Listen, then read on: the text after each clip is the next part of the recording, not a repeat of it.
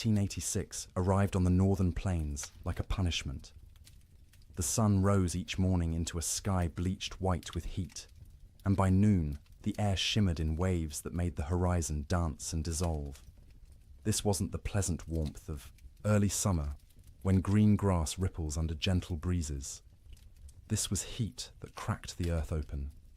Heat that turned once lush grasslands into expanses of brittle brown stalks that crunched under every step. The drought began in spring and never broke. April rains that usually soaked the plains and coaxed prairie grass to shoulder height simply didn't come. May stayed dry. By June, the creeks that normally ran year-round had become chains of stagnant pools, shrinking daily, ringed with the desperate tracks of cattle and wildlife competing for every drop. Ranchers watched their grasslands with growing unease, but not yet alarm. Bad years happened. The West was unpredictable. Surely the rains would come eventually.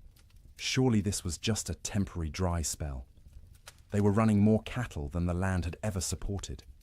That was the problem, though few admitted it. The cattle boom of the early 1880s had been intoxicating.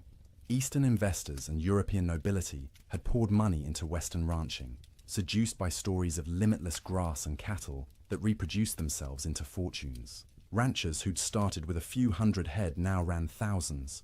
Some operations counted their cattle in the tens of thousands. The math was simple and irresistible.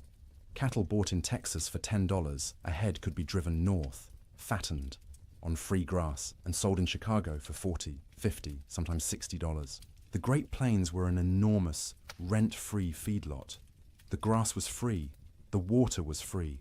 All you needed was cattle and cowboys to watch them, except the grass wasn't limitless, and the water wasn't guaranteed, and running 10 times more cattle than the land could sustainably support worked fine until conditions turned bad.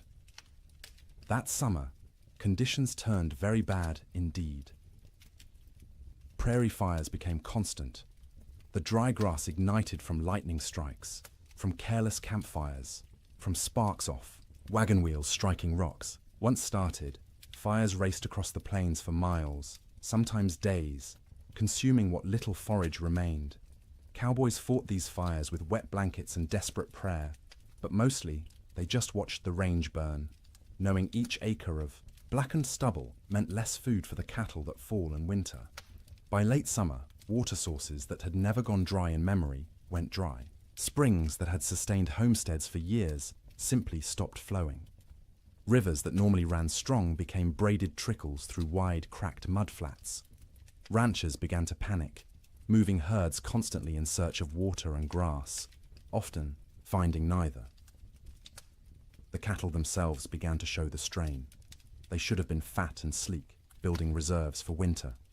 Instead, their ribs became visible. Their hip bones protruded. They moved sluggishly, conserving energy because they weren't getting enough food to burn. Range cows that should have weighed 900 pounds were coming in at 600, 700 if they were lucky. And still, the cattle companies shipped in more stock. The pressure from investors back east, from shareholders in London and Edinburgh who'd never seen a prairie or a longhorn, was relentless. Maximize the herd. Use every acre. The reports sent back to investors spoke of temporary setbacks and cyclical weather patterns, but projected ever-increasing profits. The cowboys knew better. In bunkhouses and around campfires, they talked about what was coming. You didn't need to be a genius to do the math. Cattle going into winter already weak, grass already depleted, and winter always came to Montana, always came to Wyoming and Dakota. The question wasn't whether winter would be hard. Winter was always hard. The question was whether the cattle and the men who tended them could survive it in their already weakened state. Then came the signs. The old-timers noticed first. In early November, almost a month earlier than usual, the geese began flying south, not in their typical leisurely migrations, but in huge, urgent flocks that darkened the sky and flew from dawn to dusk. They weren't stopping to feed in the prairie ponds. They were getting out. Beavers, whose lodges dotted every creek and river, were observed gathering more wood than anyone had ever seen. They piled branches and logs until their lodges looked like timber fortresses rising from the water. Animals preparing for something. The cattle themselves grew thicker coats, not just the usual winter hair, but shaggy, dense fur that made them look like bison. Ranch hands joked about it nervously. "Looks like the cows know something we don't," they'd say, and try to laugh, but the laughter always sounded forced. Weather-wise ranchers, men who'd spent decades reading the land and sky, felt it in their bones. The air pressure fluctuated wildly. The wind patterns shifted strangely. The autumn sunset cast peculiar colors across the clouds, orange and purple and sickly green, like bruises spreading across the horizon. November brought the first snow, not the gentle, melting dustings that sometimes came and went in autumn, but real snow. Serious snow. It fell for 3 days, accumulated to 8 inches in places, and when it finally stopped, the temperature dropped below zero for the first time that season. That snow melted eventually, as November snow often did, but it served as warning. Winter was coming early.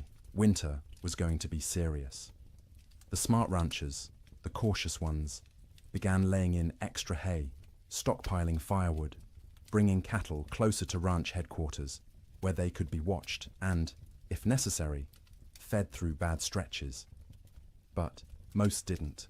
Most couldn't. The scale of operations had grown too large. You couldn't barn 20,000 head of cattle. You couldn't buy enough hay to feed them through a Montana winter even if you wanted to. The entire business model of open-range ranching depended on cattle foraging for themselves, year-round, regardless of weather. This had worked mostly for years. The previous winters had been unusually mild.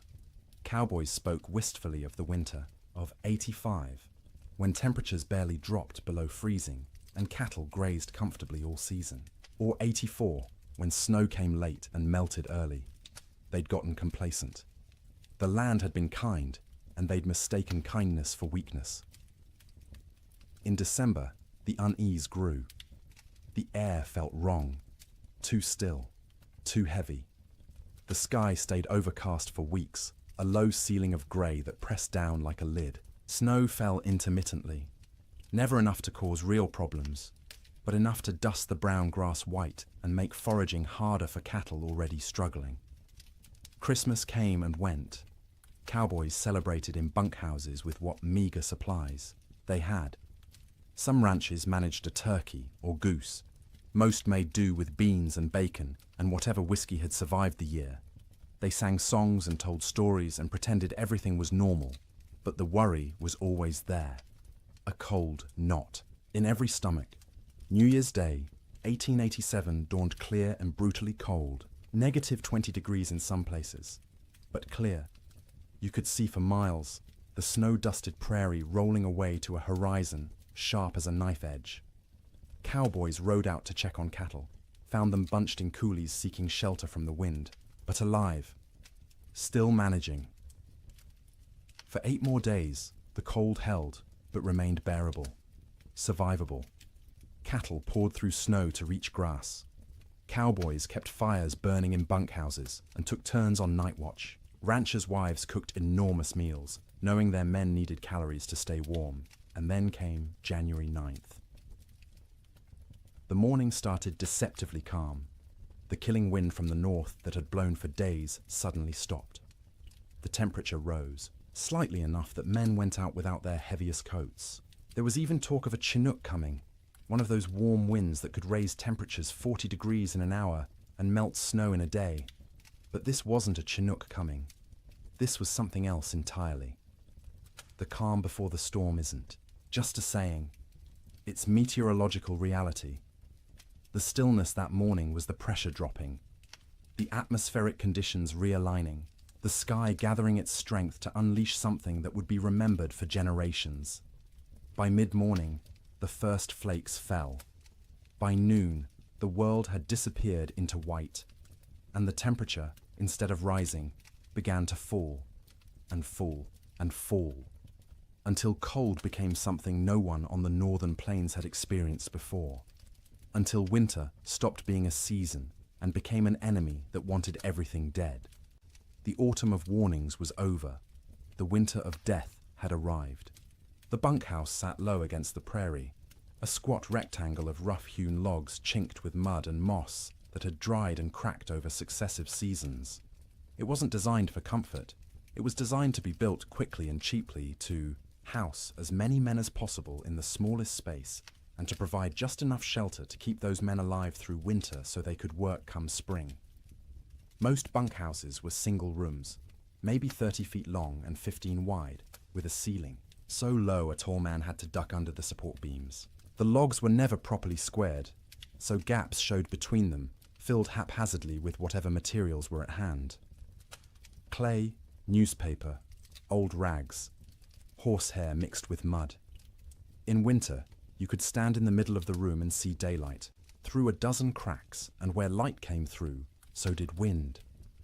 The door was thick plank, hung on leather hinges because metal hinges were expensive and had to be freighted in from distant towns. It never quite fit the frame, so a gap at the bottom let in a constant stream of cold air that flowed across the floor like invisible water. Cowboys stuffed rags under it every night. By morning, frost would have formed on those rags, turning them stiff as boards. There was usually one window, if you could call it that, a square cut in the logs, covered with oiled paper stretched over a wooden frame. Or if the ranch had any money, actual glass brought in at considerable expense and constantly at risk of cracking in the cold. Most bunkhouses just had the oiled paper, which let in a murky amber light during the day and absolutely nothing at night. The bunks lined both long walls, stacked 2 or 3 high depending on how many men the ranch employed. Each bunk was nothing more than a wooden frame, rope webbing stretched across it in a grid. And on top of that, if you were lucky, a thin mattress stuffed with prairie hay. If you weren't lucky, just the rope webbing and whatever blankets you owned. The hierarchy of bunks was established and rigid. New men got the worst spots. Bottom bunks on the end nearest the door, where the cold draft flowed constantly and you'd be stepped on every time someone went outside to piss in the middle of the night. Top bunks were warmer because heat rose, but they put you closest to the roof where moisture from everyone's breath condensed and dripped. You'd wake with water spots on your blankets, sometimes ice if it was cold enough. Middle bunks away from the door were prime real estate, warmer than the bottom, drier than the top, away from traffic. Senior cowboys claimed these spots and defended them jealously. If you wanted one, you either waited years or fought for it, and fighting in a bunkhouse full of armed men rarely ended well for anyone. At the center of the room stood the stove, a cast-iron barrel stove or, in better bunkhouses, an actual manufactured stove with a proper firebox and damper. The stovepipe ran up through the roof, and where it pierced the ceiling, there was supposed to be a metal collar to prevent fires. There often wasn't. More than one bunkhouse had burned down from a too-hot stovepipe, igniting dried wood and old bird nests lodged in the rafters. The stove was life. When it was burning hot, the men closest could almost be comfortable. 5 feet away, you could still be cold. 10 feet away, in a corner bunk, you might as well be outside. The stove created a temperature gradient so steep that men on one side of the room would be sweating, while men on the other shivered under piled blankets. Feeding the stove was a constant concern. Firewood was precious. Trees were scarce on the open plains, and what wood existed had to be hauled in by wagon from river bottoms or mountainsides miles away. Some ranches burned coal shipped in by rail, but coal cost money, and ranchers were notoriously cheap about anything that didn't directly increase cattle numbers. More often, cowboys burned whatever they could find: dried cow chips, sagebrush, buffalo bones, of which there were still plenty scattered across the plains from the great slaughter of a decade earlier. None of these burned hot or long. You had to feed the stove constantly to maintain any heat at all. At night, someone had to take responsibility for the fire. Usually, this rotated among the men, with each taking a shift to wake periodically and add fuel.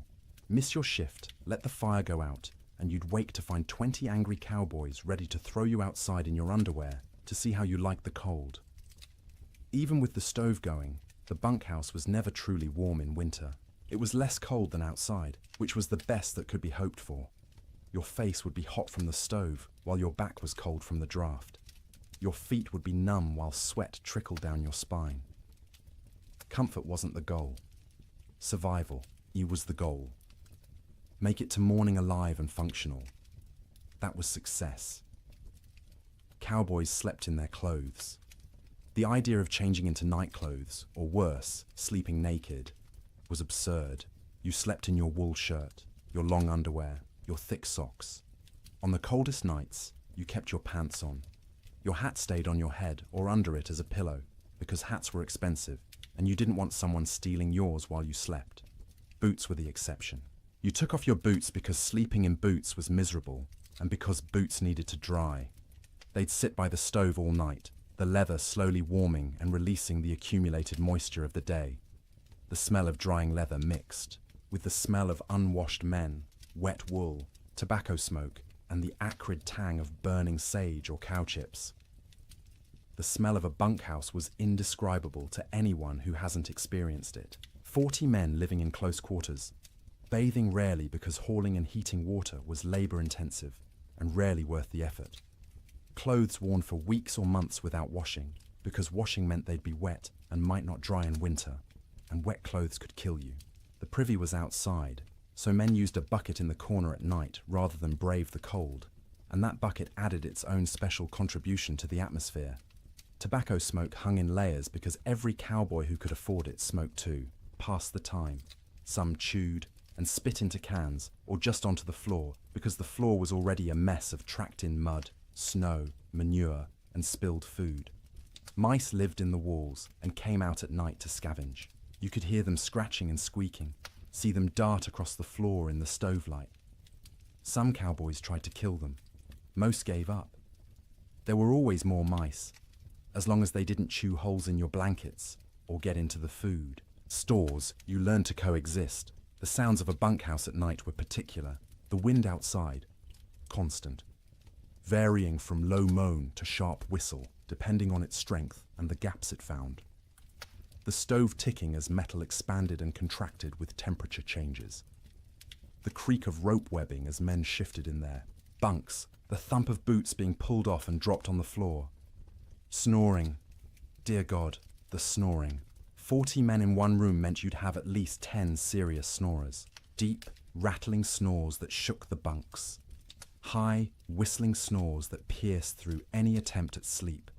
Snores that stopped and started, until you'd lie there waiting for the next one, unable to relax. Sometimes men would throw boots at particularly bad snorers.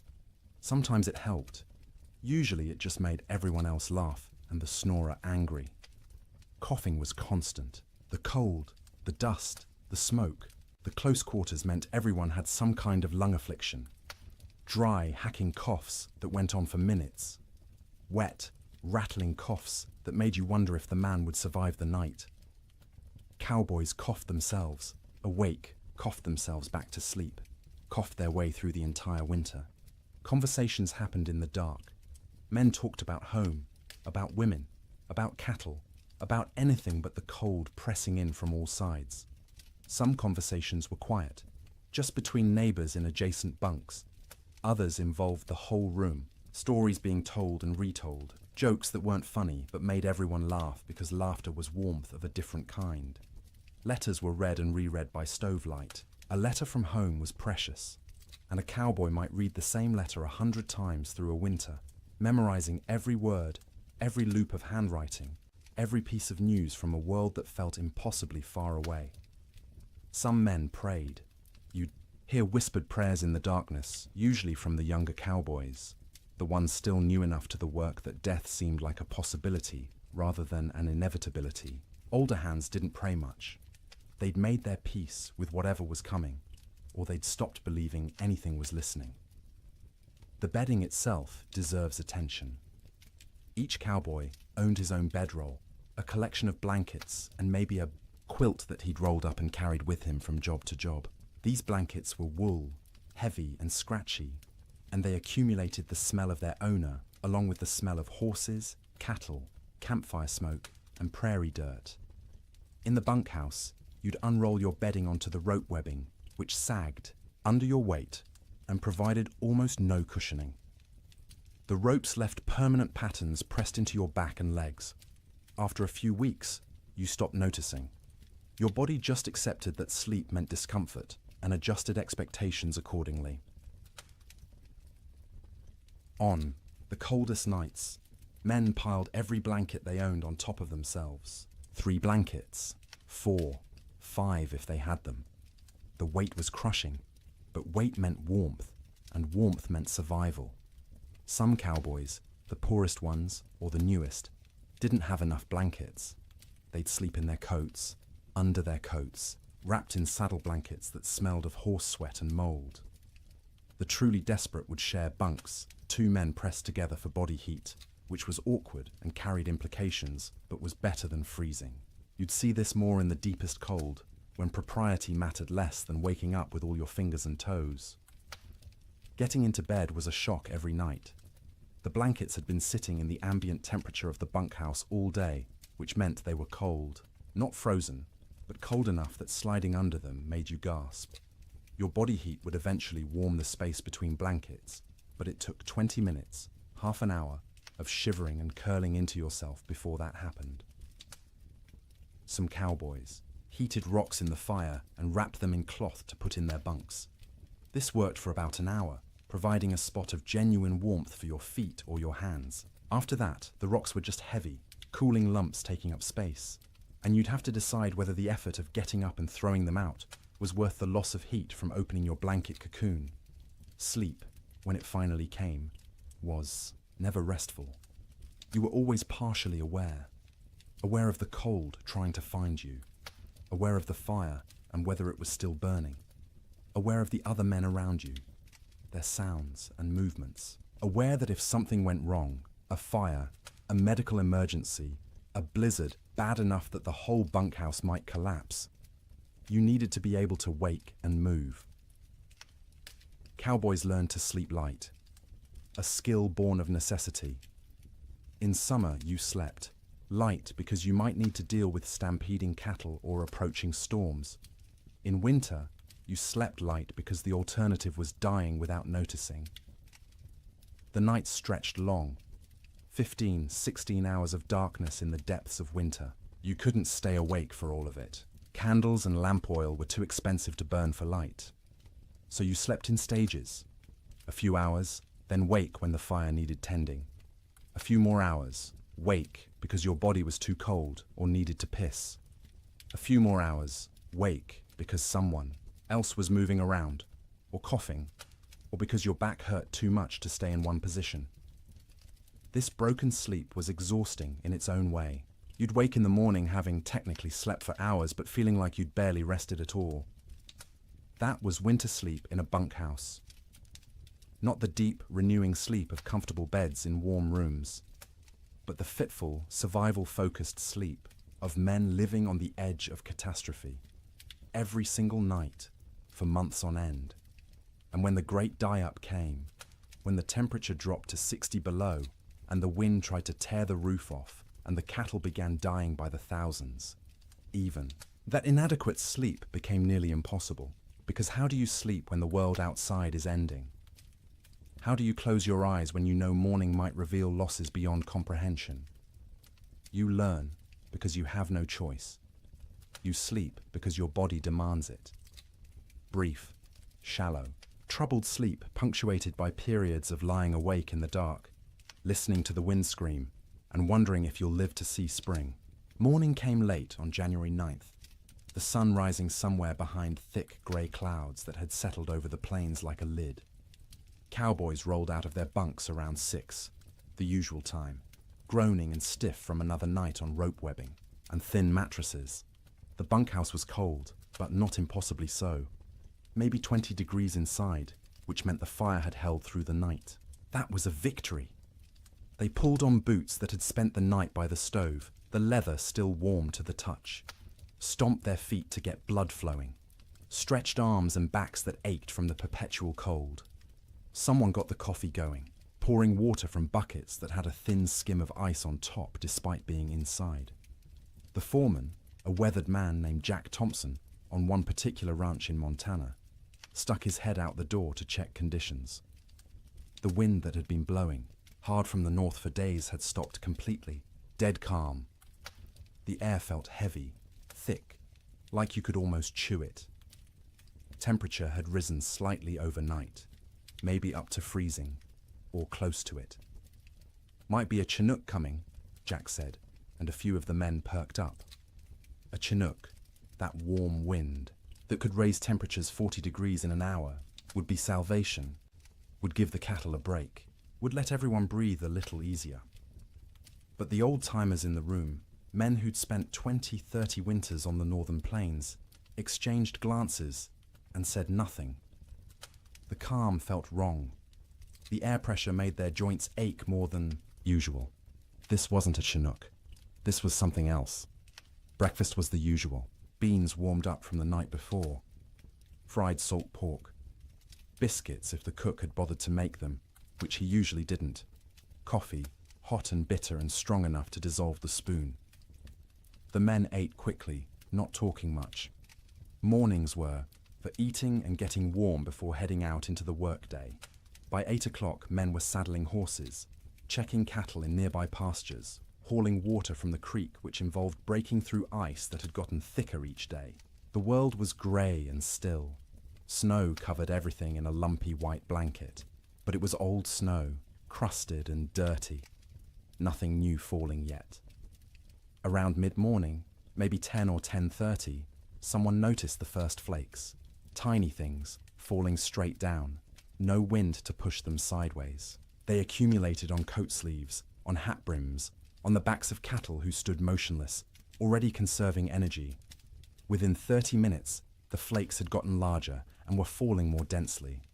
The grey sky seemed to lower, pressing down, until it felt like you could reach up and touch it. Visibility, which had been miles, dropped to maybe a quarter mile, then less. Cowboys on the range started heading back to the bunkhouse.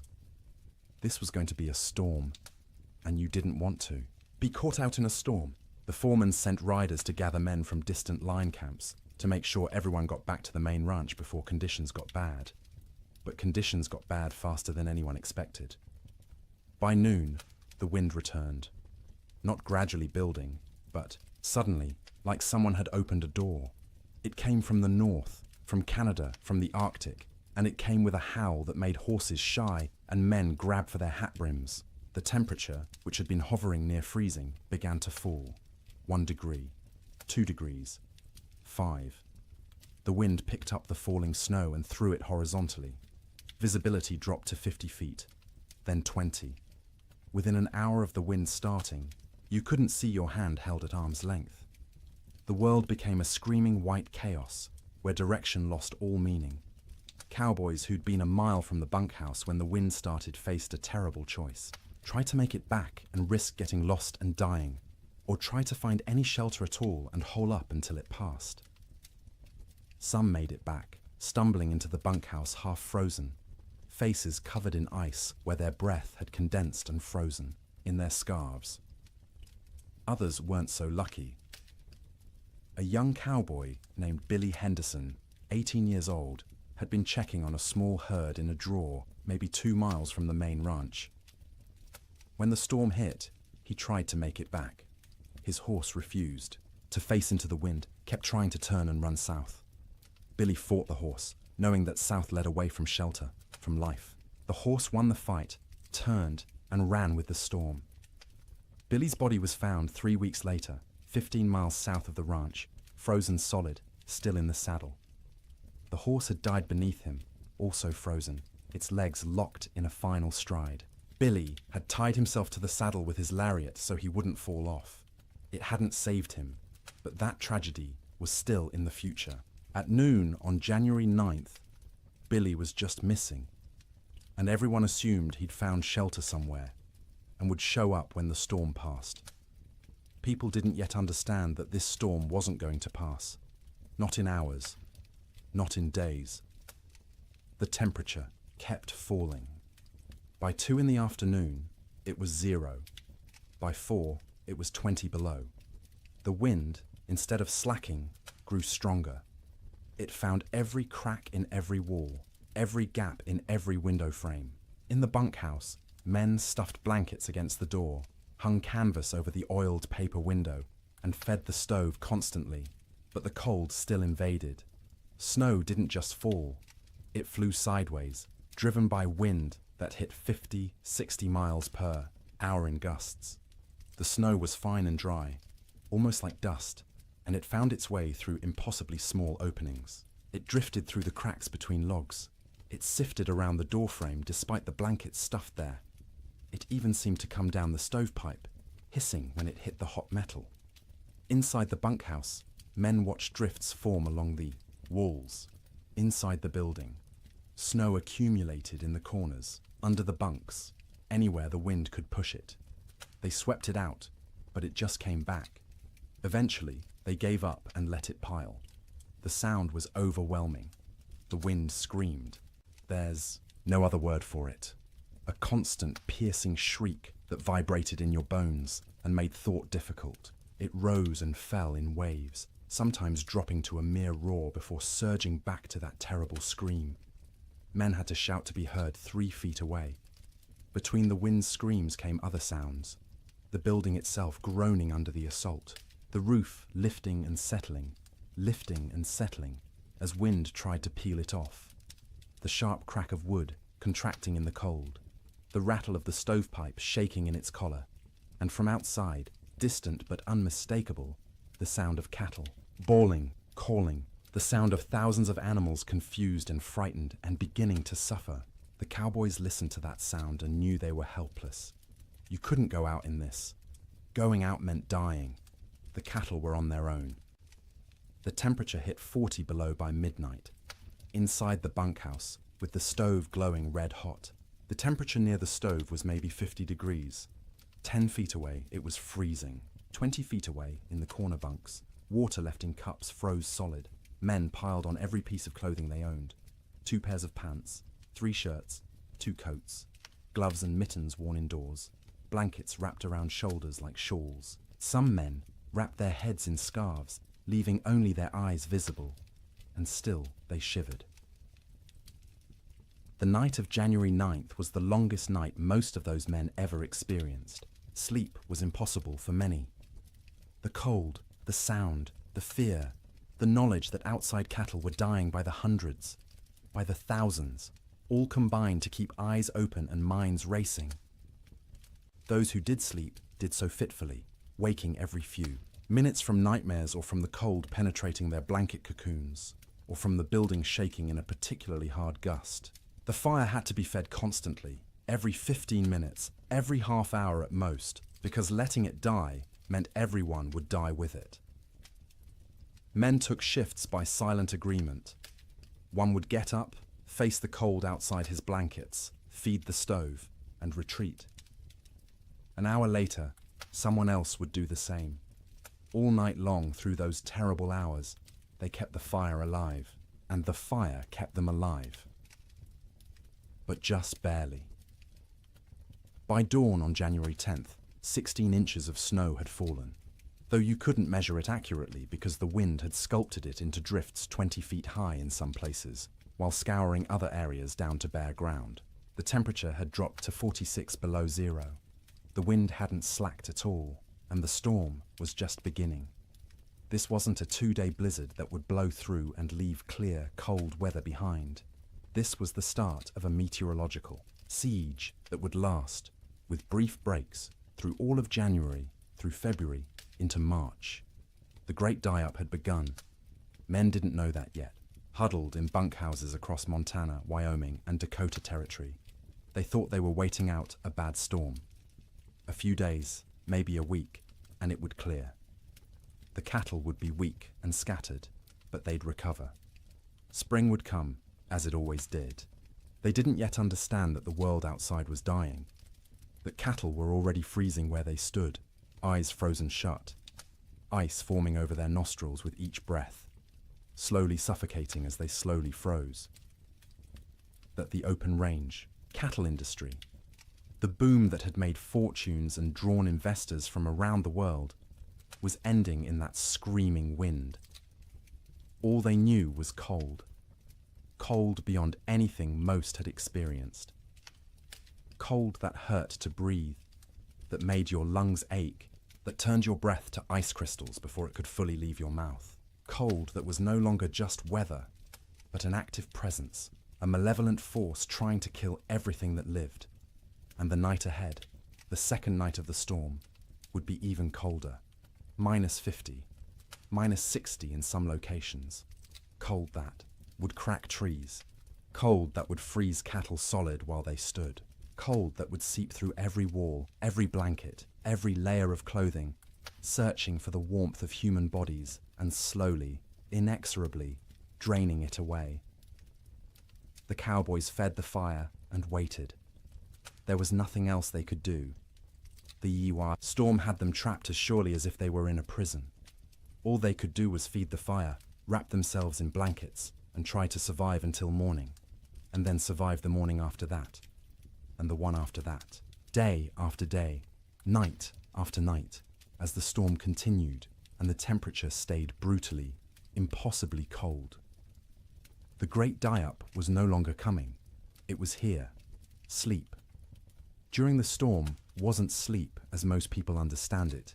It was something closer to losing consciousness in brief intervals, the body shutting down, not because it felt safe, but because it couldn't maintain full awareness any longer. The exhaustion of constant vigilance, of shivering, of fighting the cold that pressed in from all sides, eventually overwhelmed even the most determined wakefulness. In the ranch houses scattered across the frozen plains, families faced the storm, with a different kind of terror than the cowboys in their bunkhouses. Ranch houses were sturdier than bunkhouses, built to last generations rather than just seasons. They had proper foundations, real windows with glass, doors that fit their frames. But they were also larger, harder to heat, and filled with children who didn't fully understand why the wind screamed so loudly, or why Papa looked so worried. The Ferguson family lived in a 2-room cabin near the Musselshell River in Montana. William Ferguson, his wife Martha, and their 4 children, ranging in age from 3 to 11. When the storm hit that afternoon of January 9th, William had been out checking on a small herd they kept close to the house. He barely made it back, stumbling through the door with ice caked in his beard and eyebrows, his face raw and bleeding from wind-driven snow. Martha had already pulled all the children into the main room, the one with the fireplace. The second room, the bedroom, was abandoned for the duration. You couldn't heat both rooms. You had to choose, and you chose the one with the fire. The children helped drag mattresses and blankets from the bedroom, piling them on the floor near the hearth. By nightfall, the temperature inside that bedroom, separated from the main room by just a thin wooden door, had dropped below freezing. Frost formed on the inside walls. The wash basin Martha had left on the dresser froze solid, expanding and cracking the ceramic bowl with a sharp report that made everyone jump. In the main room, the family arranged themselves for a siege. William stacked firewood within arm's reach of the fireplace, more wood than he'd normally burn in a week. Martha filled every pot and pan with water, knowing that if the storm lasted, they wouldn't be able to get to the well. The pump would freeze. The well itself might freeze. Water was survival. The children sensed their parents' fear and grew quiet, subdued in a way children rarely are. They huddled together on the mattresses, watching the fireplace with wide eyes as their father fed it log after log. The fire roared, consuming wood at an alarming rate, but even standing directly in front of it, you could feel the cold at your back. That first night, nobody truly slept. The children dozed fitfully, waking every time the wind hit a particularly violent gust, every time the house shook, every time their father got up to add wood to the fire. Martha sat up through most of the night, mending by firelight, her hands moving automatically through familiar motions, while her mind worried at the problem of how long their supplies would last. William dozed in his chair, the rifle across his lap, though what good a rifle would do against a blizzard he couldn't have, said. It was simply habit, the frontier habit of being armed, of being ready. When you couldn't do anything useful, you could at least maintain the posture of readiness. The second night was worse. By then, the storm had been blowing for 30 hours straight. The temperature had dropped to 50 below outside, which meant maybe 30 below in the unheated bedroom. And even with the fire blazing in the main room, it was barely freezing where they slept. They'd pulled every blanket in the house onto the mattresses on the floor. Wool blankets, quilts made from scraps of fabric, buffalo robes William had traded for years ago. The family slept together, all 6 of them in a pile, sharing body heat like animals in a den. The children in the middle, where it was warmest, the parents on the outside, taking the brunt of the cold that radiated from the walls despite the fire. Martha sang to the children before sleep, or what passed for sleep. Old songs her mother had taught her, lullabies in German that the children didn't understand, but found comforting anyway. Her voice was soft, almost lost under the shriek of the wind, but the children pressed close and listened. William lay on, his back, staring at the ceiling, listening to the roof creak and groan. Every gust of wind made him tense, waiting for the moment when the roof would tear free and expose them all to the killing cold. It never did, but the fear never left either. Sleep came in stages. The youngest child, 3-year-old Emma, went first, exhausted from crying earlier in the day. She whimpered and fussed until her eyes finally closed and her breathing deepened. Her 7-year-old brother James followed, fighting sleep as long as he could, determined to be brave, to stay awake like the adults. But his eyes drooped, opened, drooped again, and finally stayed closed. The 2 older children, 11-year-old Sarah and 9-year-old Thomas, took longer. They understood more, worried more, and their minds wouldn't quiet. Sarah kept asking when the storm would end. Thomas asked if the cattle were all right, if Papa's horse had made it to the barn, if the chickens in the coop behind the house had frozen yet. Martha answered in soothing murmurs, not really answering at all, just making comforting sounds until the children's questions trailed off and their breathing slowed. She waited until she was sure they were deeply asleep before she allowed herself to close her own eyes. But closing her eyes wasn't sleeping. It was resting with her ears still alert, still tracking every sound. The fire crackling, William shifting position, the wind pounding against the walls, the house settling with creaks and groans. Her mind catalogued each sound, assessed whether it meant danger, and only when satisfied the house still stood did she allow herself to drift towards something like sleep. William didn't sleep at all that second night. He dozed for minutes at a time, jerking awake at every sound, every change in the wind's pitch. Twice he got up to add wood to the fire, moving carefully to avoid stepping on children. Each time he stood, the cold away from the fire hit him like a physical blow. The air near the ceiling was noticeably colder than the air near the floor. Heat rose but couldn't escape fast enough through the gaps in the roof, so it pooled up there, wasted, while down where they slept, it was barely enough. Around midnight, by William's pocket watch, Emma woke crying. She was cold, she said, her teeth chattering. Martha pulled the child against her chest, wrapping her arms around her, trying to share warmth. Emma's feet were like ice, even though she wore wool socks and was buried under blankets. Martha rubbed the small feet between her hands, trying to restore circulation, terrified of frostbite. The child eventually quieted and fell back into restless sleep. But Martha stayed awake, feeling those cold little feet pressed against her stomach, wondering how much longer the storm could possibly last. The third night, exhaustion had set in so deeply that sleep came easier, even though conditions had gotten worse. The temperature outside bottomed out at 63 below zero. Inside, with the fire consuming wood at a frightening rate, they'd managed to keep the room at maybe 15 degrees, cold enough to see your breath, cold enough that the water in the pots near the fire had a skim of ice if you didn't stir it regularly, but not cold enough to kill. Not yet. The family had learned the rhythm of storm sleep. The children slept piled in the center, a tangle of arms and legs and shared warmth. The parents took turns in short shifts. Martha sleeping for 2 hours while William tended the fire and watched. Then William sleeping for 2 hours while Martha kept vigil. During her watch, Martha would sit close to the fire, feeding it, listening to her children breathe, and praying silently. She'd been raised Lutheran, not given to emotional displays, of faith, but now she prayed with desperate intensity.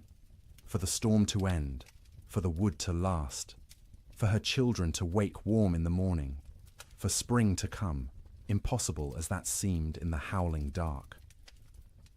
During his watch, William planned how to ration the wood, where to find more if it ran out, though going outside was suicide in these conditions. What they'd do when the food ran low.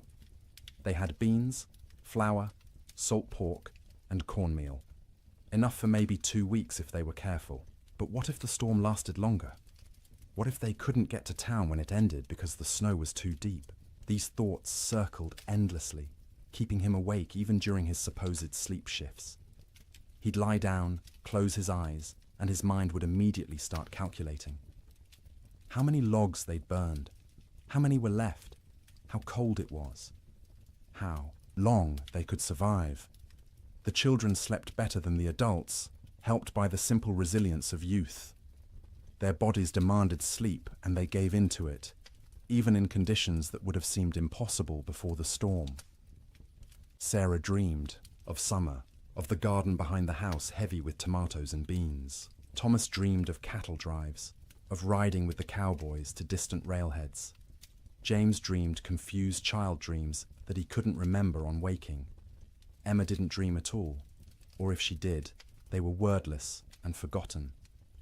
They'd wake periodically, usually needing to pee, which meant using the chamber pot in the corner because going to the outhouse meant death.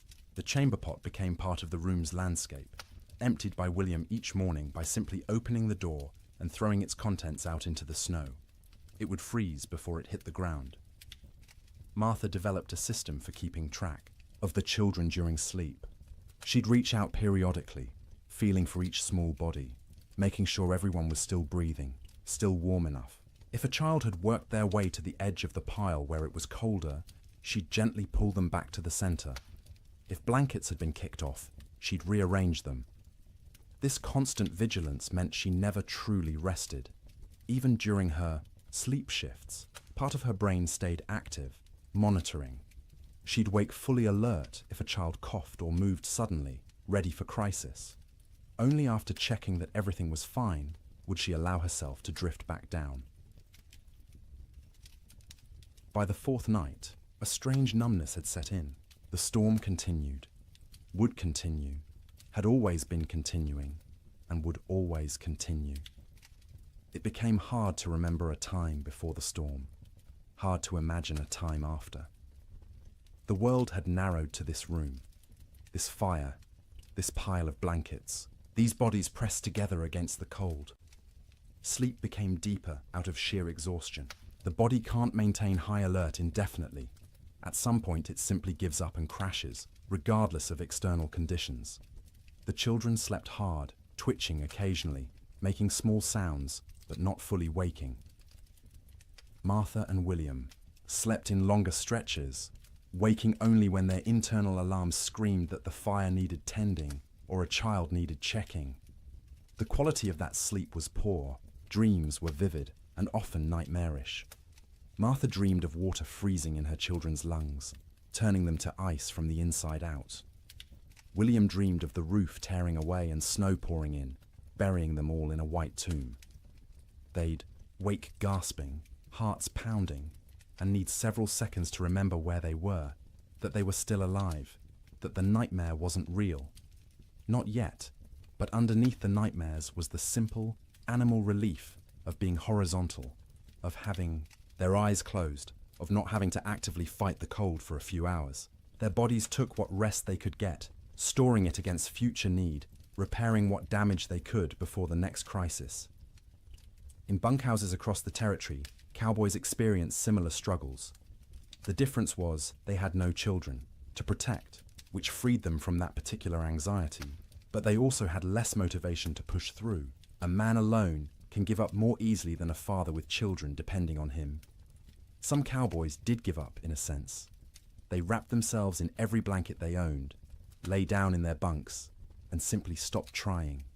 They'd sleep for 20 hours straight, only waking to eat a little and relieve themselves before returning to their cocoons. This wasn't laziness, it was a survival strategy. In extreme cold with limited food, the best thing you can do is stay still, conserve energy, and wait. Others couldn't do it. The type of man who became a cowboy was often too restless, too active, to simply lie still for days. They'd pace the bunkhouse, drive everyone else crazy, gamble with cards or dice, anything to pass the time and distract from the gnawing fear that the storm might never end. In both bunkhouses and ranch houses, sleep became not rest, but simply another way of enduring. The days and nights blurred together into a continuous state of semi-consciousness, where you were never fully awake, but never fully asleep either. Your body was present, wrapped in blankets near a fire, but your mind wandered strange paths, disconnected from reality. And through it all, the wind screamed. The cold pressed in, the fire consumed wood, and people slept, or tried to sleep, or pretended to sleep, because what else could they do? Going outside meant dying. Staying awake meant slowly going insane from the sound and the fear.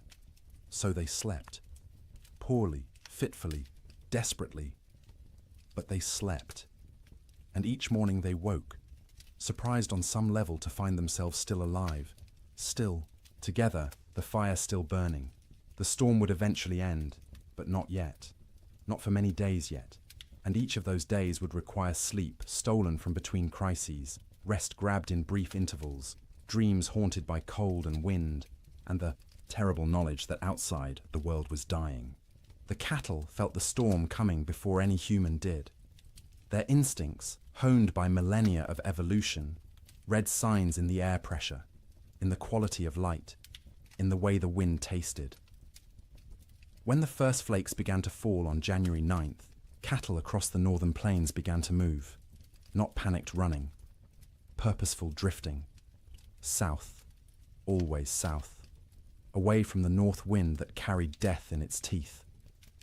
They moved in groups, small herds combining into larger herds, thousands of animals flowing across the white landscape like a slow river seeking lower ground. Consider one cow, a 3-year-old Hereford mix, red and white, branded with the Rocking M brand on her left hip.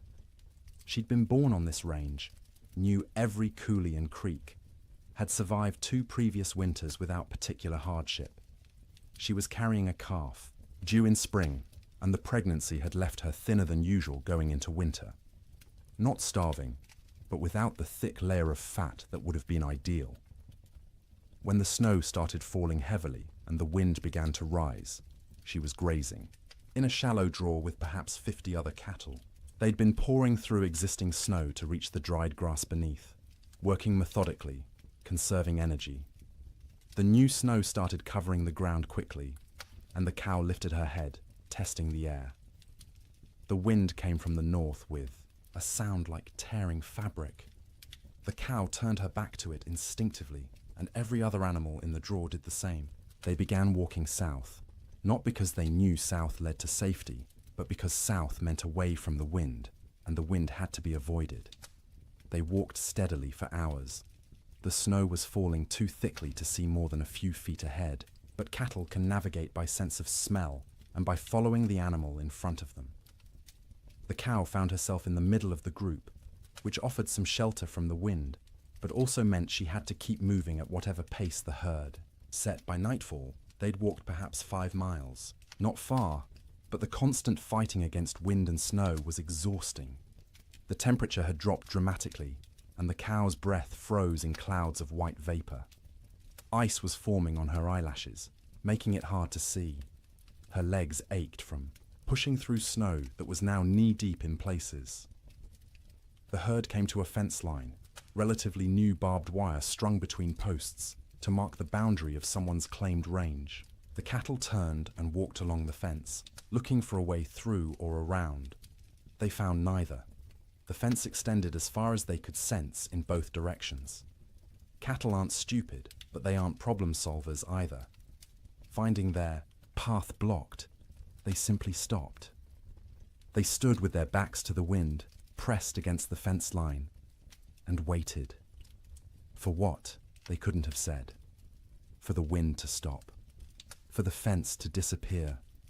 For whatever force had always eventually made things better to make things better now. But things didn't get better. The wind increased. The temperature kept dropping. Snow accumulated on the cattle's backs.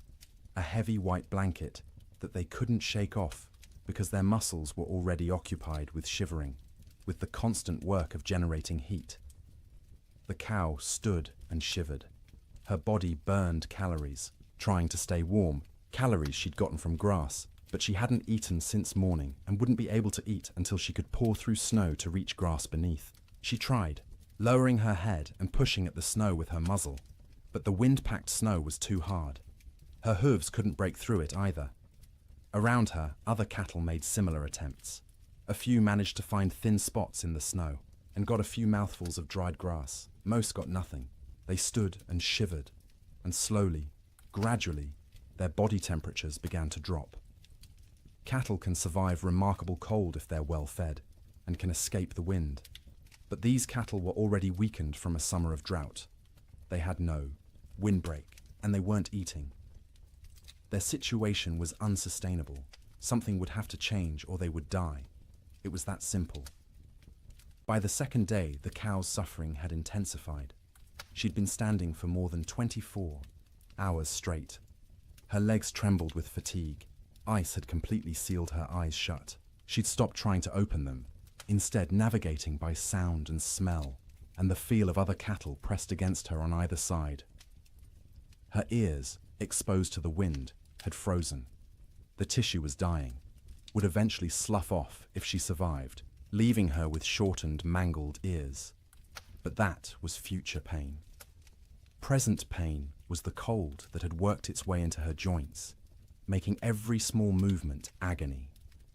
The hunger that gnawed at her belly. The thirst because she couldn't melt snow fast enough in her mouth to get adequate water. The calf inside her still moved occasionally, little kicks and shifts that she could feel. Some part of her body was still prioritizing that calf, still sending nutrients and warmth to the growing life within. But those resources were running out. The calf was drawing on reserves that no longer existed. Around her, other cattle were in similar condition, some worse.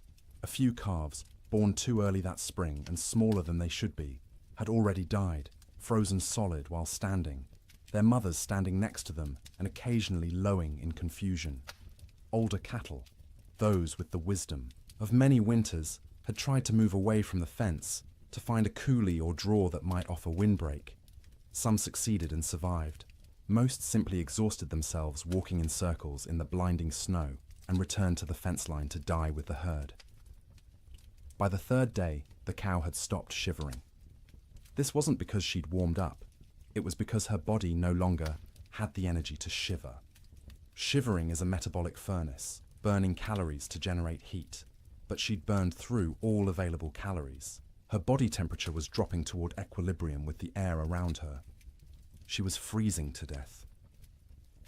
Her breathing had slowed. Each breath was an effort, drawing air so cold it hurt her lungs into a body that barely had the energy to exhale.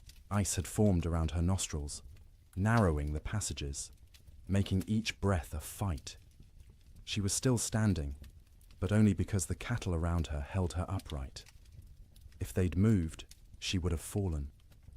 Her legs were locked, frozen in position, no longer taking commands from her failing brain. Her heartbeat had slowed to a sluggish thump-thump, thump-thump, each beat weaker than the last. The calf inside her had stopped moving.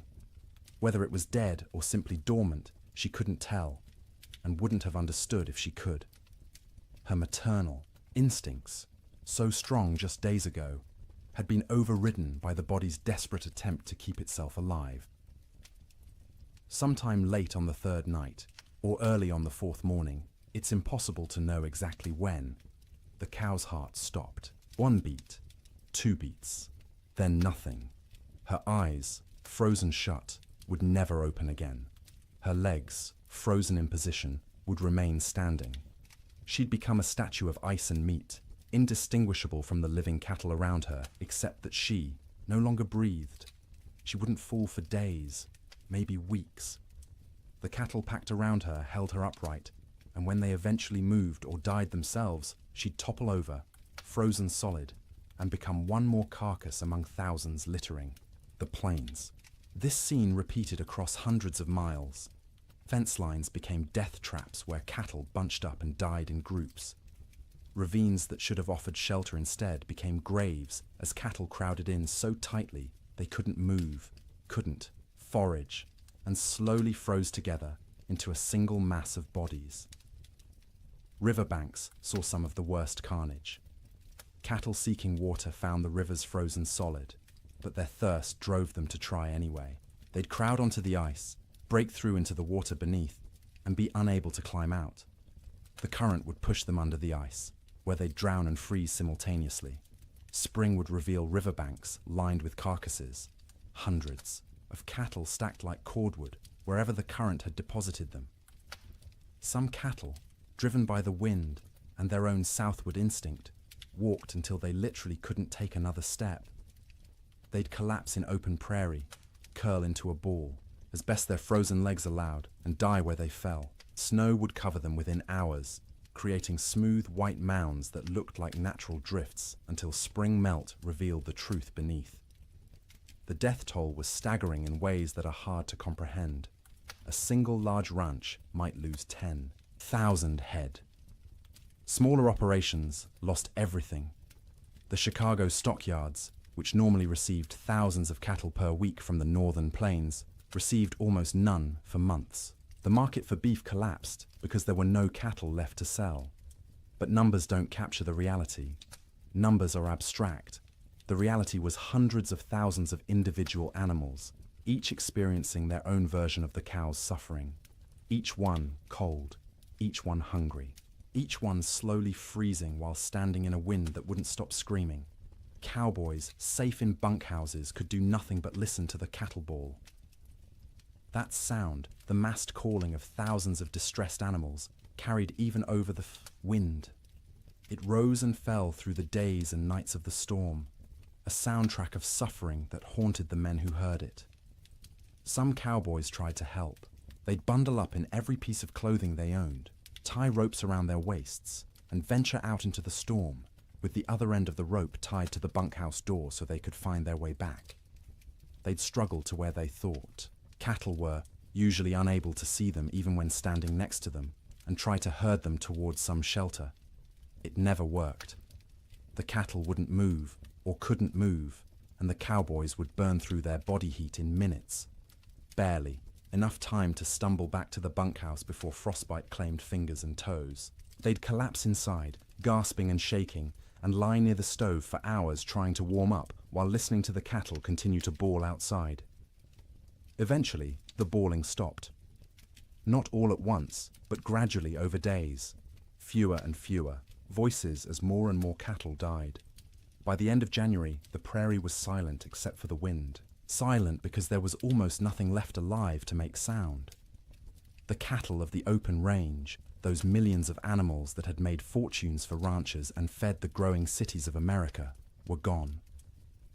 The survivors, scattered and traumatized, would take years to recover. Most would never be found, lost in coulees and ravines where their carcasses would feed wolves and coyotes through the remainder of winter. The Great Die-Up earned its name from the cattle. They died in numbers beyond counting, in suffering beyond imagining. And every single death was quiet, private. The animal alone in the storm, except for other dying animals. No comfort, no relief, just the cold and the wind, until the end came, and the shivering finally stopped. Food became an obsession within days of the storm's arrival. Not because people were starving, not yet, but because every meal consumed was one fewer meal in reserve, and no one knew how long the storm would last or when resupply would be possible. Every bite carried the weight of calculation. Every pot of beans represented diminishing stores that might need to last weeks or months. In the Ferguson ranch house, Martha inventoried their supplies on the second day of the storm. She did this by candlelight while the children slept, and William kept watch by the fire. She counted every bag of flour, every pound of cornmeal, every strip of salt pork hanging from the rafters of the cold bedroom. She measured beans by the cupful, rice by the handful, and wrote everything down in careful columns in a ledger book. Flour, 42 pounds. Cornmeal, 18 pounds.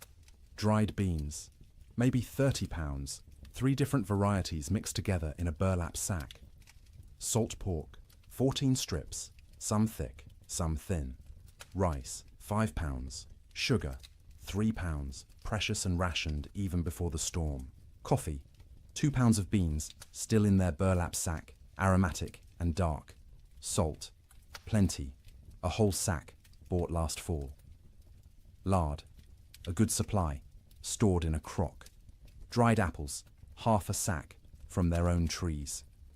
Molasses, 1 jug, nearly full. She did the math in her head, working through possible scenarios. 6 people eating 3 meals a day, 18 meals per day. If they were careful, if they stretched everything, if they didn't waste a single bite, they had perhaps 3 weeks of food, maybe 4 if they went hungry. 3 weeks seemed like plenty. No storm lasted 3 weeks, but Martha had learned in her years on the frontier to plan for the impossible, because the impossible happened with disturbing regularity. So she began rationing from day 1, before hunger forced the decision. Breakfast became smaller. Instead of flapjacks for everyone, she made 1 per person, thin and stretched with extra water to make the batter go further. The children complained but ate them anyway. William said nothing, just ate what was put in front of him and drank his coffee black to save the sugar. Dinner became the main meal, usually beans. Martha soaked dried beans overnight in water, then cooked them slowly through the day in a pot, suspended over the fire. She'd add a little salt pork for flavor, 1 strip cut into small pieces so everyone got a taste of meat. The beans cooked until they were soft, the liquid thick and sustaining. Everyone got a bowlful, sopped up with cornbread made from carefully measured cornmeal. Supper was often just leftover beans from dinner, reheated and eaten with whatever bread remained. Sometimes Martha made a thin soup from the bean broth, adding bits of dried apple for sweetness, calling it a special treat to make the children smile. The coffee was for William alone. Cowboys and ranchers believed coffee was essential, more important than food, and William was no exception. He drank it black and strong, rationing the precious beans so he could have at least 1 cup per day. That coffee was his luxury, his reminder that civilization existed beyond the wind and snow. Martha drank tea when she drank anything, made from herbs she'd dried the previous summer. Mint that grew wild along the creek, sage gathered from the prairie, rose hips collected in autumn. The taste was thin compared to real tea shipped from China or India, but it was warm, and it was hers, and it didn't consume their stores. The children drank water or milk, though the milk supply was problematic. They had 1 cow, a gentle Jersey, kept in the barn, and William had to venture out twice a day to milk her. The trip to the barn was only 50 feet, but felt like a mile. He'd bundle in every piece of warm clothing he owned, wrap his face in a scarf until only his eyes showed, and step out into the wind. The cold hit him like a fist every time. In the few seconds it took to cross from house to barn, exposed skin would start to freeze. His eyes would water, and the tears would freeze on his cheeks. His lungs would ache from breathing air that felt like shards of glass. But he made the trip because the cow had to be milked or she'd sicken, and they needed the milk. The children needed the milk. It was protein and fat and calcium and all the things growing bodies required. So twice a day, through the entire storm, William made that 50-foot journey and considered himself lucky the barn was so close. The cow produced less in winter, maybe 2 quarts a day instead of her usual gallon, but those 2 quarts were precious. Martha skimmed the cream off the top and used it sparingly. The milk itself went to the children, divided equally, measured carefully, so no one got more or less than their share. Cooking in extreme cold presented unique challenges. The fire had to be hot enough to cook food, but not so hot it consumed wood too quickly. Martha became expert at judging the flames, adding just enough fuel to maintain cooking temperature while stretching the wood supply. Water was perhaps the most critical resource. William filled every bucket and pot with snow scooped from outside the door, then left the containers near the fire to melt. It took hours for snow to melt into usable water, and the water that resulted tasted flat and strange because it had no mineral content. But it was wet, and it was clean, and it kept them alive. They couldn't wash dishes properly, couldn't waste water or wood heating water for washing. Instead, Martha wiped plates and bowls clean with rags, rinsed them quickly in cold water if necessary, and called it good enough. No one got sick from dirty dishes. There were larger concerns. Personal hygiene went by the wayside entirely. No baths, no washing hair, no changing clothes. Everyone wore the same shirts and pants for weeks, adding layers when cold, removing them when near the fire. The smell in the main room became oppressive, but you stopped noticing after a few days. It was just how things were. In the bunkhouses, cowboys faced similar but different challenges. They had supplies, but those supplies were designed for men doing hard physical labor in normal winter conditions, not for men trapped indoors during the worst cold in recorded history. The typical bunkhouse larder consisted of dried beans, rice, flour, cornmeal, salt pork, bacon, maybe some beef jerky made from cattle slaughtered in the fall, coffee in large quantities because cowboys lived on coffee, sugar, salt, lard, sometimes canned goods if the ranch could afford them, but usually not. Canned goods were expensive and the freighting costs were prohibitive. The cook, if there was one, was usually an old cowboy too stove up for regular ranch work. He'd preside over the cast iron stove like a priest at an altar, creating meals from limited ingredients with whatever skill he possessed. Good cooks were treasured. Bad cooks were tolerated because the alternative was cooking for yourself, and cowboys were generally incompetent in the kitchen. One particular bunkhouse in the Judith Basin had a cook named Old Pete, called that to distinguish him from Young Pete, who wasn't a cook and wasn't even particularly young, but was younger than Old Pete. Old Pete had cooked in army forts, in mining camps, on trail drives. He knew 100 ways to cook beans and could make bread in a Dutch oven that rivaled anything made in a proper kitchen. But even Old Pete struggled with the storm's duration and intensity. His usual recipes assumed men would be working hard, outside, burning thousands of calories daily. Now they were sitting around trying to stay warm, burning far fewer calories. They didn't need as much food, but they were bored and hungry from boredom, and managing those competing needs was delicate. He started making meals smaller but more frequent. Instead of 3 large meals, he made 4 smaller ones, gave the men something to look forward to every few hours, something to mark the passage of time. Breakfast at dawn, such as dawn was, in the constant grey, a second breakfast mid-morning, dinner in early afternoon, supper at dark. Each meal was simple: beans cooked with salt pork, cornbread or biscuits, coffee always, constantly, the pot never empty. Occasionally he'd make a stew if there was meat available, though meat was running short. Most ranches had slaughtered a beef or 2 in the fall and hung the quarters to freeze, but accessing that meat meant going outside to the meat cache, which was difficult or impossible depending on the day. The men ate without complaint, mostly. Cowboys weren't complainers by nature. You ate what was put in front of you and were grateful to get it. But you could see them calculating, same as Martha Ferguson, counting days, estimating stores, wondering how long until starvation became a real concern rather than a theoretical one. Coffee was its own category of essential supply. Cowboys drank coffee the way other people breathed, constantly and without thought. A pot of coffee sat on the stove at all times, thick and black and strong enough to float a horseshoe. Men would pour themselves cups throughout the day and night, warming their hands on the tin cups, savouring the bitter heat. Old Pete guarded the coffee supply jealously. He knew exactly how many pounds they had, how much they consumed daily. how long it would last. When supplies began running low, he started stretching the coffee by reusing grounds.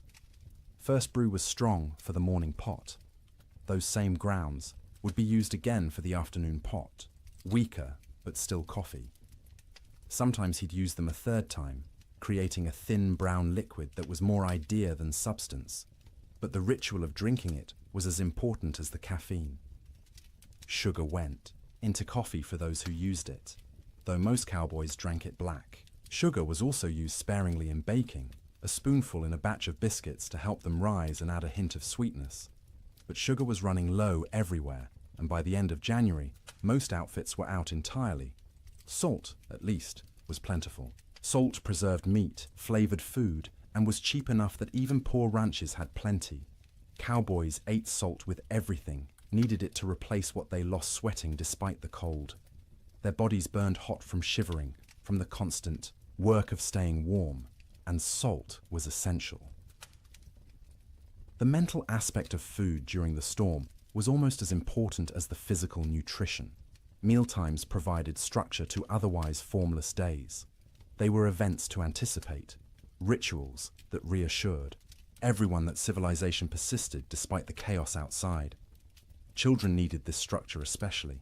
The Ferguson children learned to recognize mealtimes by the smells from the fire, by their mother's movements, by the rattle of bowls and spoons.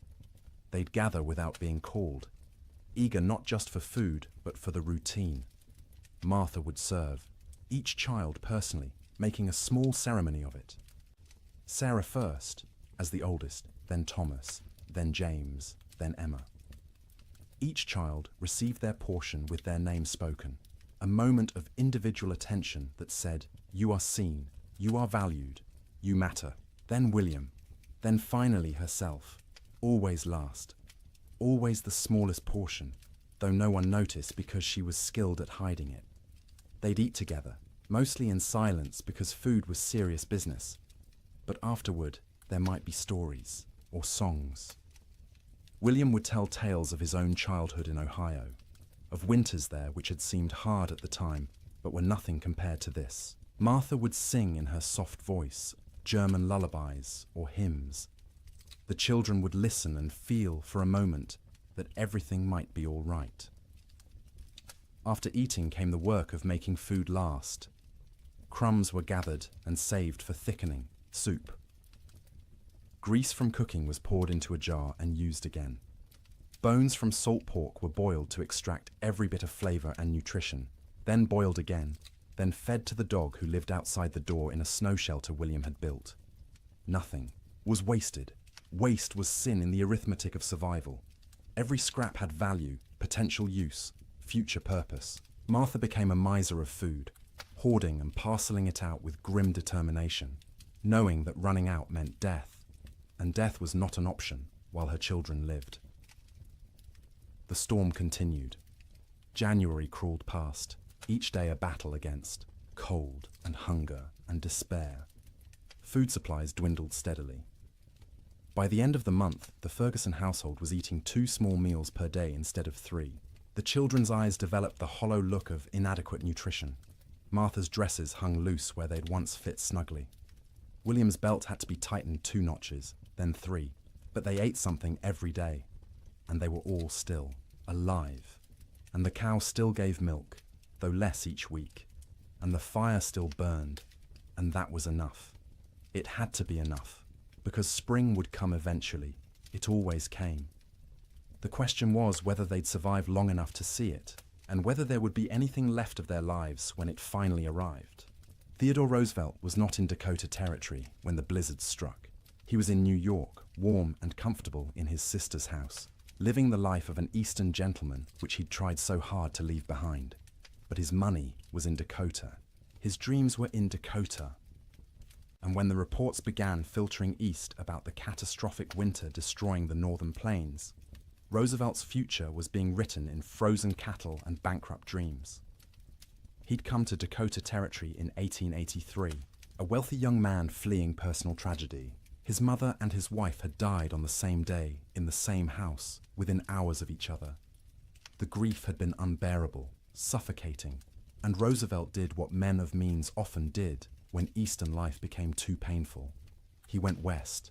He invested heavily in cattle ranching, buying into two operations: the Maltese Cross Ranch and the Elkhorn Ranch, both along the Little Missouri River in what would become North Dakota. He'd thrown himself into the work with characteristic energy, trying to become a real Westerner, a real cattleman. He'd learned to ride, to rope, to shoot. He'd earned grudging respect from cowboys who initially mocked his Eastern accent and glasses. Roosevelt loved the West with the passion of a convert. He loved the vast emptiness, the physical challenges, the sense of building something in a hard land. He wrote about it constantly in letters and journals, painting romantic pictures of cowboy life that had more to do with his ideals than reality. His ranches ran cattle on the open range like everyone else. Thousands of head, bought with Eastern money, fattened on free grass, and expected to multiply into a fortune. His partners and employees assured him the investment was sound. Cattle prices were strong. The range could support far more animals than they were running. Winter mortality was minimal in recent years. Roosevelt believed them because he wanted to believe. He needed the West to work, needed it to be the place where he could reinvent himself from grieving widower into rugged frontiersman. The cattle were symbols as much as investments, proof that he belonged in this harsh landscape. When the winter of 1886 to 1887 arrived, Roosevelt was back east, attending to political matters and family obligations. He was aware of the early reports, of harsh weather, but not overly concerned. Winter was always hard in Dakota. His men were experienced. His cattle were hardy. Surely they'd manage as they had in previous years. The first letters from his ranch managers arrived in late January. They were careful, measured, not wanting to alarm their employer prematurely. The weather had been severe, yes. Cattle were, suffering, certainly. But it was too early to assess the full damage. They'd know more in spring when they could ride out and conduct a proper tally. Roosevelt wrote back with questions. How severe? How many cattle were in danger? What measures were being taken to protect the herds? The responses, when they came weeks later, letters delayed by closed roads and disrupted mail service, were progressively more concerning. His ranch, manager at the Maltese Cross, a practical man named Sylvain Ferris, tried to be honest without being devastating. The storms had been worse than anything he'd seen in 20 years on the plains. The cold had been extreme, sustained, deadly, many. Cattle were certainly lost. The exact number wouldn't be known until spring roundup. But Ferris estimated at least 30% mortality. Maybe more, 30%. Roosevelt did the math in his study in New York, sitting in a comfortable chair by a warm fire, trying to comprehend what those numbers meant. He owned roughly 5,000 head between his two ranches. 30% meant 1,500 dead cattle. At $40 a head, that was $60,000 lost, more than many men earned in a lifetime. But it was worse than the money. It was the failure of his Western dream. The revelation that the land he'd romanticized could be cruel, that nature didn't care about his needs or desires, that the West wasn't the frontier of opportunity he'd imagined, but a hard country that broke more men than it made. The letters continued through February and into March. Each one was grimmer than the last. 50% losses now estimated, maybe 60. Entire line camps reporting no surviving cattle at all. Fences lined with dead animals piled 3 deep. The Little Missouri River, when it thawed, clogged with carcasses that had to be dynamited free to restore flow. Roosevelt read these letters with growing horror and despair. He'd been so confident, so certain of success. He'd borrowed money, encouraged friends to invest, staked his reputation on the cattle business. And now it was all dying in a winter he wasn't even present to witness. In March, when travel became possible again, Roosevelt received a telegram from Ferris. Brief, direct, devastating. Come west, you need to see this. Roosevelt went. He took the train to Medora, the small town near his ranches, arriving in early April to a world transformed by death. The snow was melting, revealing what had been hidden. And what it revealed was carnage beyond anything he'd prepared himself for. He rode out with Ferris and other ranch hands to assess the damage. Everywhere they looked, cattle. Dead cattle. Frozen cattle. Cattle that had been dead so long the coyotes and wolves had already been at them. Cattle piled against fences. Cattle in ravines. Cattle scattered across the prairie like obscene statues. The smell was overwhelming. Thousands of rotting carcasses perfuming the air with decay. Roosevelt, who'd prided himself on his toughness, on his ability to handle frontier hardships, had to dismount and vomit. He wasn't alone. Even hardened cowboys were sickened by the scale of death. They rode for days, making tally, trying to determine what remained of the herds. Of Roosevelt's 5,000 head, fewer than 2,000 could be found alive. 60% losses. Some of those survivors were in such poor condition they'd likely die anyway. His investment, his dream, reduced by 2/3 in a single winter. The financial blow was severe. Roosevelt had invested approximately $80,000 in his cattle operations. He'd now lost at least $50,000, maybe more when accounting for lost breeding potential, disrupted operations, and the collapse of cattle prices as the market flooded with emergency sales from desperate ranchers. But Roosevelt was wealthy by birth. His family money cushioned the financial loss. He could absorb $50,000 and remain solvent, which most ranchers could not. What he couldn't absorb as easily was the emotional and philosophical blow. He'd come west believing in self-reliance, in the nobility of honest labor, in the frontier as a proving ground for American character. The Great Die-Up revealed those beliefs as naive. Self-reliance meant nothing when nature decided to kill everything. Honest labor couldn't prevent disaster driven by forces beyond human control. The frontier proved nothing except that it could kill you regardless of your character. Roosevelt spent several weeks at his ranches that spring, helping with the cleanup, the salvage operations, the grim work of trying to build something from the ruins. He participated in roundups, searching for surviving cattle, trying to assess what could be rebuilt. At night, he slept in the cabin at the Maltese Cross Ranch, the same cabin where his cowboys had weathered the storm. The bunks were still there, the stove, the smoke-stained walls.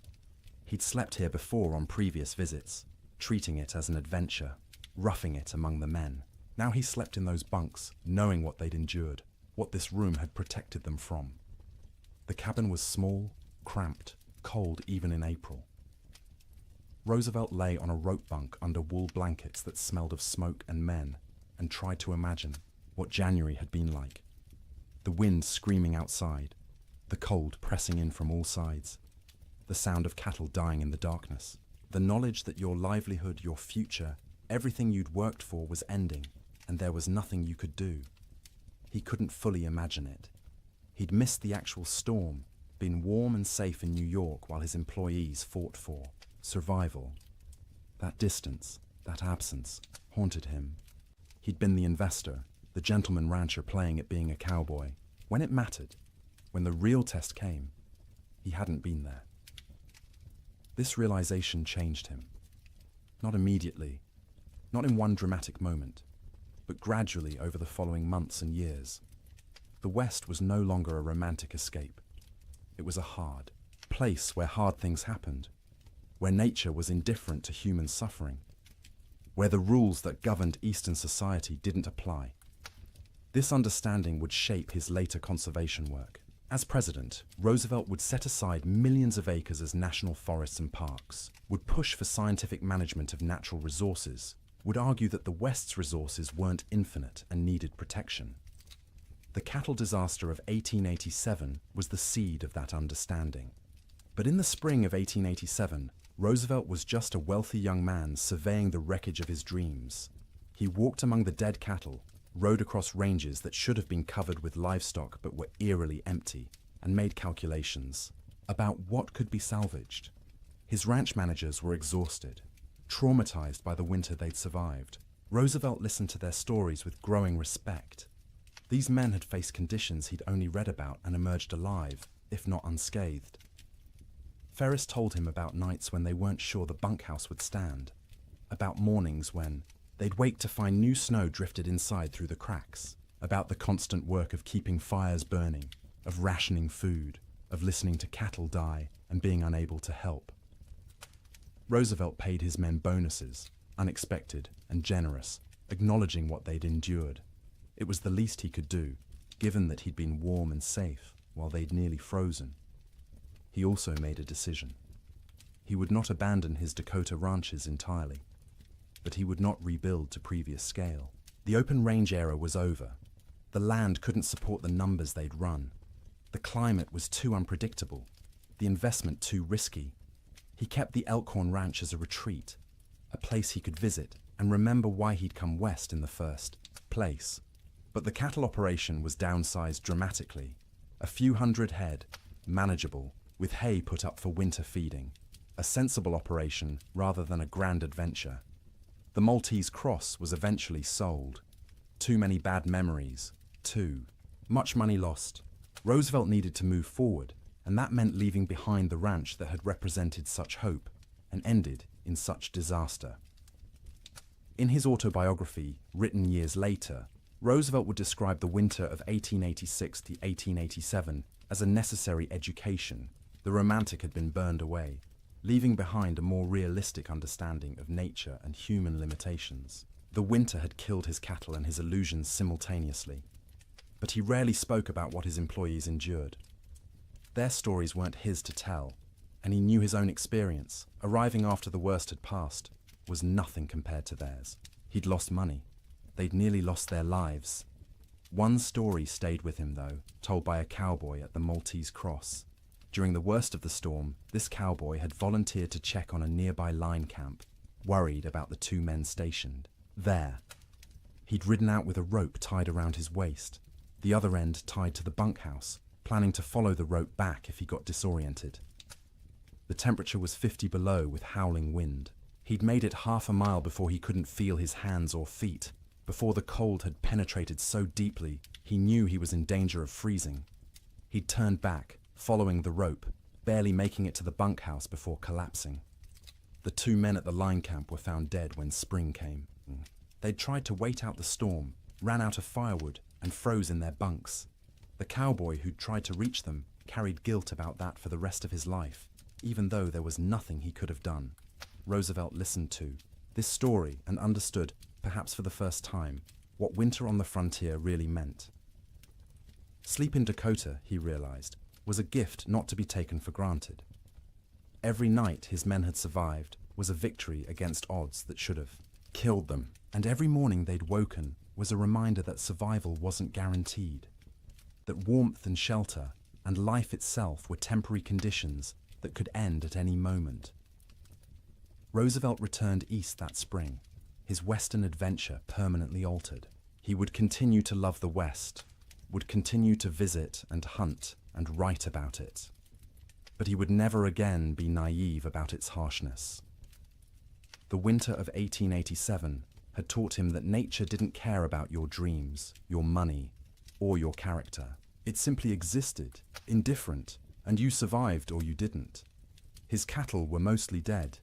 His investment was lost, but he was alive, and his employees were alive, and that had to be enough.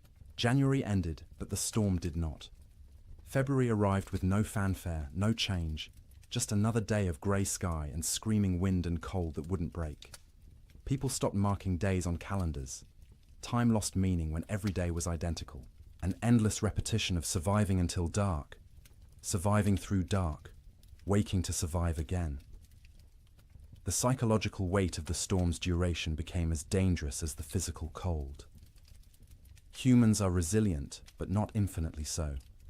We can endure terrible conditions if we believe they'll end. But when days stretch into weeks, weeks stretch toward months, and conditions remain unchanged, the mind begins to fracture in subtle ways. In the Ferguson household, the children grew quieter. They'd stopped asking when the storm would end. They'd stopped asking much of anything. They sat by the fire, conserving energy, their eyes following their mother's movements with an intensity that unnerved her. They were always hungry now, and the hunger made them old beyond their years. Martha found herself forgetting things. She'd go to the cold bedroom to fetch something and stand there, shivering, unable to remember what she'd come for. She'd start sentences and lose the thread midway, words dissolving like snow on her tongue. William said her name sometimes, and she wouldn't hear him, lost in thoughts that circled endlessly around food, fire, survival. William stopped shaving. There was no point. No one to see him except his family, and vanity seemed absurd when survival was uncertain. His beard grew thick and unkempt, ice forming in it every time he went outside to milk the cow or fetch wood. He'd come back in looking, like a wild man, and the children would stare at him until Martha made them look away. The cow's milk production had dropped to less than a quart per day. The animal was suffering from cold and inadequate feed, standing in the barn with her ribs visible through her hide. William knew they should slaughter her, use the meat, but the milk was too precious. As long as she gave any milk at all, he'd keep making that twice-daily journey to the barn. Sleep patterns disintegrated completely. There was no day or night anymore, just periods of lighter grey and darker grey outside the oiled paper window. People slept when exhaustion overwhelmed them, woke when cold or hunger or nightmares forced consciousness. The family's sleeping pile shifted constantly as people moved, trying to find warmth, trying to escape dreams. Martha's dreams were always about food, elaborate meals from her childhood in Wisconsin. Her mother's kitchen, warm and fragrant, tables loaded with roasted chicken and potatoes and fresh bread and butter. She'd wake with saliva flooding her mouth, stomach cramping with want, the disappointment of reality crushing. They had beans, always beans, the same beans cooked the same way, day after day, until the thought of eating another spoonful made her gag. William dreamed about summer, riding across green ranges, cattle fat and healthy, sun warm on his shoulders. He'd wake disoriented, expecting heat, finding only cold. The contrast between dream and reality was so sharp it hurt physically. His chest would ache, his throat would close. He'd lie there fighting tears while his family slept around him. The children's dreams were less specific, but more unsettling. They'd whimper in their sleep, reach out for comfort, wake crying without being able to say why. Emma, the youngest, stopped sleeping deeply at all.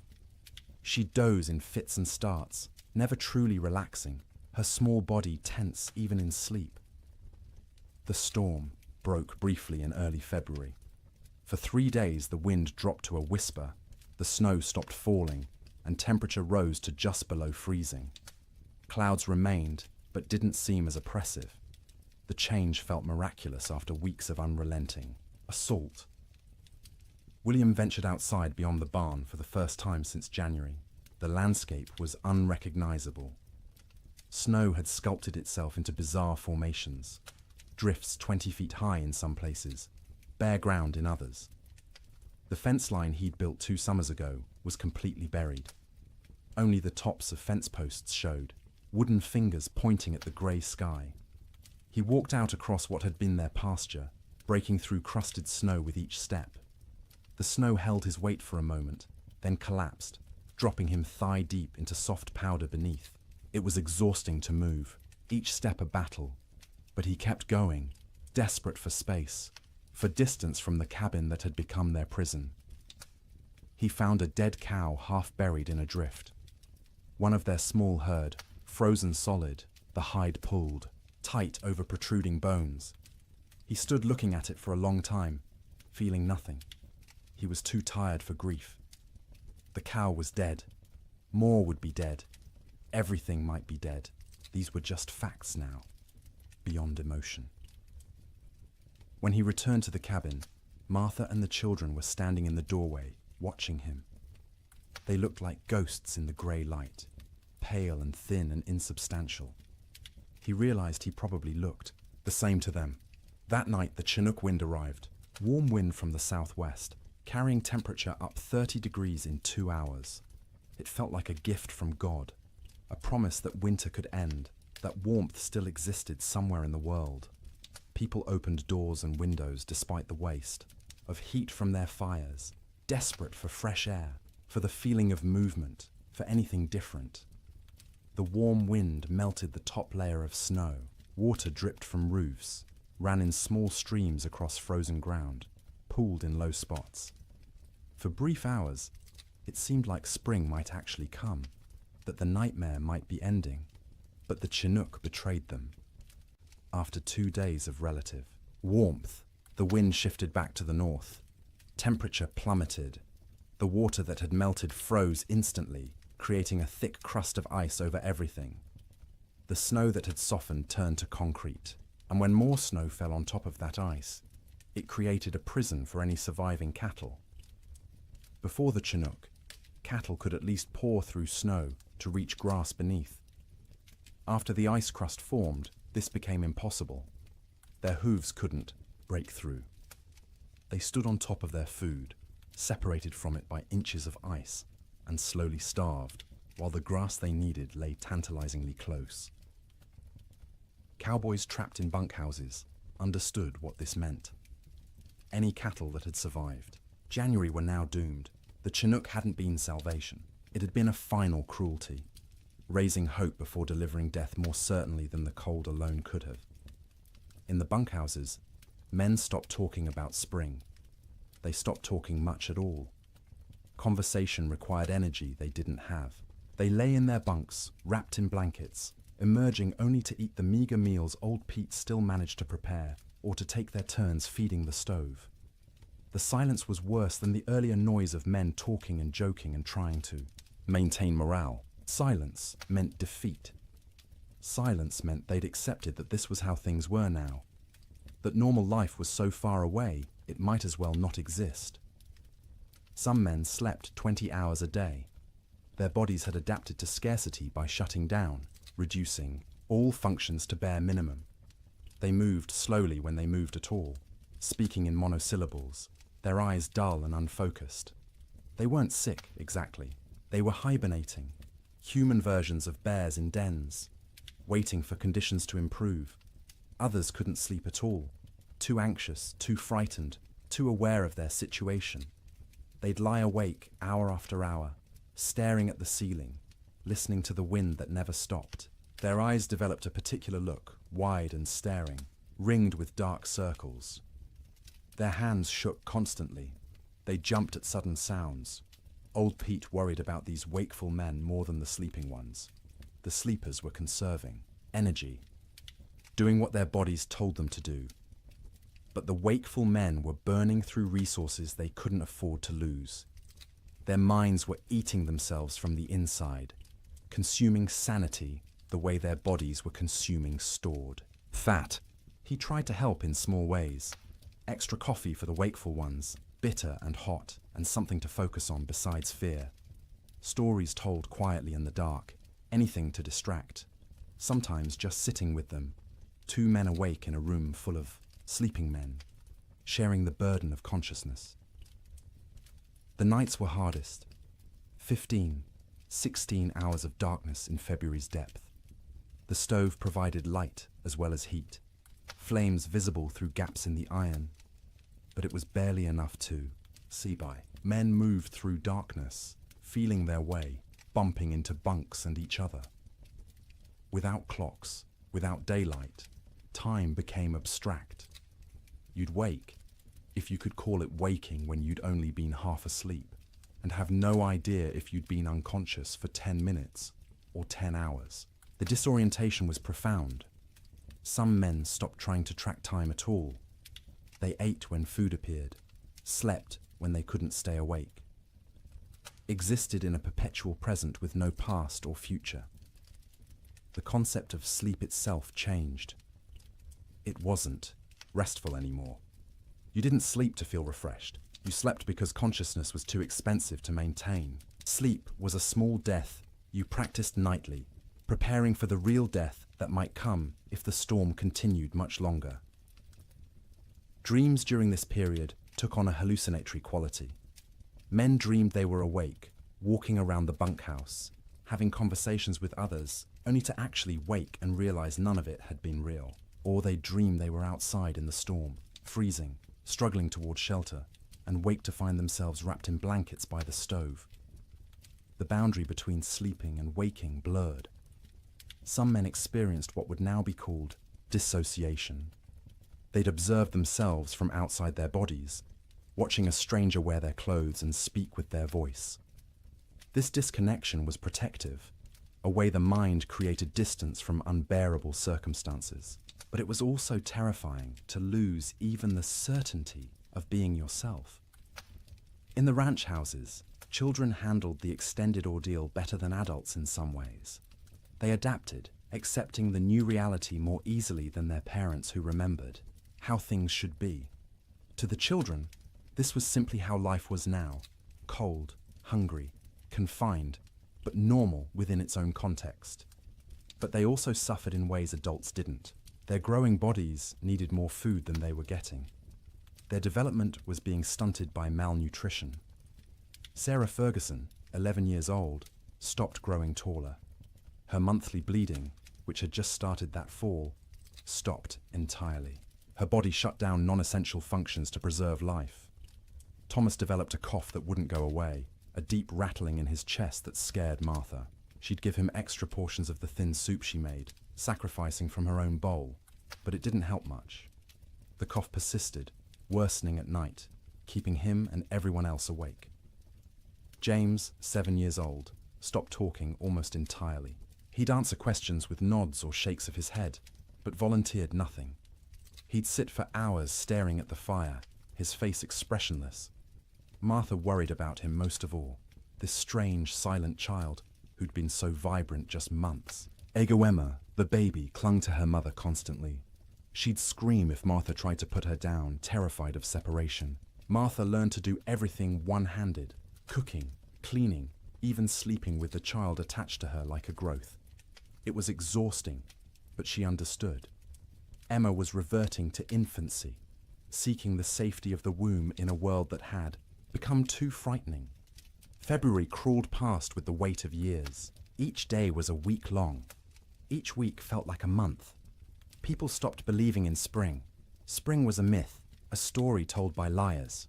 There was only winter, eternal winter, and the question was no longer when it would end, but whether you'd survive it. And still the wind blew, and still the cold pressed in, and still people slept fitfully in their prisons of wood and hope, waiting for deliverance that seemed less likely with each passing day.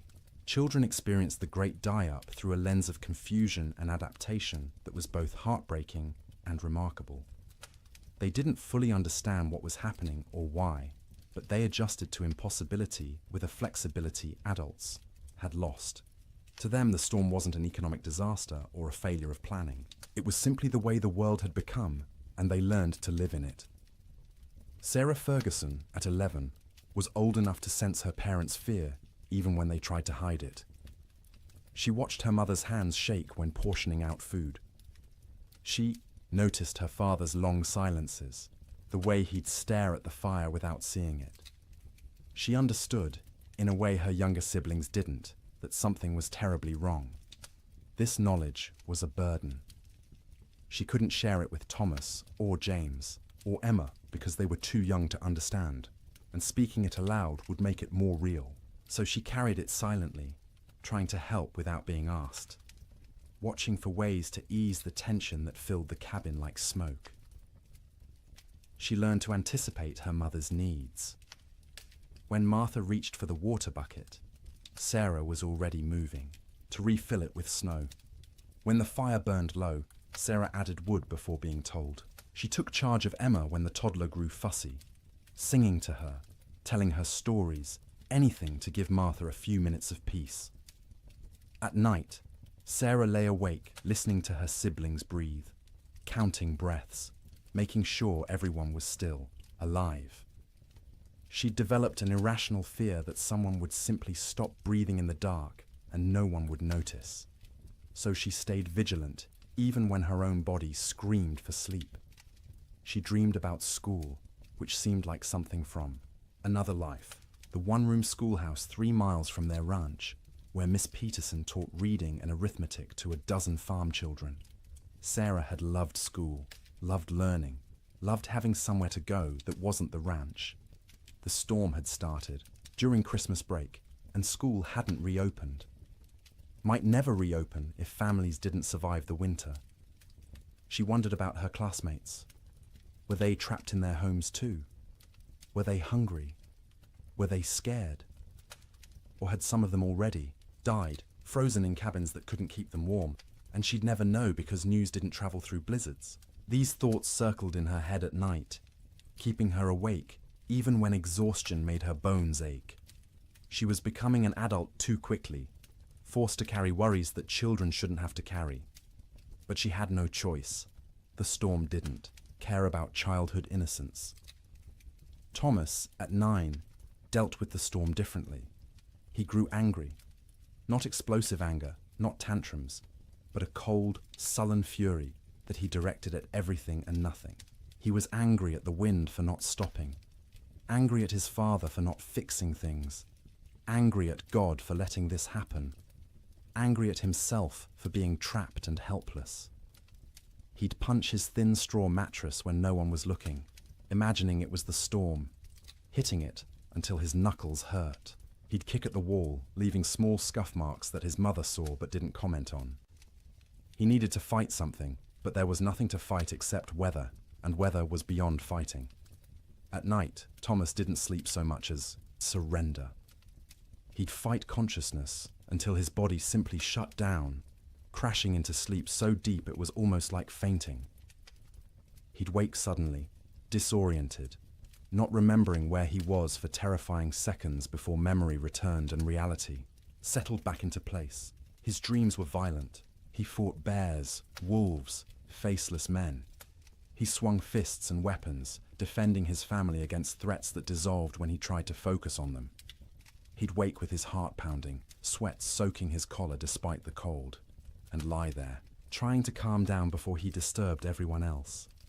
He was hungry all the time, a gnawing, constant hunger that made him think about food obsessively. He'd remember meals from before the storm, special occasions when they'd had roasted chicken, or beef, or his mother's apple pie.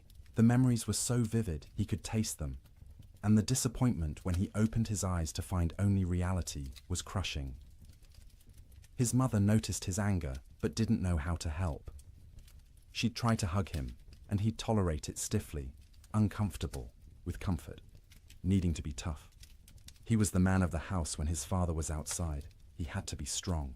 He couldn't let himself be a child, even though he was desperately, urgently still a child who needed reassurance that everything would be all right. James, at 7, retreated into silence and fantasy. He created elaborate stories in his head, imagining himself as a hero who could control weather, who could make the sun come out and melt all the snow. In his fantasies, he'd save his family, save the cattle, save everyone. People would thank him. His father would be proud. These daydreams occupied hours. He'd sit by the fire, face blank, living entirely in his imagination where he was powerful instead of helpless.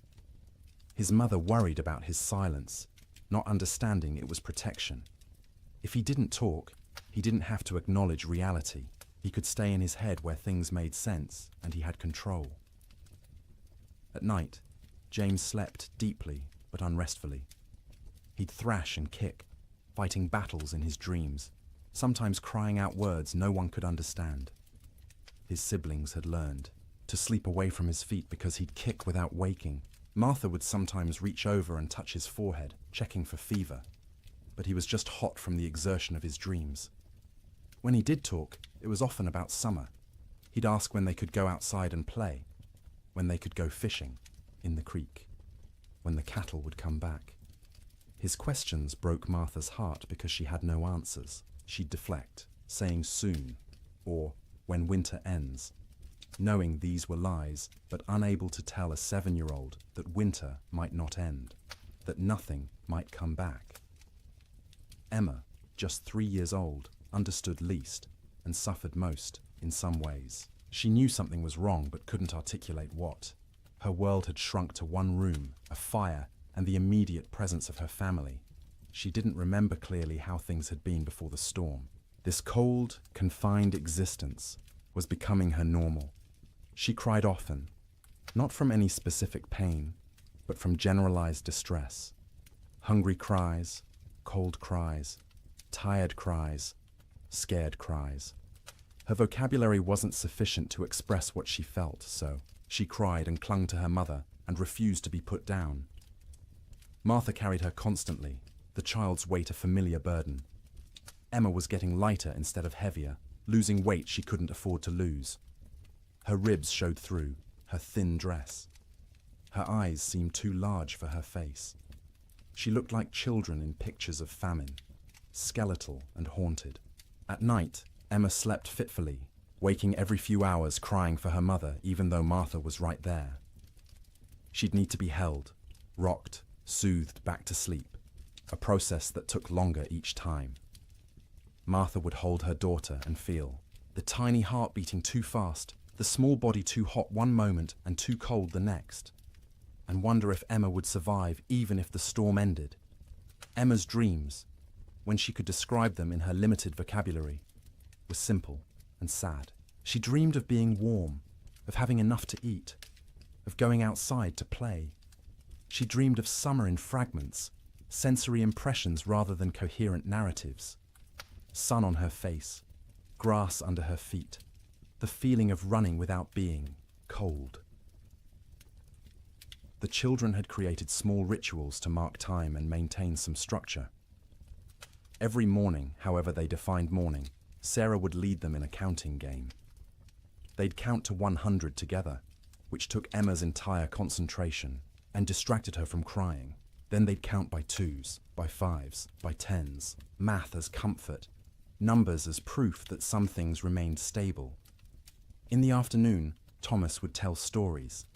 He'd inherited his father's storytelling ability and would spin tales about cowboys and cattle drives and adventures that took place in summer warmth. His siblings would listen, transported briefly to worlds where people weren't trapped and cold and hungry. Emma had a doll, a simple thing made from rags stuffed with more rags, with button eyes and yarn hair. She carried it everywhere, talking to it in her baby voice, explaining things. The doll was hungry. The doll was cold. The doll wanted Mama. Through the doll, Emma processed her own feelings, giving voice to fears she couldn't express directly, the EE. Children learn to read their parents' moods and adjust their behavior accordingly. When Martha looked particularly strained, they'd be quieter, more cooperative. When William came in from the barn looking defeated, they'd give him space, not asking for attention he couldn't provide. They became expert at making themselves small, at not adding to the household's burdens. But they were still children, and children need play. They'd create games from nothing, counting cracks in the ceiling, making shadow figures on the wall with their hands when the fire was bright enough, building towers from the few wooden blocks they owned, then knocking them down and building again. Sarah taught Emma songs, the same songs their mother had taught her. Simple rhymes about animals and weather and daily life. Emma's favorite was about a bird that flew south for winter, which seemed especially relevant. She'd sing it over and over, the words slurring together, while her siblings tried not to show their irritation. The children also absorbed lessons they shouldn't have needed to learn so young. That food was precious and must never be wasted. That fire was life and must be watched constantly. That cold could kill and must be respected. That sometimes adults didn't have answers, didn't know what to do, were as frightened and helpless as children, but had to pretend otherwise. They learned what their parents looked like when pretending to be brave, the slight tremor in their mother's voice when she said everything would be fine, the way their father's smile didn't reach his eyes. They learned to accept these performances without comment, understanding that challenging them would make things worse. In later years, the Ferguson children would remember the winter of 1887 as a blur. They'd recall specific images. The fire, always the fire, and their mother's face in its light. and the sound of wind that never stopped. But the timeline would be confused, events blending together because days had no distinct markers. Sarah would remember being hungry but never being fed. Thomas would remember being angry but not knowing why. James would remember his fantasy world more clearly than reality, which was probably for the best. Emma would remember almost nothing directly, just a vague sense of having been cold once, long ago, for longer than seemed possible. But they'd also remember warmth of a different kind. The feeling of sleeping piled together, siblings in a heap like puppies, their mother's songs in the dark, their father's hands, rough and gentle, checking them for frostbite. The way Sarah would hold Emma when Emma cried. The way Thomas would share his tiny portion of food, even though he was starving. The way James would tell stories that made them laugh despite everything. Children are resilient, but resilience has costs. The Ferguson children survived the winter, but they were changed. Sarah grew old before her time, burdened with worries she couldn't set down. Thomas's anger would last years, manifesting in ways that troubled his parents. James would remain in fantasy longer than he should, reluctant to engage with a world that had proven so harsh. Emma would be clingy and fearful, suffering from what we'd now call anxiety, though no one had that word then. But they survived. All 4 Ferguson children made it through the winter alive, which many children didn't. In the spring, when Sarah returned to school, half her classmates were missing, died in the storm, or their families had moved away, or they were too weak to attend. The teacher never spoke about them, and Sarah never asked, but she noticed the empty desks and understood what they meant. The children's winter was its own story within the larger tragedy. They experienced the same cold, the same hunger, the same confinement as adults, but they experienced it through the lens of childhood, with less understanding but also with adaptability adults couldn't match. They bent instead of breaking, or at least bent further before breaking, and some of them survived precisely because they were young enough to accept the impossible and adapt to it. March came quietly, without announcement or ceremony. The wind didn't stop all at once. The cold didn't break dramatically. But sometime in the first week of March, people noticed the light had changed. The grey wasn't quite as oppressive. The sun, invisible for months behind clouds, occasionally created a bright spot in the overcast sky, a suggestion that it still existed somewhere beyond the grey. The temperature rose first, not to warmth, not even close, but up from the deadly negatives, into the teens, then the 20s. At 20 degrees, after months of temperatures well below zero, it felt almost tropical. William Ferguson stepped outside without his heaviest coat for the first time since January and felt the difference immediately. Still cold, but survivable cold. Manageable cold. Human cold. The wind dropped next. Not gone, but diminished from its constant shriek to something closer to a whisper. You could hear other sounds again. Birds, tentatively returning. The creak of the barn, your own footsteps in the snow. After months of wind that drowned out everything, the relative silence was disorienting, and then finally the snow stopped falling. Days passed without new accumulation. The sky remained cloudy, but the clouds weren't releasing their burden anymore. What was on the ground would stay on the ground, but nothing new was coming. This realization spread through trapped households, like a physical wave. The storm was ending. Winter was releasing its grip. Spring, impossible spring, was actually going to come. But the thaw revealed horrors that had been hidden under snow. As temperatures rose above freezing and snow began to melt, the dead emerged. Cattle everywhere. More cattle than anyone had imagined possible. They lay along fence lines, stacked 3 and 4 deep, where they'd crowded against barriers trying to escape the wind. They filled ravines, hundreds in a single coulee, frozen together into a grotesque mass. They lined riverbanks, piled where they'd sought water, and found ice instead. William rode out in mid-March to assess their losses. The snow had melted enough to navigate, though the ground was a swamp of mud and standing water. He rode for hours, seeing nothing but dead cattle. Their small herd of 30 head was gone, all 30 dead. Some near the barn where they'd sought shelter. Others scattered across their range, frozen in place, some still standing. The smell was overwhelming. As the carcasses thawed, they began to rot. The air across the plains filled with the sweet, cloying stench of decay. You couldn't escape it. It permeated clothing, hair, got into your mouth and nose until you tasted it constantly. Cowboys tied, scarves soaked in vinegar over their faces, but it barely helped. The financial devastation was absolute. Ranches that had run thousands of head found hundreds alive, if that. The great cattle companies, backed by Eastern and European money, went bankrupt overnight. Investors who'd expected returns of 20–30% instead lost everything. The boom was over. The cattle kingdom had fallen. But more important than money, more immediate, was the human cost.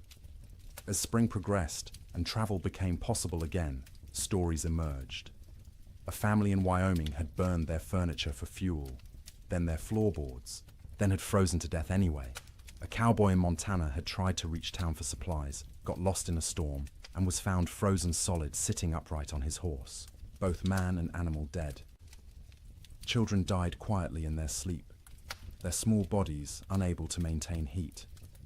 Old people died the same way, peaceful endings to hard lives. Young men died trying to help, venturing out into storms to check on neighbors or cattle, never making it back. Women died in childbirth in cabins where no help could reach them. Babies dying with their mothers. The death toll among cattle was calculable, measurable, shocking in its enormity. Estimates ranged from 60 to 90% mortality across the northern plains. Hundreds of thousands of animals dead. But the human toll was harder to count. People died alone in isolated cabins, their bodies not discovered until spring. Whole families vanished. Homesteads found empty when the snow cleared. No trace of where the occupants had gone, or whether they'd survived. Theodore Roosevelt returned to his ransacked ranches and surveyed the ruin of his Western dreams. Cowboys, who'd barely survived, told stories of unimaginable hardship. Ranchers calculated losses that dwarfed their ability to recover. And slowly, painfully, everyone who'd survived began the work of rebuilding. But they rebuilt differently. The open range was dead, killed as surely as the cattle that had grazed it. Ranchers who continued in the business built barns, stored hay, kept smaller herds they could actually feed through winter. They fenced pastures, rotating cattle seasonally rather than letting them roam year-round. The cowboy, as romantic figure, driving vast herds across unfenced prairie, became a relic of a past that had ended in ice and death. The survivors were changed. Martha Ferguson emerged from that winter 20 pounds lighter, her hair gone grey at 32. William's hands shook for months afterward, trauma expressing itself in tremors he couldn't control. The children carried scars that wouldn't show. For years, psychological wounds that would shape their entire lives, but they'd survived. All of them. The Ferguson family made it through intact, which was more than many could say. And as spring truly arrived, as green grass pushed up through mud and trees began to bud and the sun returned with actual warmth, they began to remember what life could be. The first night Martha slept without waking every few hours, checking on her children. She woke feeling guilty for having rested. The first morning, William went outside and wasn't hit by killing cold.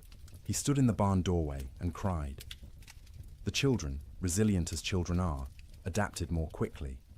They ran outside in bare feet, feeling grass beneath their toes, relearning, joy they'd almost forgotten.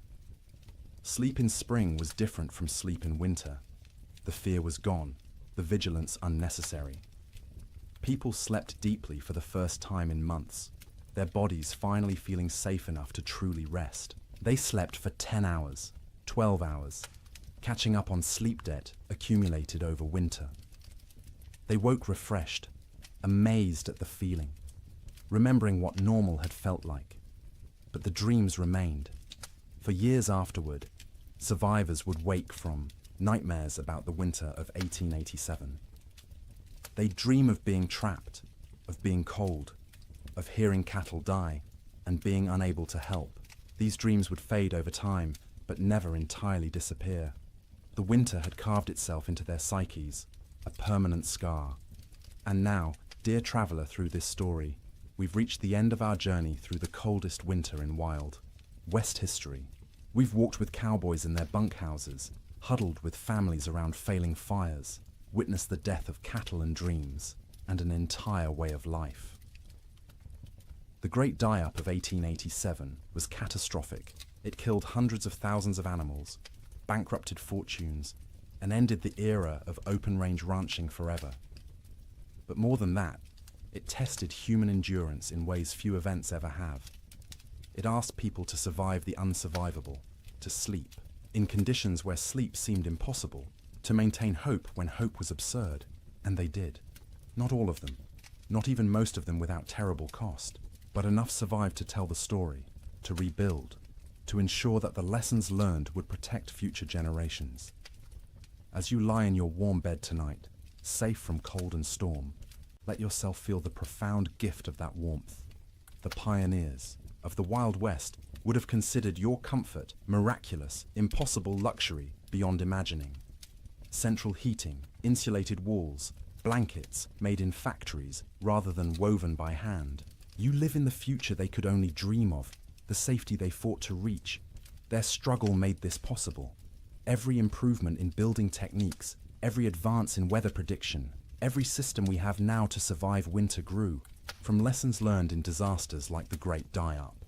They suffered so that eventually people wouldn't have to suffer, so that sleep could be restful rather than survival, so that winter could be endured without terror. Let their memory settle over you gently now. Let the wind that screamed across the Montana plains become the whisper of your fan. Let the cold that killed become the pleasant coolness of your air conditioning. Let the hunger that gnawed at them become the satisfaction of knowing you can eat when you wake. You are safe, you are warm, you are comfortable in ways they couldn't have imagined. And as you drift towards sleep, carry with you gratitude for that safety. Honor their endurance by appreciating what you have. Remember their suffering by cherishing your comfort. The winter of 1887 is over. It has been over for more than a century, but its story remains, a testament to human resilience and the terrible power of nature. The cowboys and ranchers and children who lived through it are long gone, but their experience echoes forward to us, teaching us about survival, about courage, about the precious gift of a warm place to sleep. So sleep now, deeply and peacefully. Let the weight of blankets comfort rather than burden you. Let the darkness be restful rather than fearful. Let your dreams be gentle rather than haunted. The storm has passed. Spring has come.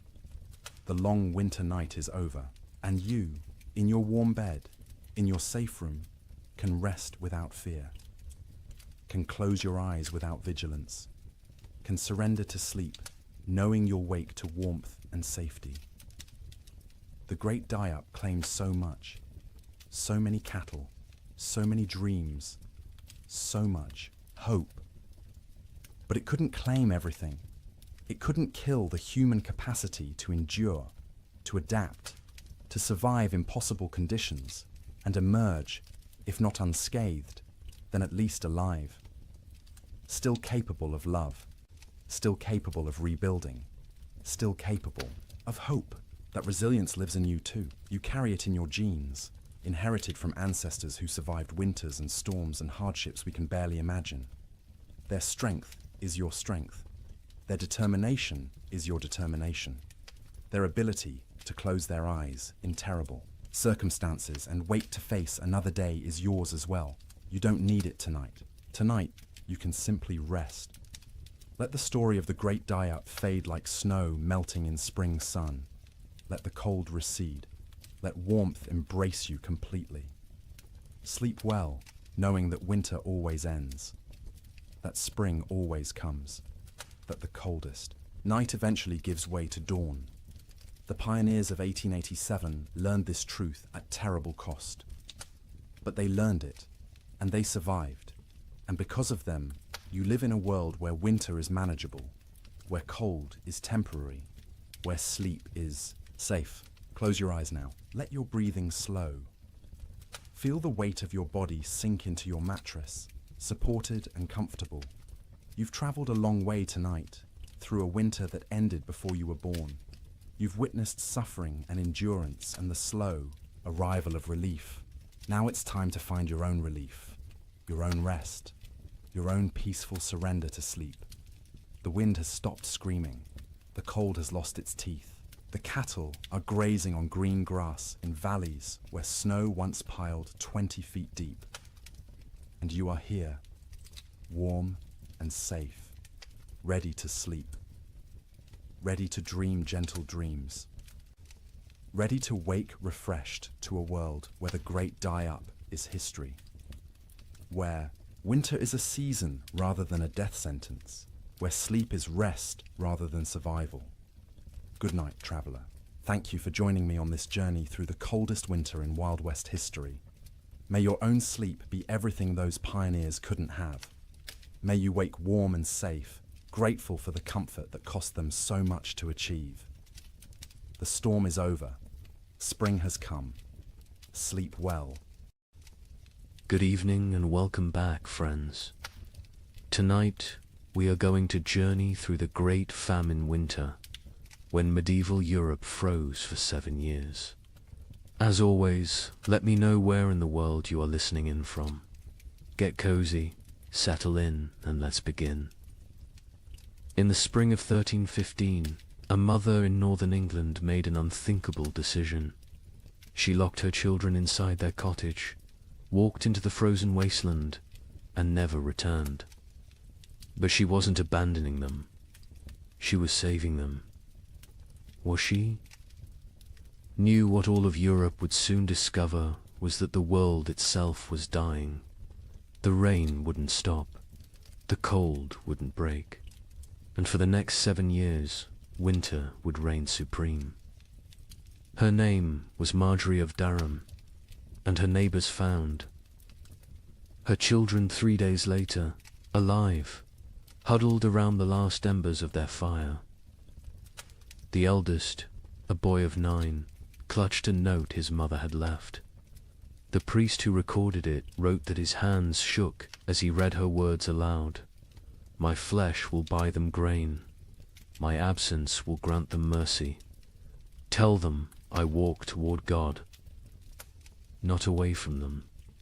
You see, Marjorie had understood something terrible. Something that would take the rest of Europe months to grasp. This wasn't just another harsh spring. This was the beginning of an extinction. The marketplace where she'd traded her body for bread had made the calculation clear. A living mother meant 5 mouths to feed. A missing mother meant for orphans. The church had to shelter, and the church still had grain, still had walls, still had hope that this nightmare would end. But here's what makes Marjorie's story so haunting. She wasn't unique. Parish records from 1315 show hundreds of similar disappearances.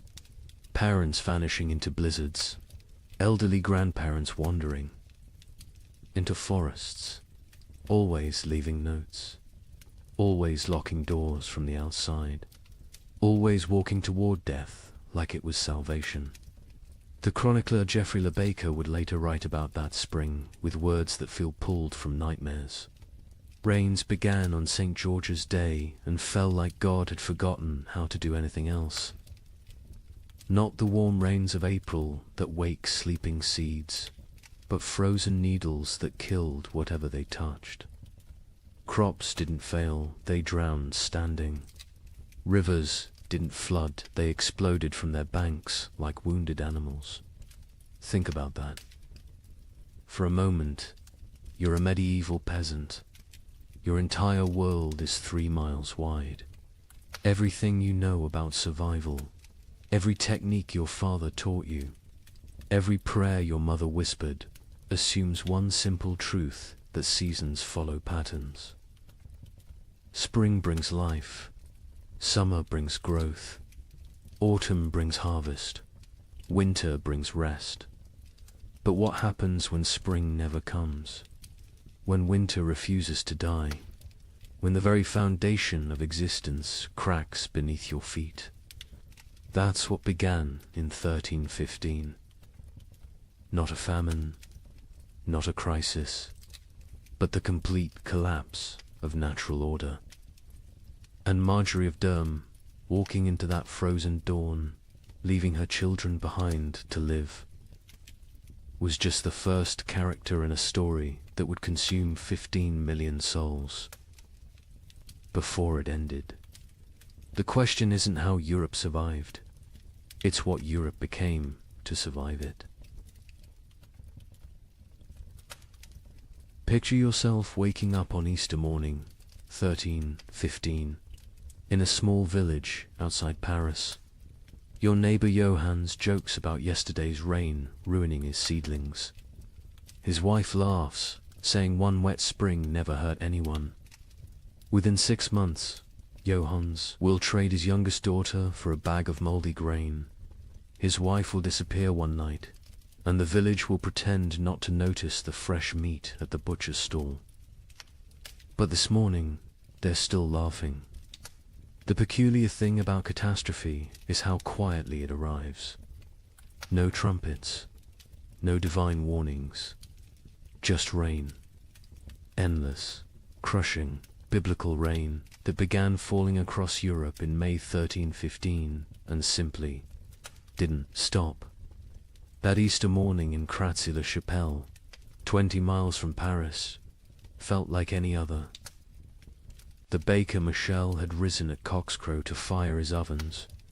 His wife Agnes counted their silver, planning to buy young pigs at the summer fair. Their son Pierre played with wooden knights, recreating battles he'd never fight because there wouldn't be a world left to fight for. The church bells summoned them to Mass.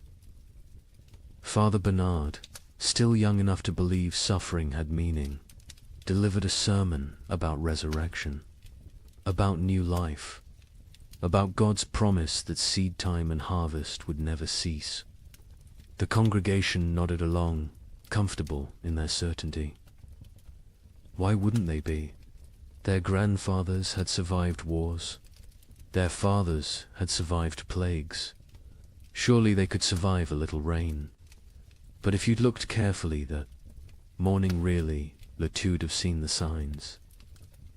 The sparrows that usually nested in the church eaves were gone. Not dead, gone.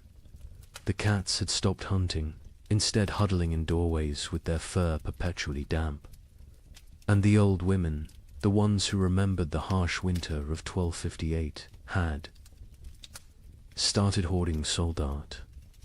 Johannes, the man who joked about his seedlings, was a cloth merchant. Successful enough to own 2 cows and rent 3 strips of land. His wife Marie had borne him 7 children, 4 still living, which made them lucky by medieval standards. Their youngest, Isabel, had just turned 6, hair like spun gold. Her father would say, worth its weight in gold, someone else would say 6 months later, weighing her against a sack of spoiled wheat. The rain that Easter was unusual only in its persistence. It had fallen for 3 days straight, turning the roads to mud, keeping the holiday merchants away. But rain in April wasn't catastrophe, it was inconvenience. The real terror wouldn't begin until May 15th, the feast of St. Dymphna, when the rain turned cold. Brother Francis of the Abbey St. Denis recorded it first. He'd been copying manuscripts when he noticed his breath misting in the scriptorium. In May, at midday, the ink froze on his quill. He thought perhaps illness had taken him. Fever turned backward into chills. Then he saw the other monks rubbing their hands, saw the frost forming on the inside of the windows. By June, That cold rain had become something medieval Europeans had no word for. We might call it freezing rain, but they called it devil spit. Water that fell as liquid but froze on contact. Entire fields became sheets of ice in summer. Roses bloomed and died in the same hour, encased in crystal tombs. The wheat, which should have been knee-high in green, stood stunted in yellow. The barley rotted in the earth before it could sprout. The rye grew, but wrong-twisted, black, infected with something that would later be recognized as ergot, the fungus that causes hallucinations and gangrene.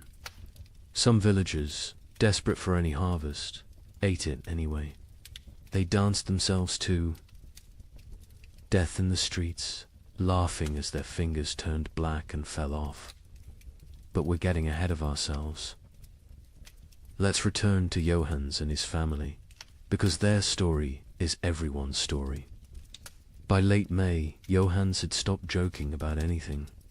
The constant rain had ruined the roads, making trade impossible. No merchants could travel, which meant no cloth could be sold, which meant no coins for bread. Not that there was bread to buy. The baker Michel had closed his ovens now. Grain meant no flour, meant no purpose to the fire. June brought the first death in Crassy-la-Chapelle. Not from starvation, not yet. Old Catherine, who'd survived 70 winters, simply gave up. She announced at Sunday Mass that God had abandoned them, walked home, lay down in her bed, and willed herself to die. The priest called it despair, a mortal sin. But privately, he envied her escape. The real horror began in July, when the rain briefly stopped. For 3 days, the sun appeared, weak and watery but present. The villagers rushed to salvage what they could, to plant anything that might grow before autumn. They worked day and night, hands bloody from tearing at the muddy earth, planting beans, turnips, anything fast-growing. On the 4th day, the hail began. Not regular hail. Chunks of ice the size of fists, driven sideways by winds that shouldn't exist in summer. They shattered shutters, killed chickens, knocked full-grown men unconscious. When it stopped, nothing remained of those desperate plantings. The fields looked like they'd been trampled by an army of giants. That's when Johannes made his first, unthinkable choice. He killed one of his cows, not for meat not, yet but for mercy. It was starving, crying constantly, too weak to stand. He told his children it had gotten sick, but Marie knew. She saw him save the blood in buckets, saw him portion it carefully with their dwindling barley. Blood pudding would keep them alive another week. Argus arrived wearing winter's clothes. Frost in the mornings, ice on the water buckets, breath. Misting even at noon. The second cow died on its own, and Johannes counted it lucky. They ate everything: the meat, the organs, the marrow from the bones. They boiled the hide for soup. They ground the bones for flour. Nothing was waste, because waste meant death. Brother Thomas of Westminster Abbey wrote something strange in his chronicle that summer. The heavens have forgotten how to cease their tears. At first, monks like Thomas saw it as God testing their faith. A brief punishment, maybe for the wars between England and Scotland, maybe for the French king arresting the Pope. Surely it would pass. But then came the letters from sister monasteries. From Cologne, our fields are lakes. From Florence, the Arno has swallowed 3 villages. From Krakow, the children ask what the sun looked like. What terrified Thomas wasn't the rain itself, it was the temperature. In July, the height of summer, he could see his breath while saying morning prayers. Ice formed on the altar wine. And still the rain fell. The monastery's chronicle, which Thomas kept with meticulous care, tells us exactly when normal ended and nightmare began. June 23rd, the eve of St. John, traditionally celebrated with bonfires that burned until dawn. That year, no fire would stay lit. The rain fell horizontally, driven by winds that belonged to December, not midsummer. Thomas wrote, "The brothers attempted 7 times to light the sacred fire. Each time, the rain doused it before a single prayer could be spoken. Prior William declared it a sign of what he dared not say." Thomas had been corresponding with monasteries across Christendom for 20 years. His position as chronicler meant he received letters from abbeys in Scotland to Sicily, from Ireland to Poland. Usually, these letters discussed theological matters, requested copied manuscripts, or shared news of appointments and deaths. But starting in July 1315, every letter carried the same message, dressed in different words. Something was terribly wrong with God's creation. From Melrose Abbey in Scotland came a letter that made Thomas's hands shake. "Brother, we write to you from hell, frozen over. It is July, yet we break ice from our wells each morning. The barley stands drowned in fields that have become swamps. Yesterday, we found a shepherd frozen to death. In July, Brother Thomas. He was young, strong, only 20 summers. We found him standing upright, eyes open, still holding his crook. The sheep around him were ice statues. Have we entered the end times? The abbot of Cluny in France sent word that would have been dismissed as madness any other year. The vine withers as if cursed. The soil rejects all seed. We have consulted. Our oldest records nothing, speaks of summer frost, of hail in August, of rain that burns like ice.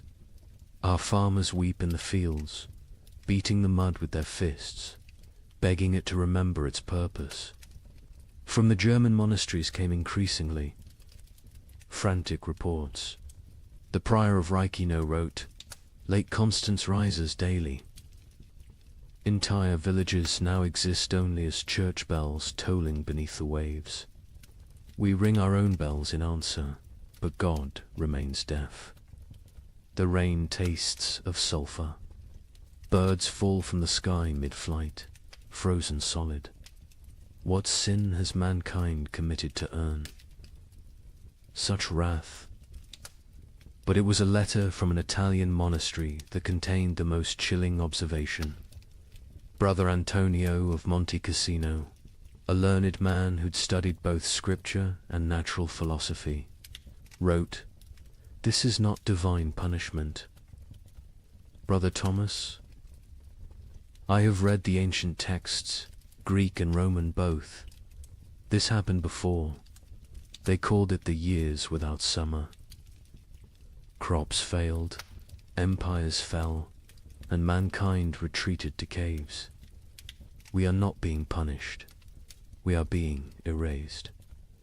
Thomas himself had begun keeping detailed records of the weather, something unprecedented for the time. His entries from July 1315 read, "Like fever dreams. July 4th, Feast of St. Ulrich. Rain for 16 straight hours. Temperature cold enough that we wore winter robes to matins. 2 brothers collapsed during prayers, their lips blue. July 11th. The rain has not ceased for 40 hours. We cannot light fires. We eat cold porridge and pray with numb fingers. Brother Matthew suggests we are experiencing Noah's flood again. Prior William had him whipped for heresy, But privately, we all wonder. July 19th. Something impossible today. The rain froze as it fell, coating everything in ice. In July, the vegetable garden is destroyed. Every plant encased in crystal, beautiful and dead.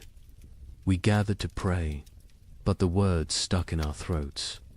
How do you pray when creation itself seems broken?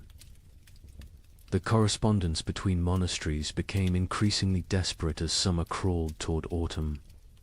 They began sharing survival techniques rather than theological debates. How to keep manuscripts from molding in the constant damp. How to preserve food when nothing would dry. How to maintain faith when every prayer for sun was answered with more rain. From Prague came instructions for building underground storage that might resist the water. From Dublin came recipes for making bread from acorns and chestnuts.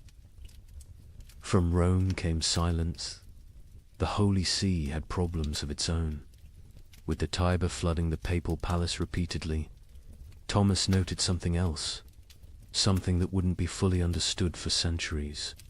The rain wasn't uniform. It would pound. One region while barely touching another 20 miles away. But those dry spots weren't lucky, they were cursed differently. Without rain, but with temperatures below freezing in summer, crops still died. Wells still froze. People still starved. A letter from the Bishop of Bergen in Norway contained an observation that haunts historians today. The merchants from Iceland have not come. They were due in May, as always. It is now August. Ships sent to investigate found the sea routes blocked by mountains of ice that should not exist in summer, or perhaps should not exist at all. The sailors speak of icebergs, tall as cathedrals, moving south like an army of frozen giants. By late August, Thomas's own entries had taken on a tone of barely controlled panic. We have begun rationing in August. The harvest is already lost, and we must survive on stores meant for winter. But what winter awaits us if summer itself has become frozen? Prior William no longer speaks of God's tests. He speaks of God's absence. The most telling entry comes from September 3rd. Brother Francis asked me today why I still write these chronicles. Who will read them? Who will survive to care about the weather of a dead year? I had no answer. I write because the act of writing means I still believe in tomorrow. When I stop writing, I stop hoping. So I write of rain, of cold, of death creeping closer. I write because someone must witness the ending of the world. Imagine watching your entire years work everything you need to survive a rotting in the field before your eyes. Not failing to grow, not dying from drought, but literally dissolving into grey sludge. A French peasant named Guillaume left us. A rare written account dictated to a priest. The wheat stood tall and green in June, promising the best harvest in memory. By August, it was black soup. The smell, God forgive me, it smelled like death before death had even come. But here's where our story takes its first dark turn. The failed harvest of 1315 was just the opening act. Because while the peasants mourned their rotted grain, something else was happening. Something that would transform a bad harvest into an apocalypse. Guillaume of Soissons was not a typical peasant. He'd served in the king's army, learned his letters during a campaign, and returned home with enough silver to rent 5 strips of prime farmland. His account, preserved because the priest thought it might matter someday, gives us the only peasants. I view of the catastrophe unfolding in those fields. I have seen men die with their guts spilling onto French soil. Gideon told the priest. But watching my wheat die was worse. A man dies once. My wheat died every day for 60 days, and each morning I watched it die again. The process was unlike anything farmers had encountered. Usually, crop failure was quick frost, drought, or pests. You knew within days if you were ruined. But 1315 tortured them with hope. Gideon described walking his fields each dawn, and each dawn finding a new horror. First, the stalks grew too fast. In June, they shot up like they were racing toward heaven. We thought ourselves blessed. My wife danced between the rows, saying we'd have enough to sell, enough to buy that ox we'd dreamed of. The children planned what they'd eat at harvest feast: honey cakes, white bread, meat every Sunday until Christmas. But the unnatural growth was a warning, not a blessing. The constant rain and bizarre temperature swings had triggered something in the planter. Desperate attempt to reproduce before dying. The stalks grew tall but hollow. The kernels formed but never filled. By July, the color started changing. Not all at once. First, little spots like rust on a blade. We told ourselves it was nothing, just moisture. It would pass, but the spots spread. They merged, they consumed. A field that was green at sunrise would be brown by sunset. What Gideon was describing, though he couldn't know it, was a perfect storm of plant diseases. The cold, wet conditions had created ideal breeding grounds for multiple fungi. Stem rust, leaf blight, and ergot attacked simultaneously. But ergot was the cruelest. It didn't just destroy the grain, it transformed it into poison. The heads of wheat turned black and swollen, like fingers left too long in water. When you touched them, they burst, releasing clouds of black dust that made you cough blood. My neighbor Henry, trying to save something, anything, gathered these black kernels. His family ate bread made from them. Within 3 days, his children were screaming about devils in the walls. His wife's fingers turned black and fell off. Henry himself danced naked in the square until his heart burst. The aristocracy, watching from their castles, initially felt secure. They had stores from previous years, contracts with merchants, the ability to import grain. The Lord of Soissons, Robert de Courtenay, even rode through the failing fields in July, telling the peasants not to despair, that he would reduce their taxes, that no one would starve. But Lord Robert didn't understand what Gideon understood. This wasn't one bad harvest. This was the end of agriculture itself. The ground changed. Gideon explained. It wasn't soil anymore. The rain had been falling so long, so hard, that all the good earth washed away. What remained was grey clay. That wouldn't hold seed, wouldn't grow weeds, wouldn't even grow the grass. It was like God had salted the earth, but with water instead of salt. By August, desperation drove innovation. Farmers tried everything their ancestors had never dreamed of. They built fires in the fields, trying to dry the soil. They dug drainage ditches that filled faster than they could empty them. They brought their livestock to sleep among the crops, hoping animal warmth might save something.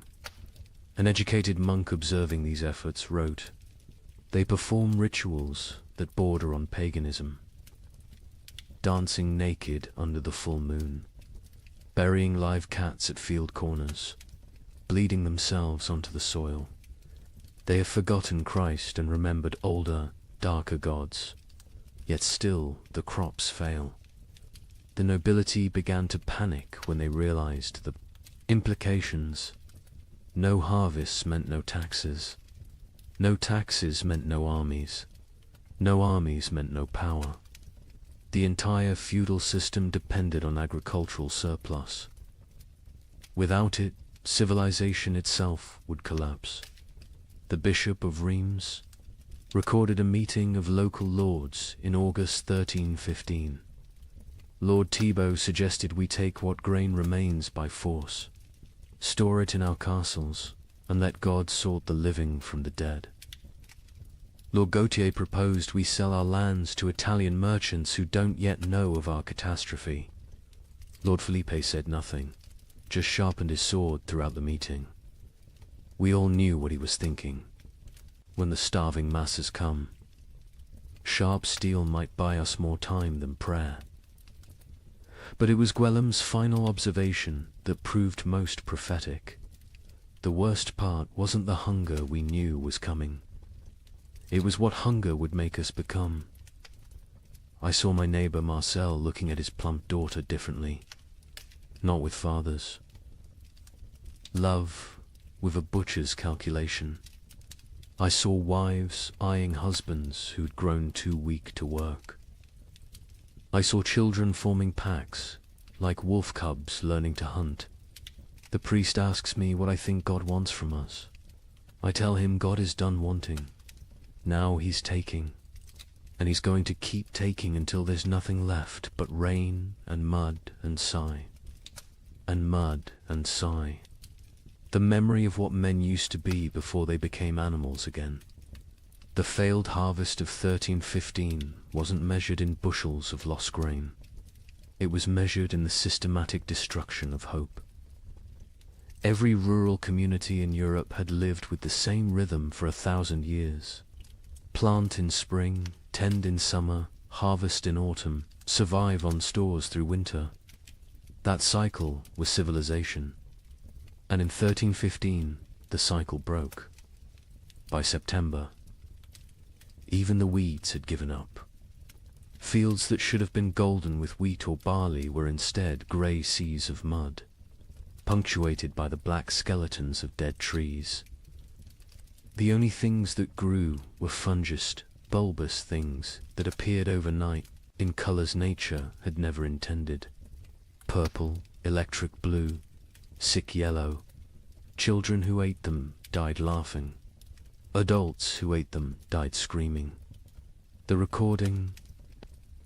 Priest added his own note to Gwillem's testimony. This man speaks truth. I have seen the fields myself. They look like God's own graveyard, waiting for the corpses that will soon fill them. We are not facing a famine. We are facing an extinction. May whoever finds this record pray for our souls, for by the time you read this, we will surely be past praying for ourselves. In September 1315, a strange sickness appeared among the cattle of Norfolk. Within days, it spread to sheep, then pigs, then horses. The animals didn't just die, they died screaming. A contemporary account describes cattle crying like humans. In their agony, their tongues swollen black, their eyes weeping blood. Modern historians call it marin, but medieval Europeans had another name for it. Devil's touch. Because healthy animals would drop dead mid-step. A cow giving milk at dawn would be a corpse by noon, and the speed of transmission defied Logicantia herds gone in hours. But I haven't told you the worst part yet. The animals that survived, they changed. Horses began eating meat. Pigs turned. Feral, forming packs that hunted. And the rats. The rats disappeared entirely. Where did they go? That mystery wouldn't be solved for another 30 years, when they returned, carrying something far worse than hunger. The first recorded death was a prize bull named Samson, owned by the Earl of Norwich, worth more than most villagers earned. In a year, Samson was protected like royalty-sheltered stable, imported feed, 3 stable boys attending him constantly. On September 8th, he was healthy enough to breed. By September 9th, he was dead, his massive body twisted in angles that bones shouldn't allow. Foam tinged pink with blood dried around his mouth. The Earl's stable master, a methodical man named Walter, documented what happened next with the precision of someone who knew he was witnessing something unprecedented. The sickness jumped from Samson to the cows without touch, without sharing water, without even sharing air. They were in separate barns, yet by sunset, 17 were dead. Their deaths were not peaceful. They bellowed with voices that sounded human. They thrashed until their bones broke through their hides. They died with their eyes open, staring at something we could not see. Within a week, every cow in Norfolk was either dead or dying. But the disease didn't respect species boundaries. Sheep began falling next, their wool turning grey overnight before they collapsed. Then pigs, usually hardy enough to survive anything, started dying in ways that defied nature. They'd squeal for hours, a sound witnesses compared to children, screaming before their hearts simply exploded. A traveling merchant named Otto from Flanders recorded what he saw on the roads. "I have traveled these paths for 20 years. I know where every farm keeps its herds. Today, I counted 4,000 dead cattle between Lynn and Norwich. They lie where they fell in fields, on roads, some still standing upright, held by mud that is frozen around their legs. The smell reaches you a mile before you see them. Sweet rot mixed with something chemical, like copper left in vinegar. The speed of death was matched only by its strangeness. Animals died in patterns that suggested intelligent entire herds forming perfect circles before collapsing inward. Flocks of sheep arranging themselves in lines before dying in sequence, like dominoes. Witnesses spoke of animals appearing to communicate across species before death, horses whinnying to cows who lowed back, as if sharing some terrible knowledge. But then came the transformations among survivors, and this is where chronicle accounts become almost too bizarre to believe, except that multiple independent sources confirm the same phenomena. Sir William de Ross, a knight with lands across Yorkshire, wrote to the Archbishop of York, "Your Grace must believe what I write, though it sounds like madness. My destrier, Caesar, a warhorse I've ridden into 3 battles, has begun hunting. Not grazing, hunting. I watched him corner a rabbit, kill it with his hooves, and eat it. He tears flesh with teeth never meant for meat. Other horses flee from him now. He stands alone in his paddock, blood on his muzzle, waiting for something none of us understand. The pigs were worse. Those that survived the plague didn't return to their pens. They grouped together in the forests, moving in coordinated packs. A woodcutter named Thomas testified to the Bishop of Ely. 20 of them, maybe more, moving like wolves, but smarter than wolves. They set ambushes. They used one injured piglet as bait to draw a merchant from his cart. When he climbed down to help him, the others came from the trees. We found his bones 3 days later, picked clean, arranged in a pile like they were showing off. The transformation wasn't limited to behavior. Physical changes occurred that medieval veterinarians couldn't explain. Horses grew longer teeth, sharp enough to tear meat. Pigs developed thicker hides that arrows couldn't pierce.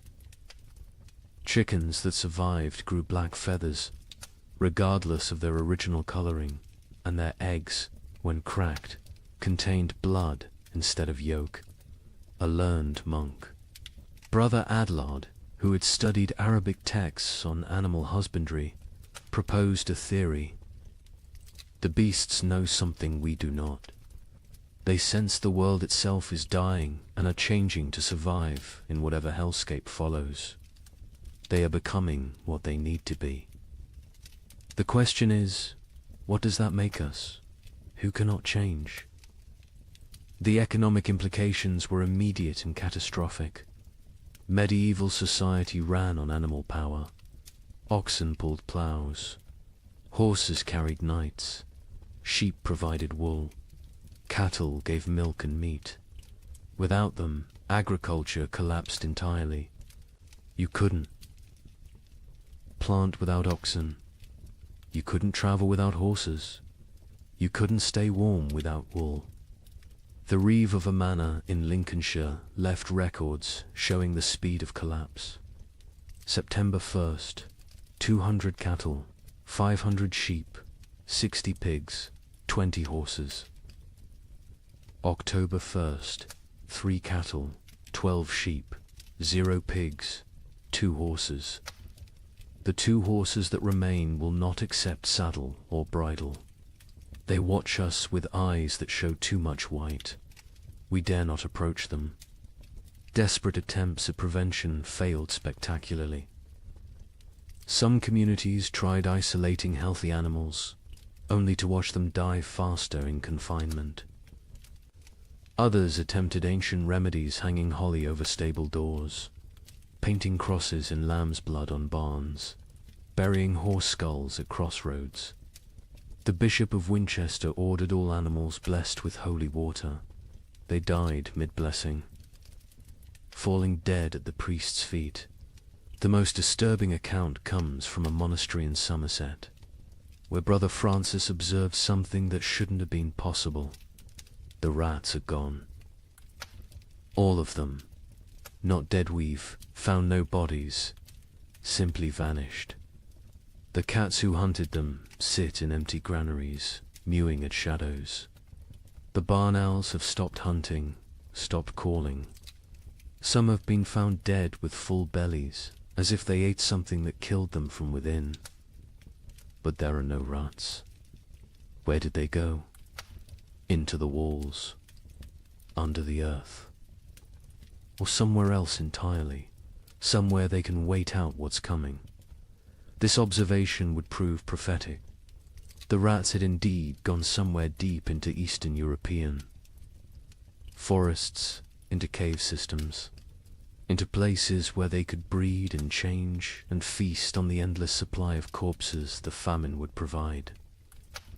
When they returned in the 1340s, they brought the Black Death with them, as if they'd been preparing their revenge for 30 years.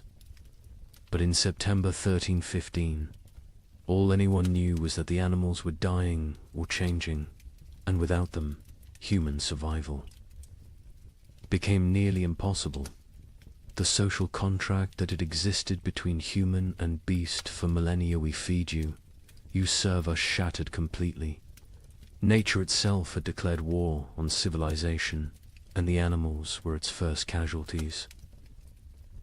In London, December 1315, something unprecedented happened. A wealthy merchant named Richard de Barkin tried to buy bread with a gold coin worth more than most people saw in a lifetime. The baker laughed in his face. "Can your gold fill my children's bellies? Can it bring back the grain?" This is the moment medieval Europe's entire economic system shattered. For the first time in recorded history, food became more valuable than gold. The price of wheat increased 800% in 6 months. But those are just numbers. Let me tell you what that really meant.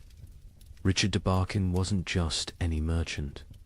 He controlled the wine trade from Bordeaux to London, owned 3 ships, and held contracts with the royal household. His wealth was legendary. He'd once bought an entire street in London just to evict a rival. On that December morning, he walked into Thomas Baker's shop on Bread Street carrying a gold noble, a coin worth 80 silver pence, enough to buy a horse. Thomas Baker, his hands still dusted with the last of his flour, looked at the coin like it was a stone. "I have one loaf left," he said, "my last flour. When it's gone, I close my doors forever. That loaf goes to my children. Your gold cannot create grain from nothing." Richard, accustomed to gold opening every door, placed 2 more nobles on the counter. Thomas swept them onto the floor. "Take your metal to the Thames and see if the fish will trade bread for it. I'll keep my loaf." The story spread through London within hours, not because a rich man was refused bread, but because everyone suddenly understood. The fundamental assumption of civilization that money could buy necessities had died. The keeper of the Royal Exchange, Simon de Canterbury, recorded the complete collapse of monetary meaning. December 1st, 1 penny buys a loaf. December 15th, 1 shilling buys a loaf. December 30th, 1 pound buys a loaf.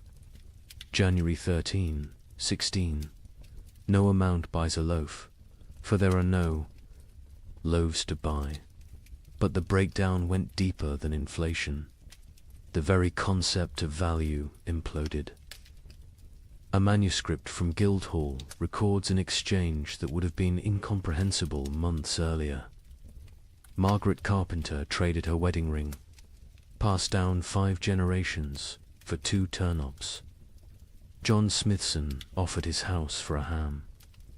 The hams. Owner refused. The guild system, which had regulated trade for centuries, collapsed overnight.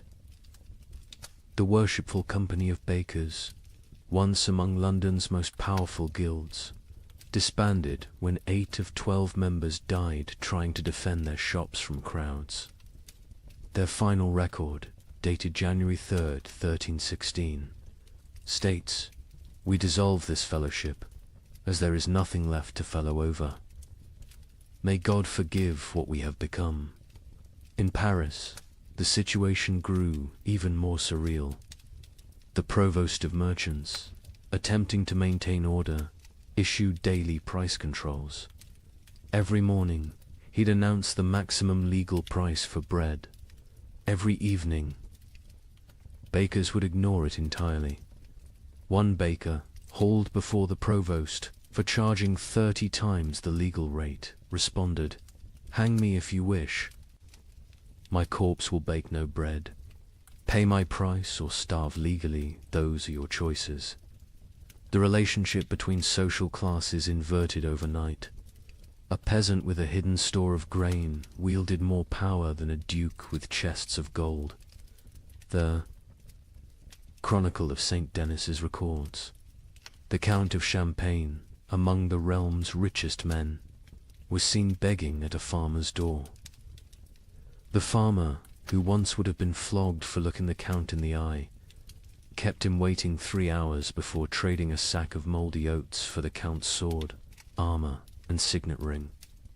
Venice, Europe's commercial heart, tried to maintain normalcy through imports. The Doge sent ships to Egypt, to Constantinople, to anywhere grain might exist. Most never returned. Those that did brought news that shattered hope. The catastrophe wasn't regional. From Ireland to Poland, from Scotland to Sicily, the earth had stopped providing. A Venetian merchant's letter to his partner survives. "I have 40,000 ducats in gold. Yesterday, I tried to buy bread with it all. The baker said he'd rather throw his last loaf to the fish than trade it for coins. I offered him my palazzo. He laughed and said, 'Can I eat marble? Can I digest paintings? We have invented money, created banking, built commerce. None of it matters when there is nothing to buy.'" The church, traditionally the provider of last resort, faced impossible mathematics. The Abbey of Cluny's accounts show their dilemma starkly. We have grain for 300 souls for 6 months. 7,000 souls crowd our gates. If we feed all 4, compassion's sake, all die in 3 weeks. If we feed only our brothers, we survive but lose our purpose. Christ multiplied loaves in Phaedrus. We can only divide and subtract. Some monasteries chose martyrdom through generosity, opening their stores until empty, then dying with those they tried to save. Others became fortresses, monks armed with clubs defending walls, while starving crowds pleaded outside. The abbot of Glastonbury wrote, "We have become what we swore never to be, choosers of who lives and who dies. Each grain of wheat is a decision. Each meal is a judgment. We are not God, yet we play him daily."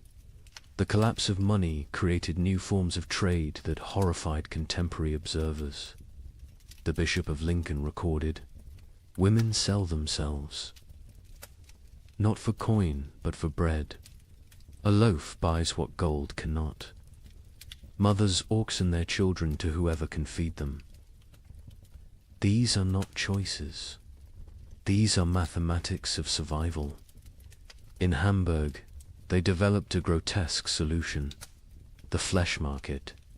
Not selling human flesh, not yet, but selling the promise of it. People would sign contracts pledging their bodies after death in exchange for food while living. A German merchant wrote, "The dying sell their future corpses for present bread. Buyers mark their purchases, waiting like vultures. When someone falls, arguments break out over whose property they've become." The English crown attempted to maintain control through force. Edward II issued proclamations making food hoarding punishable by death. The result: those with food hid it better. Royal agents searching for hidden grain often found families dead of starvation, sitting around empty tables, having hidden their food so well they couldn't find it themselves in their final delirium. A royal clerk named William de Dean recorded, "The futility. We hanged a man for hiding grain. The crowd watching the execution fought over his shoes before he stopped kicking. We cannot hang hunger. We cannot execute starvation. The king commands the rain to stop, the crops to grow, the natural order to restore itself. The rain continues. The king might as well command the dead to rise." By February 1316, even the concept of theft had changed. How could taking food be a crime when not taking it meant death? London's courts stopped prosecuting food theft after jurors refused to convict. One judge wrote, "A man stole bread from a child. The child's mother killed the thief with her bare hands. Who is the criminal? Who is the victim? Our laws were written for a world where food existed. That world is gone."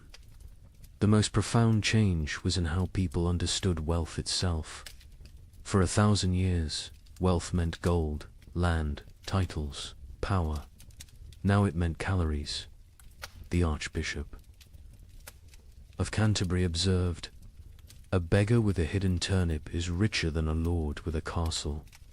We spent centuries accumulating treasures that now mean nothing. We should have been stockpiling grain. But who could imagine a world where gold couldn't buy bread? Who could conceive of money itself becoming worthless? This economic collapse wasn't temporary. Even after the harvests eventually returned, the absolute faith in currency never fully recovered. People remembered when gold meant nothing, when coins were just metal, when the entire elaborate system of commerce crumbled before the simple reality of hunger. They remembered when the only currency that mattered was food, and the only exchange rate was survival. Agnes's Norwich recorded in her household accounts the progression of what her family ate as 1316 dawned. January, barley bread mixed with sawdust. February, acorn flour and ground bones. March, boiled leather and tree bark. April's entry is just one line. We no longer record what we eat. The creativity of starvation is horrifying. Pine needles ground into paste. Clay mixed with the last drops of milk to make it filling. Parents secretly bleeding themselves at night to mix blood into their children's gruel for protein. But in the city of Erfurt, they discovered something that would haunt Europe's collective memory forever. The local tanner, a man who had grown mysteriously fat while others starved, was found to have a peculiar source of leather. The city records state only, he was burned alive by common consent, and none would speak of what was found in his cellar. Agnes of Norwich was a merchant's widow who'd kept meticulous household accounts for 20 years. Her ledger, preserved in Norwich Cathedral, transforms from mundane records into a descent through hell. Her husband had died in late 1315, leaving her with 4 children and what seemed like adequate stores.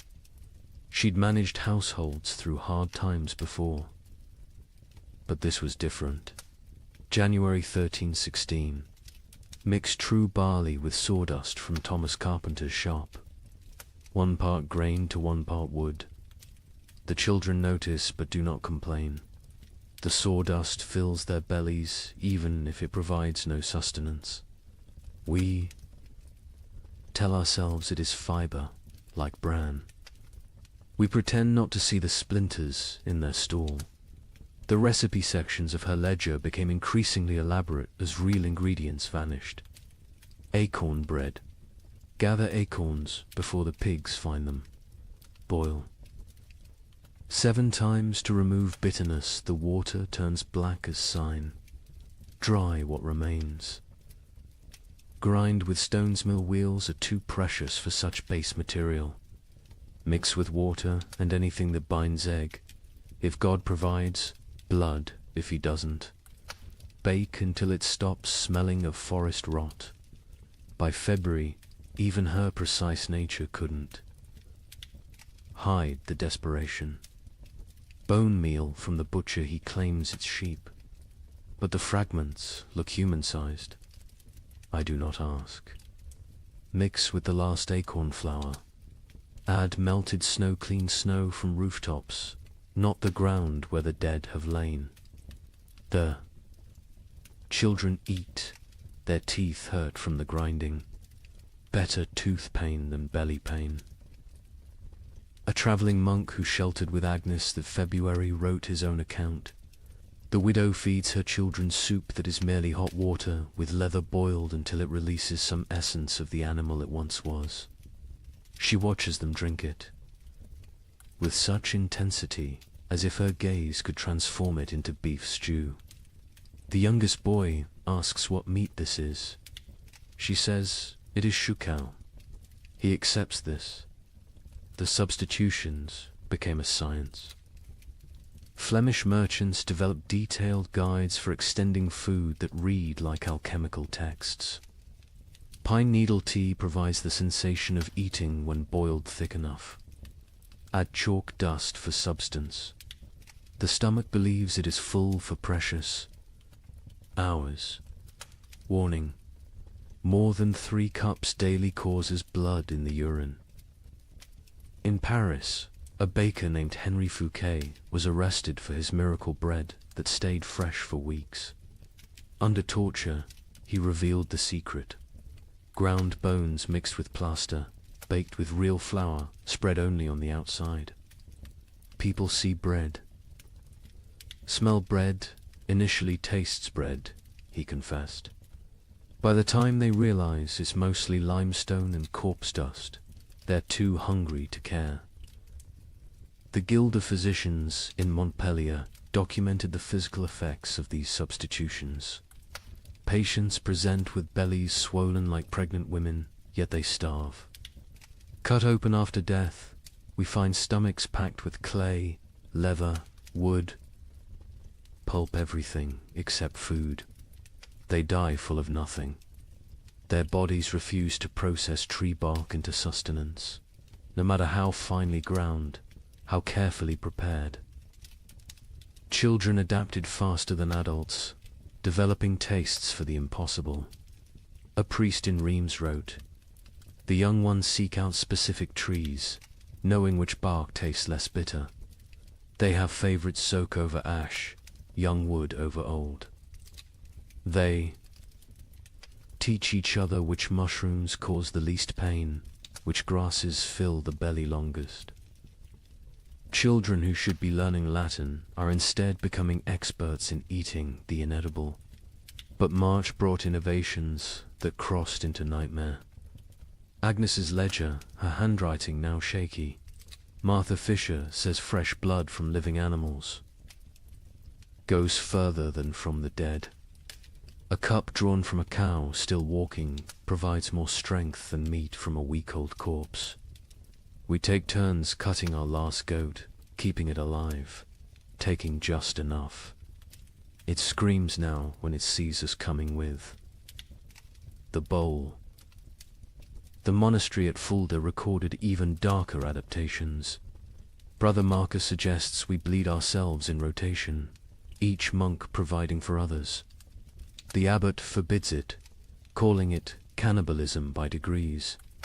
But when the abbot falls ill, we find he's been secretly bleeding himself to feed the youngest novices. His arms are covered in cuts. He dies drained, literally and figuratively.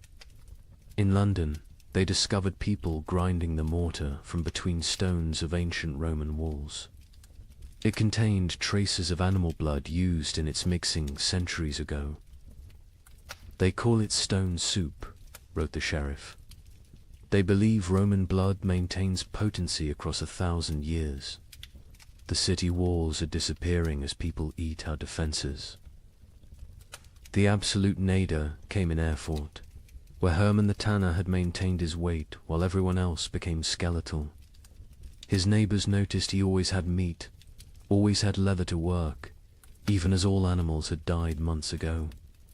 They noticed, too, that missing persons' clothes appeared in his shop, cleaned and folded. The investigation began when a mother recognized her missing daughter's distinctive birthmark on a piece of leather. The city records are deliberately vague. Found in his cellar, barrels of salt meat bearing no resemblance to any beast, skins hanging that showed tattoos and scars, bones too stray to be cattle, too thick to be pig. The mob didn't wait for trial. They sealed Hermann in his own tanning vat and boiled him alive. His screams lasted 3 hours. No one considered this excessive, but Hermann wasn't unique. Across Europe, the mathematics of survival created impossible choices. A Dutch merchant wrote, "In Amsterdam, we no longer ask what meat is served. We know, we all know, but we eat it and pretend it's pork. The alternative is death. God forgive us, but he's the one who sent this famine." Agnes of Norwich's final food relay entry, April 1316, is indeed just one line. We no longer record what we eat, but she continued writing other observations. May, my youngest son no longer asks for food. June, found Margaret's teeth in her bed. They fell out in the night. July, we have forgotten the taste of bread. August contains no words, just tally marks, possibly counting days, possibly counting deaths. The last entry, September 1316, in a different hand. Agnes died this morning. We found her in the garden, eating earth, smiling. She said it tasted like heaven. We buried her where she fell. The ground was already open from her feeding. We are what remains of her family. We have survived on what she taught us to eat. We have survived on what she refused to eat. Both lessons were love.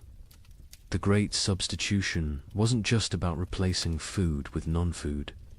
It was about replacing civilization with survival, morality with mathematics, humanity with hunger.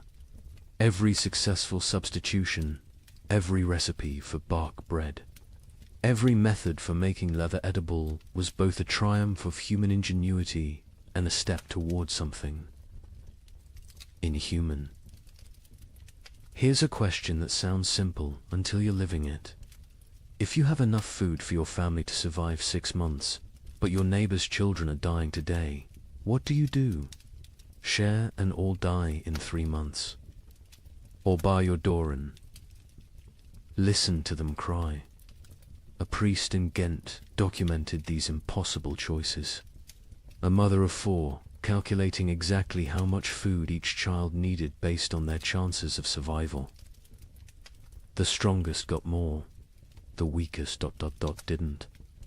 She loved them all, he wrote. That's why she chose. Father Benedict of Ghent had been a priest for 30 years when the famine came. His parish records, instead of births and deaths, became a chronicle of moral arithmetic that would haunt him until his own death. He wrote not in Latin, but in common Flemish, wanting everyone to understand what survival really cost. Elizabeth van Meer, mother of 4, widow, has grain hidden beneath her floor enough for 6 months if one person eats, 3 months if to eat, 6 weeks if all 5 eat. She came to confession not for absolution, but for mathematics. Father, she said, tell me God's formula for choosing which children live. Elizabeth's children ranged from 14 to 3. The eldest, Jan, strong enough to work if work existed. The twins, Marie and Catherine, 9 years old, clever but frail. The youngest, Peter, barely walked but consumed as much as the others. Father Benedict recorded her terrible calculus. She weighs them each week on the merchant scale. Charts their decline. Jan loses weight, slowest his body large enough to consume itself gradually. Peter loses fastest, no reserves in that tiny frame. The twins fall between. She creates equations. If Jan gets double rations for 3 weeks, he might strong enough to steal food for the others. If Peter gets nothing for 3 days, his suffering ends and the others get 9 more days each. These are not thoughts, these are numbers. Cold, merciless numbers. The priest watched Elizabeth transform from mother to mathematician. She no longer sees children. She sees survival probabilities.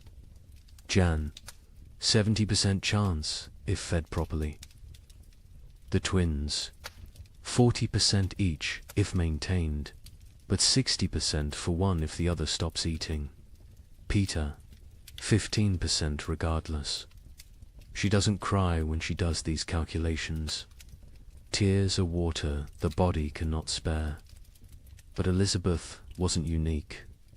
Across Europe, parents performed similar calculations.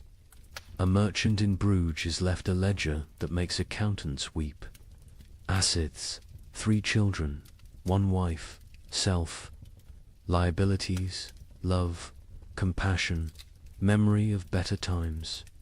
Formula for survival. Assets minus liabilities equals tomorrow. In London, a wealthy lawyer named Thomas Hardwick documented his family's rationing system with legal precision. Established a tribunal each morning. Each family member presents their case for food. Activities of previous day weighed against probable future utility. Wife sewing equals quarter ration. Son studying equals eighth ration. Knowledge feeds no one now. Daughter spinning equals half ration. Wool still has value. Baby crying equals no ration. Noise attracts hungry neighbors. The mathematics extended beyond families. Entire communities developed survival algorithms. The village of Wickham created what they called the life lottery. Every Sunday, families drew lots. Winners got the week's communal food. Losers got nothing. But here's the insane part. Families could trade lottery tickets. A mother with one child might sell her chance to a father with 4, calculating that certain death with payment beat probable death without. Father Benedict recorded a town meeting that descended into pure calculation. The baker proposed we stop feeding anyone over 50, they've lived their lives. The blacksmith countered, we stop feeding anyone under 5, they're too young to remember better times. Won't miss what they never knew. The mayor suggested we feed only those who can work. The priest asked who would bury the dead. The meeting ended with no decision. Mathematics cannot solve philosophy. The church itself wasn't immune to these calculations.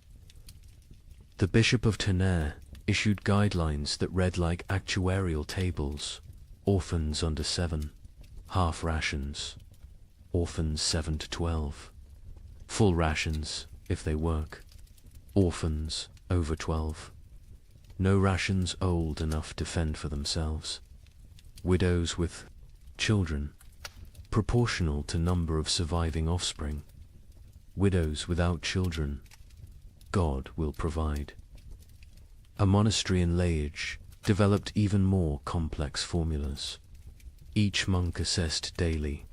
Prayer hours multiplied by manual labor divided by food consumed. Those whose spiritual productivity falls below temporal consumption must fast until the equation balances. Brother Francis, young and strong, eats daily. Brother Augustine, old and weak, but whose prayers are powerful, eats thrice weekly. We have mathematized the soul. The most heartbreaking account comes from a school teacher in Cologne who tried to save her students. 23 children in my care. Food for 5. I create competitions. Best recitation gets bread. Fastest runner gets soup. But children understand. They know it's not about merit, but about choosing who dies educated. Little Wilhelm, bright as sunrise, asked me, "Teacher, if I die today, can Thomas have tomorrow's lesson and my portion?" He was 7. He understood the trade. Some communities tried to remove human choice from the equation entirely. In Basel, they built what they called the Wheel of Fortune, a great spinning disc with names. Each day, spin the wheel. Where it stops determines who eats. Pure chance.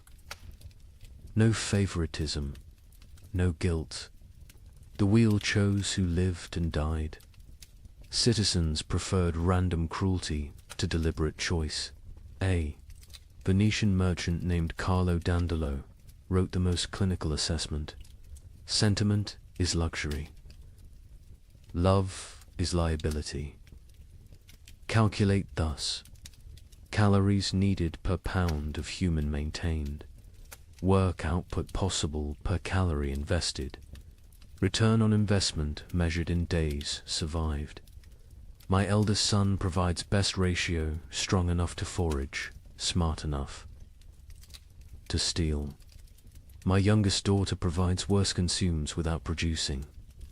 The middle children are variables, depending on daily performance. I am not a monster. I am an equation. But perhaps the most disturbing mathematics came from those who calculated backwards, not from food to survival, but from death to food. How many must die for the rest to live? If the population halves, do rations double? These calculations appeared in secret documents, burned after reading. But Father Benedict saw enough to write. They draw circles on maps. This district has grain for 1,000. Population 3,000. Solution: ensure 2,000 die quickly. How? Bar thee. Gates: poison the wells. Spread disease. These are not plans of war. These are plans of peace. Peaceful elimination of excess population. The psychological toll of these calculations broke minds. Elizabeth Van Meer, the mother from the beginning, eventually snapped. Father Benedict found her one morning, feeding all her children equally, generously, using their entire store in one meal. She said, she solved the equation, he wrote. Everyone dies together, full, happy, as a family. No choosing. No survivors bearing guilt. Mathematical perfection. 0 equals 0. But she couldn't do it. At the last moment, she hid a portion, gave it to Jan, the eldest, and walked into the forest with the 3 younger children. They found her frozen arms around the little ones, all of them smiling. Jan survived, found by traders, raised by strangers. Years later, he became a mathematician, obsessed with solving unsolvable problems, never saying why. Father Benedict's final entry on the mathematics of survival: God gave us multiplication be fruitful and increase. The devil gave us division, choose who lives and dies. We have become expert in dark arithmetic, subtracting souls, dividing families, calculating the minimum viable population. We measure love in ounces of grain, weigh souls against bread. Calculate the exchange rate between mercy and survival. Every choice is an equation. Every equation is a condemnation. Every survivor is a mathematician who solved for X, where X equals continued existence and all other variables equals 0. The mathematics of survival reduced human society to its most basic algorithm.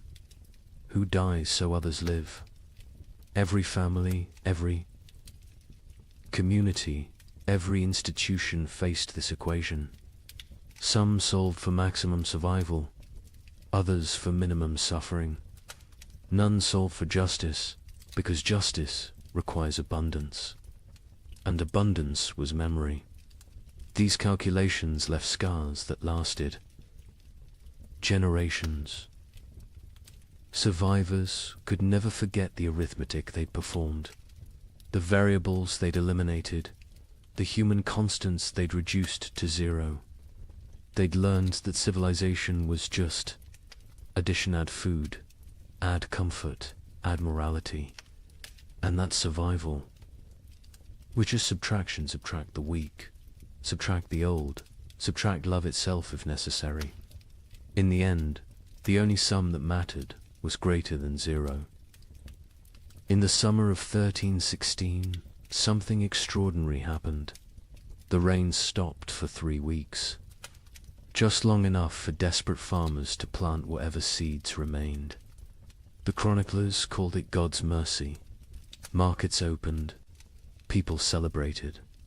A merchant in Bruges wrote to his partner, "The curse is lifted. Prepare the wagons." The crops grew with supernatural speed in the brief sunshine. Green shoots everywhere. Hope returned like a physical warmth. Families who had been preparing to separate to increase survival chances made plans to reunite. Then came August 10th, 1316, the day the hail began. Chunks of ice the size of goose eggs. For 3 hours, every single plant that had grown in those Precious 3 weeks was obliterated. Not damaged. Obliterated. Crushed into the mud so thoroughly that you couldn't tell fields from road. The Bruges. Merchant's next letter contained only one line. God has abandoned us entirely. But let me tell you how those 3 weeks unfolded, because understanding the height of hope makes the fall into despair that much more devastating. July 18th, 1316. Dawn came without rain for the first time in 14 months. Not drizzle, not mist, but actual absence of water from the sky. In Paris, people stood in the streets, faces upturned, confused by the sensation of dryness. Children who'd been born during the deluge touched sunlight for the first time and screamed they thought they were burning. Brother Michel of Cluny recorded the moment. The clouds parted like curtains drawn by God's own hand, light actual. Golden light poured onto the earth. Monks fell to their knees, not in prayer, but in disbelief. We had forgotten the sun could exist without water. Word spread faster than plague. Church bells rang continuously, not for death this time, but for resurrection. In every village, town, and city, people emerged from their homes like creatures crawling from caves. Pale, skeletal, blinking in brilliance they'd forgotten existed. The merchant Jacob van Bruges wrote to his partner Hans in Antwerp with trembling hand. The curse is lifted. God has remembered us. The rain has stopped. Prepare, the wagons will have grain to trade by autumn. Tell everyone survival is possible again. Markets that had been closed for months exploded back to life. Not with food, there was still no food, but with hope transformed into commerce. People traded promises, futures, possibilities. A farmer would pledge his upcoming harvest for tools. A baker would promise future bread for present shelter. The economy, dead for a year, gasped back to life on nothing but anticipated abundance. The seeds came from everywhere and nowhere, hidden in walls, buried in yards, hoarded in attics. Every kernel that had been saved, just in case, was brought into the light. Some families had protected seed grain while their children starved, betting everything on this exact moment. They'd been called monsters. Now they were visionaries. The planting was religious ecstasy mixed with desperate efficiency. In Normandy, the entire surviving population, nobles, merchants, priests, children, went into the fields. The Duke of Normandy himself, who hadn't touched soil in his lifetime, was seen on his knees, pressing seeds into earth with tears streaming down his face. A young girl named Marguerite wrote in her diary, "Papa says we're planting hope. Mama says we're planting survival. I think we're planting prayers and watching to see if God makes them grow." And grow they did. The crops erupted from the soil with impossible vigor. Wheat that should take weeks to sprout appeared in 3 days. Barley shot up overnight. Beans climbed their poles so fast you could watch them move. The chroniclers, usually skeptical men, wrote of agricultural miracle. It is as if the earth, starved for so long of its purpose, is making up for lost time, wrote the Bishop of Rouen. The crops grow with such speed that farmers sleep in their fields, afraid to miss the harvest moment. Green spreads across the land like God painting with life itself. The markets transformed overnight. The champagne fairs, dead for 2 years, announced their return. Merchants who'd hidden through the catastrophe emerged with old contracts, ready to trade. Ships that had rotted in harbors were hastily repaired. Trade routes, abandoned to bandits and nature, were cleared by communities working together for the first time in months. In Florence, they held an impromptu festival. Not planned, just spontaneous explosion of joy. Musicians who'd sold their instruments, played drums, made from barrels. Dancers who'd forgotten how to smile, laughed until they cried. Children who'd never known celebration invented it on the spot. An Italian chronicler wrote, "We feast on nothing but hope, and it fills us better than bread ever did." Families made reunion plans. Fathers who'd sent sons away to increase survival odds sent word to return. Mothers who'd placed daughters in convents prepared to bring them home. Communities that had fractured into hostile fragments began to speak of reconciliation. The 3 weeks of sun didn't just grow crops, they grew possibility. A priest in Ghent gave a sermon that captured the moment. "We have walked through the valley of death's shadow. But see, the shadow lifts. The valley blooms. We are Job, tested and found faithful. We are Noah, watching the waters recede. We are Lazarus, called from the tomb." Even the nobility, who'd maintained distance from their starving subjects, joined. The collective delusion. The Count of Flanders announced a harvest festival for September, promising wine from reserves nobody knew existed. The King of France declared that all debts incurred during the unfortunate rain would be forgiven once. The harvest was complete. The Pope issued a bull declaring the famine officially ended by divine intervention. The crops grew so fast that some whispered of dark magic. In Germany, rumors spread that the plants were unnatural, fed by the corpses of the million dead, growing on human fertilizer. But even these whispers were dismissed. Who cared if the wheat grew from graves? The living needed bread. By August 9th, the fields were green carpets of promise. The wheat stood tall, the barley swayed golden, the beans hung heavy on their vines. Another week, maybe 2, and harvest could begin. Calculations were made not of who would die, but of who would live. All of them. All would live. The night of August 9th, strange clouds gathered. Not rain clouds, something else. They glowed with an odd green light. Lightning without thunder. Wind without direction. Animals, the few that remained, became restless. Horses screamed. Dogs howled.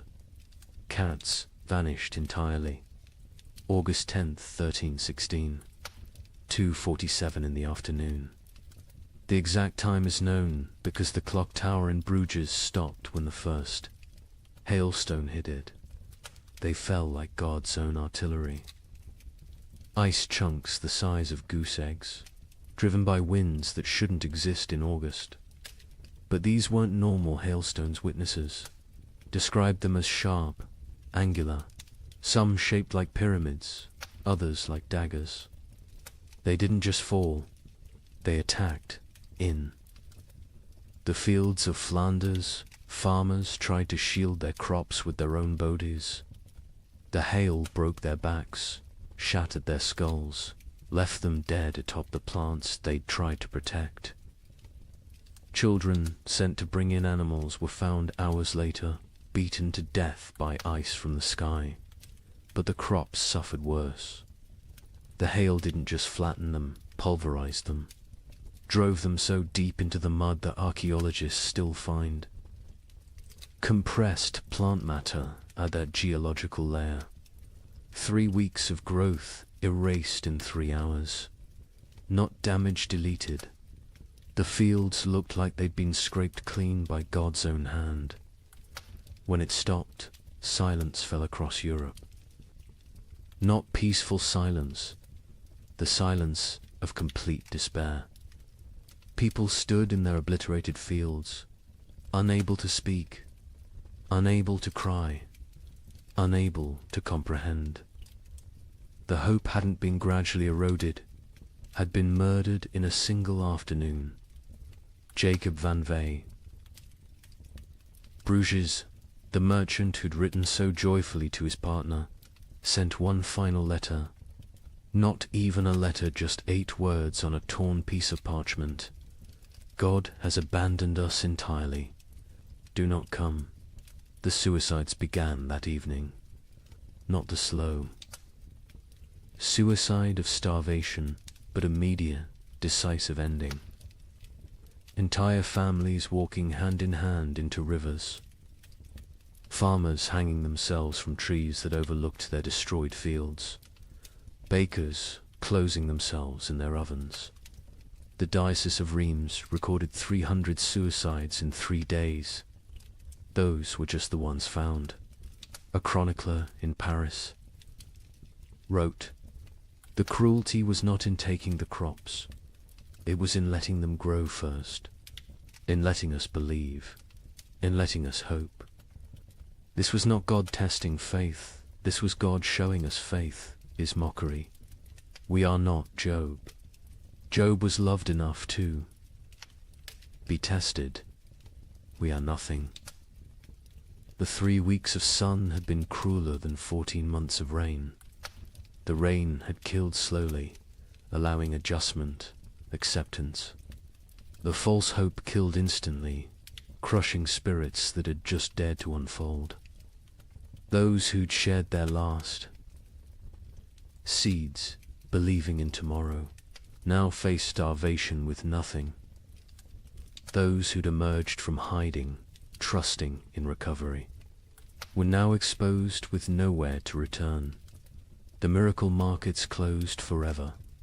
When archaeologists excavate medieval marketplaces, they find a distinct layer dated to August 13th.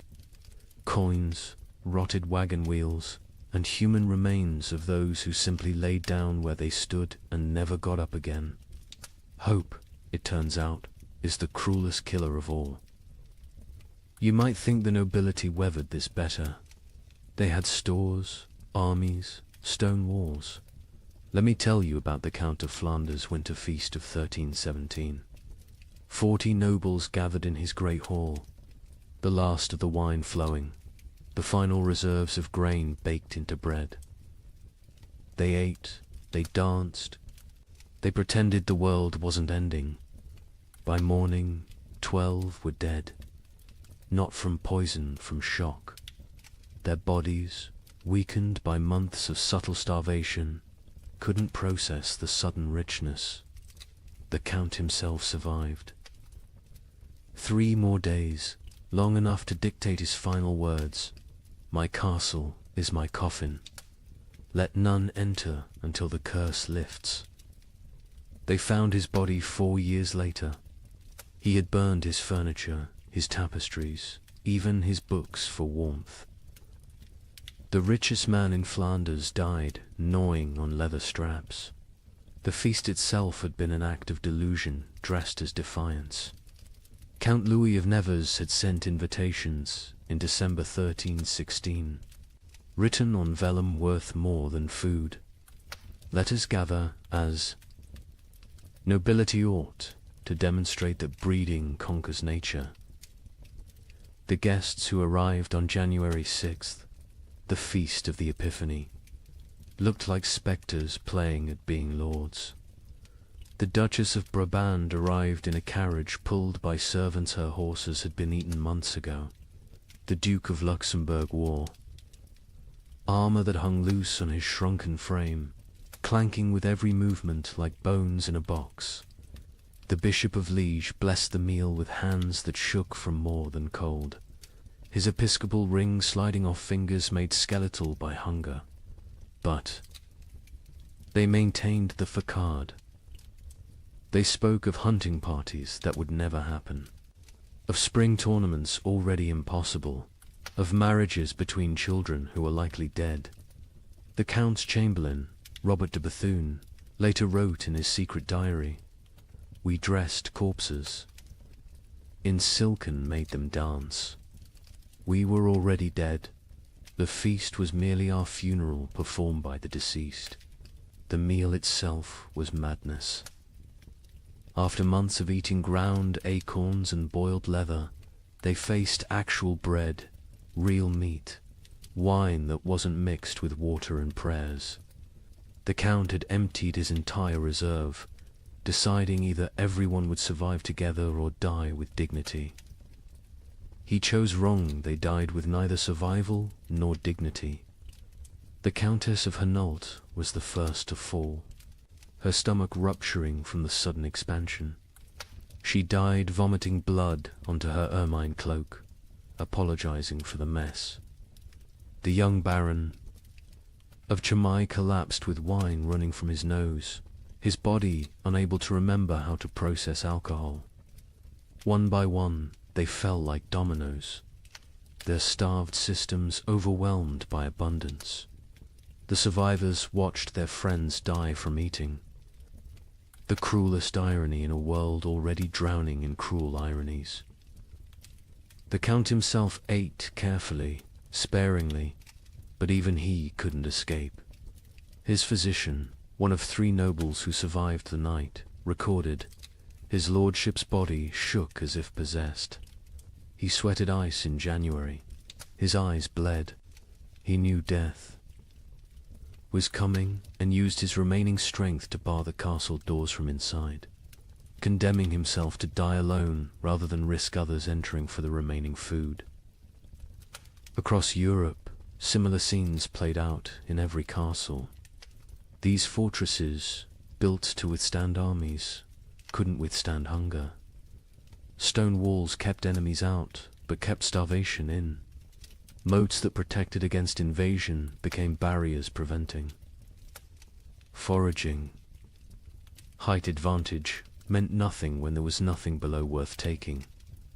The Duke of Burgundy's castle at Dijon became infamous for what chroniclers called the vertical graveyard.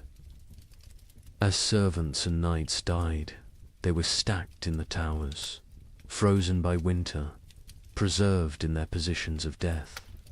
By spring 1317, visitors could climb the tower stairs and pass through layers of the dead, each floor representing a different week of mortality. The Duke himself was found at the top, seated on his throne, frozen mid-gesture, as if still issuing commands to the dead below. In England, the situation was equally dire. Edward II's own court at Westminster ran out of food in February 1317. The King of England, ruler of territories from Scotland to Gascony, was reduced to sending knights to rob his own subjects' gardens for turnips. A chronicle records, His Majesty was seen gnawing a candle made of tallow, declaring it tasted better than nothing, which was the alternative. The nobility's suffering was different from the peasants, not worse, but uniquely horrible. They had never learned to survive without excess. A peasant knew how to stretch grain, how to forage, how to make something from nothing. Nobles knew only how to command others to provide. When there were no others left, or nothing to provide, they were helpless. Lady Margaret de Clare, one of England's wealthiest women, left a diary that captures this helplessness. I own 17 manors, but cannot eat earth. I have chests of gold, but gold provides no sustenance. I have titles and right and privileges, all worthless as the parchment they're written on. My servants are dead or fled. I, who never dressed myself, now cannot light a fire. I will die. Not from hunger, but from ignorance of survival. The castle hierarchies collapsed in ways that would have been unthinkable before. The Earl of Warwick's chronicle describes finding his cook a commoner sitting in the Earl's chair, eating the last food while the Earl's children begged for scraps. When confronted, The cook simply said, "I know how to prepare food. You know how to eat it. Which skill matters now?" The Earl had no answer. Some nobles attempted to maintain order through increasingly desperate measures. The Count of Toulouse issued edicts from his castle requiring peasants to deliver food that didn't exist. When they didn't comply, he sent knights to punish them. The knights found empty villages, just wind and bones. They returned to find the Count dead, his final edict still clutched in his hand.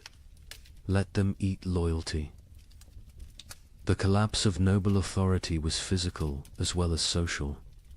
Castles required constant maintenance, roofs needed patching, walls needed pointing, fires needed feeding. Without servants, these monuments to power became tombs of privilege. Rain poured through unrepaired roofs. Frost cracked unmaintained walls. The magnificence became the miserable. Baron Heinrich von Steinberg in Bavaria documented his castle's decay. January, the Great Hall's roof collapses. February, ice forms inside, creating frozen waterfalls from ceiling to floor.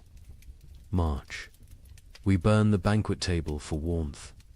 April, we burn the portraits of our ancestors. May, we burn the chapel pews, begging God's forgiveness. June, we burn the doors, accepting that we're already in hell. The psychological toll on nobility was particularly severe because they had no framework for understanding poverty. A peasant expected hardship, it was life. A noble experienced hardship as cosmic betrayal. God had ordained their superiority. This suffering suggested God had changed his mind. The Abbess of Fantevrolt, herself, noble-born, wrote, "They come to me, these duchesses and countesses, asking why God has abandoned them. I tell them God hasn't abandoned them, he's simply treating them like everyone else. They find this more terrifying than abandonment. Some nobles attempted escape through marriage, not for alliance, but for food. The Count of Champagne offered his daughter to anyone who could provide a year's grain. A wealthy merchant accepted, then discovered the Count had already eaten the grain before the wedding. The merger of nobility and merchant class, which would normally take centuries, happened in months, paid for in bread. Others chose more extreme exits. The Duke of Austria held what he called the final tournament nobles. Jousting not for honor, but for the right to eat the loser's horses.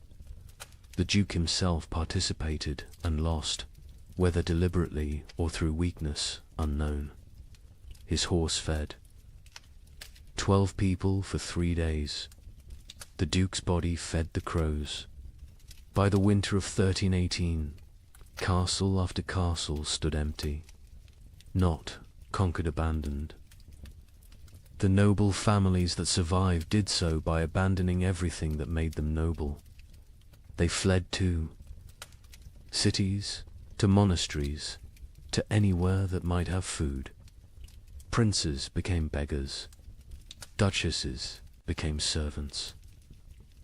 The feudal order didn't fall, it starved to death. The Count of Flanders' castle stood sealed for 4 years before anyone dared enter. When they finally broke down the doors in 1321, they found a scene from nightmare. The Count's body sat at his desk, quill in hand, having documented his own death. Day 1, alone with enough food for months if careful. Day 15, ate the cats. Day 30, ate the leather from books. Day 45, discovered one can chew tapestries for the illusion of eating. Day 60, weakness makes writing difficult. Day 71, God is silence. Day 80, I understand now, this castle was always my tomb. I just lived in it before dying in it. His final entry, barely legible: nobility means nothing to hunger. Hunger recognizes no titles, no bloodlines, no divine right. We built these castles to protect us from enemies. We never imagined the enemy would be emptiness itself. Stone walls cannot keep out starvation. Golden crowns provide no nourishment. We ruled by God's grace. We die by God's indifference. Let whoever finds this know, we were not better, we were just better fed, until we weren't. In the midst of this frozen hell, something strange began happening. Groups of people started walking naked through the snow, whipping themselves, claiming the cold couldn't touch true believers. They called themselves the Brethren of the Cross. But locals had another name: Ice Apostles. Their leader, a former monk named Heinrich, preached that the famine wasn't God's punishment, it was God's gift. He freezes the world to preserve the faithful for paradise, Heinrich declared. His followers would stand naked in blizzards until they collapsed, believing hypothermia was religious ecstasy. But here's what the chroniclers don't usually mention. In villages where the ice apostle was passed through, the death rate dropped. Not from miracles, from mathematics. Every follower who froze to death meant more food for those who remained. Heinrich of Cologne had been a respectable Dominican monk until the winter of 1316. He'd studied theology in Paris, could read Greek and Hebrew, and was known for his reasoned sermons on divine mercy. Then something broke in him. Maybe it was finding his entire monastery frozen to death during morning prayers. Maybe it was the child who died in his arms asking why God made her hungry. Whatever the cause, Heinrich emerged from that winter transformed. His first sermon as leader of the Ice Apostles was delivered naked in a blizzard outside Mainz Cathedral. You cling to warmth as if warmth is life. You fear cold as if cold is death. But I tell you, the cold is God's own embrace. The frozen are the chosen. This ice age is not ending, but beginning. God is freezing the world to preserve his faithful like saints, relics preserved in crystal. The theology was insane, but internally consistent. Heinrich taught that the great famine was actually the beginning of paradise. The cold was purifying the world. The hunger was freeing souls from flesh. Death by freezing was not death, but transformation, the body becoming one with God's frozen perfection. His followers didn't die. They crystallized into eternal forms. The Bishop of Cologne wrote in horror, Heinrich strips his followers naked, men, women, children, and leads them in procession through the snow. They sing hymns while their flesh turns blue, then black. They call frostbite gods kisses when toes fall off from freezing. They celebrate the shedding of earthly weight. They stand in frozen rivers until they cannot stand, then lay down to complete their transformation. But Heinrich was clever in his madness. He didn't demand immediate death. The transformation was gradual. First, initiates gave up cloaks, then shoes, then undergarments. Each stage brought them closer to divine coldness. This gradual exposure meant some survived long enough to spread the movement. Others died at precisely calculated intervals, creating a steady stream of martyrs without eliminating the entire group at once. The rituals were elaborate and horrifying. The baptism of ice involved breaking through frozen rivers and submerging converts until they stopped shivering. Heinrich claimed this was the moment the soul accepted divine cold. The communion of snow had followers eating only snow for days, claiming it was bread from heaven, already blessed by God's frozen touch. A merchant from Nuremberg witnessed their evening prayers. Hundreds of naked bodies kneeling in snow, their skins so blue it looked painted. They whipped themselves. With branches frozen into ice clubs, each strike shattering skin like broken pottery. Blood froze before it could flow. They called it red ice prayer beads. Children among them, babies even, held up by dying mothers, all singing about the warmth of freezing. The movement spread with terrifying speed. By spring 1317, ice apostle groups appeared from Poland to England. Each had their own variation of Heinrich's teachings, but all shared the core belief. The cold was sacred, survival was sin, and freezing to death was the highest form of worship. In France, they called themselves Les Jelly Saints, the frozen saints. They would stand motionless in town squares during blizzards, human statues gradually covered in snow until they died standing. Townspeople would find them in the morning, frozen mid-prayer, and debate whether to move bodies that looked more like ice sculptures than corpses. The English variant.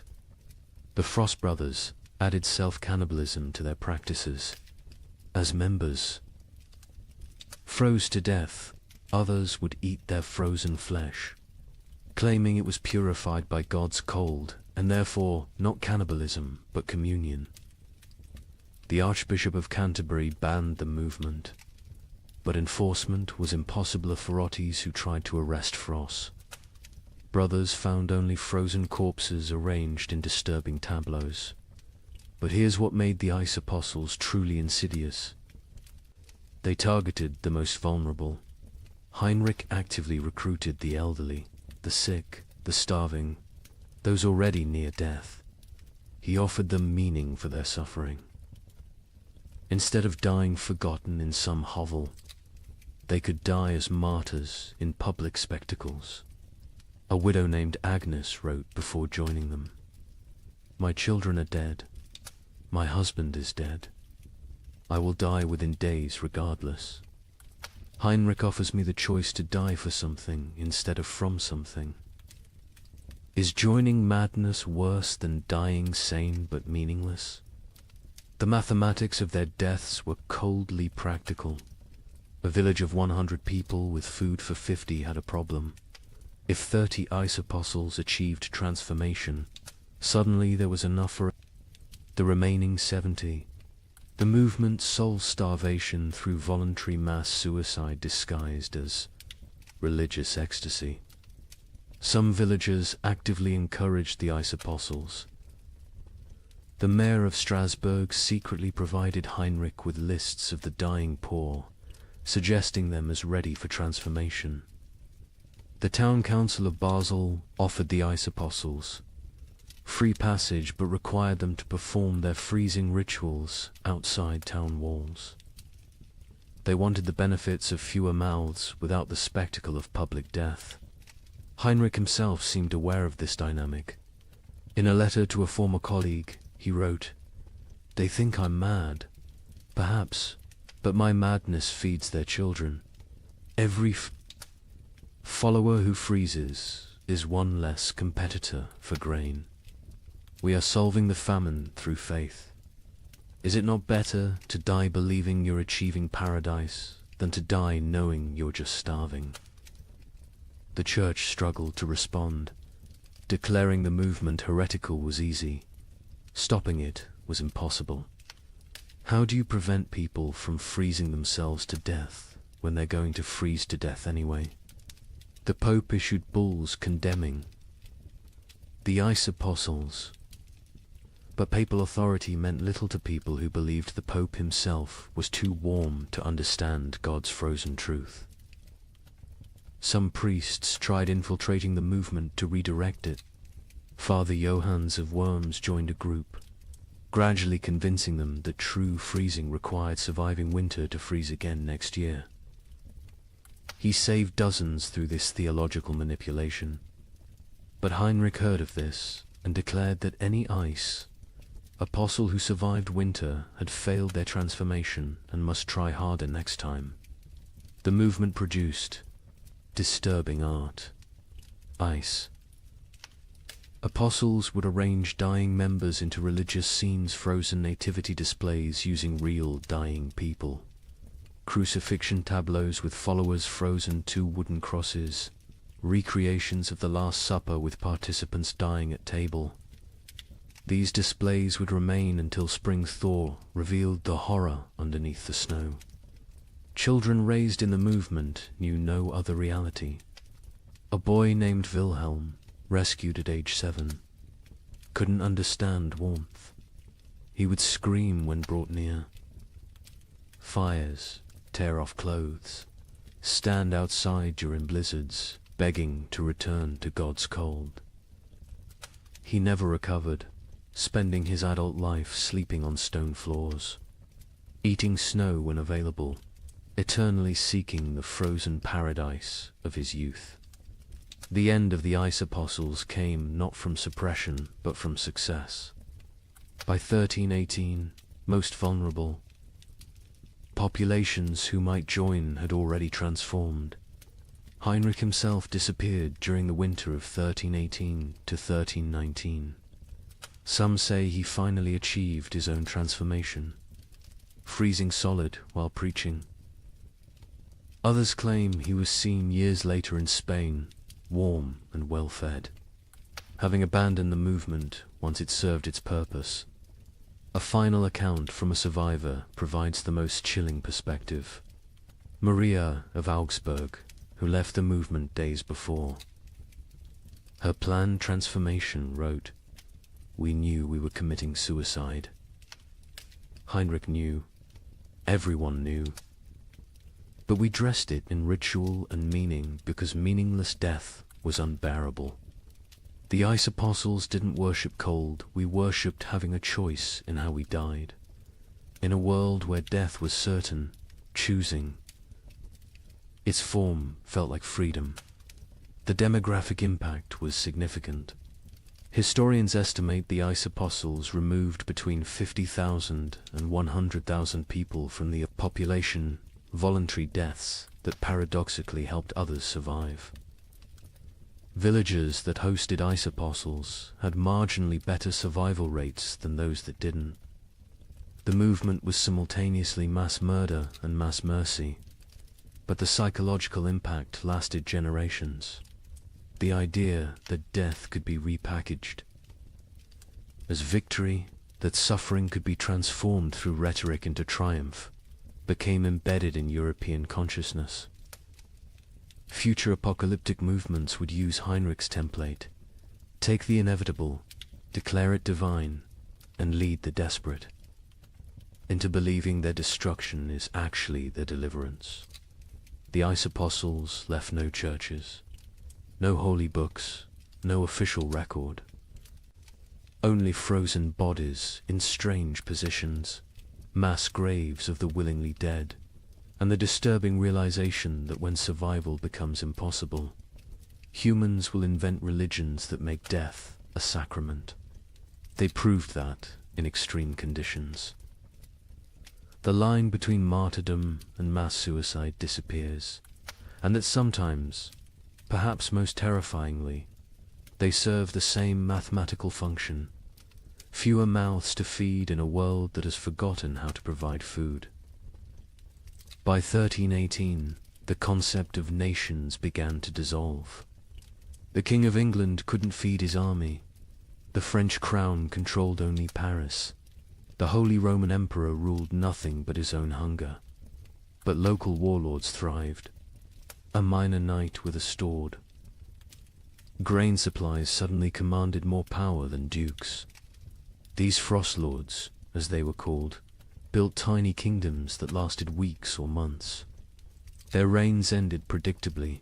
When the food ran out, their followers ate them. The Bishop of Strasbourg recorded one such ending. Lord Wilhelm's men roasted him over his own hearth. They claimed he had grown fat on their suffering, so it was only just. His screams echoed across the frozen Rhine. When questioned, his captain said simply, he tasted of betrayal. The traditional structure of medieval war for kings commanding. Lords commanding knights, commanding soldiers collapsed when soldiers realized their commanders had no food to offer.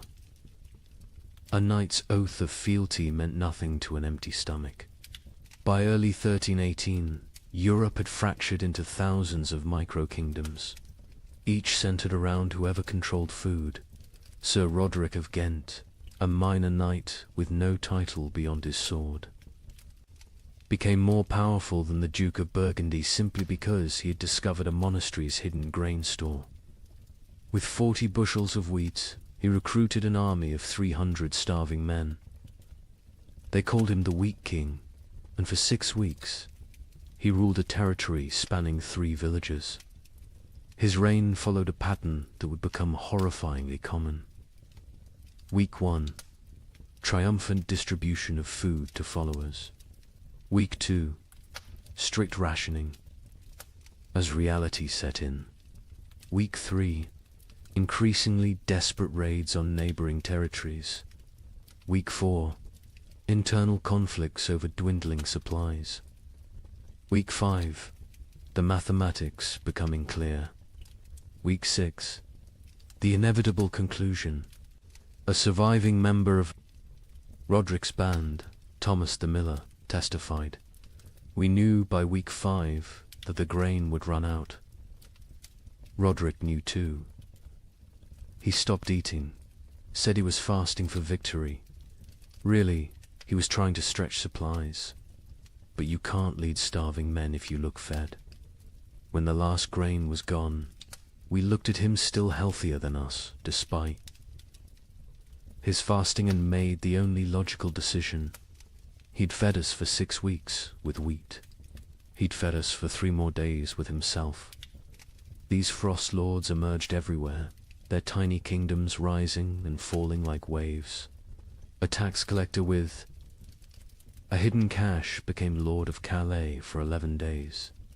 A merchant who'd hoarded salt pork ruled Antwerp for a month. A priest who'd discovered Roman-era grain stores in ancient ruins declared himself Pope King of Regensburg, and lasted 2 months before his congregation ate him during what they called the True Communion. The Bishop of Strasbourg's account of Lord Wilhelm provides the most detailed description of how these micro-kingdoms operated. Wilhelm had been nobody, a third son of a minor lord, trained for priesthood but turned soldier. When the famine began, he was guarding a river crossing that nobody used anymore.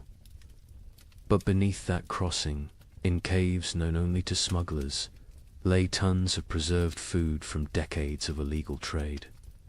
Wilhelm emerged from obscurity like a demon from ice, the bishop wrote.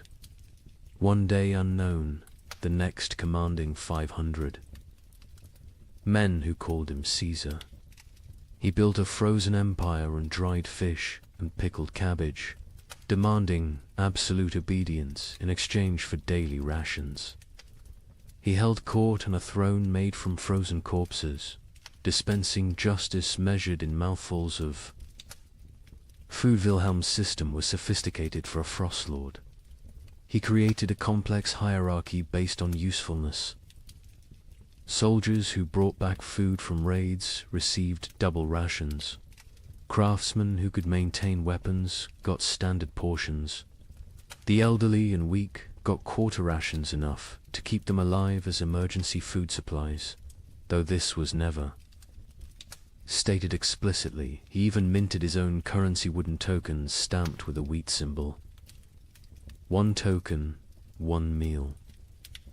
The tokens became more valuable than gold in his territory.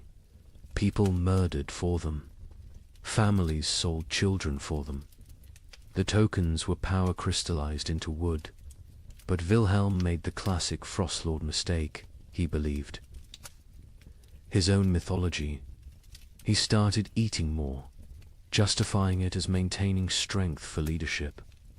He took multiple women as wives, claiming he was breeding a new nobility for the post-famine world. He built a palace from commandeered timber.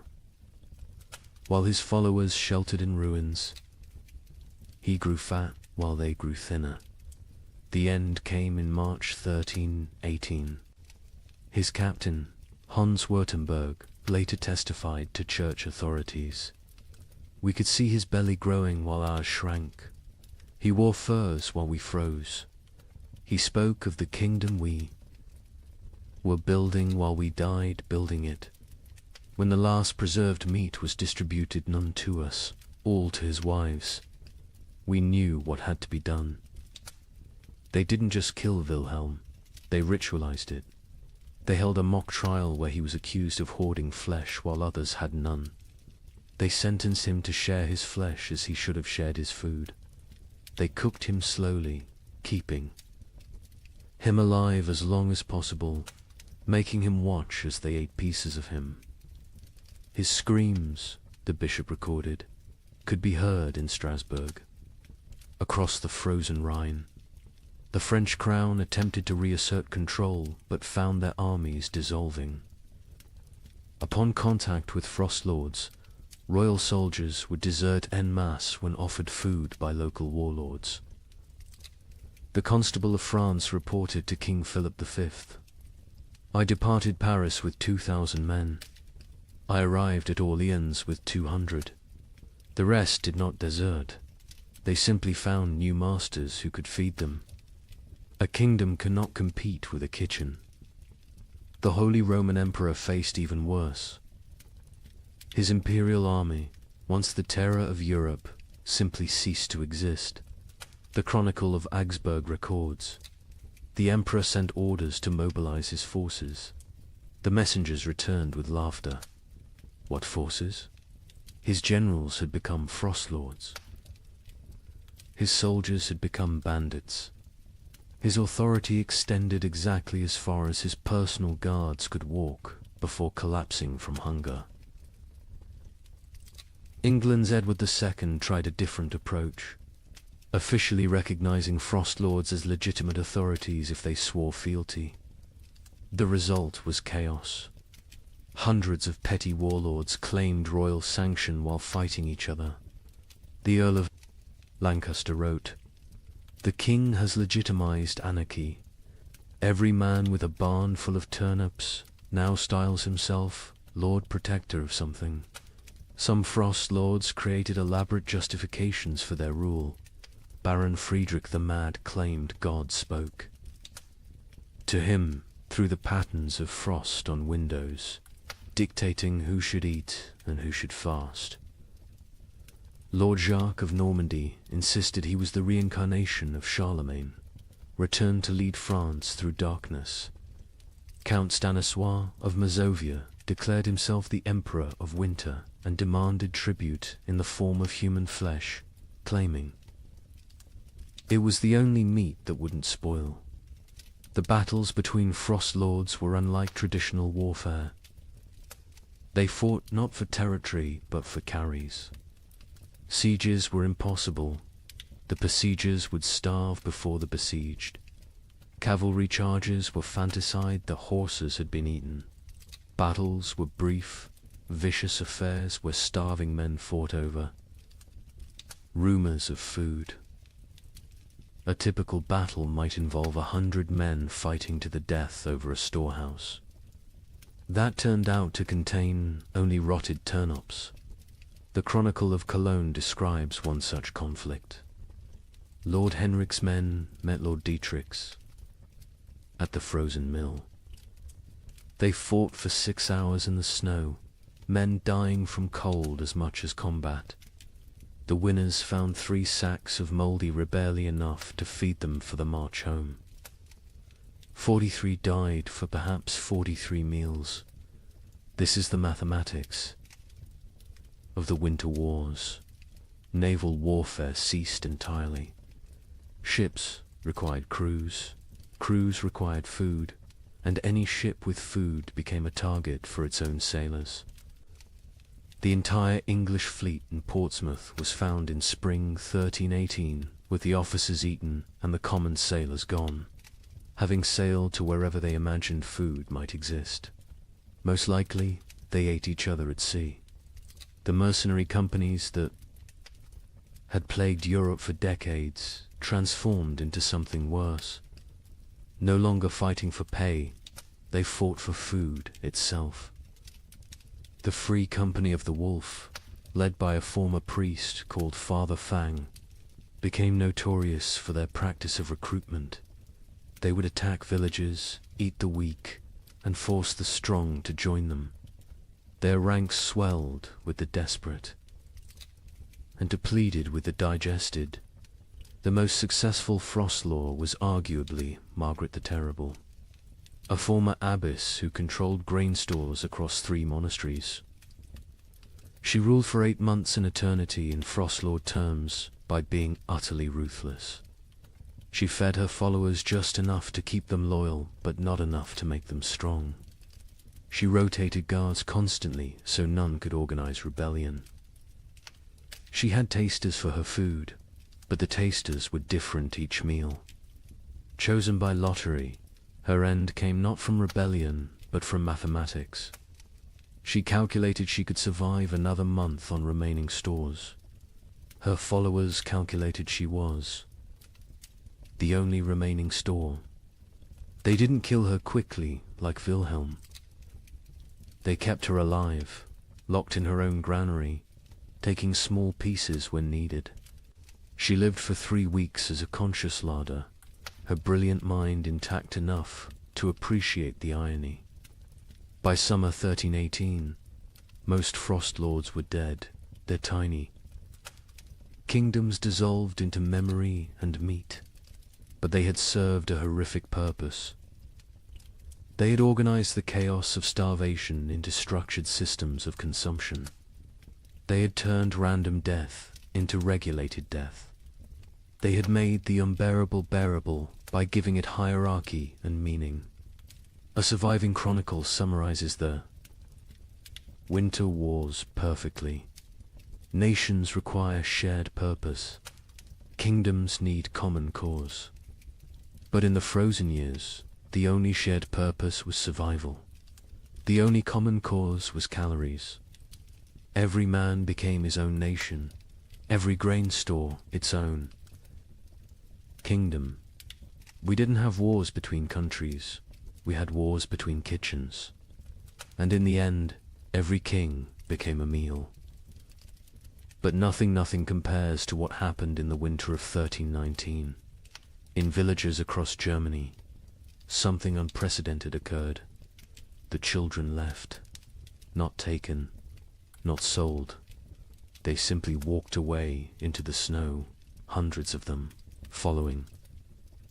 A 12-year-old girl named Margareta, who claimed she knew where summer was hiding.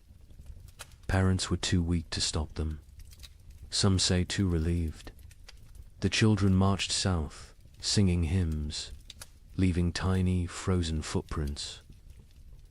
They believed if they could reach Rome, they could convince God to bring back the sun. A merchant traveling to Venice reported seeing them, a line of small shadows against the white, moving like sleepwalkers. I offered them bread. They refused. The girl at the front said they were already full of winter and kept walking. They never reached Rome. A woodcutter found them in an alpine pass the following spring. Hundreds of small bodies perfectly preserved in ice, still holding hands. Still walking formation. Still heading south toward a summer that would never come. Margareta of Hamelin. Was nobody special before the winter of 1319? The baker's daughter? Middle child of 7? Known only for her strange habit of speaking to sparrows that no longer existed? But in January 1319, something changed. She began telling other children about dreams where summer lived in a golden palace beyond the mountains, imprisoned by winter demons, waiting for children pure enough to free it. The priest of Hamelin, Father Ernst, recorded the beginning. The girl stands in the square each dawn, speaking of summer as if it were a person. She describes the taste of strawberries to children who have never seen fruit. She tells them about flowers, what colors they were, how they smelled. Children who were born during the famine, who know only grey and white and cold, listen to her like she's describing paradise. At first, adults dismissed it as childhood fantasy, a coping mechanism for horror. Let the children dream of summer while they starved in winter. But Margaretta's stories grew more elaborate, more specific. She claims summer sent her messages through ice patterns on windows. She said she could hear summer crying, trapped behind the wall of winter, begging to be freed.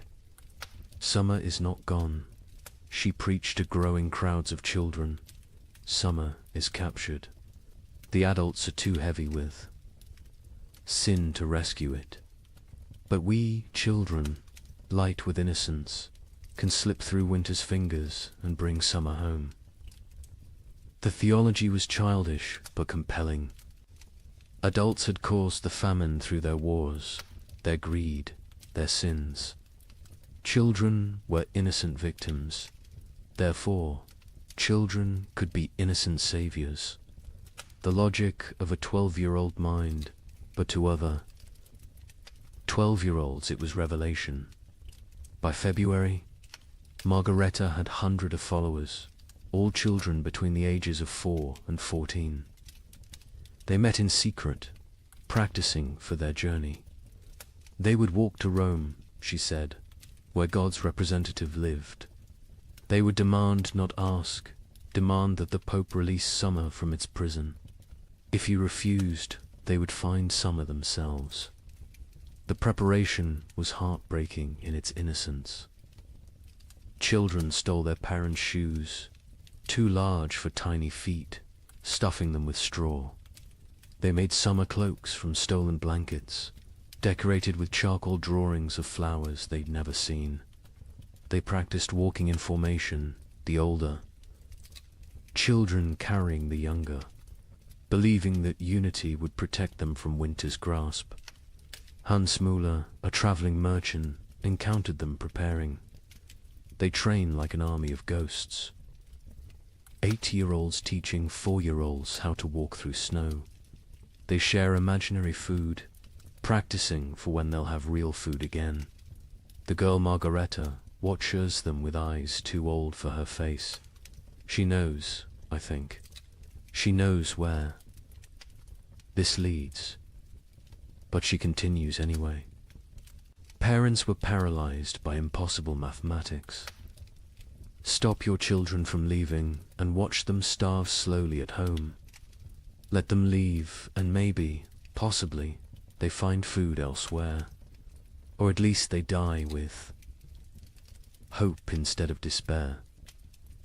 The mayor of Hamelin wrote, "We cannot feed them. We cannot save them. If they wish to walk to their deaths, is that worse than sitting to their deaths?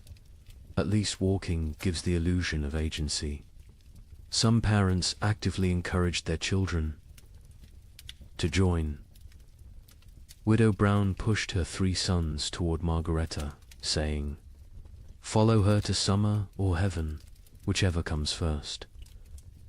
Johann the smith told his daughter, "Better to die seeking warmth than to freeze knowing warmth will never come." On February 28, 1319, they left. 312 children walked out of Hamelin at dawn, singing a hymn Margaretta had taught. Them, summer sleeps beyond the mountain, dreams of green in halls of white. We shall wake it with our walking, turn the darkness into light. They were joined by children from every village they passed. Rothenburg added 50. Wurzburg contributed 70. Nuremberg, despite the mayor's attempts to stop them, lost nearly 200 children in a single night. By the time they reached Augsburg, the procession numbered over 1,000. The Bishop of Augsburg tried to stop them, blocking the road with armed guards. Margareta walked up to him, this 12-year-old girl facing the church's authority, and said, "You can kill us. Here or let us die seeking salvation. Either way, our blood is on your hands. But if we die seeking, at least we die with purpose." The bishop, shamed by a child, let them pass. He later wrote, "I should have stopped them. But stopping them would have meant admitting there was nothing to seek, no hope to find, no summer waiting anywhere. I let them pass because their delusion was kinder than my truth." The procession grew stranger as it moved south. Children who could no longer walk were pulled on makeshift sleds. Those who died were not left behind. The others carried frozen corpses, believing they would revive when summer was found. They ate snow exclusively, claiming Margareta had blessed it to sustain them. Many believed they were already dead, that this was their soul's journey to paradise. A monk traveling north met them near Innsbruck. They moved like a river of small ghosts, their singing echoing off mountain walls. The girl at the front no longer walks, she floats, carried by older children who believe touching the ground would break the spell. I offered them shelter in our monastery. They refused, saying walls would trap them in winter forever. The merchant, Giuseppe Di Marco, returning to Venice from Germany, provided the last confirmed sighting, a line of shadows against the alpine snow. Still walking, still singing, though the song now sounds like wind through empty houses. The leader, a girl, her lips blue with cold, but still moving in prayer or madness. I offered bread, real bread, not imagination. She looked at me with eyes already seeing another world, and said, "We are already full of winter. We need no earthly food." They walked past me into the mounting storm, and I swear before God they seemed to fade rather than depart, becoming one with the blizzard itself. They never emerged from the Alps. Search parties sent when spring finally came found them in a high pass, preserved perfectly in ice. They had died walking, still in formation, still holding hands. The smaller children carried by the larger, all facing south toward an Italy they would never see, a Rome they would never reach, a summer that had never been imprisoned except in the desperate imagination of a 12-year-old girl. Margareta was found at the front, her face turned skyward, arms outstretched as if embracing something invisible. In her frozen hand, a piece of parchment with a single line. Summer was inside us all along, but winter was stronger. The bodies were left where they lay. The Archbishop of Salzburg declared the site sacred ground, saying, "They died as pilgrims, seeking God's warmth. Let them remain as monuments to faith or folly, no longer know the difference." But the story doesn't end with their deaths. When spring finally came in 1322, when the famine finally broke, wildflowers grew in unusual abundance along the route the children had walked. Skeptics said it was from the organic matter their bodies had left. Believers said it was summer finally answering their call, 3 years too late. Parents who had let their children go lived with mathematical grief.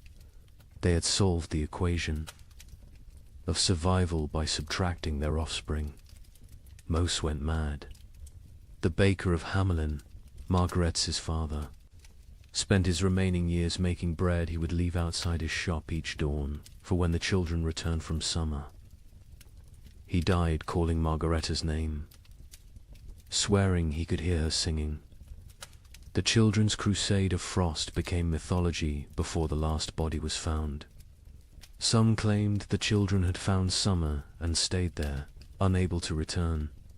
Others said they had become the spirits of winter, doomed to walk the Alps forever, searching for warmth that doesn't exist.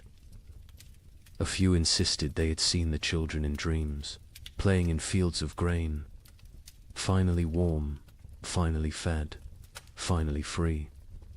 A chronicler in Vienna wrote the definitive epitaph.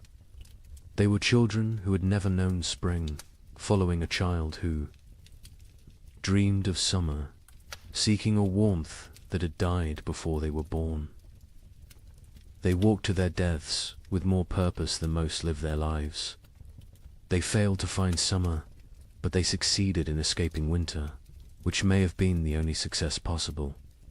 The children's crusade of frost represents the absolute, nadir of the great famine, not the death of hope, but hope itself becoming death's agent. When children abandon their parents to seek impossible dreams, when parents let them go knowing the truth, when entire societies watch their future walk away into frozen oblivion and do nothing because nothing can be done, that is when civilization doesn't just collapse but voluntarily dissolves.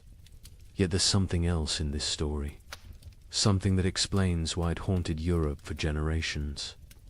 Those children, doomed and deluded, chose their fate. In a world where death was certain, they chose to die seeking rather than waiting. They wrote their own ending rather than having it written for them. They failed, but they failed attempting the impossible, which is perhaps the most human thing one can do. The last word belongs to a nameless child, one of hundreds found in that alpine pass, who had carved into a frozen tree trunk. We came to find summer. We found each other. That is enough. By 1320, something unprecedented was happening across Europe. Entire villages were disappearing, not dying, disappearing. A tax collector would arrive to find homes standing empty, fires still warm, food still on tables, but not a soul in sight. Bishop of Lincoln investigated 17 such villages. His report contains a chilling observation. In each dwelling we found the same thing, a single word carved into the main beam. Forgiven. We know not if they sought forgiveness or granted it. Modern archaeologists have found evidence these villagers walked en masse into forests, bogs, or the sea. Mass suicide? Mass migration to nowhere? We'll never know. But the pattern was always identical. They left everything behind except their children. The children, it seems, they took with them to whatever end they chose. The first documented vanishing was Thornwick, a village of 200 souls in Yorkshire. The king's tax collector, William de Vere, arrived on March 15, 1320, to find smoke still rising from chimneys, but no one to tend the fires. His report to the crown reads like a ghost story. The village stands as if frozen in a moment. Bread half-eaten on tables. Needlework abandoned mid-stitch. A pot of porridge still warm over dying embers. But of people nothing, not even bodies. They have vanished as completely as if God himself erased them from existence. But they hadn't been erased. They had chosen erasure. In every house, carved deep into the main support beam, that single word, forgiven. Some carved carefully, with time and purpose. Others scratched hastily, as if in final moments before departure. All in different hands, but all the same word, the Bishop of Lincoln. Thomas Beckhampton was sent to investigate when 7 more villages in his diocese reported similar vanishings. His investigation team included scribes, soldiers, and physicians. What they found challenged their understanding of human behavior. We tracked them, the bishop wrote. 200 people cannot vanish without trace. We found footprints leading from the village, all together, walking in the same direction. Men, women, children, elderly, every soul that could walk had walked. Those who couldn't walk had been carried. The tracks led to Sherwood Forest and then ... stopped. Not scattered, not turned back, simply stopped, as if they had stepped off the earth itself. Deeper investigation revealed planning. These weren't spontaneous disappearances, but coordinated evacuations. In Thornwick, they found evidence of a final feast. Everyone had eaten together one last time, using the last of their stores. In Grimsby, they discovered that villagers had released all livestock, opened all gates, freed all caged birds. They had systematically undone civilization before walking away from it. The physician, Master Hugh of Salerno, noted something disturbing. No signs of violence, no evidence of force. These people chose to leave. More troubling, they chose together. What conversation, what collective decision leads an entire community to abandon existence itself? The pattern spread across Europe like a plague of absence. In Bavaria, the village of Klinwald vanished, leaving behind a communal letter.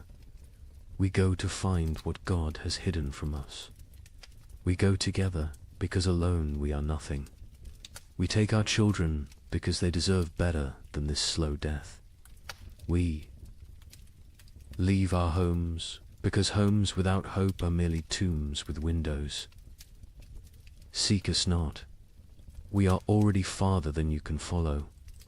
The French village of Moulambus left more disturbing evidence. Every adult had written their name on the church wall, followed by their sins: murder, theft, adultery, cannibalism. The last entry in the priest's hand: we have all sinned beyond redemption. We go to place ourselves before God's judgment directly, rather than wait for him to find us here. But it was the German village of Hofnungslos that provided the most complete picture. They had left a chronicle, written collectively, each family, contributing a passage. We have eaten our horses. We have eaten our dogs. We have eaten our leather. We have eaten our dead. We have eaten hope itself. What remains is not life, but the mockery of life. We choose to end this mockery on our own terms. The Muller family counts 5 souls still breathing. We have survived by unspeakable acts. Our youngest no longer speaks. Our eldest no longer sleeps. We are alive, but not living. Tomorrow we walk toward whatever judgment awaits. I am Klaus the smith. I have beaten plowshares into weapons, weapons into tools, tools into nothing. My hammer has nothing left to strike. My forge has nothing left to burn. I have nothing left to be. We go to become nothing together. The entries. Continued 4 pages. Each family's testament to horror endured and horror committed. The final entry, unsigned. We forgive each other because no one else will. We forgive ourselves because we must. We forgive God because he knows not what he does. The children were always taken. This detail haunted investigators. In villages where adults were found dead from starvation, disease, violence, children's bodies were often present. But in the vanished villages, no children remained. Whatever dark pilgrimage these communities undertook, they brought their young. A woodcutter named Franz claimed to have seen one such procession near the Black Forest. 300 shadows walking into the trees at dusk. No talking, no crying. Even the babes silent in their mother's arms. They walked like they were already dead, just looking for a place to lie down. I called out, but none turned. They walked into the forest, and the forest swallowed them. The church struggled to explain the vanishings. Suicide was mortal sin, but was this suicide? The Archbishop of Canterbury wrote, "If a man throws himself from a cliff, it is suicide. If a village walks into the sea, what is it? Mass suicide? Or something else? A collective return to the nothing from which we came." In Paris, 1321, while peasants gnawed bark, the nobility held what historians call the most disturbing party in medieval history, the Feast of Fools. Organized by Count Robert of Artois, it was meant as defiance against death. Here's what happened. Nobles dressed as peasants, peasants dressed as nobles. They served courses of elaborately prepared nothing, empty plates dressed with garnishes of straw. They held mock executions where the condemned gave recipes for cooking leather. They crowned a skeleton as May Queen, but the climax was the last. Supper 13 nobles drew lots. The one who drew the black stone would provide the feast. Count Robert drew it himself. He laughed, opened his veins into wine cups, and served his blood to his guests while making toasts. He bled to death. Standing, cup raised, still smiling. The chronicle states, none stopped drinking until the cup was empty. The invitation had arrived on vellum worth more than most Parisians would see in a lifetime, written in gold ink that could have been traded for bread. Count Robert of Artois requests your presence at the Feast of Fools, where we shall dine. On reality and drink deep of truth. Come as you are not. Leave as you never were. April 1st, year of our absent Lord 1321. Count Robert had survived the famine through typical noble privileged hoarded grain, fortified walls, the ability to take from those who couldn't resist. But something had broken in him when his youngest daughter died not from starvation, but from abundance. She'd found his hidden honey store, eaten herself to rupture, died vomiting sweetness while Paris starved. He'd laughed when they found her body, and hadn't stopped laughing since. The feast's preparation was elaborate insanity. Robert spent the last of his wealth on decorations for serving nothing. He commissioned golden plates for emptiness, silver, chalices for air, elaborate centerpieces celebrating absence. The great hall of his chateau was transformed into what witnesses called a cathedral of mockery. Lady Isabelle de Valois, who survived the feast, left the most complete account. We arrived to find reality inverted. Servants sat at the high. Tableware in our clothes rob had demanded we exchange garments at the door. We nobles served them, dressed in rags that stank of death. But the servants were more disturbed than we. They knew this game could only end badly for them. First course was soup of memories. Empty bowls filled only with steam from heated stones. Guests were required to describe what they tasted. Duke Philippe claimed he tasted his mother's fish stew. Countess Marie swore she could taste strawberries. Baron Henry said he tasted his own death and was asked to be more specific about the flavoring. Robert presided over this madness dressed as Death himself, black robes, skull mask, scythe resting against his chair. But he'd modified the costume. Death wore a crown of bread loaves, molded and painted gold, technically edible but deliberately withheld. Death is the only one eating well these days, he announced, so I dressed appropriately. The second course was meat of mathematics, elaborately garnished platters containing nothing but written equations. If one person eats for 3 days, 3 people eat for 1 day, or 9 people eat for 4 hours. Solve for X, where X equals survival. Guests were required to eat the paper, chewing their calculations, swallowing their arithmetic. The Duke of Orleans choked on a particularly complex formula involving compound interest in human flesh. Between courses, entertainment, a troupe of starving actors performed the tragedy of abundance, a play where King Midas starved surrounded by golden food. Halfway through, one actor actually collapsed mid-soliloquy.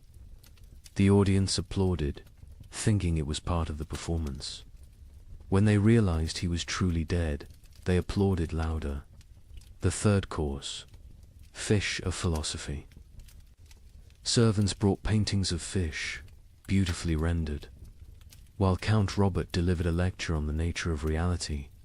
Is a painting of a fish less real than a fish? Can you eat either in these times? At least the painting doesn't rot. Art has become more substantial than substance. Then came the mock trials. Guests took turns being executed for the crime of survival. Each condemned had to share their worst act, their method of staying alive. The Duchess of Berry admitted to eating her own stillborn infant. The Count of Nevers confessed to walling up servants with grain stores so he wouldn't be tempted to share. The Bishop of Parisiaz, a bishop attended, revealed he'd been giving last rites with unconsecrated hosts because he'd eaten all the blessed ones. Each confession was met with mock judgment. Guilty of humanity, Robert would declare. Sentenced to continued existence. The crowd would laugh, but it was laughter like screaming, laughter like sobbing. Laughter because the alternative was acknowledging what they'd all become. The fourth course was vegetables of vanity, sculptures made from human hair and nail, clippings arranged to look like salads. We consume ourselves, Robert explained. We always have. The famine just made it literal. Guests were required to eat these too. The Marquis de Toulouse vomited immediately. He was forced to eat that as well. Nothing wasted, Robert insisted. That's the new nobility. The entertainment grew darker. A puppet show where marionettes made from human bones performed a harvest dance. A choir of orphans singing recipes for preparing leather. A juggler tossing skulls who revealed, mid-performance, that they were his own children's skulls. The audience couldn't tell what was performance and what was confession. The fifth course, bread of betrayal. Actual bread appeared, one small loaf. The room went silent. Real food, after hours of elaborate nothing. Roberts explained the game. Tell us who you killed for food. The best story wins the bread. What followed was an auction of atrocity. The Baron of Anjou described smothering his elderly mother to inherit her hidden grain. The Countess of Blois explained how she'd poisoned her husband when she discovered he'd been secretly eating while she starved. The Duke of Normandy won with his tale of hosting a dinner party, serving his guests his own son, then revealing the truth after they'd eaten. He took one bite of the bread and vomited blood. The bread was made from sawdust and painted to look real. The sixth course, wine of wisdom. Empty goblets that guests had to fill with their own fluid stares, saliva, blood, whatever they could produce. We toast to truth, Robert declared.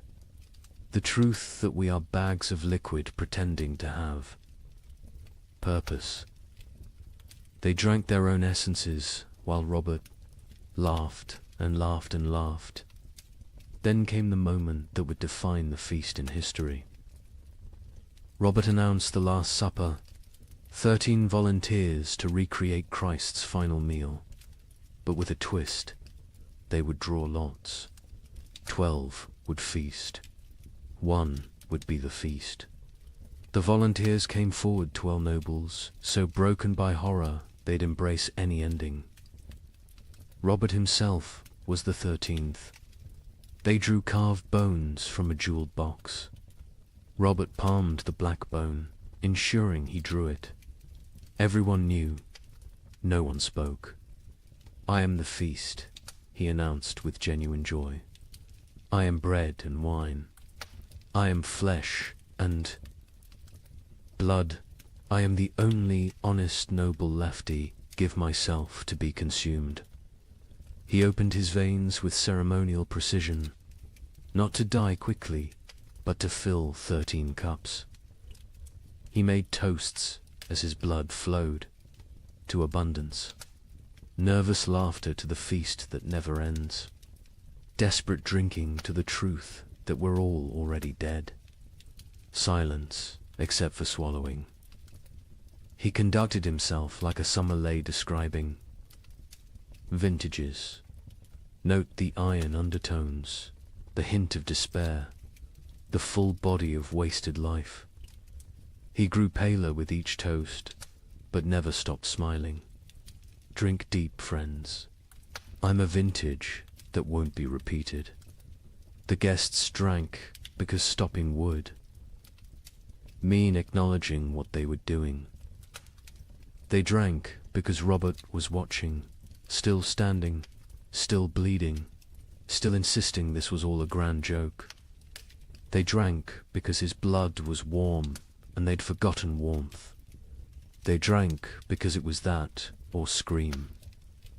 Robert's final toast, as his knees began to buckle, to the feast of fools, where fools feast on fools, where wisdom is folly and folly is survival. To the nobility that dies with nobility, leaving only animals wearing crowns. To the joke that God played on us, and the joke we play back. To the end that never ends, and the ending that never he fell forward. Cup still raised, smile still, fixed.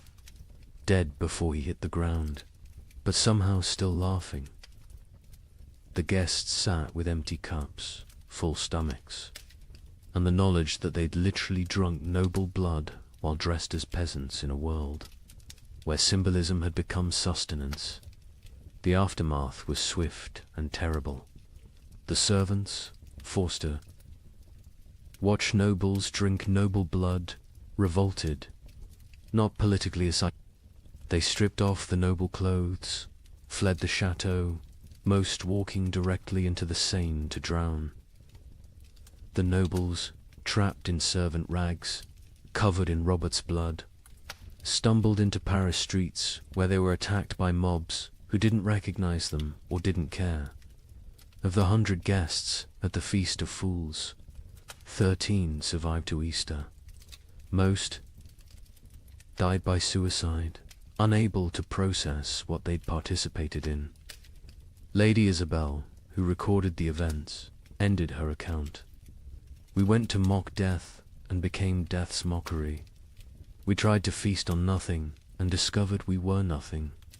Count Robert won his game. He died laughing at a joke only he understood, leaving us to live with the punchline." The Feast of Fools wasn't just noble decadence, it was aristocracy's suicide note written in performance art, when the highest class of society serves nothing on golden plates. Crowns, corpses, and drinks human blood as entertainment, the social. Order hasn't just collapsed, has performed its own autopsy while still breathing. The king, upon hearing of the feast, reportedly said, "Count Robert has shown us our future elaborate rituals around nothing, performances of power without power. Substance, consumption of ourselves disguised as celebration." He then ordered all records of the feast destroyed. They survived because Lady Isabel hid her account inside a Bible, writing, "Let future generations know that when the world ended, the nobility threw a party. We dressed our doom in silk and served our destruction on silver platters. We made horror into art because art was all we had left. And when the last toast was raised, it was to our own annihilation, delivered with perfect etiquette. Let me share numbers that medieval minds couldn't comprehend. In 1310, Europe's population was roughly 75 million. By 1322, it was 60 million. 15 million people gone. Not from plague, not from war, from cold and hunger, but statistics hide. Individual horror. In the town of Ypres, they kept exact records. Population 1315, 10,400. Population 1,322, 2,100. But here's the detail that haunts. Of those 2,100 survivors, only 300 were the original residents. The others, they came from elsewhere, drawn by rumors of food, only to find more death. The prior of Ypres wrote, "We no longer bury the dead. We stack them like cordwood, waiting for spring. But spring never comes warm enough to dig. The numbers tell a story that words cannot." The Abbey of Saint-Denis kept meticulous death records, originally for prayers for the departed. By 1318, they'd stopped recording names, just tally marks. 5 marks crossed through. 5 marks crossed through. Pages and pages of groups of 5, like a child learning to count, except each mark was a human soul.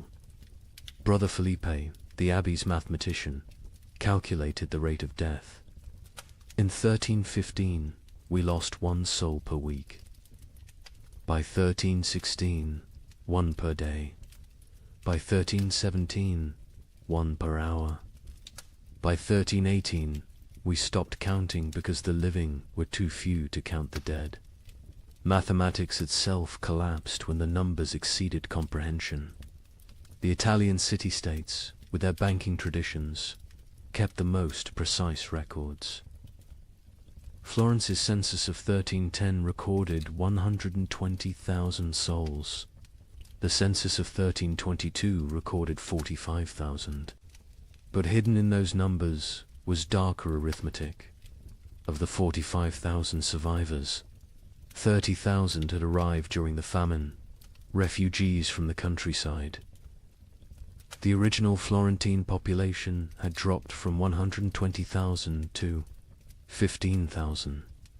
7 of every 8 natives had perished. Venice's records reveal the geographic mathematics of death.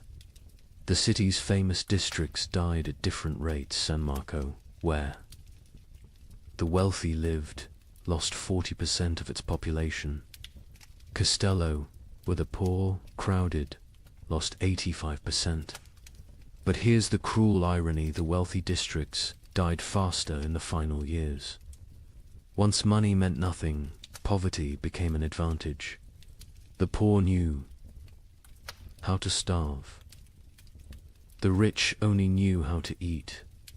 In England, the Doomsday Book had recorded settlements since 1086. By comparing tax records from 1310 to 1322, we can track village-level devastation. In Norfolk, 40% of villages recorded in 1310 no longer existed. By 1322, not depopulated, erased.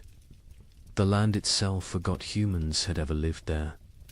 But let's look deeper at Ypres, because their obsessive record-keeping reveals the true mathematics of societal collapse. The town's cloth guild recorded not just deaths, but causes. 1,315. 500 deaths to 400 starvation. 100 disease 1316. 1,200 deaths to 900 starvation. 200 disease. 100 violence 1317. 2,100.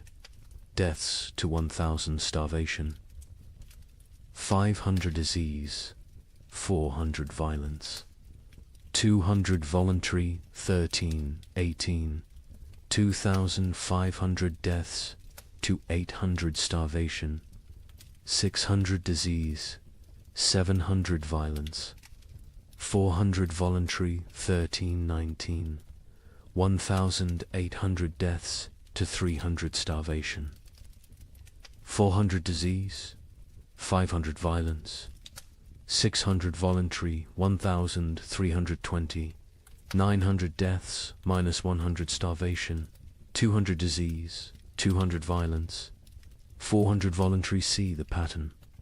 As starvation deaths decreased because the weakest had already died, violence and suicide increased. The mathematics of survival had shifted from competing for food to eliminating competitors. The demographic breakdown is equally telling.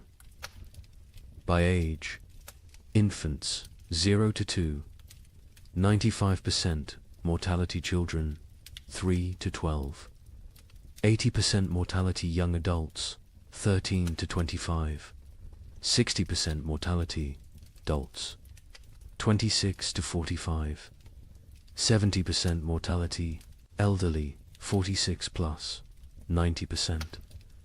Mortality, the young adults survive best old enough to fight, young enough to endure.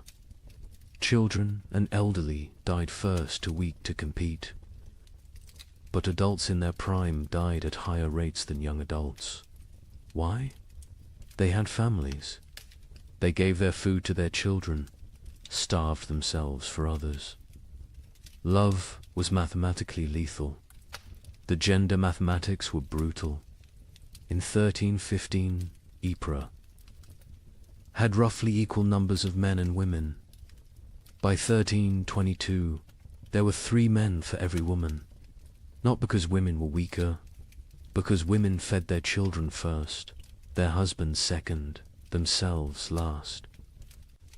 Maternal sacrifice showed clearly in the survival statistics. The social class mathematics defied expectations.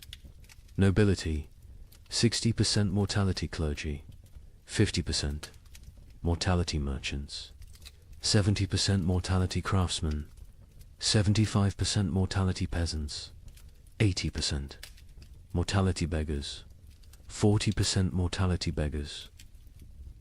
Survived best. They already knew how to live on nothing. The nobility, despite their resources, died from inability to adapt. Merchants died because their profession became meaningless. But beggars, they thrived in a world that had become universal beggary. The geographic distribution created what scholars call death shadows. Cities drew refugees from the countryside, creating rings of escalating mortality. Paris, with a 1310 population of 200,000, had 80,000 survivors in 1322. But the villagers within a day's walk of Paris, complete annihilation. They'd all walked to the city seeking food, died in the streets, their homes becoming ghost towns. The monastery of Cluny mapped deaths across their network of abbeys.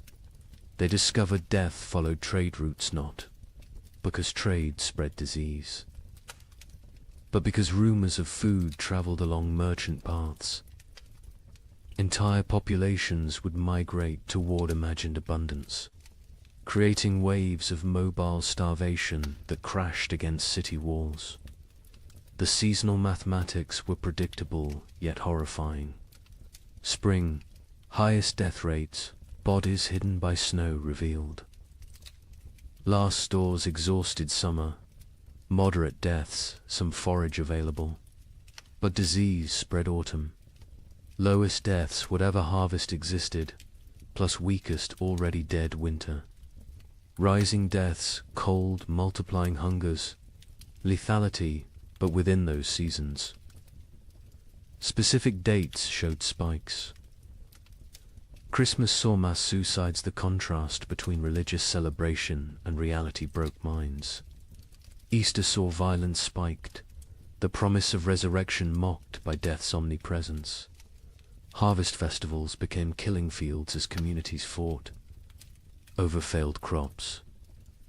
The birth rate mathematics were perhaps most tragic. In 1310, Ypres recorded 400 births. In 1316 to 200 births. In 1318, 50 births. In 1320, 12 births. By 1321, 0. Not 0, recorded 0, occurred. Women stopped conceiving, bodies too starved to support pregnancy. Those who did conceive miscarried, or gave birth to stillborn children. An entire generation unborn. The marriage mathematics inverted. In 1310, Ypres recorded 200 marriages. In 1320, they recorded 400. Why the increase during horror? Survival partnerships. Widows with food, marrying widowers with shelter. Children married to combine family resources. Marriage became merger. Love replaced by mathematics. The death-to-burial ratio reveals societal collapses. Progression to 1,315. 1 death equals 1 burial, 1316. 2 deaths equals 1 burial, 1317. 5 deaths equals 1 burial, 1318. 10 deaths equals 1 burial, 1319. 20 deaths equals 1 burial, 1320. Burial ceased. Bodies stacked or burned. The prior of Ypres wrote, "We have built pyramids of the dead, frozen corpses stacked like masonry, mortared with ice. Come spring, they will thaw and collapse, but by then, who will remain to care?" The economic mathematics were absurd. The price of wheat increased 2,000% between 1315 and 1320, but expressing it as percentage obscures the reality. In 1315, a penny bought a loaf.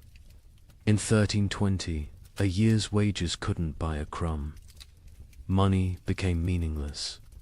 The only currency was calories. Distance mathematics changed. In 1310, a healthy person could walk 20 miles per day. By 1320, survivors could manage perhaps 2 miles. The world shrank as human capability decreased. Villages 10 miles apart became unreachable foreign lands. Geography expanded as humans contracted. The theft mathematics reveal moral collapse. 1,315. 100 thefts. Mostly grain, 1316. 500 thefts. Anything. Edible, 1317.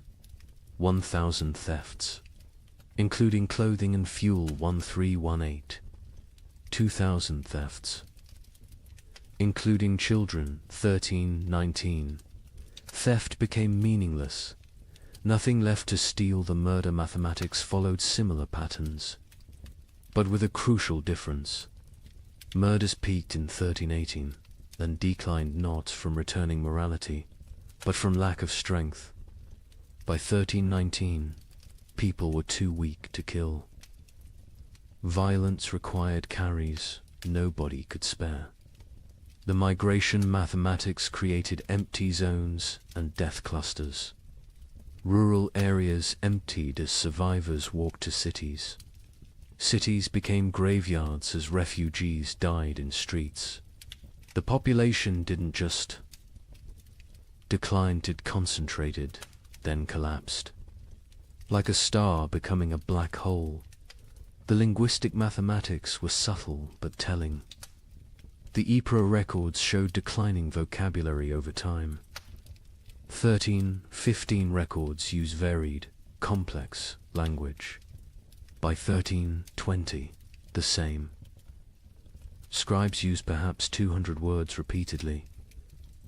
Hunger had literally reduced their ability to think in complex terms. Survival required all cognitive resources. The time mathematics warped reality. Survivors reported years feeling like decades, days feeling like minutes. The prior wrote, "We have lived 7 years that feel like 70. I am 40 but feel 400. Time itself has starved, moving slowly like everything else dying." The children's mathematics were most heartbreaking. In 1315, Ypres had 3,000 children under 12.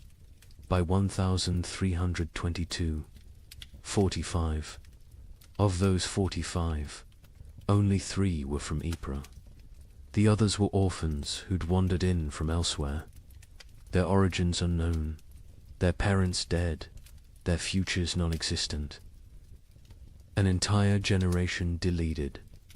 Here's the mathematical truth medieval minds couldn't grasp. Exponential death. When food production drops 50%, population doesn't drop 50%, drops 80%. Because that 50% reduction creates competition, disease, violence, and suicide that multiply mortality beyond the initial cause. Famine doesn't just kill through starvation, kills through the mathematics of social collapse. The final statistic, the one that captures the true horror of the 15 million who died. Historians estimate only 5 million died directly from starvation. The other 10 million died from what starvation created: disease, violence, suicide, exposure, accidents caused by weakness, childbirth without resources, infections without medicine. 2/3 of deaths weren't from famine, but from famine's mathematics. The prior of Ypres' final entry, dated March 1322. I have kept these records for 7 years. I have reduced human souls to marks on parchment, lives to numbers, horror to mathematics. But mathematics cannot capture the sound of children crying for food that doesn't exist. Cannot calculate the weight of watching your family die by degrees. Cannot solve for why God allows such equations. The numbers say 2,100 remain from 10,400. But numbers lie. None remain. We 2,100 are not survivors, we are the not yet dead. Walking statistics waiting for our final tally. Mathematics has proven that hell is not fire and brimstone. Hell is subtraction without end, division without remainder, the null set of human hope. In 1321, as the worst seemed to be passing, something strange happened. The rats returned, but they were different, larger, bolder, moving in coordinated swarms. A chronicler in Milan wrote, "They fear neither cat nor dog nor man. They walk in daylight like they own the earth." Where had they been for 7 years? Some scholars believe they survived in the vast granaries of Eastern Europe, growing fat while the West starved. Others think they evolved, adapted to the cold. But everyone agrees on one thing. They brought something back with them. A Venetian merchant noted, "The rats are sick. They dance in circles before dying, black swellings on their necks." Those swellings would have a name soon enough. But in 1321, as Europe began to believe, the worst was over. Nobody knew they were witnessing the overture to the Black Death. The first documented sighting was in Prague, March 1321. A baker named Joseph, one of the few whose ovens still functioned, reported to the city guard. They came at dawn, hundreds of them, moving like water through the streets. But wrong. Rats don't move together like soldiers. These did. They ignored the few cats left alive. The cats ran from them. Within days, similar reports flooded in from across Europe. But these weren't the timid creatures that had vanished in 1315. The merchant Giovanni di Marco, traveling from Venice to Vienna, documented what he saw.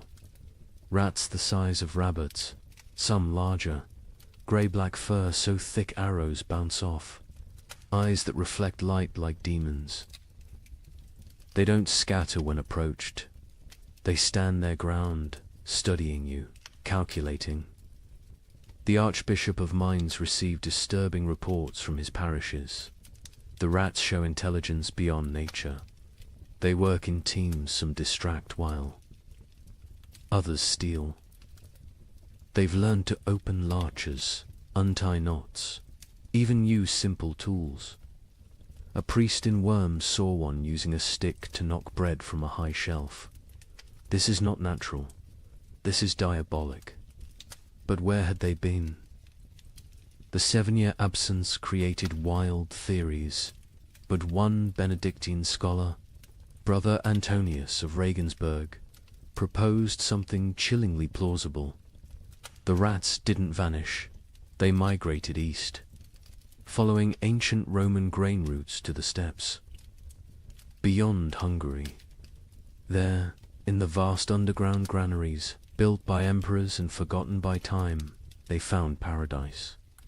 Infinite grain, no predators, perfect breeding conditions, 7 years of unlimited food and reproduction.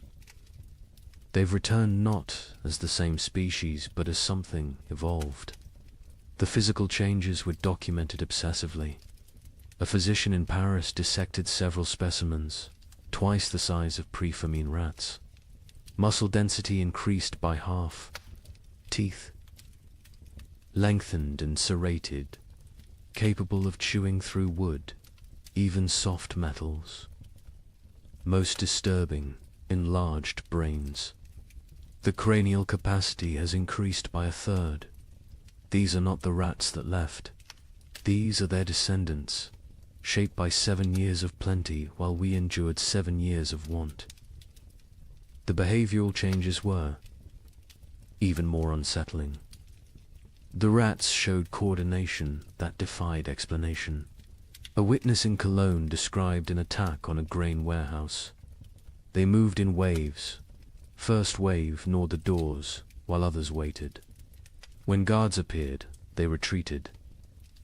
In perfect synchronization, they returned at night with more numbers, attacking from multiple points simultaneously.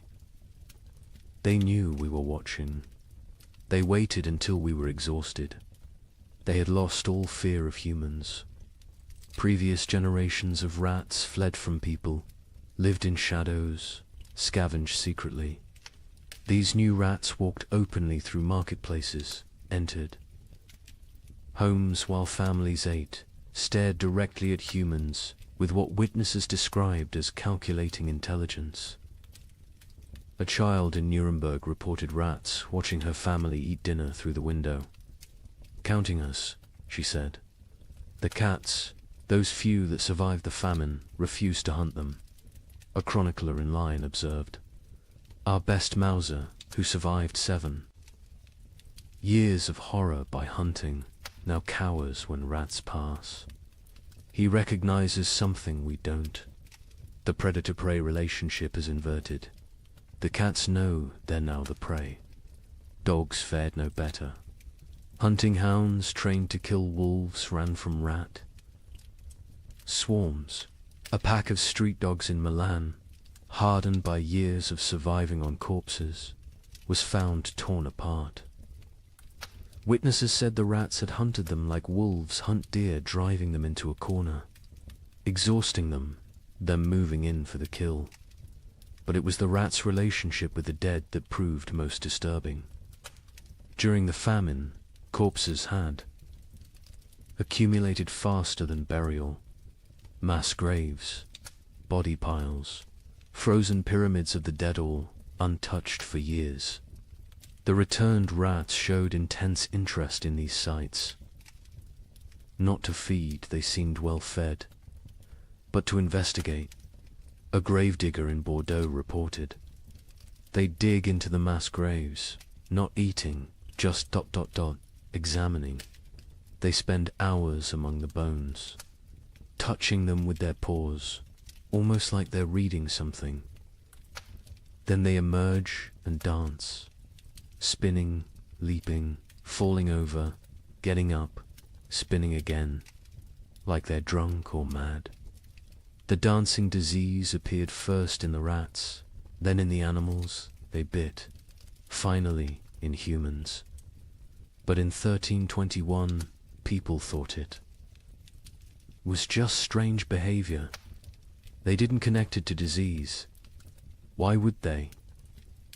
The rats looked healthy, even robust. Larger, stronger, more vital than any rats in memory. An Italian merchant named Carlo Benedetti made the crucial observation that historians would later recognize as prophetic. The rats congregate at trade routes, ports, and crossroads. There, not seeking food, food exists everywhere now, that so few remain to eat it. They're positioning themselves along human movement patterns, waiting, but for what? The rats showed particular interest in the remaining churches and monasteries. Brother Francis of Assisi documented their behavior. They enter during services, completely unafraid of the congregation. They sit in neat rows as if listening to the sermon. When we sing hymns, they sway. When we pray, they bow their heads. Mockery, mimicry, or something else. They seem to be waiting for something, some signal we cannot perceive. The first human deaths directly attributable to the returned rats came in summer 1321, not from attack from disease. A family in Bruges who'd been bitten while defending their grain store fell ill within days. The symptoms were unlike anything seen during the famine. High fever, delirium, and most distinctively, black swellings in the neck, armpits and groin. The family died within a week, but not before describing their hallucinations. The rats speak to us in dreams. They show us cities of the dead, kingdoms built in grave earth, empires of bone and plague. They promise us citizenship and their necropolis if we stop fighting and accept the gift they bring. Medical professionals were baffled. A physician in Prague wrote, "The disease is nothing like the starvation, sickness, or winter plague. It burns through bodies like fire through dry wood. The black swellings appear where the body fights hardest, lymph nodes swelling with failed resistance. But, strangest of all, the victims dance before they die, just like the rats." The dancing sickness spread from the bitten to their families, from families to neighborhoods, from neighborhoods to districts. But in 1321, it was still contained, still rare. Most who died that year still died from famine's lingering effects. The new plague was just beginning its incubation, both in human bodies and human societies. The rats' intelligence manifested in increasingly complex ways. They learned to avoid traditional traps, poison, and hunting methods. They developed new social structures: scout rats who tested food for danger, guard rats who watched for threats, even what appeared to be leader rats who directed group movements through series of squeaks and gestures. A scholar in Vienna documented their learning capabilities. We captured one, intending study. Its companions spent 3 nights trying to free it, using increasingly sophisticated methods: leverage, distraction, even attempting to pick the lock with twisted metal. When they failed, they sat outside the cage in vigil until the captured rat died. Then they left. But the next night, our laboratory burned. The fire started in 3 places simultaneously. Draw your own conclusions. The church struggled to explain the rats' return. Were they demons? Punishments? Tests? The Bishop of Cologne preached. For 7 years they abandoned us to our suffering. Now they return in our moment of hope, stronger for their absence. They are either God's final curse or Satan's opening move in some greater game. Either way, they herald something worse than what we've endured. Popular folklore developed quickly. Rats were secret rulers of the underworld who'd retreated to plan humanity's destruction. They would transform human souls, twisted by starvation into animal form. They were advanced scouts for an invasion from hell itself. Each theory was more fantastic than the last, but none were as terrible as the truth. The truth was biological, not theological. The rats had spent 7 years in isolated populations, breeding rapidly in the eastern granaries. Diseases that would normally kill them had instead created resistant populations. The Black Death bacterium, Yersinia pestis, had found perfect incubation conditions, countless hosts, rapid reproduction, isolation from human interference. The rats weren't evil. They were evolution's answer to abundance. After scarcity, by autumn. 1321, the dancing sickness had spread to every major city. Still not epidemic, still not recognized as connected to the rats, but growing. The correlation between rat populations and disease was noticed by a few. An Italian doctor wrote, "Where rats congregate, sickness follows. Where rats dance, humans die. Where rats thrive, plague arrives." But Europe, exhausted from 7 years of famine, couldn't process another catastrophe. The return of the rats was seen as disgusting but manageable. The dancing sickness was concerning but limited. Nobody connected the dots that would seem obvious in hindsight, that the rats weren't just returning from exile. They were bringing hell with them. The final observation of 1321 came from a child in Marseille, a girl who'd survived the famine by eating rats when they were still scarce.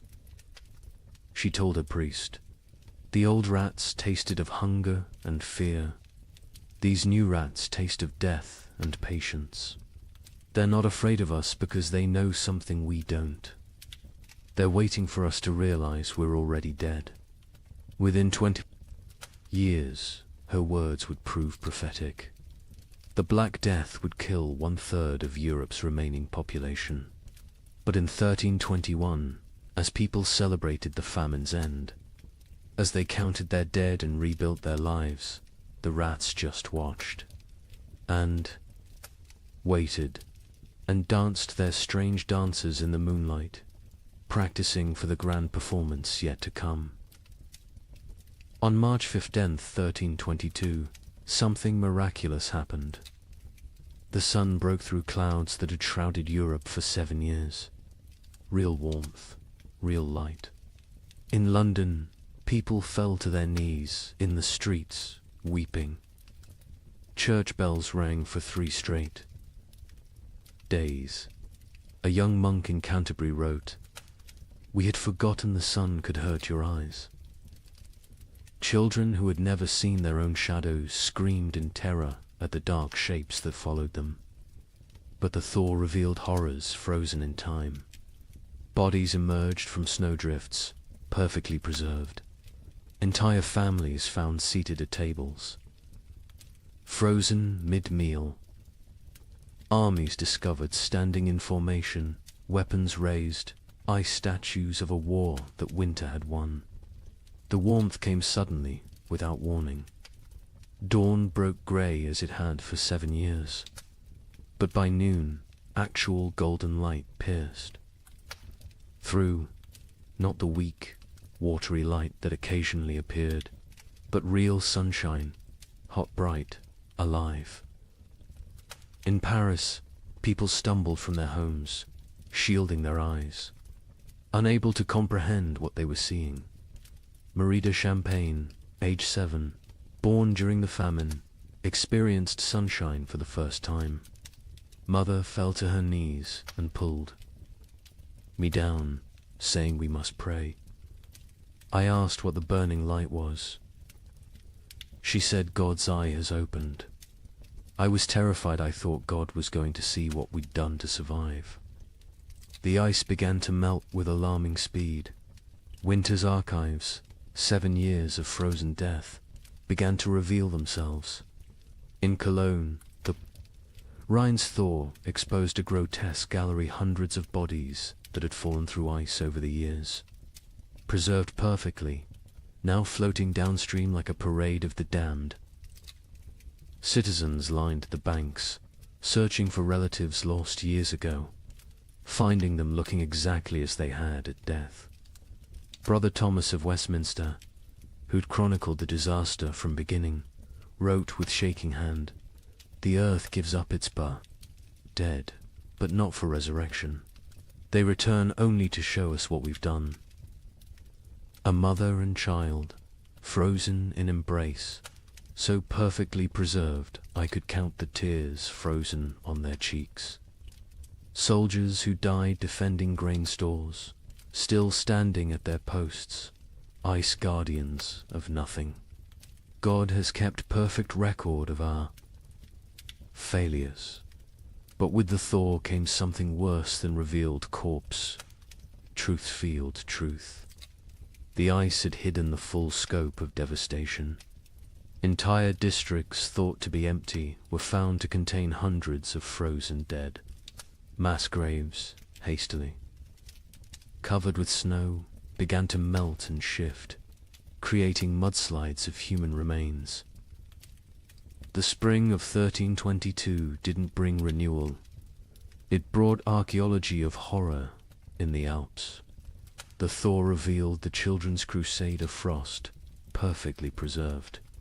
A merchant reported, "They stand like an army of small angels, ice blue and beautiful.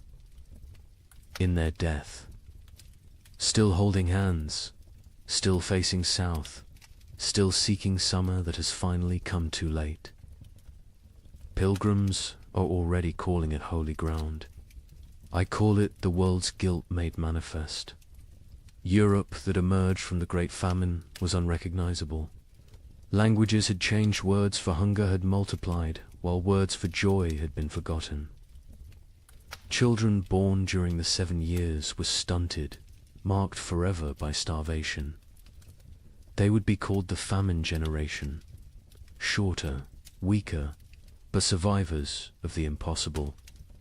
The social order had shattered. Peasants who survived owned land, for the first time inherited from the dead. The church's authority collapsed. Where was God during the freeze? And most critically, the population drop created labor shortages that would, within a generation, end feudalism itself. The Great Famine didn't just kill millions, it killed the medieval world. The linguistic changes were documented by scholars. Attempting to translate pre-famine texts, the abbot of Cluny wrote, "We have 23 new words for different types of hunger, but have lost the words for feast, abundance, and satisfaction. Children learning to speak, use, eat. As past tense only, they cannot conceive of eating as a present or future action. We've developed exact terms for the taste of leather, bark, clay, but forgotten words for flavors of meat." The famine generation bore physical marks that would last lifetimes. Stunted growth, adults reaching barely 5 feet, bone deformities from childhood rickets, teeth destroyed from eating stones and wood, but worse were the invisible scars. They hoarded food obsessively, even in plenty. They ate alone in darkness, unable to share meals. They counted every grain, weighed every crumb. A physician in Paris noted, "They survived famine, but remain imprisoned by it. Their bodies live in 1322, but their minds remain in 1318. The social revolution was immediate and irreversible. A third of Europe's nobility had perished, entire bloodlines extinct. Peasants squatted in abandoned castles, worked lordless lands, claimed ownership through occupation. The survivorship created overnight social mobility. A serf who'd hidden grain became a merchant. A baker's assistant who'd outlived his master became a guild leader. A prostitute who'd hoarded food became a property owner. The church's authority evaporated like morning frost. 7 years of unanswered prayers had broken faith's monopoly. New sects emerged, some worshipping nature, others embracing nihilism. The Pope's call for renewed devotion was met with laughter. A graffiti in Rome read, "God starved. We survived. Who then is stronger?" Priests found congregations unwilling to tithe, unable to trust divine providence that had provided only suffering. But most revolutionary was the labor shortage. With 15 million dead, every survivor became valuable. Peasants demanded wages. Instead of feudal obligations, serfs simply walked away from their lords, knowing they'd find better conditions elsewhere. The statute of laborers, attempting to freeze wages at pre-famine levels, was universally ignored.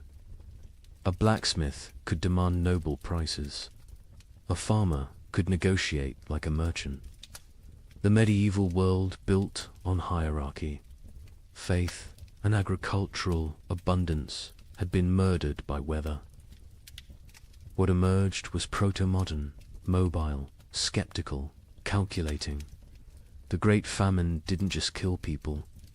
It killed the very idea of divinely ordered society. The survivors knew now that God could forget them, that nobles could starve, that civilization was only 3 meals deep. Europe would rebuild, but never recover. The medieval dream was frozen in those 7 years, preserved like the corpses in ice, beautiful and dead forever. In 1323, an anonymous scribe in Bavaria wrote what might be the most important document of the entire famine. Not a chronicle of events, but a warning. To those who come after, know this. We thought ourselves masters of the earth.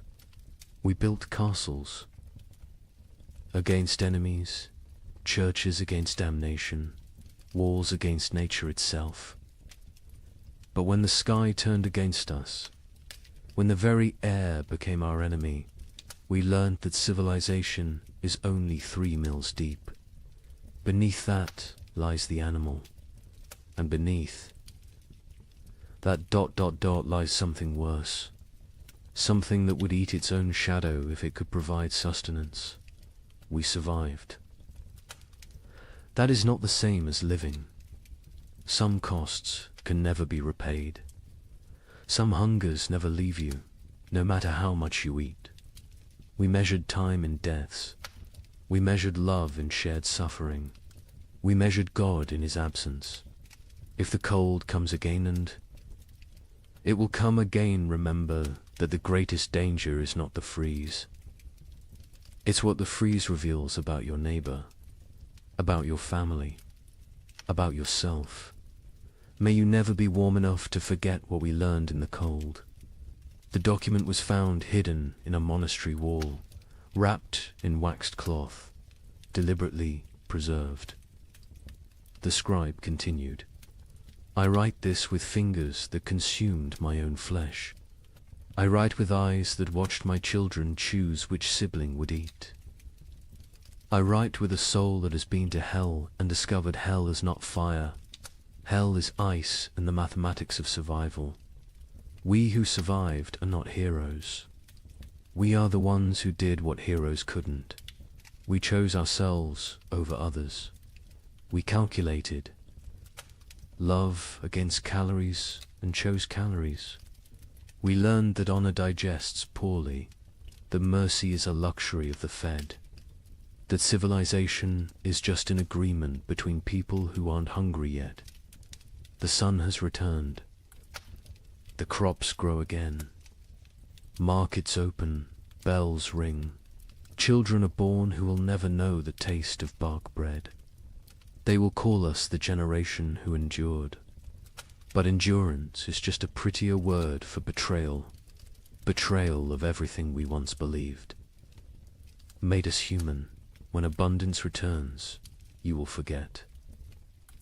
You will must forget to stay sane. But someone should remember. Someone should know that we measured children's worth in weeks of food, that we drew lots for who would walk into winter, that we learned to distinguish the taste of different mortar. From ancient walls, so I leave this testament, not of what happened chronicles will tell that story, but of what we became. We became arithmetic. We became efficiency. We became the truth that underneath every prayer, every law, every noble sentiment, lies the animal that will eat its own tail if the circle of consumption demands it. Remember us accurately, not as victims of weather, but as humans revealed. The cold didn't change us, it showed us, and what it showed can never be fully hidden again. The thaw has come. Summer returns. But we who survived carry winter inside us forever, a frozen seed that whispers, "This is what you really are. Everything. Else is just the dream of well-fed men." In the spring of 1315, a mother in northern England made an unthinkable decision. She locked her children inside their cottage, walked into the frozen wasteland, and never returned. But she wasn't abandoning them. She was saving them. What, she knew what all of Europe would soon discover was that the world itself was dying. The rain wouldn't stop. The cold wouldn't break. And for the next 7 years, winter would reign supreme. Her name was Marjorie of Dereham, and her neighbors found her children 3 days later, alive, huddled around the last embers of their fire. The eldest, a boy of 9, clutched a note his mother had left. The priest who recorded it wrote that his hands shook as he read her words aloud. "My flesh will buy them grain. My absence will grant them mercy. Tell them I walk toward God, not away from them." You see, Marjorie had understood something terrible. Something that would take the rest of Europe months to grasp. This wasn't just another harsh spring. This was the beginning of an extinction. The marketplace where she'd traded her body for bread had made the calculation clear. A living mother meant 5 mouths to feed. A missing mother meant 4 orphans the church had to shelter, and the church still had grain. Still had walls, still had hope that this nightmare would end. But here's what makes Marjorie's story so haunting. She wasn't unique. Parish records from 1315 show hundreds of similar disappearances. Parents vanishing into blizzards, elderly grandparents wandering into forests, always leaving notes, always locking doors from the outside, always walking toward death like it was salvation. The chronicler Geoffrey Le Baker would later write about that spring with words that feel pulled from nightmares. The rains began on St. George's Day and fell like God had forgotten how to do anything else. Not the warm rains of April that wake sleeping seeds, but frozen needles that killed whatever they touched. Crops didn't fail, they drowned standing. Rivers didn't flood, they exploded from their banks like wounded animals. Think about that. For a moment, you're a medieval peasant. Your entire world is 3 miles wide. Everything you know about survival, every technique your father taught you, every prayer your mother whispered, assumes one simple truth, that seasons follow patterns. Spring brings life. Summer brings growth. Autumn brings harvest. Winter brings rest. But what happens when spring never comes? When winter refuses to die? When the very foundation of existence cracks beneath your feet? That's what began in 1315. Not a famine, not a crisis, but the complete collapse of natural order. And Marjorie of Durham, walking into that frozen dawn, leaving her children behind to live, was just the first character in a story that would consume 15 million souls. Before it ended, the question isn't how Europe survived, it's what Europe became to survive it.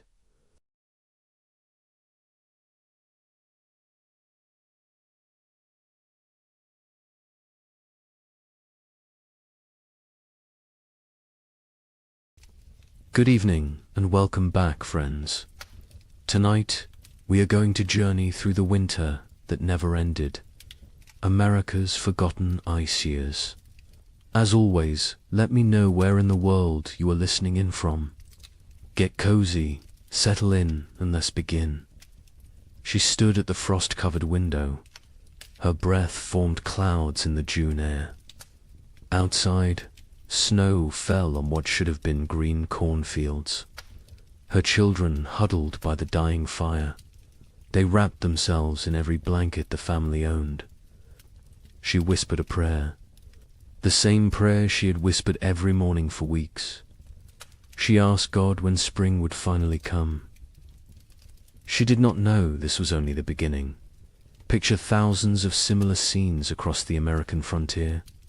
Thousands of windows, thousands of prayers whispered into the impossible cold. What happened in 1816 was merely a prelude, a warning that no one heeded. 20 years later, something far worse came to the American interior. This time it would last not 1 year, but 3 brutal winters. They bled into each other without mercy, without explanation, without end. Between 1836 and 1838, a climate catastrophe struck North America. It has been nearly erased from popular memory. Historians debate the causes today. Solar minimums, volcanic eruptions half a world away, or a deadly combination of forces beyond human understanding. The pioneers who lived through it had no such explanations. They had only survival. They had only the next day, and the day after that, if they were lucky enough to see it. This is their story. The story that America chose to forget. What you are about to hear challenges everything you thought you knew about westward expansion. Textbooks celebrate the march of civilization across the continent. They praise the brave pioneers, claiming their piece of the American dream. But they rarely mention the winters that nearly ended it all. They do not talk about the settlements that simply vanished. They do not discuss the mass graves discovered decades later, or the journals hidden in attics, journals filled with words that survivors could not bear to speak aloud. This is the story of the winter that never ended, and the people who somehow lived to see spring again. Late 1835. The American frontier hummed with optimism. The economy was booming. Land was cheap.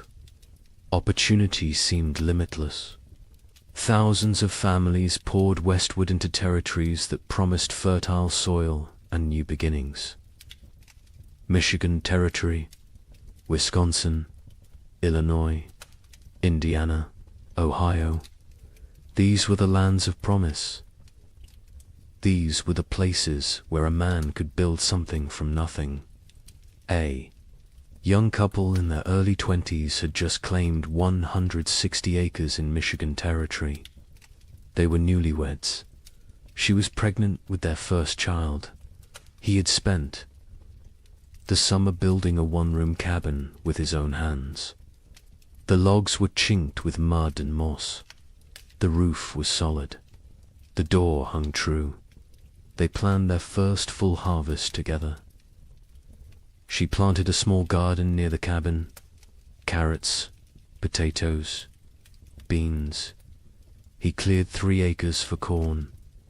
At night they sat by the fire and talked about the future, about the children they would have, about the farm they would build, about growing. Old together on this land, an older family arrived in Illinois in the autumn of 1835. They had come from Pennsylvania, a mother and father with 3 children under 10 years old. They had sold everything they owned for this chance. The wagon journey had taken 6 weeks. The children were tired but excited. The father staked his claim near a creek. Good water, timber nearby, rich black soil that crumbled in his hands. He told his wife this was it. This was where they would prosper. She believed him. They all did dot in Ohio. A widower worked a small farm with his 2 teenage daughters. His wife had died of fever the previous summer.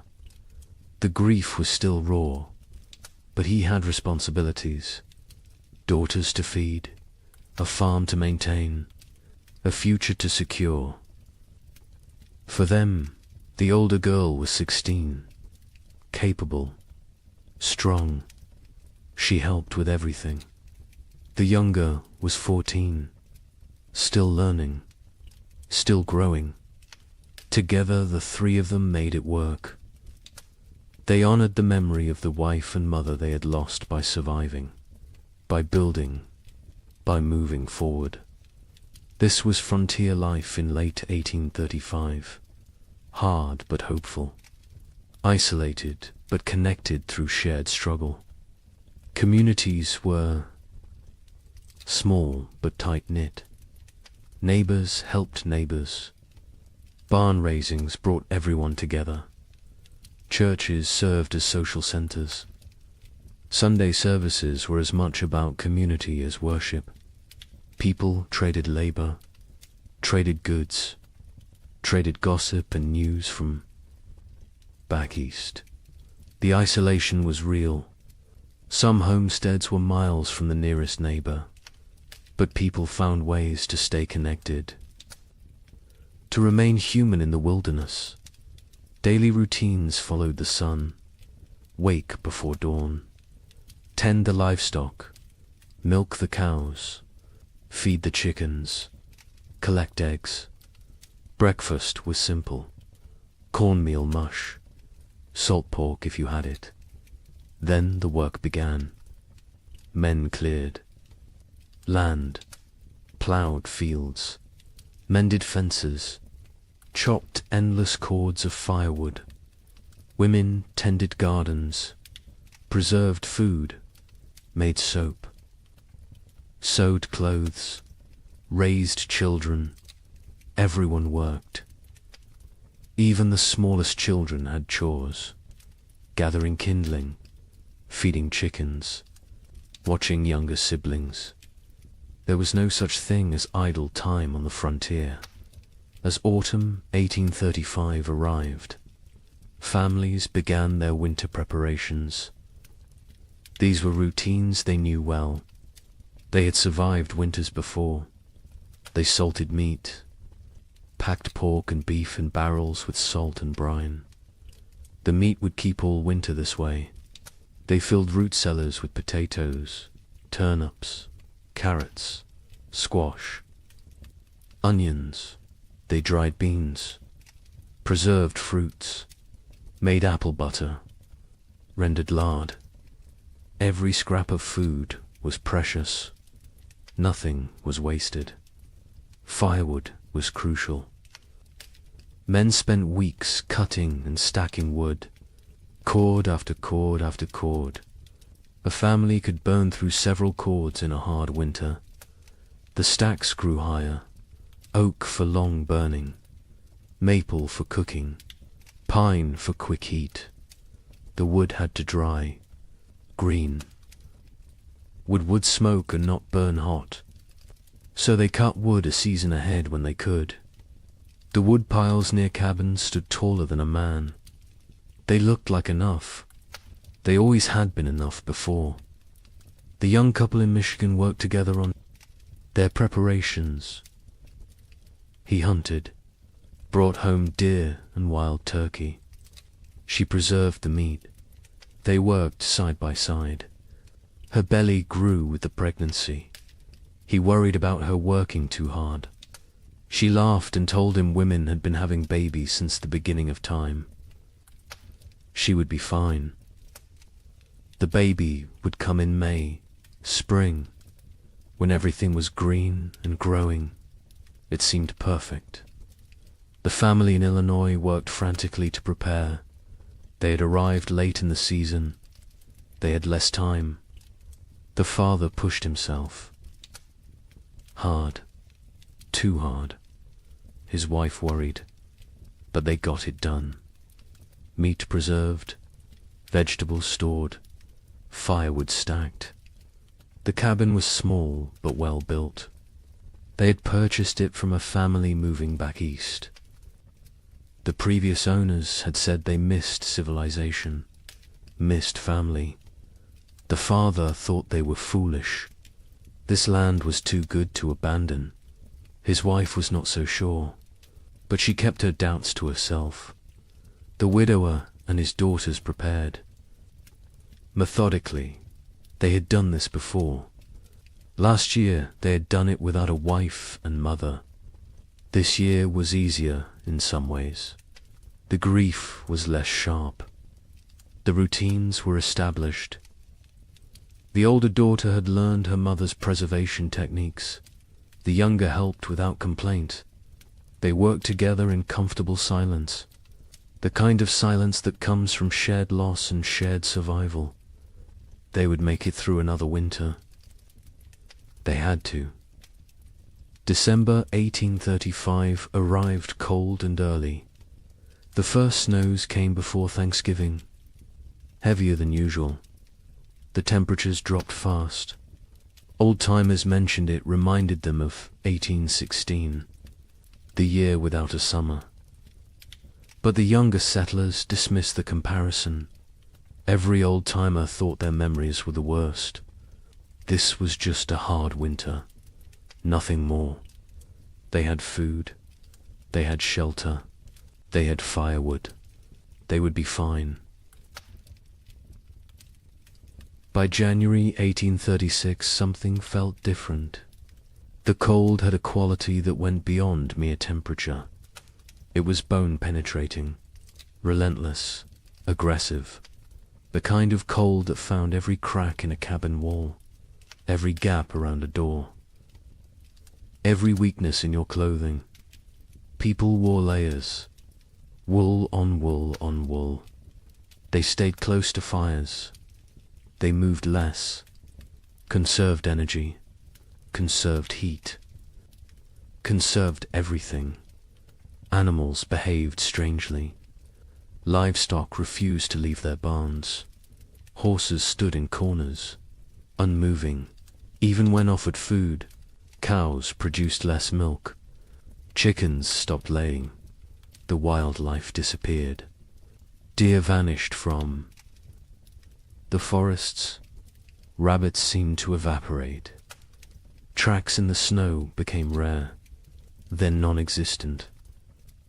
Hunters returned empty-handed day after day. Where had everything gone? The young man in Michigan noticed the silence first. The forest was always noisy. Birds, squirrels, the rustle of small animals, whined through leaves. But now there was nothing. just silence and wind. The wind never stopped. It howled around the cabin at night. His wife pressed close to him for warmth, for comfort. She was 7 months pregnant now. He felt the baby kick against his back sometimes when they slept. He wondered what kind of world this child would be born into. In Illinois, the children asked their father why it was so cold. He told them God was testing them, testing their faith, their strength, their family. The mother said nothing. She watched. Their food stores. She calculated in her head. If winter ended in March like it should, they would be fine. But something in her gut told her March might not bring spring this year. The widower in Ohio kept a journal. He had started it after his wife died, a way to process grief, to feel less alone. In late January 1836, he wrote an entry that he would later try to burn. He wrote that the cold felt wrong, not natural, that he had a feeling of dread he could not shake, that his daughters felt it too, though they did not speak of it. He wrote that he was afraid, not of dying, but of failing to protect his girls, of not being enough. February arrived. It should have shown signs of weakening. Winter, longer days, occasional thaws, the promise of spring lurking beneath the cold. But February 1836 brought none of these things. It brought deeper cold, more snow, storms that lasted days. The sun appeared rarely. When it did, it seemed weak, pale, unable to warm anything. People began to worry, really worry. This was beyond a normal hard winter. Food stores were being depleted. Faster than expected. You burned more firewood in extreme cold. You ate more to maintain body heat. The calculations that had seemed conservative in November now seemed optimistic. Families began to ration. Smaller portions, fewer meals. Make it stretch. Make it last. Spring would come. It had to come. But as February turned to March, and March brought no relief, only more snow and more cold, a new emotion crept into Frontier. Cavern's fear, real fear, the kind that sits in your stomach and grows, the kind that wakes you at night, the kind that makes you count your remaining potatoes and feel panic rising in your chest, because spring should be here, and it was not. Coming, March 1836. The month that should bring thaw and birdsong and the first signs of life returning. Instead, it brought blizzards, heavy wet snow that collapsed roofs, winds that tore at cabin walls, temperatures that dropped so low that water froze solid inside homes, despite the fires burning constantly. People began to understand. This was not a normal winter. This was something else entirely. The young wife in Michigan went into labor on March 15th, 3 weeks early. Her husband rode through a blizzard to fetch the nearest midwife. She lived 4 miles away. He almost did not make it. The horse struggled through chest-deep drifts. The wind cut through every layer he wore. He found the midwife. She came. They rode back together. The journey that should have taken an hour took 3. The baby came that night. A girl, small but healthy, she cried strong. The mother wept with relief and exhaustion and fear. The midwife stayed 2 days until the storm broke. When she left, she told them the baby would need extra warmth, extra care. The mother already knew. She held the infant against her skin constantly, shared her body heat, prayed the cold would break before her milk ran thin. In Illinois, the family made a decision. They would send the eldest boy to the nearest town, 12 miles south, to buy supplies, if any could be had, extra flour, salt, anything. The boy was 8 years old, small for his age, but tough. His father gave him careful instructions. Follow the creek, stay near cover. If a storm comes, find shelter and wait it out. The mother packed him food for 2 days. She kissed his forehead, told him to be safe. He left before dawn. He returned 4 days later, frostbitten, exhausted, empty-handed. The town had nothing to sell. Their stores were depleted too. Everyone was rationing. Everyone was afraid. He had slept in a barn the first night, a chicken coop the second. A family had taken him in on the third night, fed him soup, let him warm by their fire. They had children his age, thin children with hollow eyes. He came home and told his parents what he had seen. His father nodded, said nothing. His mother turned away so the children would not see her cry. The widower in Ohio made an inventory in mid-March. He wrote down every item of food they had left. 2 bushels of potatoes, some sprouting, half a barrel of salt pork, 1 small sack of cornmeal, dried beans, maybe 20 pounds, some preserved apples, not many, he calculated. If they were very careful, if they ate little, if spring came in April, they might make it. Might, he gathered his daughters, sat them down, told them the truth. They were running low on food. They would need to ration carefully. The older daughter asked if they would starve. He could not lie to her. He said he did not know, but they would do everything possible to survive.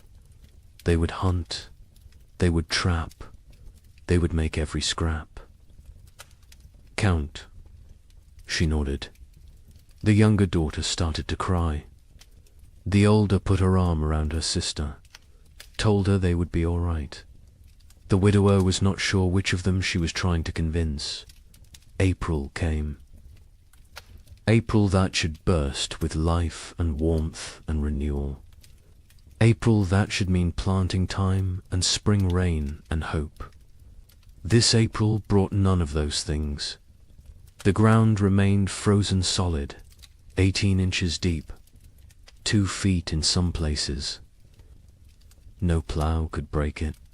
No seed could be planted. Even if they tried, nothing would grow in this cold. Families faced a terrible realization. Even if spring came tomorrow, the growing season was too short now. Crops planted in late April might not mature before full frost. And full frost in this new reality might come in August, or July, or never. Leave it all? The cycle of farming that had sustained human civilization for thousands of years was broken, and no one knew how to fix it. The young couple in Michigan began hunting for any food source. The man set snares for rabbits. The traps stayed empty. He tried fishing through the ice. Nothing. Not even the fish were biting. He ranged farther from the cabin, looking for any game, any sign of life. His wife worried when he was gone. She sat by the window with the baby, watched for his return. Sometimes he was gone for 2 days. When he came back with nothing, they did not speak of it. They simply held each other and their daughter and tried not to think about tomorrow. Neighbors began to disappear. The family 2 miles east was there. One day, gone the next. Their cabin door stood open, their belongings left behind. Only the food was gone, and their wagon, and their animals. They had fled south, or tried to. No one knew if they made it. More families followed. Every week someone else left. The community that had been tight-knit was fraying, unraveling. People made choices for their own survival now. There was no room for collective thinking anymore. Some tried to help each other still. Families with slightly more food shared with those who had less. But even generosity has limits when your own children are starving. A man in Indiana gave his last potatoes to a neighbor. His own family went without for a week. When his wife confronted him, he said it was the Christian thing to do. She said Christian charity would not save their sons. They argued. It was the first real argument of their marriage. There would be many more before spring finally came.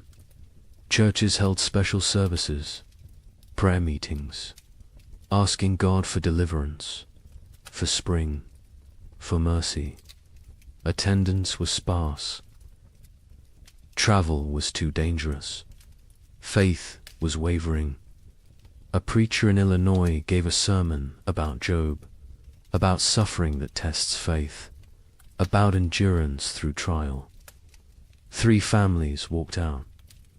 One man stood and shouted that God had abandoned them. The preacher had no answer, because maybe he had. By late April 1836, reality had set in.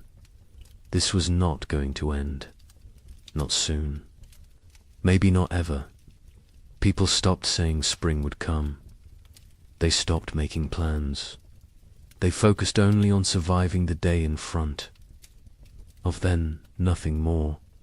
The future was too uncertain, too terrifying. Better not to think beyond the next meal, the next night, the next morning if you were lucky enough to see it. The psychological toll was as brutal as the physical. People began to break under the strain. A woman in Wisconsin stopped speaking entirely, just sat by her fire, staring. Her husband tried everything. She would not respond. Their children were terrified. Eventually the husband took the children and left. He could not stay with a woman who had stopped being present. Some said he was cruel. Others said he did what he had to do. There was no right answer anymore. Marriages strained. Parents fought. Children grew silent and withdrawn. The pressure of constant survival wore away at human connections, at love, at compassion, at everything that made life worth living. People became hollow, going through motions, existing but not living, waiting for an end they could not see, and still the cold did not break. May arrive, May that should be warm and green, May that should mean gardens growing and livestock grazing. This May was grey and frozen. Snow fell on the 10th, again on the 18th. Again on the 23rd, people stopped being surprised. They just accepted. This was the world now. Cold and dead and endless. But something else was coming. Something worse. Because as terrible as this first winter had been, it was only a prelude. The summer of 1836 would bring brief hope. Just enough to make people believe the worst was over. Just enough to make them vulnerable. And then winter would return. Colder, longer, more deadly. Wait until you hear what happens next. Spring refused to come. That is the simplest way to describe what happened in 1836. Spring simply refused to arrive. March became April. April became May, and still the ground stayed frozen. Still the snow fell. Still the temperatures remained far below what any living person had. Experienced Dot, the young mother in Michigan Territory, held her baby and watched the window. Every day she looked for signs. A bird, a patch of bare ground, anything that suggested winter was weakening. She saw nothing but white, endless white. Her husband ventured out less now. The cold was too dangerous. The exertion burned calories. They could not afford to lose. He sat by the fire and stared at the walls. She knew what he was thinking. The same thing she was thinking. How long can we last? Their food stores had dwindled to almost nothing. The potatoes were gone. The preserved meat was gone. They had cornmeal, perhaps enough for 2 more weeks if they were careful, if they made it thin, if they did not mind the constant gnawing hunger. The baby nursed, but the mother's milk was weak. She could feel it. Not enough fat, not enough nutrition. The baby cried more now. A thin, desperate sound that cut through the cabin's silence like a knife. In Illinois, the family faced their own crisis. They had 5 mouths to feed, 3 children, 2 adults. The mathematics were brutal. They cut their portions again. And again. The children stopped asking for more. They understood somehow, even the youngest. She was only 4, but she had learned not to complain. Learned that complaining changed nothing. The mother watched her children grow thinner. Their faces became angular, their eyes too large, their movements slower. She wanted to scream, to rage against the unfairness, but rage would not bring spring. So she stayed silent and counted the days. The father went hunting every few days. He never found anything. But he went anyway, because sitting in the cabin watching his family starve was worse than freezing in the forest. At least in the forest he was trying. At least he was doing something. He set traps. He checked them religiously. They stayed empty. He tried fishing through ice on the creek. Nothing. The fish had gone dormant or died. He did not know which. He returned empty-handed every time. His wife would look at him. He would shake his head. No words necessary. They both knew. The widower in Ohio and his daughters had become experts at survival. They burned furniture for warmth when the firewood ran out. A chair 1 week, a table the next. They ate 1 meal a day. Soup stretched so thin it was barely more than hot water. They trapped a squirrel once. 1 squirrel for 3 people. They made it last 2 days. They boiled the bones for broth, sucked the marrow, used every part. Nothing was wasted. Nothing could be wasted. The older daughter took on more responsibility. She was 17 now, though she looked younger. Malnutrition had stunted her growth, hollowed her cheeks, but her mind was sharp.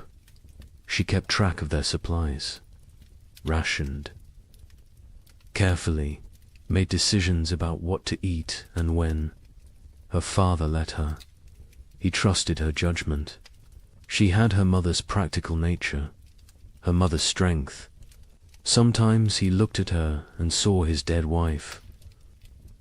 It was comforting and heartbreaking in equal measure. The younger daughter was 15. She spoke less than before. The cold and hunger had made her withdrawn. She did her chores without complaint, helped where she could. But there was a distance. In her eyes, a remove. Her father worried about her, about what this experience was doing to her mind. To her spirit, He tried to engage her in conversation. She would answer in single words. Yes, no, maybe, then return to silence. He did not know how to reach her anymore. Communities that had held together through the winter began to fracture. Trust eroded. A family in Michigan discovered their hidden food cache had been raided. Someone had broken in while they slept, taken half their remaining supplies. They suspected a neighbor, a man they had helped the previous autumn, but they could not prove it, and confrontation seemed pointless. Everyone was desperate. Everyone was capable of terrible things when survival was at stake. Theft became common. People took what they needed to live. A chicken here, a bag of grain there, tools, blankets, firewood, anything that might help them survive another day. Some felt guilt, others felt nothing. Morality becomes flexible when you are watching your children starve. The social contract that held frontier communities together was dissolving, replaced by something more primal, more brutal. Every family for themselves. Churches tried to maintain order, to provide spiritual comfort, but attendance dropped.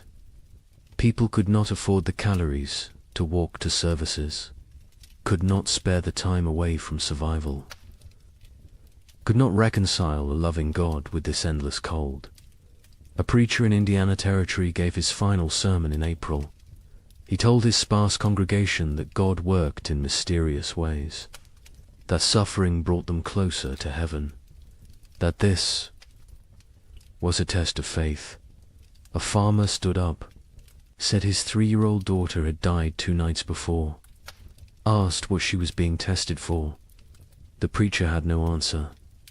The church never held another service. Parents made impossible choices.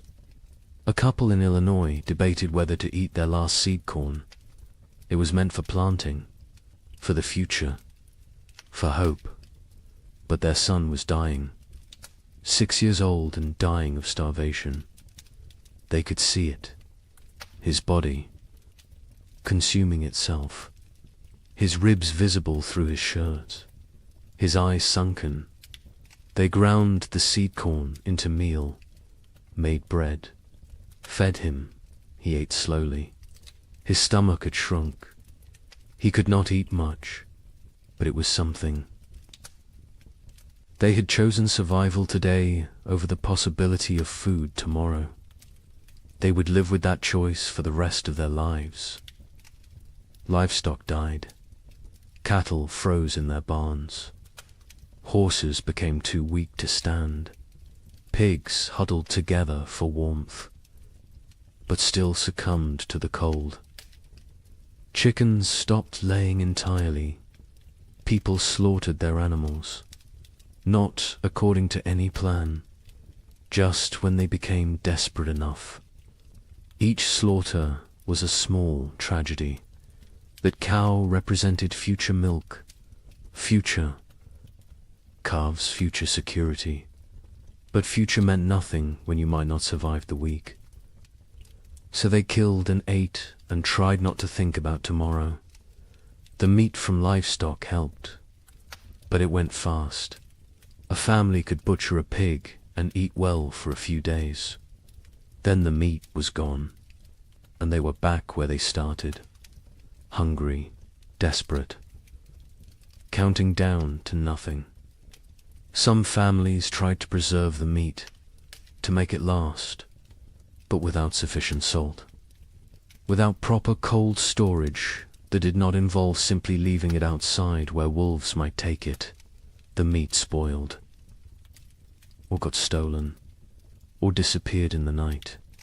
May arrived with no warmth, no green, no life.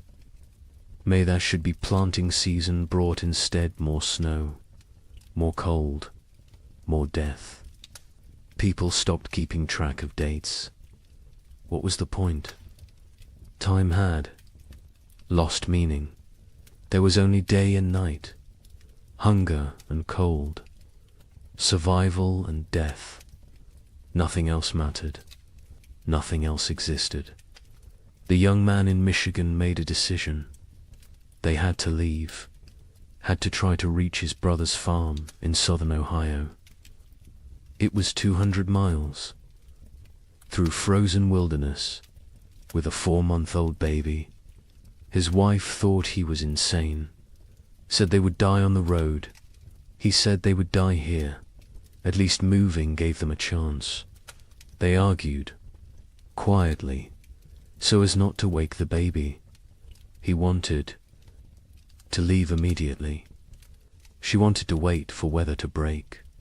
He said the weather was not going to break. She knew he was right. But she also knew their chances of surviving a 200-mile winter journey were close to zero. They compromised. They would wait 1 more week. If the weather did not improve, they would go. They both knew it would not improve. But the compromise gave them something. A deadline, a decision point, a plan. Even a futile plan was better than sitting and waiting. To die.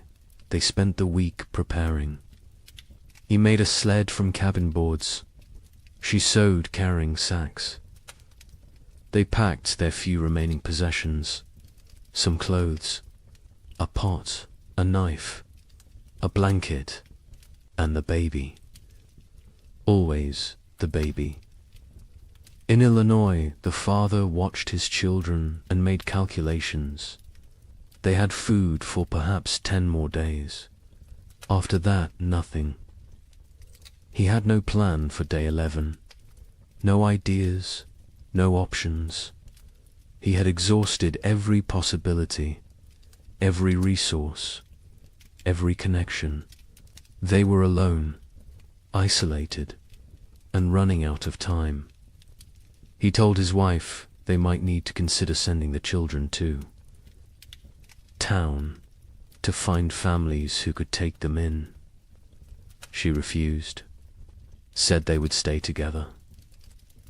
Whatever happened, they would face as a family. He did not argue. He understood. But he also knew that keeping the family together might mean watching all of them die. The widower in Ohio faced a different calculation. His daughters were old enough to understand, old enough to participate in decisions. He sat them both down, told them they had food for maybe 2 weeks, asked them what they thought they should do. The older daughter said they should stay, that leaving was more dangerous than staying.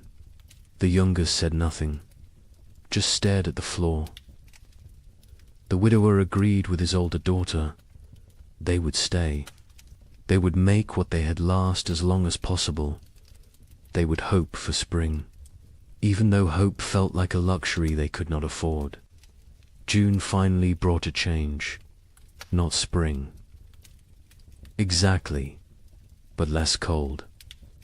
Temperatures rose above freezing during the day.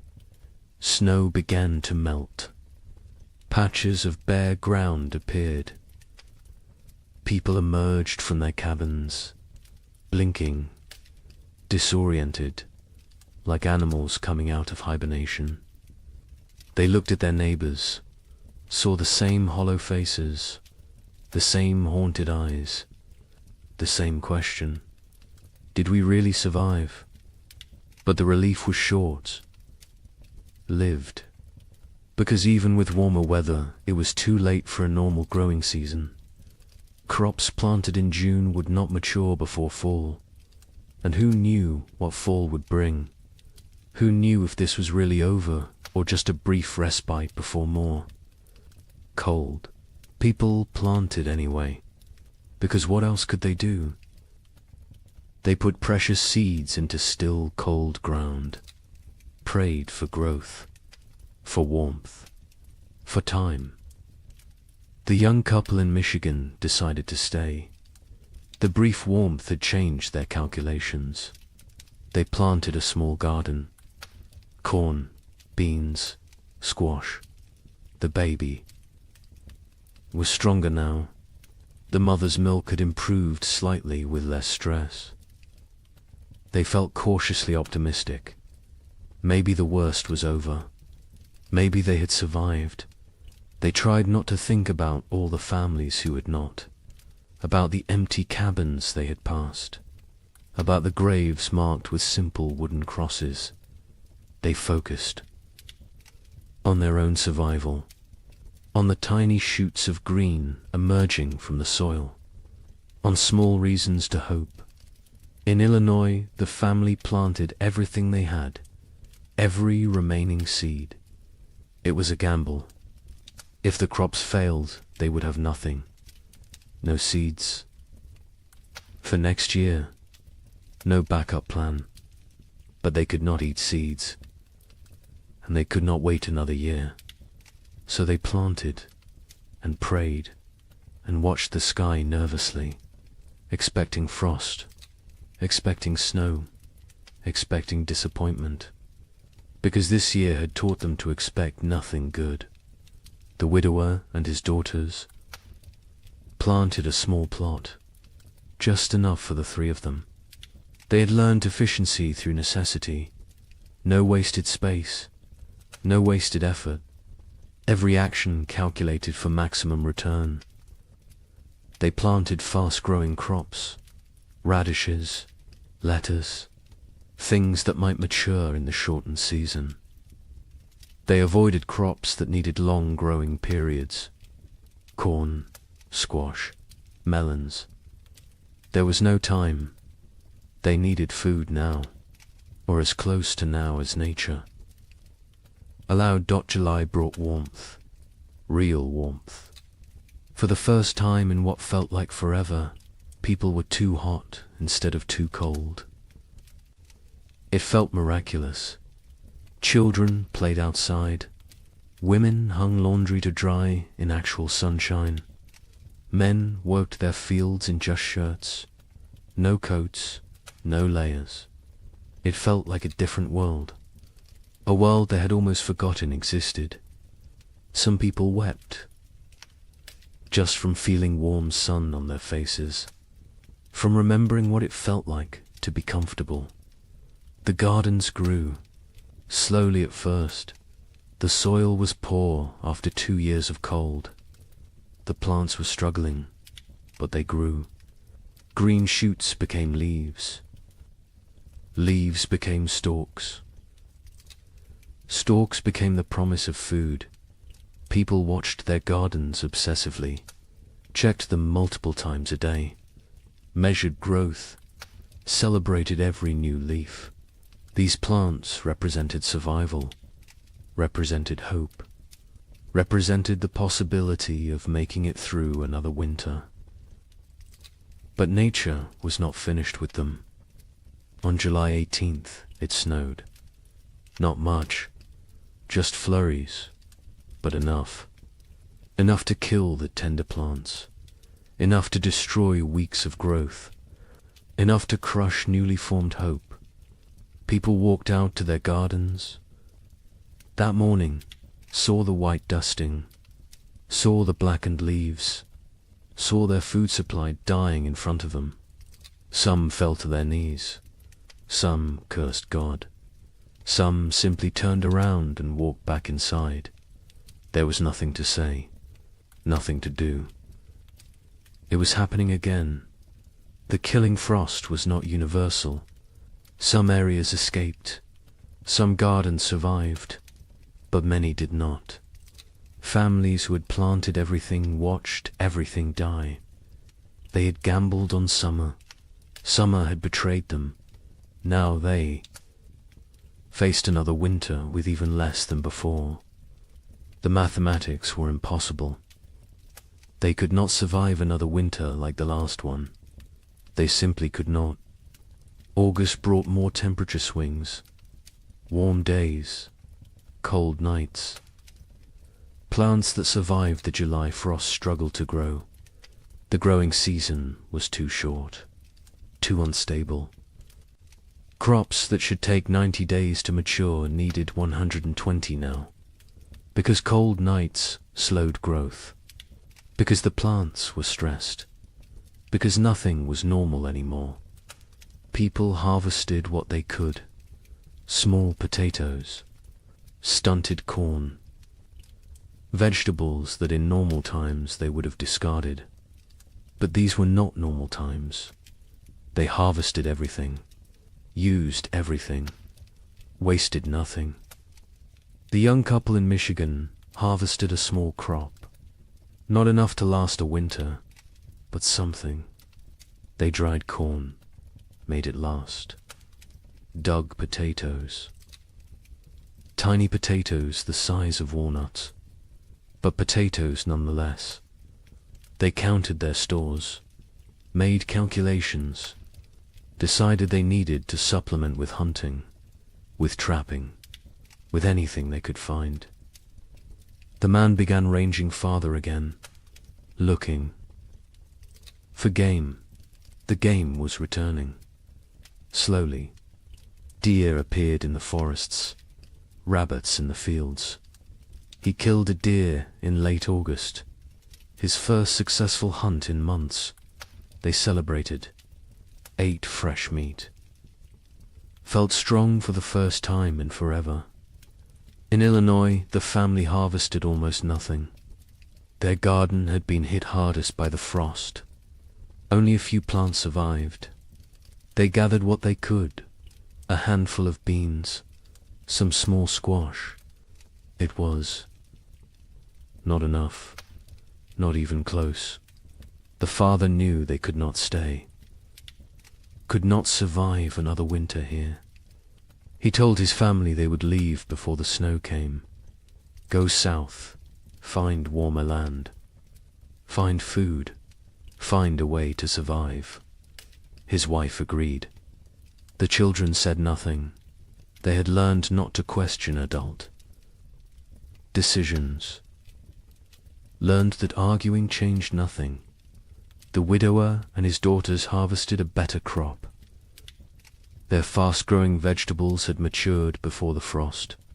They had radishes, lettuce, some early peas.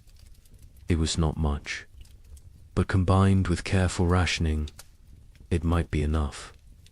Might. The older daughter did the calculations, told her father. They would need to find additional food. He nodded, said he would try. She knew what that meant: hunting, trapping, foraging, taking risks. She did not argue. They needed food. Risk was unavoidable. September arrived cold.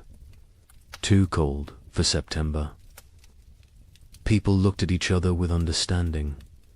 It was starting again. The brief summer was over. Winter was returning. And this time they knew what to expect. This time there would be no surprise, no shock. Only grim preparation. Only the knowledge that they had barely survived the first time. And now they had to do it again, with less food, less strength, less hope. The psychology of facing a second winter was different from the first. The first winter had carried shock, disbelief, the constant expectation that surely this would end soon. The second winter carried no such illusions. People knew what was coming. They remembered the hunger, the cold, the fear, the losses, and they knew they were weaker now, less prepared, more vulnerable. The knowledge sat heavy on everyone who remained. Many families chose to leave before winter set in. Migration south became a steady stream. Wagons loaded with whatever possessions people could carry. Children wrapped in blankets. Livestock trailing behind. They abandoned cabins. Abandoned land claims. Abandoned dreams. Survival mattered more than property now. More than pride. More than the promise of the frontier. They headed toward Kentucky, Tennessee, places where winter might be survivable. The young couple in Michigan debated leaving daily. Every conversation came back to it. Should they go? Should they stay? He wanted to try one more winter. They had more food this time, more experience, more knowledge of what to expect. She was not convinced. The baby was only 6 months old. Traveling with an infant in winter was suicide. But staying might be too. They went in circles, never deciding, paralyzed by impossible choices. A neighbor stopped by in mid-September, an older man who had lived in Michigan Territory for 10 years. He told them he was leaving, heading to his sister's farm in Kentucky. He offered to take them with him.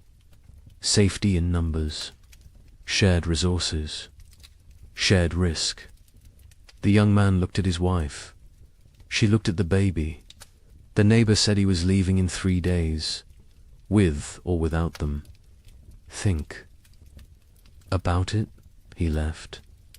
They thought about it. They thought about nothing else. In the end, they decided to stay. The risks of travel seemed greater than the risks of staying.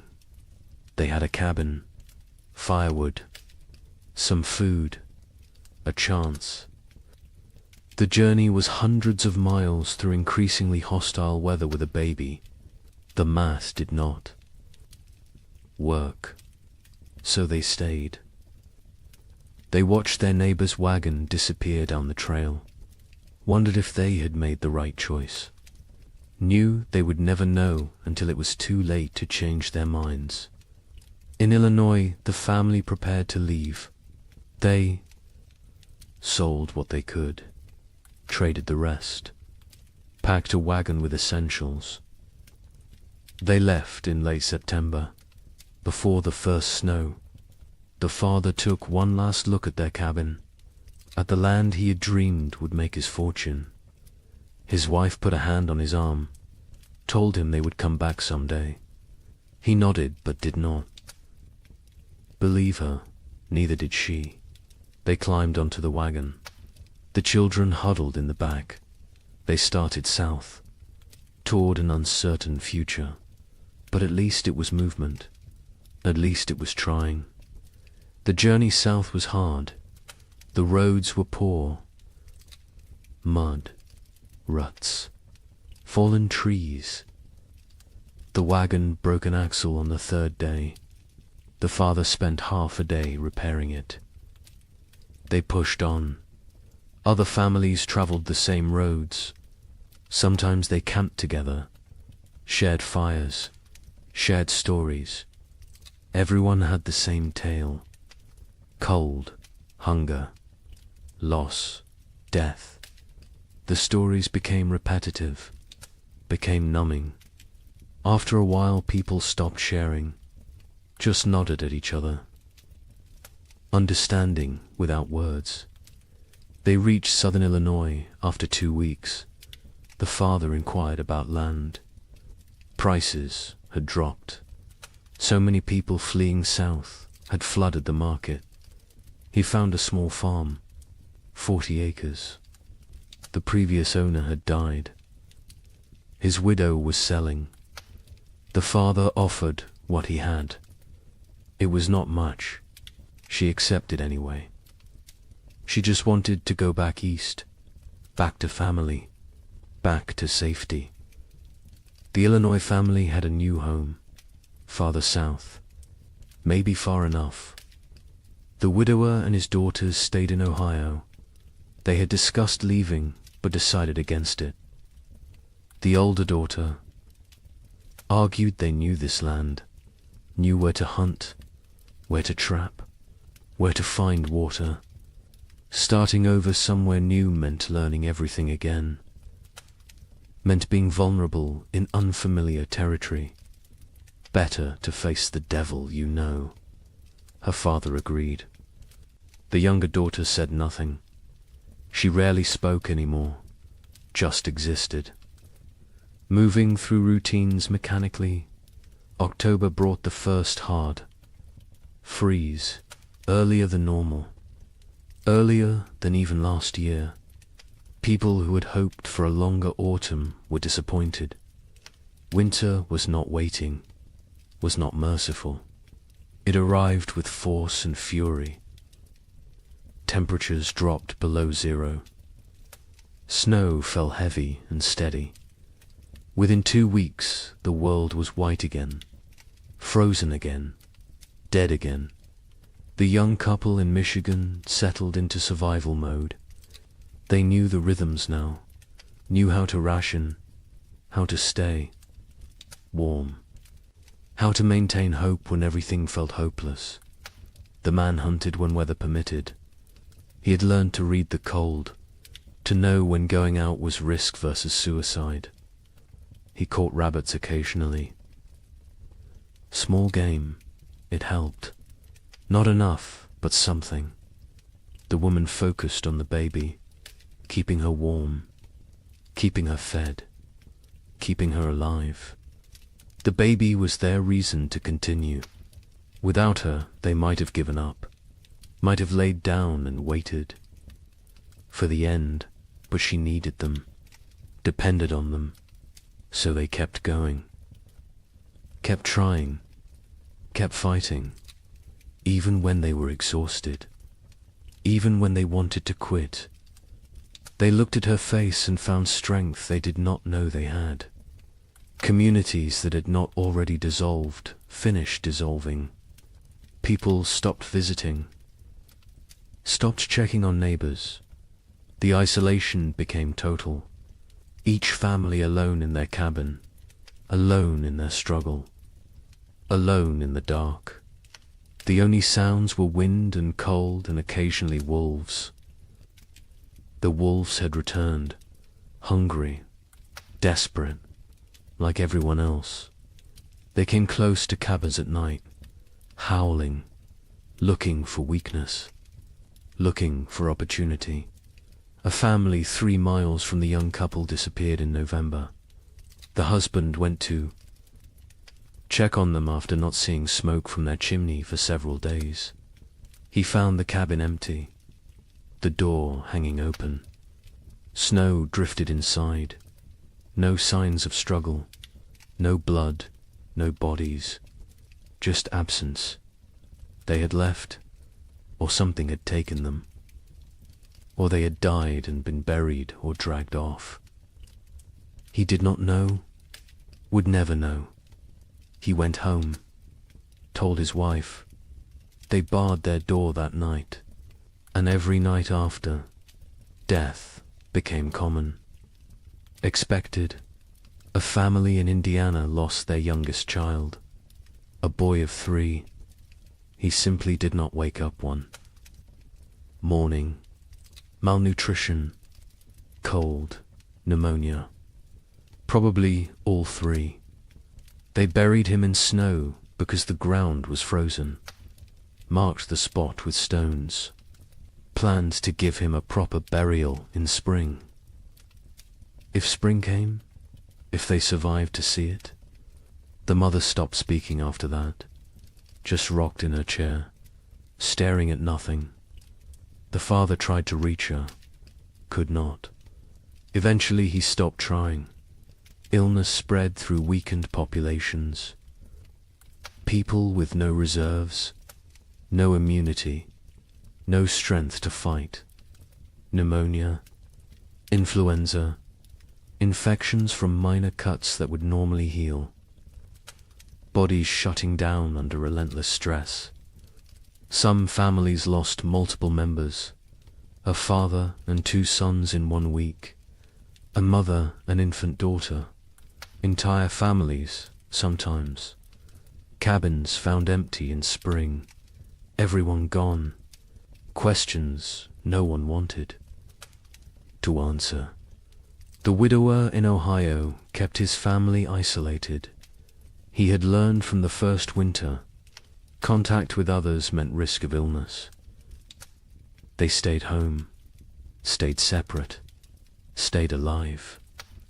The older daughter maintained their routines, rationed food precisely, kept the fire going, kept spirits up as much as possible.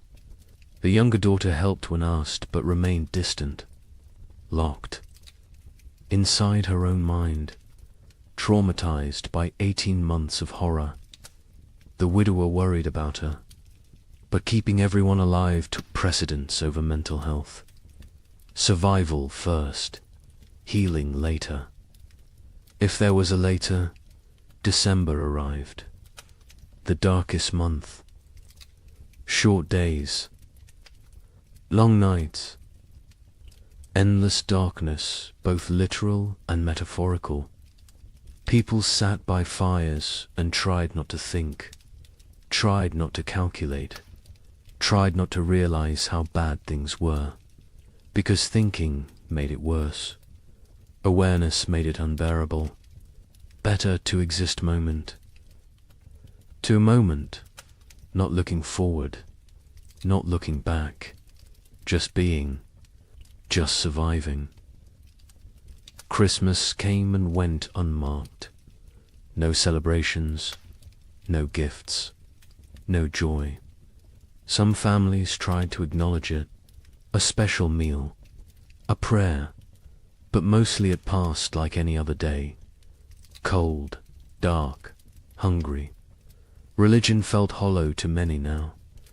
Hard to believe in divine providence when children starved. Hard to have faith when prayers went unanswered year after year. Some held on to belief, others let it go, released it like one more thing they could not afford to carry. The young man in Michigan carved a small wooden toy for his daughter, a doll. Simple but carefully made. He gave it to her on Christmas morning. She was too young to understand, but his wife cried, not from sadness, from gratitude, that he still tried, still found ways to create beauty, still believed in something beyond mere survival. She held him, told him she loved him. They stayed like that for a long time, drawing strength from each other, from their small family, from the choice to keep going. January 1837 arrived, the coldest month of the coldest winter in memory.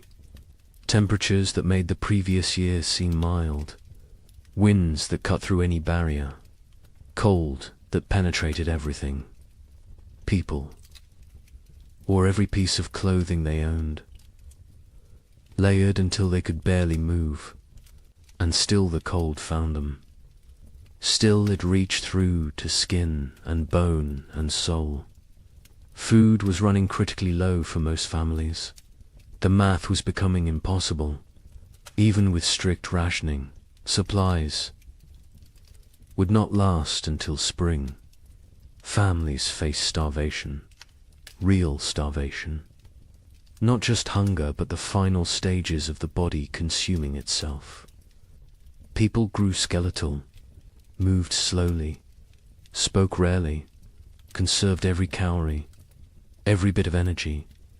Some no longer had the strength to gather firewood. They burned furniture, burned cabin walls, anything that would produce heat. The young couple ate. One meal every 2 days. They gave most of their food to keep the wife's milk flowing for the baby. The man was wasting away, his ribs visible, his face gaunt, his eyes sunken. But he never complained, never suggested changing the arrangement. His daughter would eat, would survive, even if he did not. The wife saw what he was doing, begged him to eat more. He refused, said she needed strength for the baby. She did not argue further, because he was right, and because arguing took energy. They did not have. February brought no relief, just more cold, more snow, more death. The widower in Ohio made a final inventory. They had perhaps 3 weeks of food left. After that, nothing. He gathered his daughters, told them the truth. They would need to start hunting more aggressively, taking more risks. It was dangerous, but necessary. The older daughter nodded, said she would help. She had learned to trap, to track, to skin small game, skills her mother never imagined she would need. The younger daughter looked up briefly, then back down. The widower wondered what she was thinking, if she was thinking, or if she had retreated so far inside herself that she was unreachable. But then something changed. Late February brought a warm spell. Temperatures above freezing for 3 consecutive days. Snow melted. The sun appeared, bright, almost cheerful. People emerged from cabins, looked around, dared to hope. Maybe this was it. Maybe winter was breaking. Maybe they had made it through. The warmth lasted a week, then ended abruptly. Temperatures plunged again. Snow returned. But something was different. The cold was less aggressive, less absolute. Spring was not here, but it was coming. Finally, actually coming. People could feel it, could sense it. The rhythm of seasons reasserting itself. Nature remembering how things were supposed. To work Marsh brought increasing warmth. Real thaw, ice melting on rivers, snow receding from fields, mud appearing, glorious mud. People celebrated mud like it was gold, because mud meant earth, meant ground, meant the possibility of planting, of growing, of food. The young couple in Michigan stood at their window and watched snow melt, watched brown earth emerge.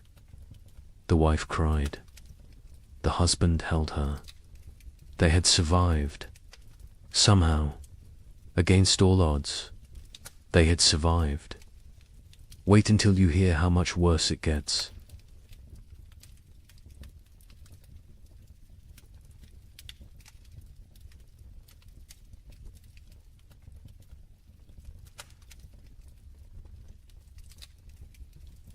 The relief of March 1837 was short-lived.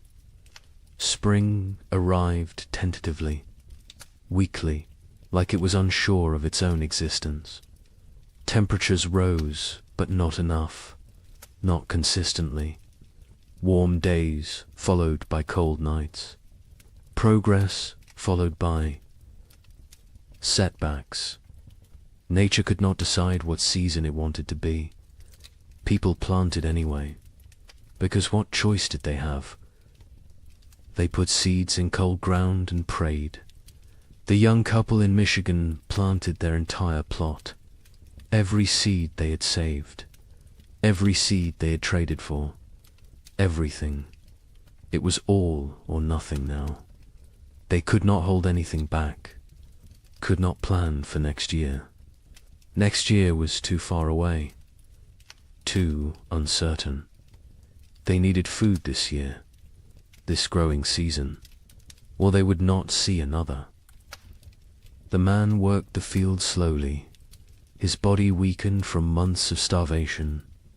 His wife helped when she could, the baby strapped to her back, growing, thriving somehow despite everything. In their new home in southern Illinois, the family that had fled hoped for better conditions. Warmer weather, longer growing season, better chances. The father plowed fields, planted corn, beans, squash. The soil was good, better than what they had left behind.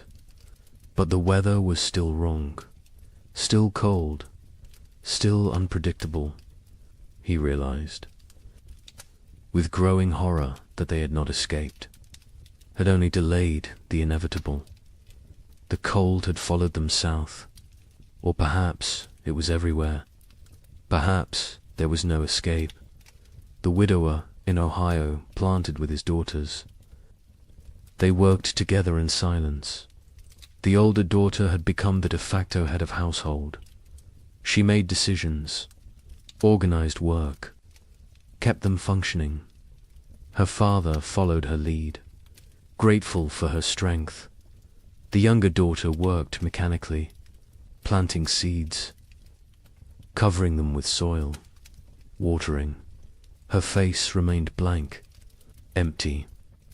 The widower had accepted that she might never fully return, that the person she had been before the cold was gone, replaced by this hollow version. He mourned her even though she still lived at. April brought frost, killing frost. Not as severe as the previous year, but enough to damage crops, to set back growth, to remind everyone that nature was still hostile, still unpredictable, still deadly. People watched their seedlings blacken and die, watched weeks of work destroyed overnight. Some replanted, others gave up, decided to focus on foraging, on hunting, on finding food rather than growing it. Trust in agriculture had eroded. The contract between farmer and earth felt broken. Communities were shadows of what they had been. So many had left. So many had died. The ones who remained were changed, hardened, suspicious. The social bonds that had held frontier life together were gone, replaced by wariness, by self-interest, by the understanding that in crisis every person was ultimately alone. Neighbors who had once helped each other now avoided contact, feared obligation, feared the weakness that came from caring about others. A woman in Michigan Territory knocked on the young couple's door in late April. She was gaunt, desperate. Her husband had died in February. She had 3 children, no food, no options. She begged for help, anything they could spare. The young man looked at his wife. They had so little themselves, barely enough for their own family. His wife went inside, came back with a small sack of cornmeal, perhaps 2 pounds. It was a significant portion of their stores. The woman wept, thanked them, left. The young man and his wife never discussed it, never questioned the decision, but they both knew what that cornmeal might cost them later. May brought better weather, warmer, more stable. The crops that survived April began to grow, slowly, struggling, but growing. People tended their gardens obsessively, pulled every weed, watered carefully, talked to the plants, begged them to thrive. These gardens represented everything: hope, survival, future. Without them there was nothing, just slow starvation through another winter. And no one could survive another winter like the last 2. The young couple's garden showed promise. The corn was growing, short stalks, but growing. The beans were climbing, the squash spreading. They allowed themselves to hope, to plan, to imagine a harvest that would see them through. The man hunted regularly now. The game had returned. Deer, rabbits, turkey. He was successful more often, building their stores. They smoked meat, preserved it, prepared for the worst while hoping for better. In southern Illinois, the family's crops grew better. The warmer climate helped. Their corn reached knee-high by late May. The father felt vindicated. They had made the right choice to move. His wife was less certain. She had learned not to trust good fortune, not to believe in progress until it was secured. She watched the sky constantly, waited for the next disaster, for the frost or hail or plague of insects that would destroy everything. Optimism felt dangerous, felt like tempting fate. The widower's garden grew adequately, not abundant but adequate. The older daughter managed it efficiently. She had learned to maximize every inch of soil, every drop of water, every moment of sunlight. She was 17 now, an adult in all. But name she had lost her youth to these winters, lost her innocence, lost a chance to be young and carefree. She did not mourn these losses. There was no time, no space, no energy. She simply existed in the present, did what needed doing, survived. June arrived warm. Summer finally asserting itself. People shed layers, felt sun on skin, remembered what warmth felt like. Children played outside, really played, not just huddled for warmth, but ran and laughed, and acted like children. Parents watched them with complicated emotions, joy at seeing childhood return, sorrow for all the childhood lost, fear that this reprieve was temporary, that winter would return too soon. The young couple's baby took her first steps in June, on grass, in sunshine. Her mother cried watching her. This tiny person who had known only cold and hunger and fear was walking, growing, living. It felt miraculous. The man picked up his daughter, spun her in the air. She laughed. The sound was pure joy, untainted by the suffering around her. Too young to understand, too young to remember. They both hoped she would never remember these years, never carry the scars they carried. July was hot, genuinely hot. People complained about heat, then laughed at themselves for complaining. Heat was blessing. Heat was life. Heat meant crops growing, meant long days, meant hope. The gardens flourished.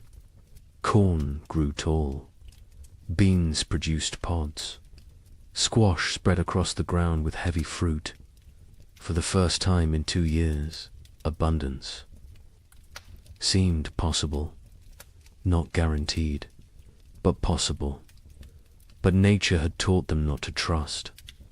On July 23rd, a hailstorm struck southern Indiana. Hail the size of eggs. It shredded crops, destroyed gardens, killed livestock. Families who had been preparing for harvest lost everything in 20 minutes. The storm passed, left devastation. People walked through destroyed fields in shock, corn beaten into the ground, beans stripped from vines, squash smashed. Months of work, all their hope, gone. The Allure family was spared. The storm passed north of them, but they heard about it. Heard about families losing everything. The father thanked God. The mother said nothing. She had stopped thanking God, stopped blaming God. God was absent from this struggle. They were alone. They survived or died based on luck and effort. Nothing more, no divine plan, no greater purpose, just random chance and brutal nature. August brought the harvest. For those whose crops survived, it was a time of desperate work, gathering everything before weather could destroy it, before animals could take it, before anything else could go wrong. People worked dawn until dark, harvesting, preserving, storing, building supplies for the winter they knew was coming, because winter always came, and it came early, and it stayed late, and it tried to kill you. The young couple in Michigan harvested a reasonable crop, not abundant, but enough. Combined with the meat the man had preserved in careful rationing, they might have enough, might make it through. The woman calculated and recalculated, added numbers, divided portions, tried to make the math work. Her husband told her they would be fine. She wanted to believe him, but she had learned not to believe in fine. Fine was a luxury. Fine was an assumption they could not afford. The widower and his daughters harvested their garden methodically. The older daughter kept precise records, weight of every potato, count of every ear of corn, number of beans. She created an inventory, made a plan, calculated daily rations for each of them. Her father was impressed, told her so. She shrugged, said it was just practical. Someone had to do it. He realized she had become the leader of their family. Somewhere during these terrible years she had taken control. He was grateful and sad. No 17-year-old should have to be this responsible, this hard. This adult September came cool, cooler than it should be. People noticed, worried, hoped. They were imagining it, hoped it was just normal September weather. But they knew better. They had learned to read the signs, to feel the wrongness in the air. Winter was coming early again. The second winter in a row. The third overall in this nightmare cycle. And they were tired. So tired. Tired of fighting. Tired of surviving. Tired of being afraid. October brought the first snow. 6 weeks early. Heavy snow that blanketed everything. Buried the world in white. People watched from windows with dead eyes.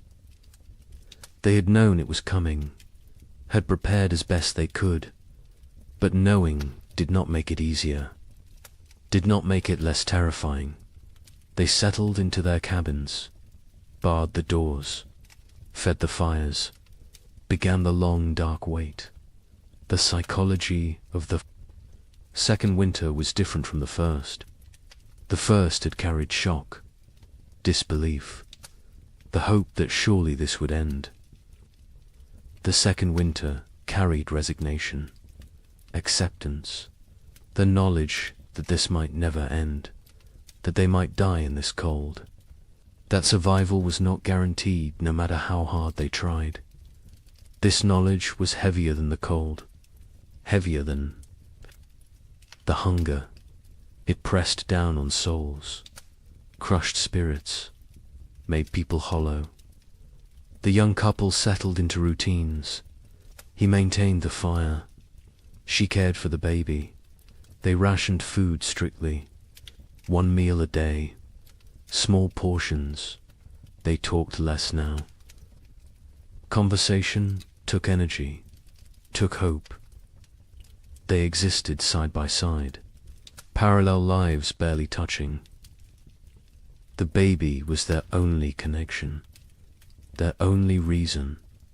Without her, they might have drifted apart entirely, might have retreated into individual isolation.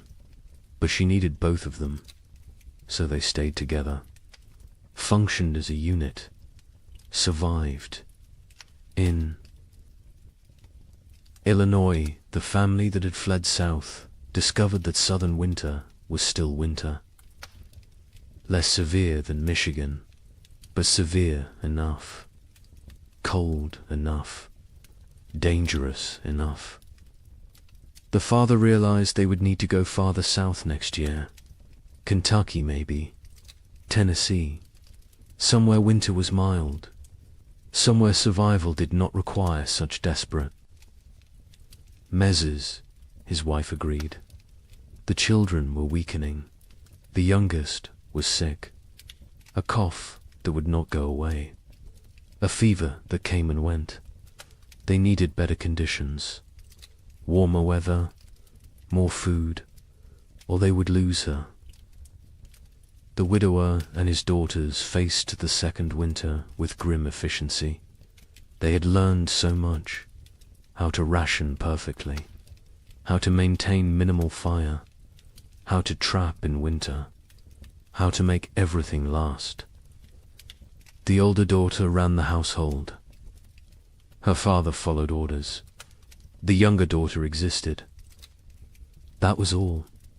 She ate when told, slept when told, worked when told, but there was nothing behind her eyes. No personality, no emotion, no self. She had retreated so far inside that the widower wondered if she would ever come out. November was brutal. Temperatures far below normal. Winds that never stopped. Snow that fell constantly. People burned through firewood faster than anticipated. Started burning furniture again. Cabin walls. Anything wooden. Anything that would burn. Heat was more important than shelter at a certain point. Better to freeze in an open cabin than freeze in a closed one. At least an open one gave you a chance to see death coming. Food became critical. Families ran low faster than expected. The cold required more calories. The body burned fuel trying to stay warm. People ate more, depleted stores more quickly. By mid-November, some families were already rationing desperately, making soup with water and a single potato, boiling bones multiple times to extract every bit of nutrition, eating things that would normally be considered inedible, tree bark, leather, anything that might contain some caloric value. A family 4 miles from the young couple knocked on their door in late November. A father with 2 sons. Their wife and mother had died in October.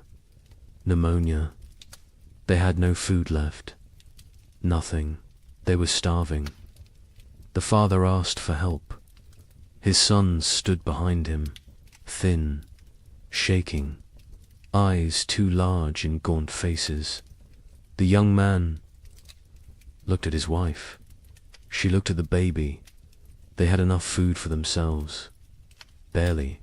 Not enough to share. The young man told them he was sorry. He had nothing to give. The father nodded. Said he understood. They left. The young couple never saw them again. Never learned what happened to them. Preferred not to know.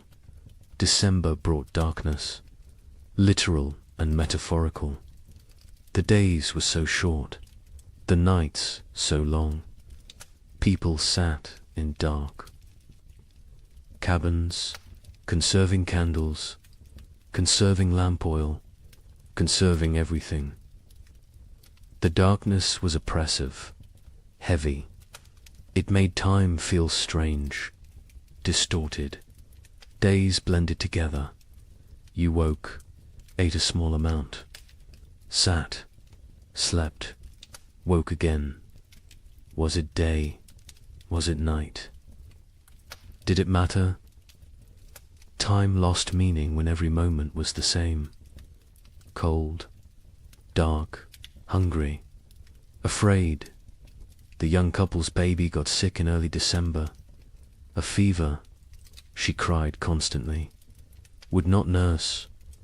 The mother held her day and night. Tried everything. Cold cloths. Warm cloths. Arb's prayer. The fever broke after 3 days. The baby survived, but the mother did not recover emotionally. She stopped sleeping, watched the baby constantly, convinced that if she looked away, her daughter would die. The man tried to comfort her, told her the baby was fine. She would not listen, could not listen. Fear had taken hold. Rational thought had fled. Christmas came. No celebration, no acknowledgement. It was just another day. Cold, dark, hungry, the young. Man had carved another toy for his daughter. A small horse. He gave it to her on Christmas morning. She grabbed it, put it in her mouth. Too young to play properly, too young to understand. His wife smiled weakly, told him it was beautiful, then went back to staring at the baby. The man sat by the fire, wondered how much longer they could do this, wondered if survival was worth the cost, then felt guilty for wondering. The Illinois family's youngest child died on December 30th. The cough had gotten worse. The fever never broke. She was 6 years old. They wrapped her in a blanket, laid her in the snow, marked the spot. The mother did not cry. She had no tears left. The father built a small cross. The other children stood silently. They had learned not to show emotion. Emotion was weakness. Weakness was dangerous. The family went back inside. Life continued, because what else could they do? Stop living because one of them had died. Everyone was dying, slowly, quickly, inevitably. January 1837 was the coldest month in living memory. Temperatures dropped to levels that should not be possible, that could not be survived. People huddled by fires, wore every piece of clothing, burned everything that could burn. And still the cold found them, reached through walls, through clothes, through skin, into bones, into souls. Cold that felt sentient, malevolent, actively trying to kill. The widower in Ohio burned his bed in January, then the girl's bed. They slept on the floor near the fire, all three together, sharing body heat, sharing blankets. The older daughter protested burning the beds, said they would need them later. Her father said later did not matter if they froze tonight. She understood, helped him break up the bed frames, fed them to the fire, watched the wood burn, wondered what they would burn next, what they would sacrifice tomorrow. People stopped moving unless necessary. Movement required calories, burned energy. Energy was precious, could not be wasted. Families sat still for hours, days, only moving to tend fire, to prepare food, to use the chamber pot. Everything else was eliminated. Conversation, work, activity, all gone, replaced by stillness, by conservation, by the desperate attempt to make their bodies last until spring. Food was running out everywhere. People were starving, really starving. The body consuming itself, muscle wasting, organs beginning to fail. People became skeletal, their faces gaunt, eyes sunken, teeth loose, hair falling out. The physical signs of advanced starvation. Some went mad. The hunger drove them insane. They talked to people who were not there, saw things that did not exist, lost touch with reality. Others became violent, desperate, dangerous. The young man in Michigan was starving himself to keep his wife and daughter fed. He ate almost nothing, claimed he was not hungry, His wife knew what he was doing, begged him to eat. He refused, said she needed strength to nurse. She needed food to make milk. The baby needed milk to survive. Therefore, the baby and wife ate. He did not. The math was simple, brutal, but simple. He was dying. They both knew it. Neither spoke of it, because speaking made it real, made it unbearable. February brought no relief, just more cold, more hunger, more death. Bodies were found frozen in cabins. Entire families sometimes. They had run out of firewood, run out of food, run out of strength. They had simply stopped, laid down, let the cold take them. It was easier than continuing, easier than fighting every single day with no end in sight. Some people judged them, called them weak. Others understood, envied them even, because at least their suffering was over. The young couple reached their breaking point in late February. They had no food left, nothing. The man was too weak to hunt, too weak to trap, too weak to move. His wife was still nursing, but her milk was almost gone. The baby cried constantly, starving, dying. They sat together, held each other, held their daughter, waited for the end. They did not speak, did not cry, did not pray. They had moved beyond all that. They simply existed in the moment, waiting for it to be over. Then a neighbor appeared, the same neighbor who had offered to take them south. He had returned. His sister's farm had been no better. He had come back to his land, to his cabin. He knocked on their door. The young man opened it, could barely stand. The neighbor saw the situation immediately, went to his wagon, brought back food, salt pork, cornmeal, dried beans. Not much, but something. He told them he would check on them weekly, share what he had. The young man tried to thank him, could not find words. The neighbor nodded, said they were neighbors. That was enough. He left. The food saved them. They rationed it carefully, made it last. The wife's milk returned. The baby stopped crying, started nursing properly. The man ate small amounts, regained some strength. Not much, but enough to function, enough to survive. They knew they owed their lives to the neighbor, knew they could never repay him, but they would try. Someday, if they lived that long. March finally brought real thaw.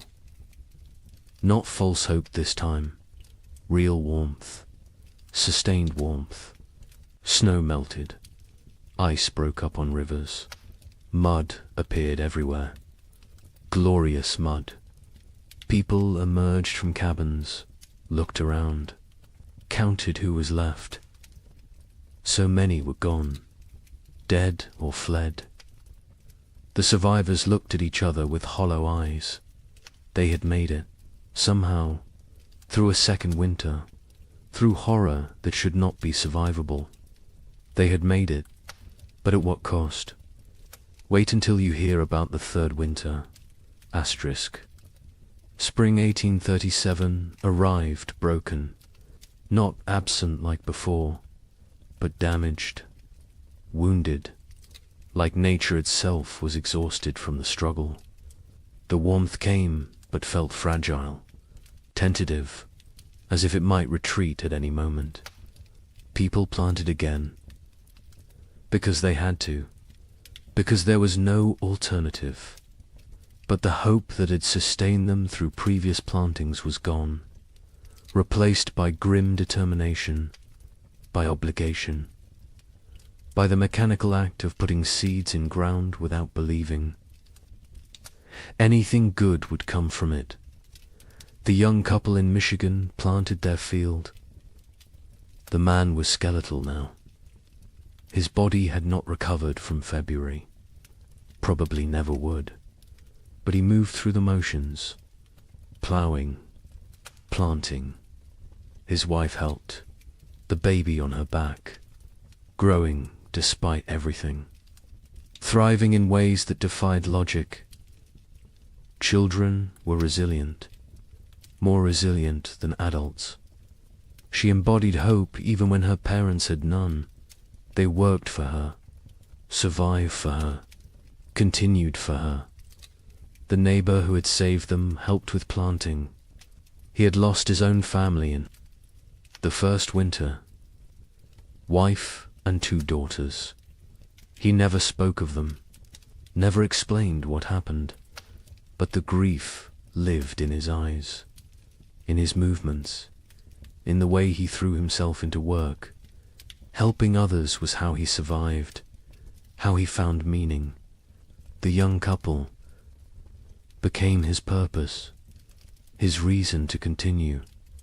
He checked on them weekly, shared food when he had extra, fixed things around their cabin, asked for nothing in return. In Illinois, the family that had lost their youngest daughter planted in silence. The mother moved mechanically, planting, watering, weeding, but her spirit was elsewhere, with her dead child, with the life they should have had. The father tried to engage her. She responded in single words. Yes, no, maybe. Their remaining children watched their parents fracture, watched the marriage dissolve under the weight of grief. The oldest boy, now 9, took on more responsibility, helped his father, tried to shield his younger siblings, became an adult too soon. Like everyone else, the widower in Ohio planted, with his older daughter, just the 2 of them. The younger daughter had stopped functioning entirely. She sat in the cabin, stared at walls, did not speak, did not respond, had retreated so far inside herself that she was unreachable. They had tried everything, talking to her, holding her, leaving her alone. Nothing worked. She was alive but not living, present but absent. The older daughter cried about it sometimes, late at night, when she thought no one could hear. Her father heard, said nothing, because what could he say? They were all broken. Some breaks just showed more than others. April brought adequate weather. Not warm, not cold, just neutral. The crops grew slowly, struggling. The soil was depleted after years of abnormal cold. Nutrients locked away. The plants were pale, weak, but growing. People tended them obsessively, talked to them, prayed over them, begged them to thrive. These gardens represented final chances, last hopes. If the crops failed this year, there would be no next year, no more attempts.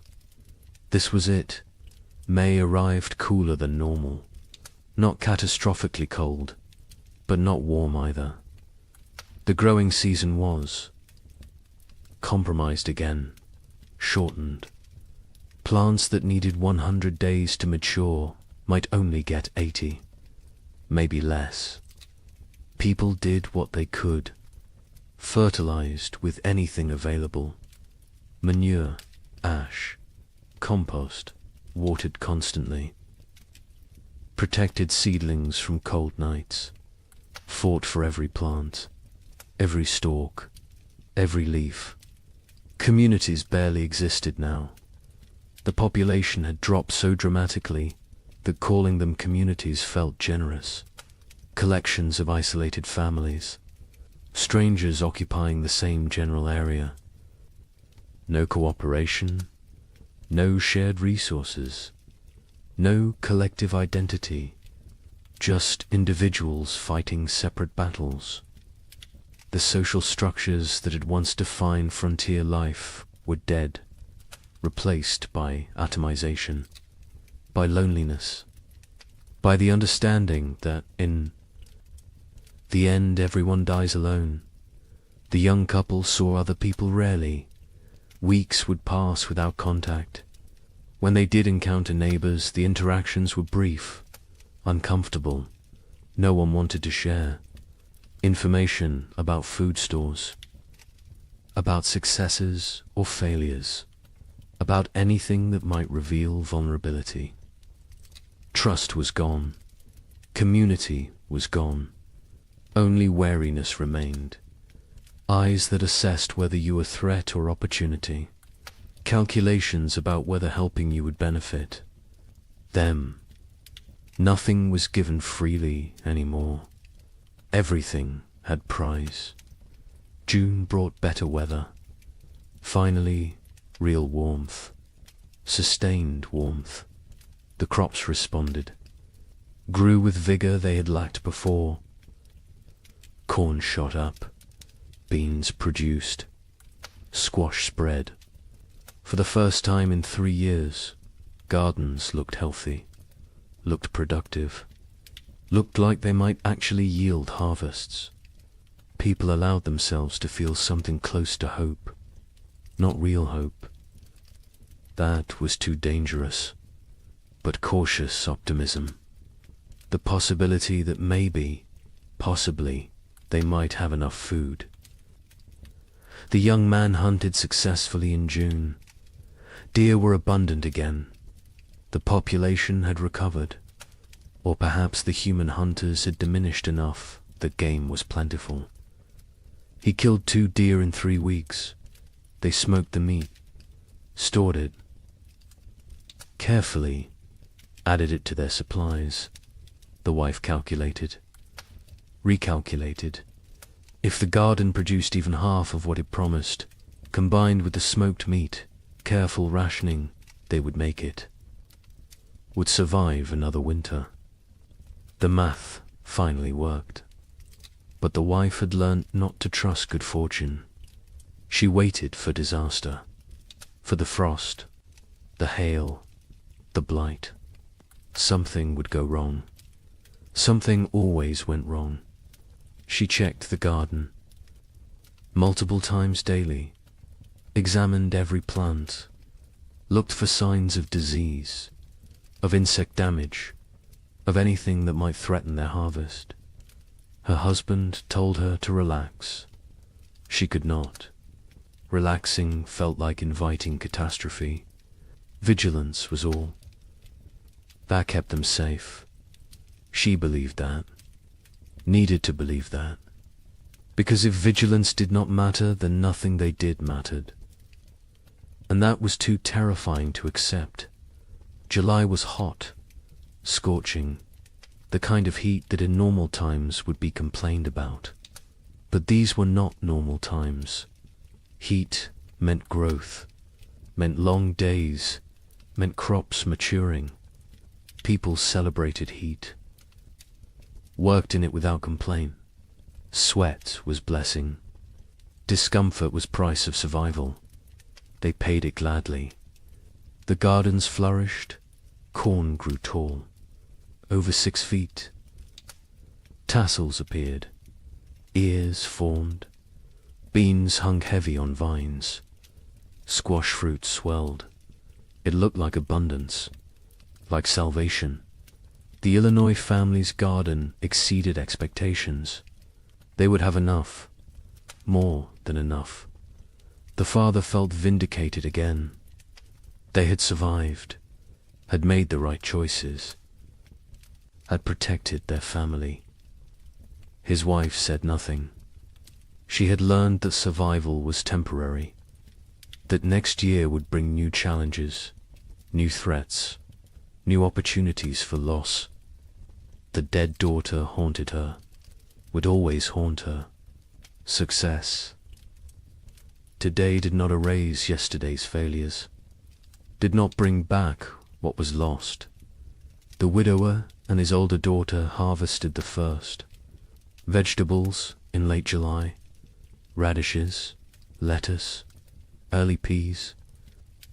They ate fresh food for the first time in months. The taste was overwhelming, sharp, vibrant, alive. The older daughter cried while eating.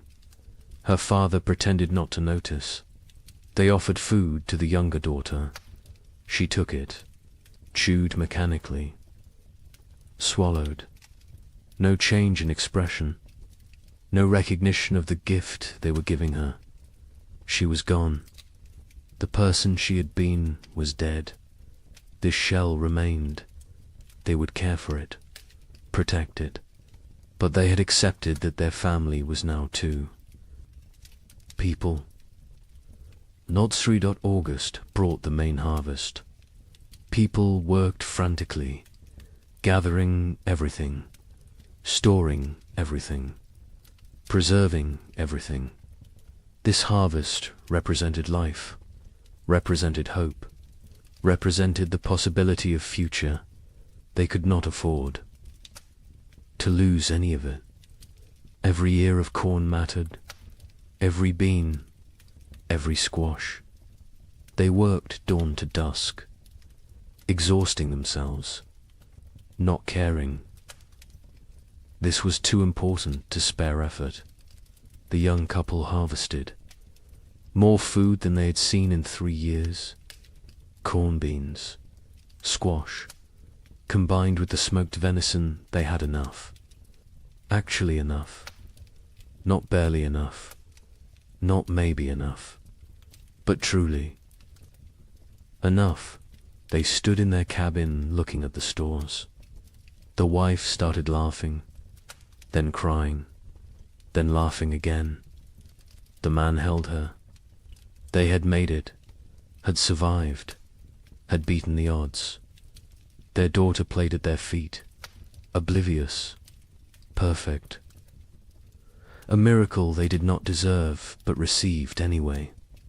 The neighbor helped them preserve food, showed them techniques for long-term storage, how to keep corn dry, how to prevent mold, how to protect against rodents. He had learned so much in his years on the frontier. Before the cold years he had been successful, prosperous even. Now he was just surviving, like everyone else. But he remembered the old knowledge, the techniques that worked. He shared them freely, asked nothing in return. The young couple offered to pay him, with food, with labor. He refused, said neighbors helped. Neighbors, even though neighbors barely existed anymore. Even though community was dead, he held on to the old ways, the old values. It was how he honored his dead family. September arrived cool. People tensed, waited for the cold, for winter to come early again, for the pattern to repeat, but it did not. September stayed temperate, pleasant even. Leaves changed color on schedule. Geese flew south at the normal time. Nature seemed to be remembering how to be normal, how to follow the rhythms that had existed for millennia. People did not trust it, could not trust it, but they noticed, hoped, very carefully hoped. October brought the first frost, right on schedule. Normal frost, expected frost, not the killing freeze of previous years, just regular autumn cold. Farmers finished their harvests, stored the last vegetables, prepared for winter. But this preparation felt different, less desperate, less terrified. They had food, real food, enough food. Winter was coming, but it was normal winter. Survivable winter. They could do this. The young family brought in their last harvest in mid-October, filled their cabin with stores. The man built additional storage, racks for corn, bins for potatoes, hooks for smoked meat. The cabin was crowded now, full of food, full of life, full of hope. His wife walked around touching everything, making sure it was real. Not a dream, not delusion, actually real. She counted, recounted. The numbers worked. They would eat this winter, would eat well even. The relief was almost unbearable.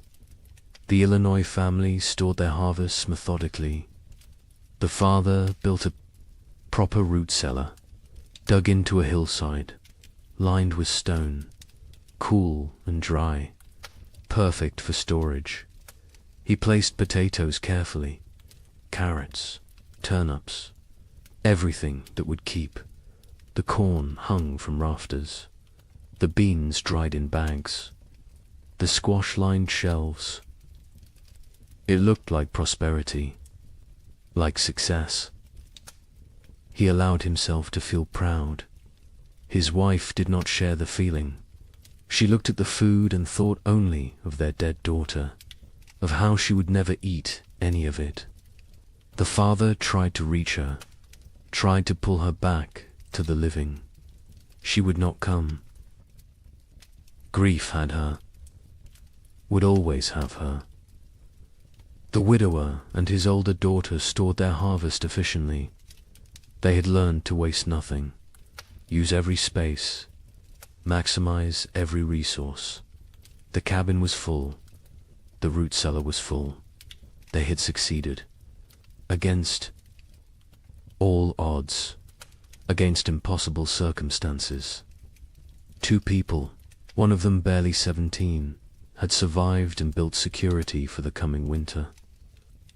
The older daughter allowed herself a moment of satisfaction, of pride, then went back to work. There was always more work, always more preparation, always more to do. November arrived cold, but not catastrophically so.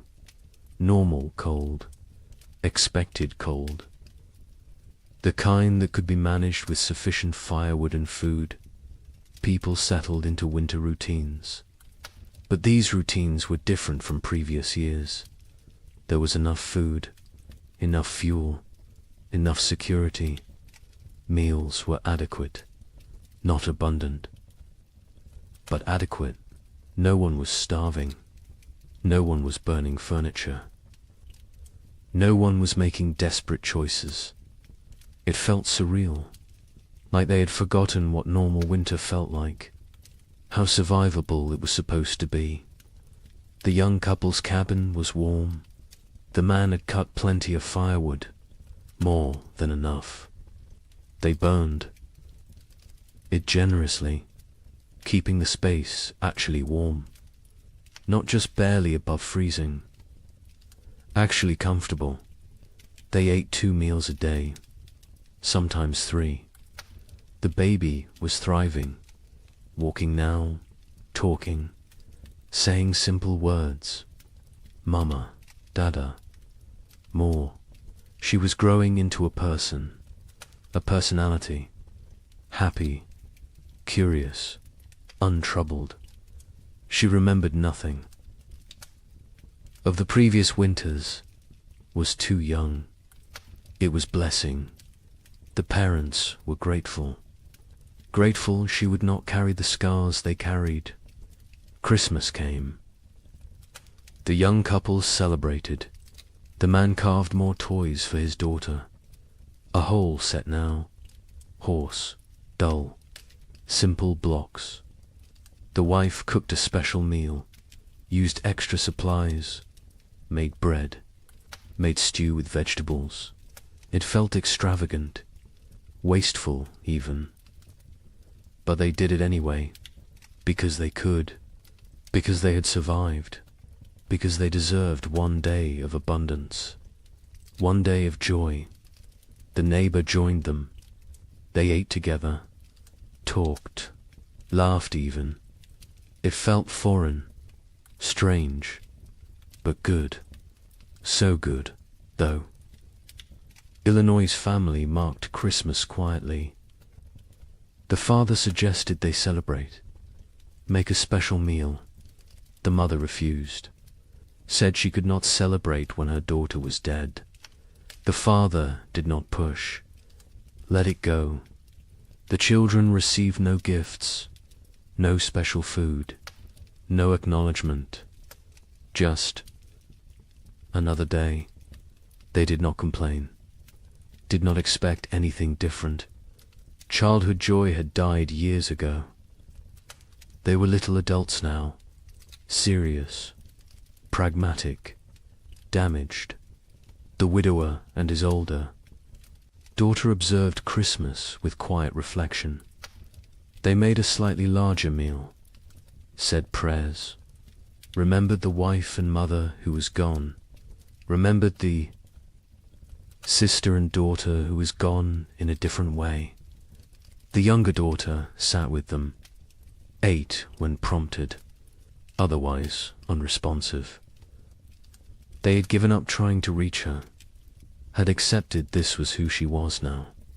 They would care for her as long as necessary, forever if needed, but they no longer expected recovery, no longer hoped for her return. She was gone. They mourned her, while she still lived.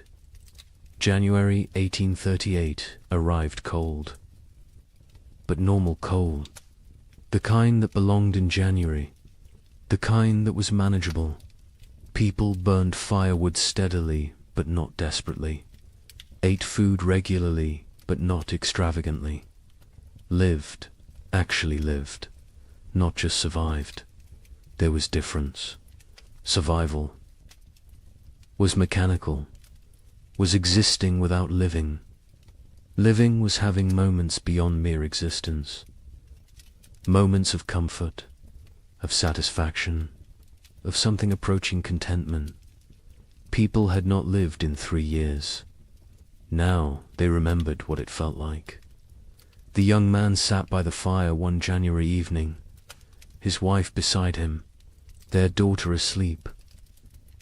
Between them, he looked around the cabin, saw the food stores, felt the warmth, heard his family breathing.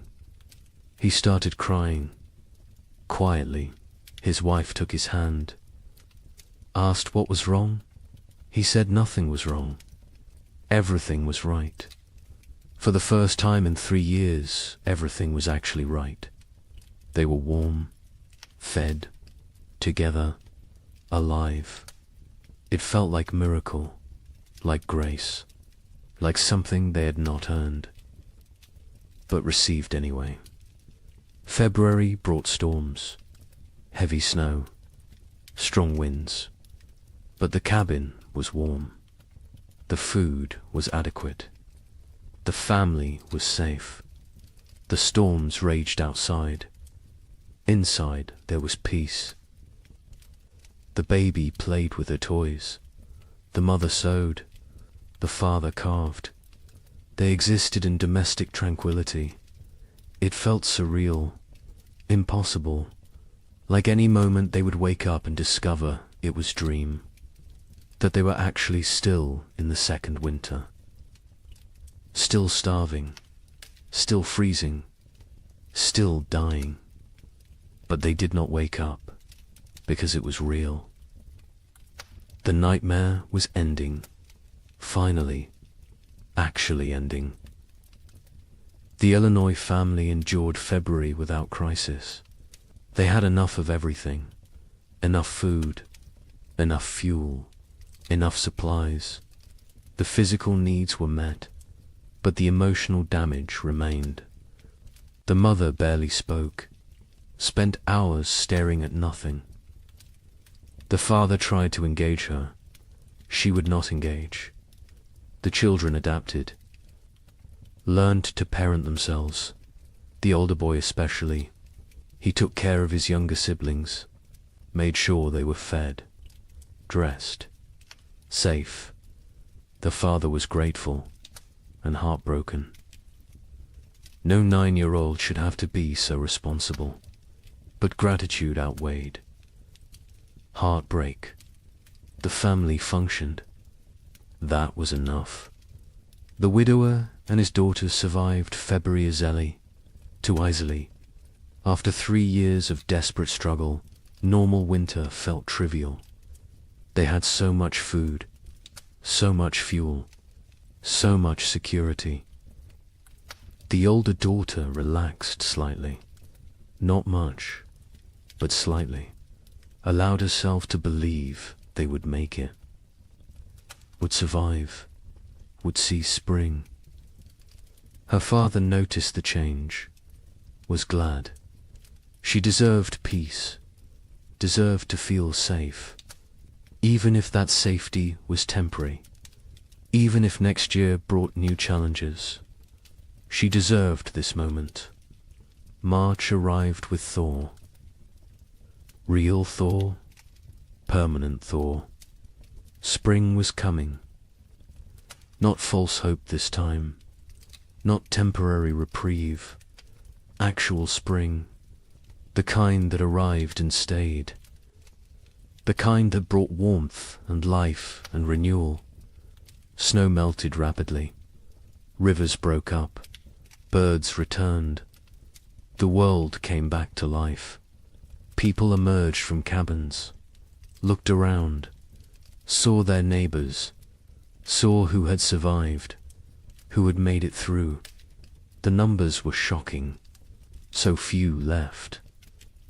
So many gone.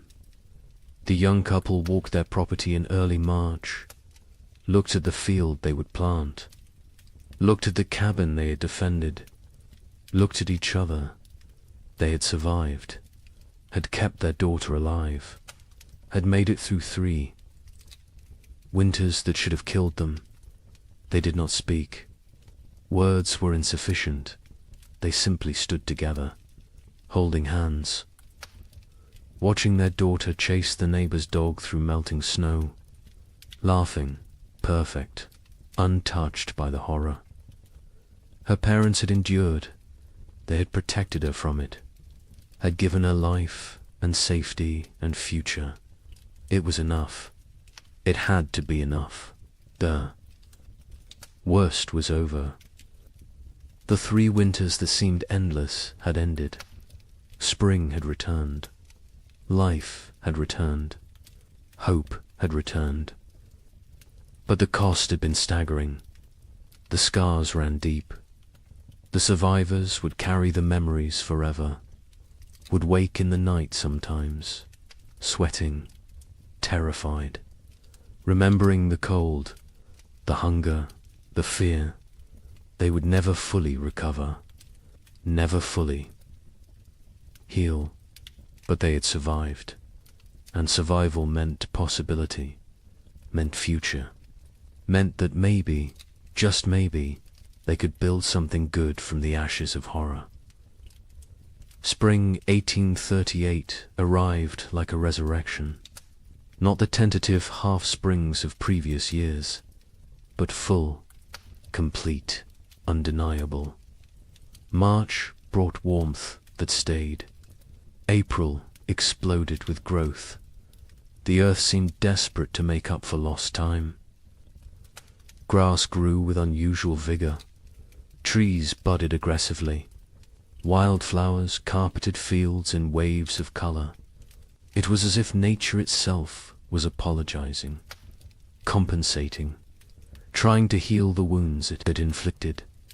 Survivors emerged from their cabins, slowly, blinking in bright sunlight, disoriented, like people waking from long nightmares.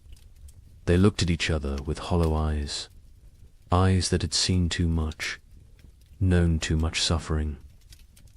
They were changed, fundamentally, irreversibly. The people who had entered the winter of 1835 were dead. These were different people, harder, older, damaged in ways that would never fully heal. The young couple in Michigan stood in their doorway watching spring arrive. The man was thin still. His body had not recovered the weight lost during the starving times. Probably never would. His hair had gone partially grey. He was 25, but looked 40. His wife was 23. She looked older, lines around her eyes, around her mouth, marks of worry, of fear, of 3 years spent on the edge of death. Their daughter was almost 2 now, perfect, unblemished, the only innocent thing left in their world. They planted their field in April. The work felt different this year. Not desperate, not terrified, just work, normal work, the kind farmers had done for thousands of years. Put seeds in ground, trust earth to do its part. The simplicity was jarring. They had forgotten farming could be simple, could be routine, could be anything other than life or death struggle. The man worked slowly, his body still weak. The neighbor helped. He always helped. Had become part of their family in ways that transcended blood. The field grew beautifully. The corn shut up, strong, healthy, dark green. The kind of growth they had not seen in years. The beans climbed vigorously. The squash spread rapidly. It looked like abundance, like prosperity, like the future they had imagined when they first claimed this land, before the cold, before the suffering, before they learned how fragile everything was. The wife watched the garden grow and felt nothing. No joy, no satisfaction, no relief. The capacity for positive emotion had been burned out of her. She was functional, capable, but hollow, empty of everything except mechanical competence. In Illinois, the family that had lost their daughter tried to rebuild. The father threw himself into work, expanded his fields, built new structures, kept busy constantly. Movement meant not thinking, not remembering, not grieving. His wife did the opposite. She stopped moving, sat for hours, staring at nothing. The children navigated between these extremes, tried to be invisible, tried not to cause problems, tried to hold together a family that was fragmenting. The older boy carried the weight. He was 10 now, too young for such responsibility. But responsibility did not care about age. Someone had to hold things together. He did it because no one else would. The widower in Ohio and his older daughter planted their field together, just the 2 of them. The younger daughter remained in the cabin, unresponsive, present but absent. They had tried everything to reach her. Doctors when they could afford them, medicines, prayers, time. Nothing worked. She was locked inside herself, trapped in whatever mental prison the winters had created. They cared for her, fed her, kept her clean, but they had stopped hoping for recovery. Hope was too expensive, too painful when it failed. Better to accept reality. She was gone. They would tend her shell for as long as necessary. Other families across the frontier faced similar struggles. The physical danger had passed. Food was available. Weather was normal, but the psychological damage remained. People suffered from what we would now recognize as severe trauma, depression, anxiety, what was then called melancholy or nervous. Exhaustion. They startled easily, had nightmares, struggled with crowds, with noise, with anything that reminded them of the hard years. Many never fully recovered, carried the scars until death. Communities began to reform, slowly, hesitantly. People who had isolated for survival started reaching out again, started talking to neighbors, started attending church, started rebuilding the social structures that had dissolved. But it was different now. The easy trust was gone. The assumption of mutual aid was gone. People helped each other, but warily, with limits, with boundaries. The innocence of early frontier community had died, been replaced by something more cautious, more cynical, more realistic. A traveling minister came through Michigan territory in May, held revival meetings, promised salvation, promised explanation for the suffering, promised that God had a plan. Some people came, desperate for meaning, desperate to believe their suffering had purpose. The young couple attended once, listened to the minister talk about divine testing, about Job, about how suffering brought people closer to God. The wife stood up, walked out. Her husband followed. They never went back. If God had done this to them, then they wanted nothing to do with God. If God had not done this, then he was powerless to prevent it. Either way, church offered nothing they needed.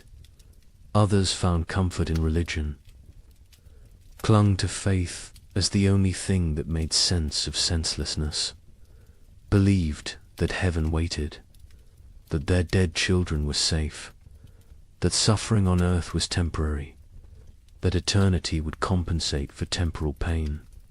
The young couple did. Not judge them. Whatever got you through was valid, but they could not share that faith. Had lost it somewhere in the second winter, when their daughter was dying and prayers went unanswered, when they realized they were alone, truly alone. Number. God, no providence. Just luck and effort and random chance. Summer brought abundance. The crops matured perfectly. The harvest was extraordinary.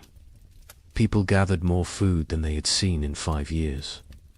Barns filled, root cellars filled, cabins filled. It was almost obscene. This wealth after such poverty, this abundance after such scarcity. Some people hoarded reflexively, stored food they would never eat, could not stop gathering, could not trust that next year would also be good. The trauma of scarcity had rewired their brains, made them incapable of feeling secure no matter how much they had. The young couple harvested their field in August. The yield was massive, more than they could possibly use. They sold some, traded some, gave some away, kept plenty for themselves. Their stores were overflowing. The man built additional storage. The wife watched him work, felt disconnected, like she was observing someone else's life. She went through motions, cared for their daughter, cooked, cleaned, did everything a wife and mother should do, but felt nothing, was numb, had been numb since February of the second winter. She wondered if she would ever feel again, or if this numbness was permanent, the price of survival. In Illinois, the abundant harvest did not heal the broken family. The father worked obsessively, made more money than they needed, bought things, built things, kept moving. The mother remained withdrawn, lost in grief, The children adapted, learned to function without real parenting, became independent too soon. The family existed together but separately. Parallel lives in the same space, not connected, not whole, just adjacent. The widower and his older daughter harvested successfully. Their fields produced well. They had security for the coming winter. The older daughter was 18 now. An adult, she had offers of marriage. Young men who saw her competence, her strength, her capability. She refused them all, said she could not leave her father, could not leave her sister, could not abandon her responsibilities.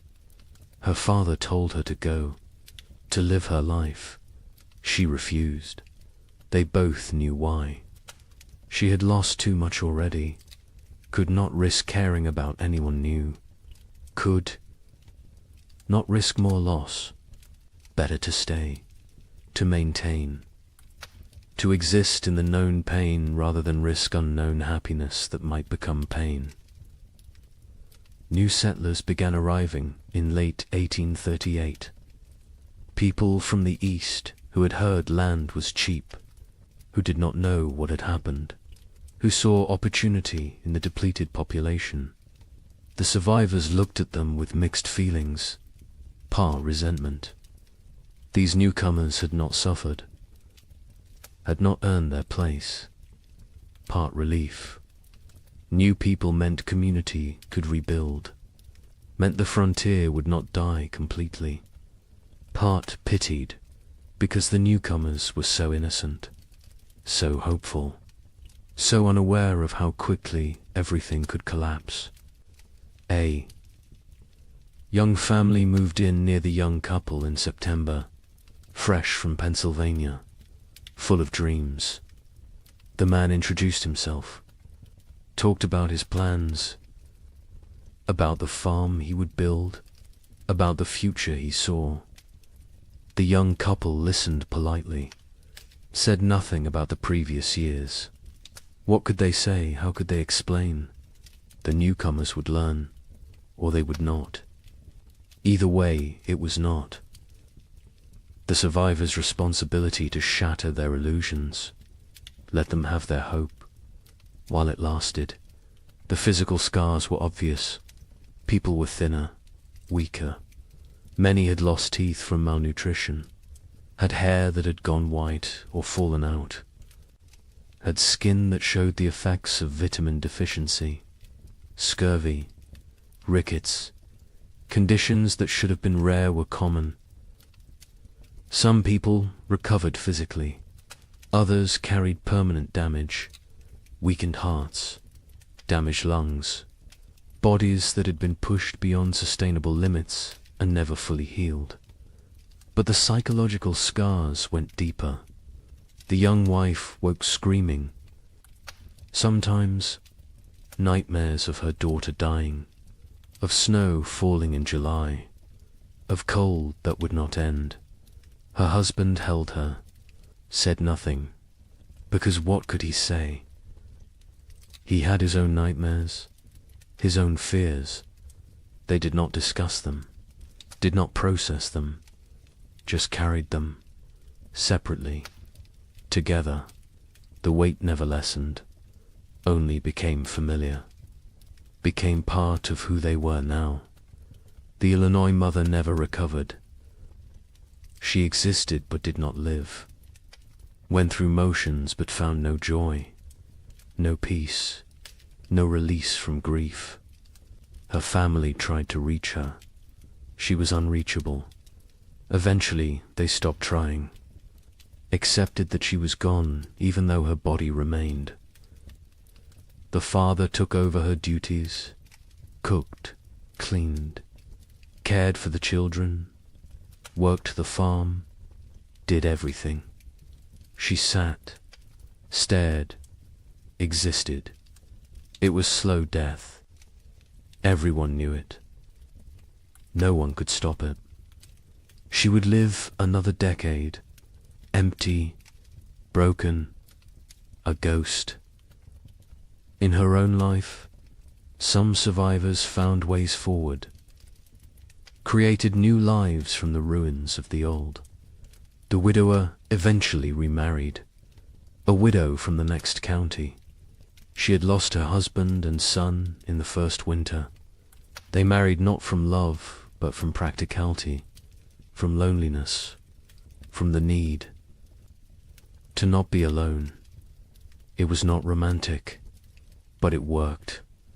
They built a life together, quiet, stable, functional.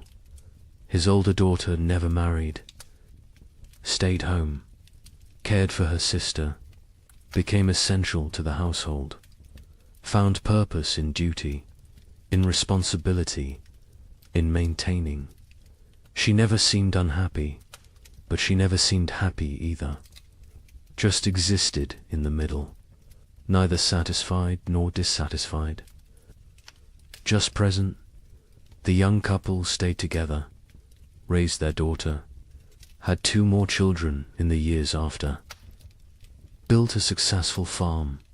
From the outside they looked normal, prosperous even, but between them was distance, a gulf created by 3 years of shared trauma that they could never fully bridge. They cared for each other, were faithful, were good parents. But the passionate young couple who had claimed the land in 1835 was gone, replaced by 2 damaged people doing their best. It was enough. Had to be enough. They did not expect happiness, did not seek joy, just sought stability, safety, security, found those things, made a life from them. By 1840, the population had stabilized. Some areas had recovered partially, others remained sparsely populated. The demographic impact was significant. Thousands had died. Thousands more had fled. The westward expansion had been set back years. Territories that should have achieved statehood remained territories. The ambitious growth projections of the early 1830s were abandoned. Reality had intruded, shown the limits of human ambition, of manifest destiny, of the belief that the frontier was there for the taking. Nature had reminded everyone who was really in control. The survivors aged rapidly. The young man in Michigan was 30 in 1840, looked 50. His body was worn out from the hard years. He would die at 45. Heart failure. His body simply gave out. Used up. Exhausted. His wife outlived him by 20 years. Raised their 3 children. Alone. Never remarried. Never spoke of the hard years. Her children knew something had happened. Could see it in her eyes, in her reactions to cold, to hunger, to waste. But she never explained, never wanted them to know, wanted them innocent, untouched, protected from the knowledge of how bad things could get. The records from this period are sparse. Many families did not keep records, could not read or write, or chose not to document what had happened. The census of 1840 shows dramatic population decline in the affected territories. But the numbers tell only part of the story, cannot capture the psychological damage, the broken families, the lost potential, the dreams that died, the innocence that was shattered. Those losses are not recorded, not documented, not preserved. But they were real, were significant, were the true cost of the winters that would not end. Some survivors tried to document what happened, wrote letters to relatives back east, kept journals, created records. But even as they wrote, they sensed their accounts would be doubted, would be dismissed as exaggeration, as hysteria, as the ramblings of traumatized minds. How could they explain what it felt like to watch your child starve? To burn your furniture for warmth? To consider actions that in normal times would be unthinkable? Words were inadequate. Experience was untranslatable. They wrote anyway, because someone needed to remember, someone needed to bear witness, even if no one believed them. The young man in Michigan wrote to his brother in Ohio in 1840, described what they had endured. His brother wrote back, said surely it had not been that bad, said the human mind exaggerated traumatic memories.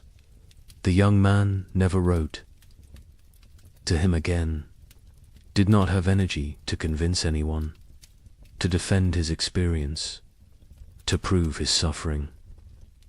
He knew what had happened. His wife knew. Their neighbor knew. That was enough. The rest of the world could believe what it wanted, and mostly, the world chose not to believe, chose to minimize, chose to forget.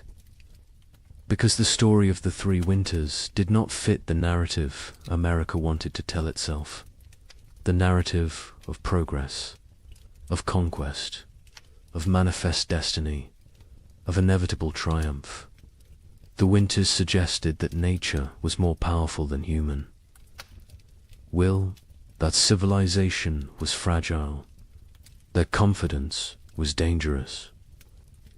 These were not popular messages, not messages the growing nation wanted to hear.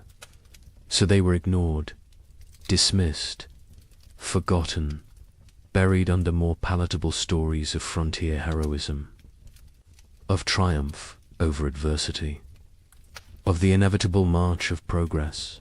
But the survivors remembered, carried the memories until death. Some passed stories to their children. Most did not. Most wanted to protect the next generation, wanted them unburdened. The children sensed something anyway, saw the scars, the fears, the behaviors that made no sense unless you knew what came before. They asked questions, got vague answers, eventually stopped asking. The silence grew. The stories faded. The memories died with those who carried them. Wait until you hear how thoroughly this was erased. The forgetting began almost immediately, even while survivors still lived, even while the scars were fresh. The erasure was not accidental, was not natural memory decay. It was deliberate, systematic, orchestrated by people who had very good reasons to want these winters forgotten. People with money, with power, with futures that depended on frontier land continuing to seem attractive, continuing to seem profitable, continuing to draw settlers and investment. Land speculators had the most to lose. They had purchased millions of acres across the affected territories, paid pennies per acre, expected to sell for dollars. Their entire business model depended on continued westward migration, on families believing the frontier offered opportunity, prosperity, future. Stories of 3 consecutive winters of mass death were bad for business, very bad. So the speculators acted, quickly, decisively, with coordinated purpose. Eastern newspapers began refusing letters from survivors. Editors received instructions, guidance, sometimes bribes. Do not publish accounts from the territories. Do not run stories about crop failures, about deaths, about settlements failing. Focus on success. Stories on prosperity, on opportunity. A newspaper in Philadelphia received a letter in 1839 from a Michigan survivor. detailed account of the 3 winters, the suffering, the deaths, the horror. The editor filed it away, never published it. Years later asked why. He explained simply, no one wanted to read depressing stories. People wanted hope, wanted optimism, wanted to believe in American progress. His job was to give them what they wanted. Territorial governments actively suppressed information. Official reports downplayed casualty numbers, listed families who had disappeared as relocated rather than dead or missing. Death certificates were not issued for people who died isolated on homesteads. If no one reported the death officially, then officially it did not happen. Population records were adjusted, made to show growth rather than decline. The manipulation was not subtle, but it was effective.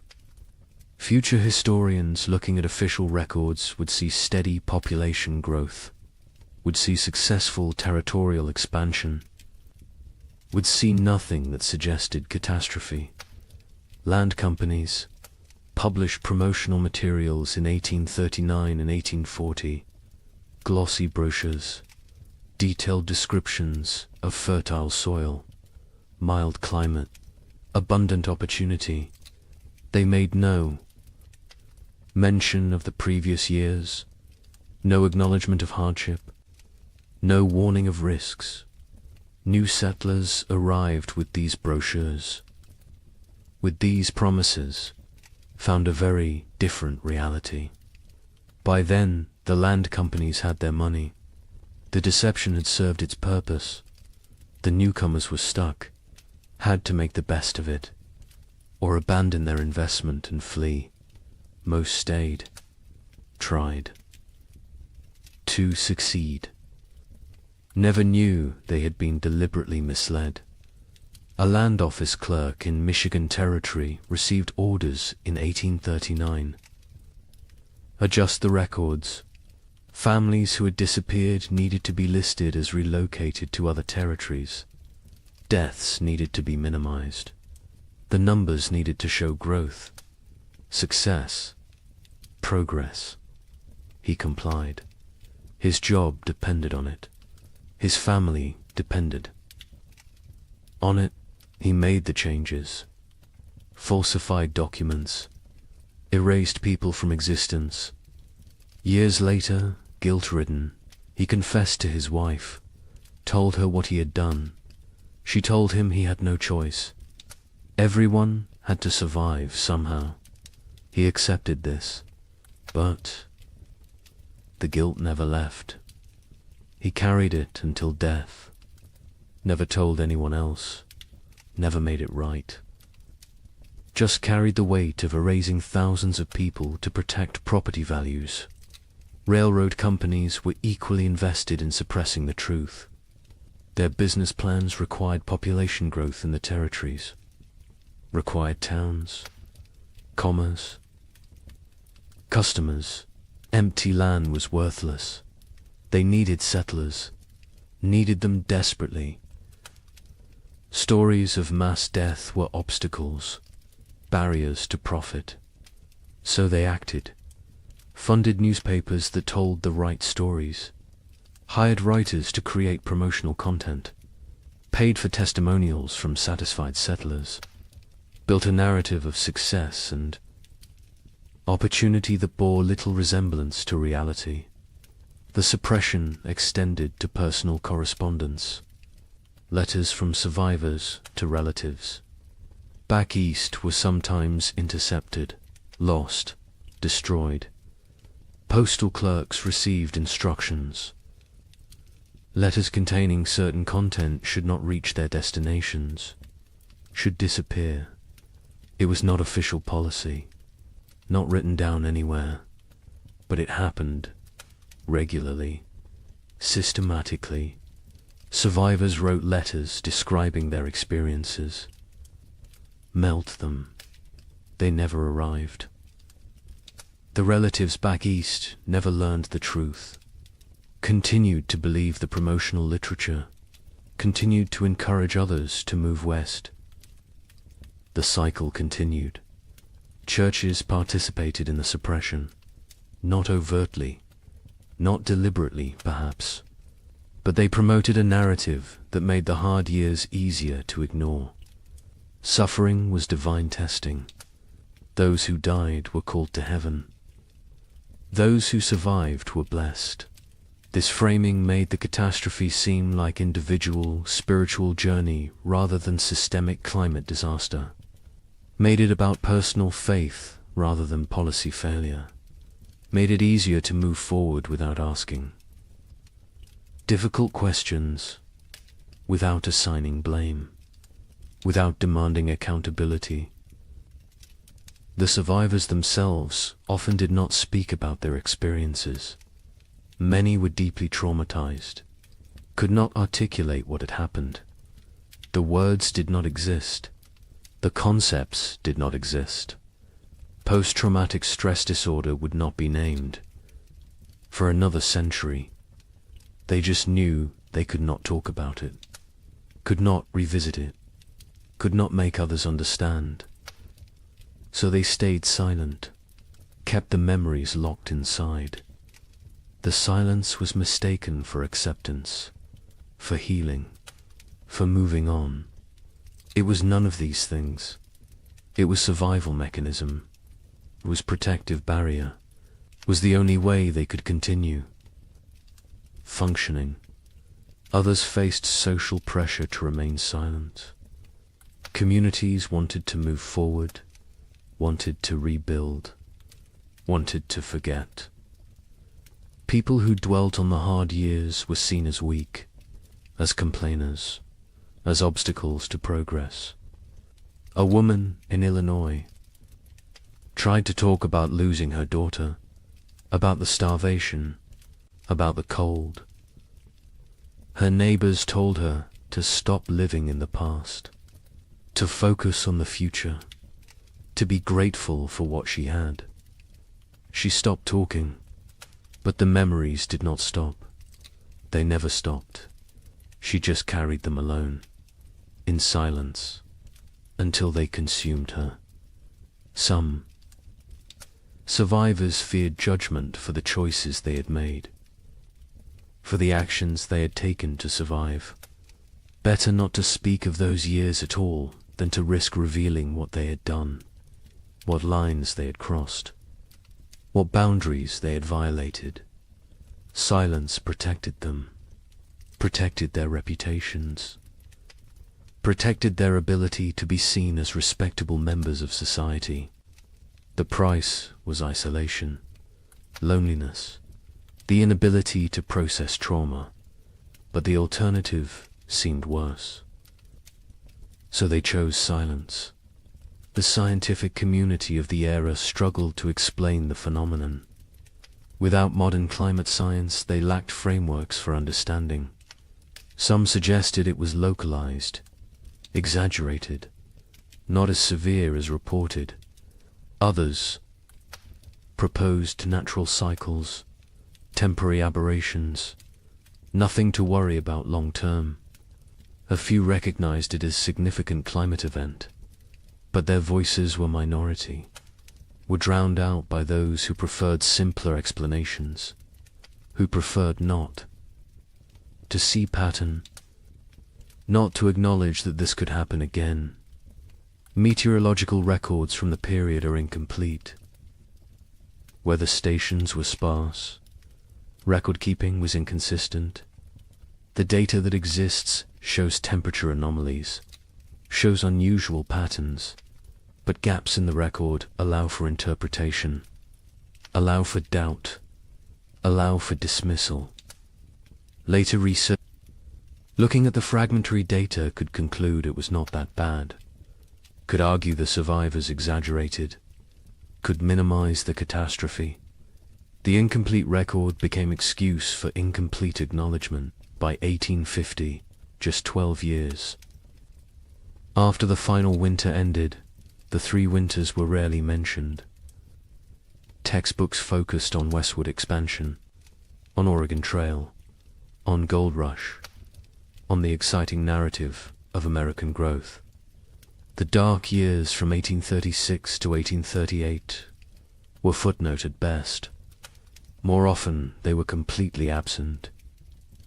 A generation of children learned American history without knowing thousands had died in the supposedly empty territories, without knowing their parents or grandparents had survived horror. The erasure was nearly complete, the Civil War cemented, the forgetting. After 1861, the nation had new trauma, new deaths, new catastrophe to process. The frontier winters seemed distant, irrelevant.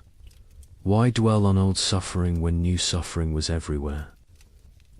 The few survivors who tried to tell their stories found no audience, found a nation consumed by present crisis. Unwilling to hear about past pain, they gave up, accepted that their experience would die with them, that no one would remember, that no one cared. The American mythology of the frontier required triumph, required success, required the narrative of bold pioneers conquering wilderness, building civilization, creating something from nothing. The three winters did not fit this mythology, could not be incorporated, so they were excluded. The myth was more important than history. The story was more important than truth. America needed heroes, needed victories, needed to believe in manifest destiny, needed to believe that will and work were enough, that nature could be tamed, that progress was inevitable. The erasure served another purpose. It protected those in power, politicians who had encouraged westward expansion, who had promoted territorial development, who had promised safety and opportunity. Acknowledging the winters meant acknowledging failure, meant admitting they had. Sent people into danger, had promised what they could not deliver, had prioritized expansion over safety. This admission was politically unacceptable, so the winters were forgotten. And the politicians continued promoting westward movement, continued making promises, continued prioritizing growth over caution. Survivors who tried to speak faced ridicule, disbelief, accusations of exaggeration, of hysteria, of attention-seeking. The young man in Michigan attempted to tell his story to a traveling writer in 1845. The writer listened politely, then suggested perhaps the cold had not been quite as severe as remembered. Perhaps trauma had distorted memory. Perhaps things had been difficult but not impossible. The young man stopped talking mid-sentence, realized there was no point. People would believe what they chose to believe. Truth was irrelevant. He never tried to tell his story again. The conspiracy of silence was not organized. No one coordinated.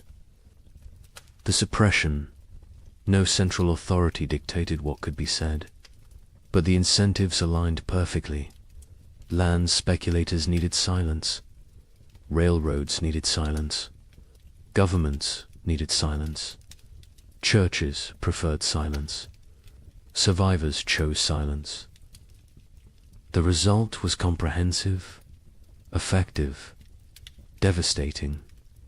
Within 20 years, the three winters had been nearly erased from collective memory. Within 50 years, they were completely forgotten. A climate catastrophe that killed thousands and destroyed.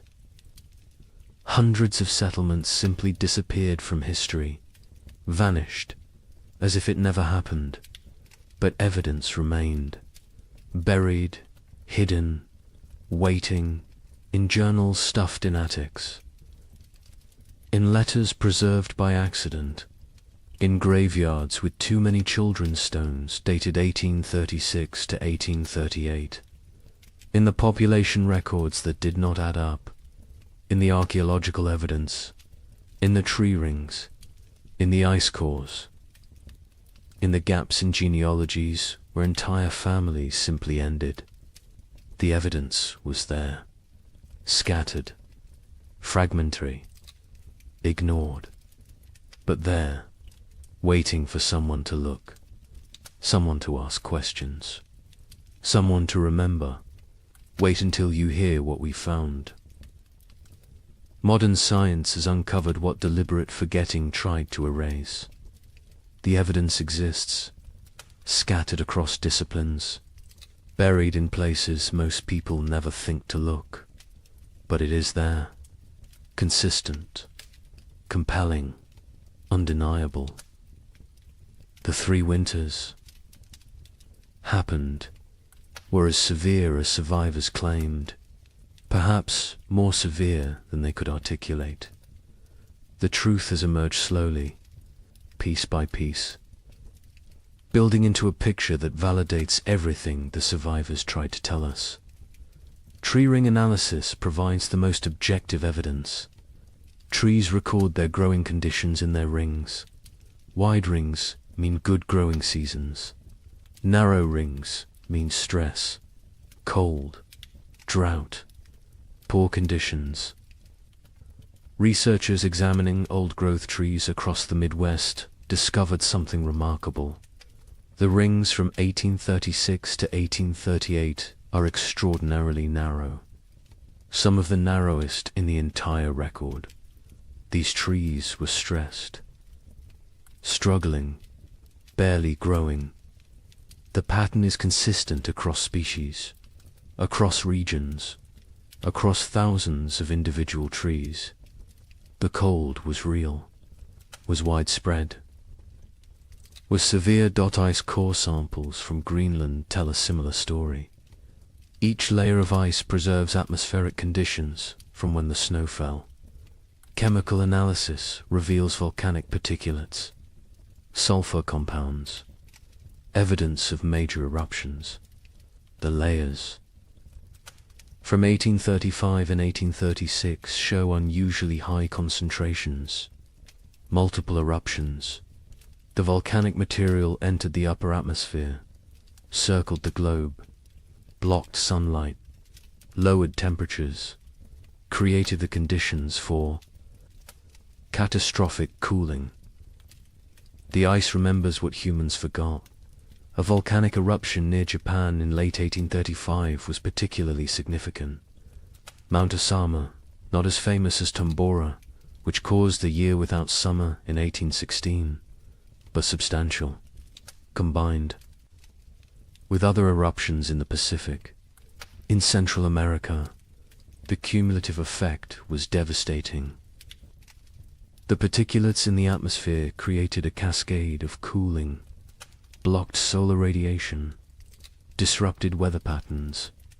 The effects were most severe in continental interiors, places far from moderating ocean influences, places like the American Midwest. Soil analysis from archaeological sites shows frost penetration to unusual depths. In normal years, frost might penetrate 12 to 18 inches. In the affected years, it went deeper, 24 inches, 30 inches. In some locations, the ground never fully thawed. Permafrost conditions in places that should never experience them. The soil remembers, holds evidence of cold that survivors described but scientists initially dismissed as impossible. Mass grave sites have been discovered during modern construction projects. A housing development in Michigan in 1985 uncovered a burial site. 47 bodies, men, women, children, no markers, no records. Carbon dating placed them in the late 1830s. The bones showed signs of extreme malnutrition, scurvy, rickets, starvation. Some showed evidence of violent death.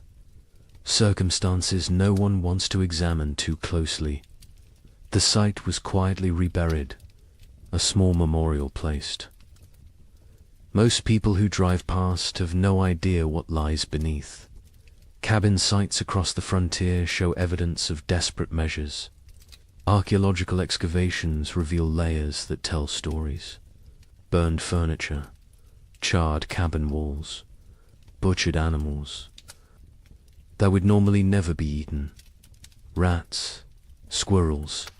In one site in Indiana, researchers found evidence suggesting the inhabitants had eaten leather. Boot leather, harness leather, anything that might contain nutrition. The desperation is written in the debris, in what people consumed, in what they burned, in how they died. Historical Society archives contain survivor accounts, journals that sat ignored for over a century. A diary from a woman in Illinois was donated in 1923, filed away, not examined until 1998. It documented day-by-day survival through all 3 winters, the declining food stores, the deaths of neighbors, the choices she made to keep her family alive, the guilt she carried. The final entry was in March 1838. It said simply that spring had come, that they had survived, that she did not know if survival was blessing or curse. The journal was published in 2005. 90 academics read it. The general public remained unaware. More journals continued to surface, in estate sales, in attics, in old trunks, in historical societies. Each one adds detail, adds confirmation, adds validation to what survivors tried to tell anyone who would. Listen. A journal from Ohio described November 1836. The cold that went beyond anything imaginable. The wind that never stopped. The children asking when they could go outside again. Being told maybe spring. Knowing spring might never come. The journal, as a matter of fact, unemotional, which makes it more powerful. The horror is in what is not said, in the gaps, in the things too terrible to write. Census records show the truth when examined carefully. The 1840 census recorded population in the affected territories. Researchers comparing it to 1830 projections found massive discrepancies. The expected population based on immigration rates and natural growth should have been far higher. Tens of thousands of people were simply missing, not relocated, not accounted for, gone. The census takers noted the discrepancies at the time. Their concerns were dismissed. The records were filed. The questions remained unasked for over a century. Statistical analysis reveals the scope of the catastrophe. Researchers in the late 20th century compiled data from multiple sources: church records, land claims, tax rolls, census data, letters, journals, everything available. They built demographic models. The model showed that approximately 15,000 families entered their affected territories between 1830 and 1835. The 1840 census showed fewer than 7,000 families. The missing 8,000 families represented perhaps 40,000 individuals. Some fled, but many died. The exact numbers will never be known, but the scale is clear. This was demographic catastrophe. Climate modeling supports the survivor accounts. Modern computers can simulate historical climate conditions, input the volcanic eruptions, the solar activity, the ocean currents, Run the models. See what temperatures they produce.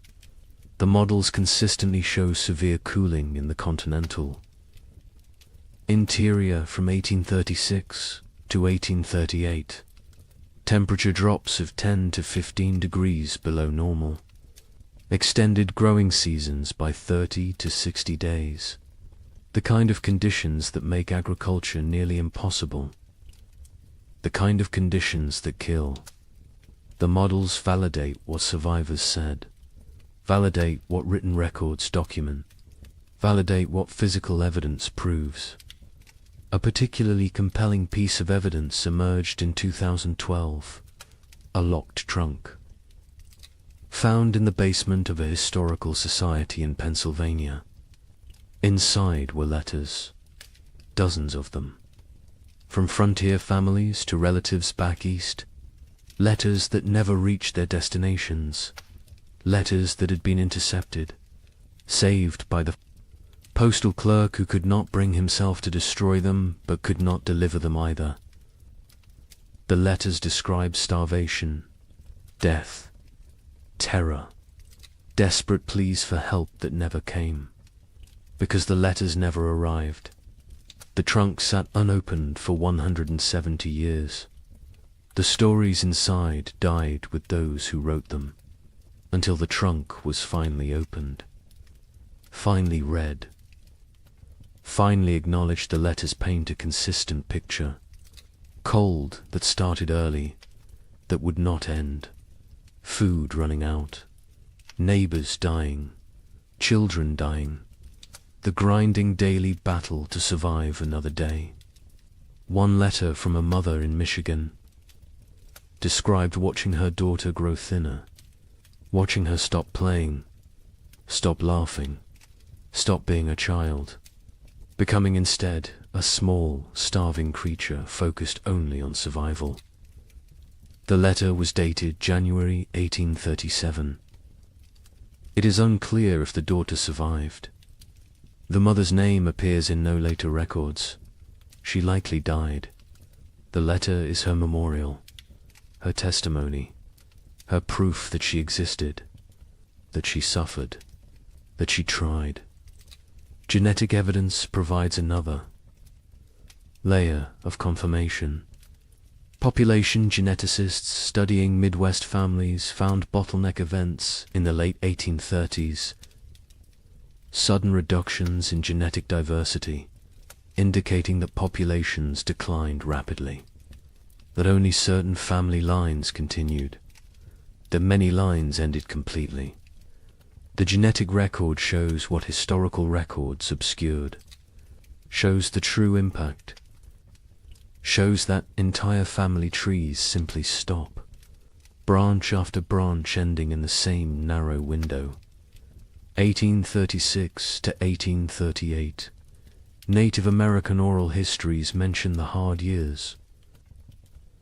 Tribes in the affected regions have stories of the time when winter would not end, when buffalo disappeared, when people starved.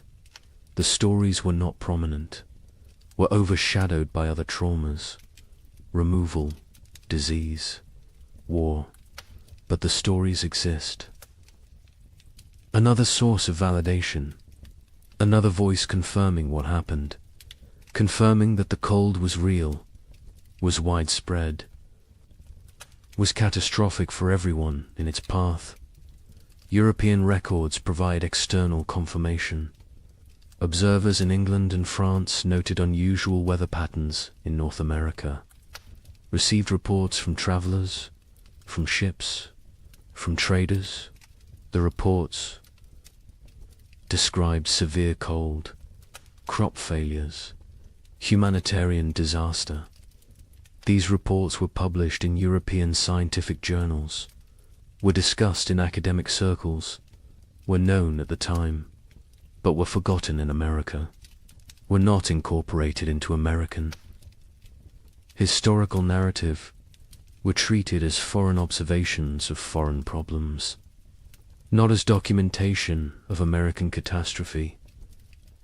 The evidence is overwhelming, undeniable, consistent across every discipline. every source, every method of inquiry. The 3 winters happened, were as bad as survivors claimed, killed thousands, destroyed hundreds of settlements, set back westward expansion by years, changed the trajectory of American development, and was systematically erased from memory, deliberately forgotten, buried under more palatable narratives.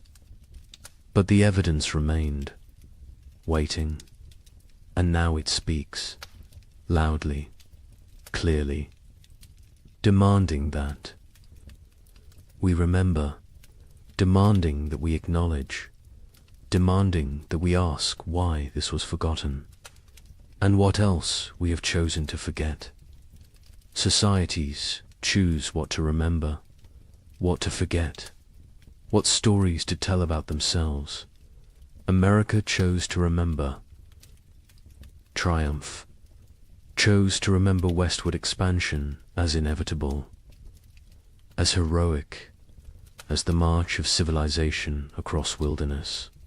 The 3 winters did not fit that story, so they were exploded, erased, forgotten, not through conspiracy exactly, but through collective decision that some truths are inconvenient.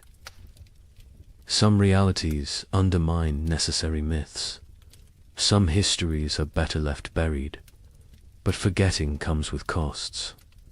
Modern Americans facing climate uncertainty have no cultural memory of how quickly weather can turn catastrophic, how fragile our systems truly are, how thin the line between civilization and survival.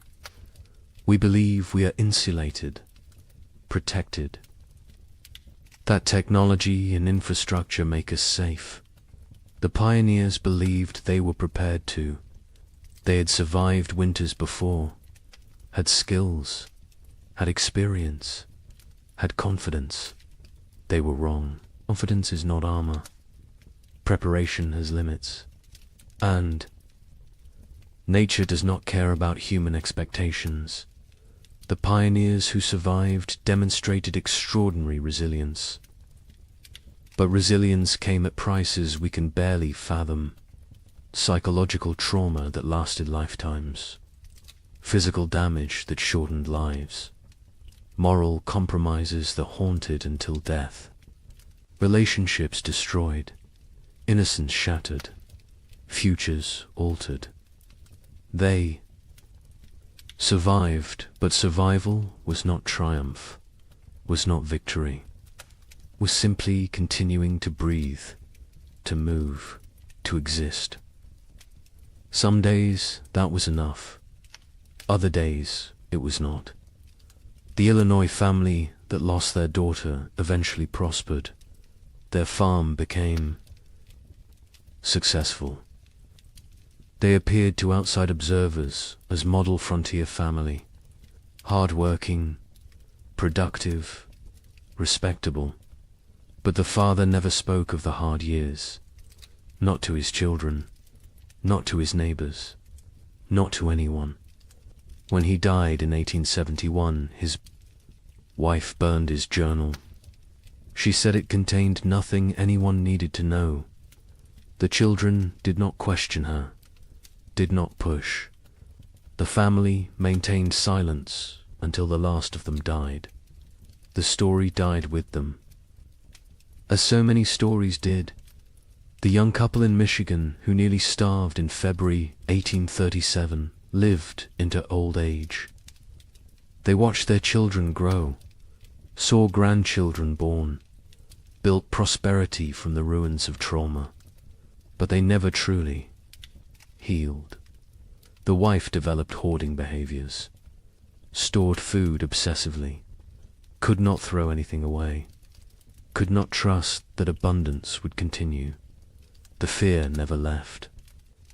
The husband, startled at sudden noises, had nightmares until he died, woke, screaming about cold, about hunger, about his daughter dying. They lived together for 40 years after the winters ended, but part of them never left those years. never fully returned to the present, always remained trapped in the cold, in the fear, in the desperate fight for survival. We need to remember their stories, need to understand what they endured, not to glorify suffering, not to romanticize hardship, but to recognize truth, to acknowledge that American expansion was built on uncounted graves, unforgotten tragedies, unerased catastrophes. The triumphant narrative is incomplete, is dishonest, is disrespectful to those who suffered, who died, who survived but carried wounds forever. Climate catastrophe can happen faster than we imagine. The pioneers of 1835 had no warning, no time to prepare. Within months, their world transformed from abundance to survival. They believed they were equipped for anything, believed their skills and determination were sufficient. They were wrong. Today, we believe similar things, believe our technology protects us, our infrastructure shields us, our wealth insulates us. We may be wrong too.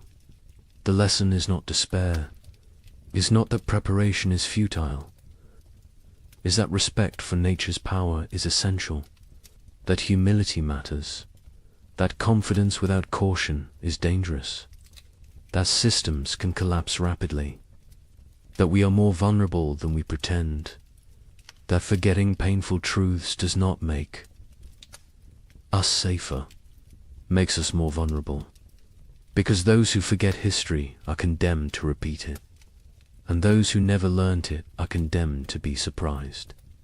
The pioneers who lived through those years are all gone now. The last survivors died in the early 20th century. They took their full stories with them, the memories, the details, the small human moments that made the horror real. We have fragments, evidence, documentation, but we do not have them. Do not have their voices, their perspectives, their truth in its fullness. That loss is permanent, irretrievable, another cost of the forgetting, another price of erasure. But on cold nights, in old cabins scattered across the Midwest, some say you can still hear something. The wind howling the way it did then, relentless, hungry, patient, the creaking of wood under extreme cold, the silence that came after the last piece of furniture was burned, the sounds of a world frozen beyond endurance. Perhaps it is just wind, just old buildings settling, just imagination. Or perhaps the land remembers, perhaps the earth holds memory, perhaps those who suffered left something of themselves in the soil, in the trees, in the stones, a presence, a witness, a reminder. Winter always remembers, even when we choose to forget. The sky changes first. It loses its depth. The blue becomes pale and thin. The sun rises later each morning. It sets earlier each evening. The warmth drains away slowly. Day by day, the world transforms. The tribe notices. They always notice. Their survival depends on reading these signs. An old woman stands at the cave entrance. She watches the horizon. Her skin remembers 50 winters. Her bones ache with the coming cold. She knows what approaches. The birds leave first. Great flocks rise from the marshlands. They circle once, twice, then disappear southward. Their cores fade into silence. The sky empties. Only the crows remain. They perch in dead trees. They watch with black eyes. They know about winter. They know about death. The leaves turn brown. They fall in waves.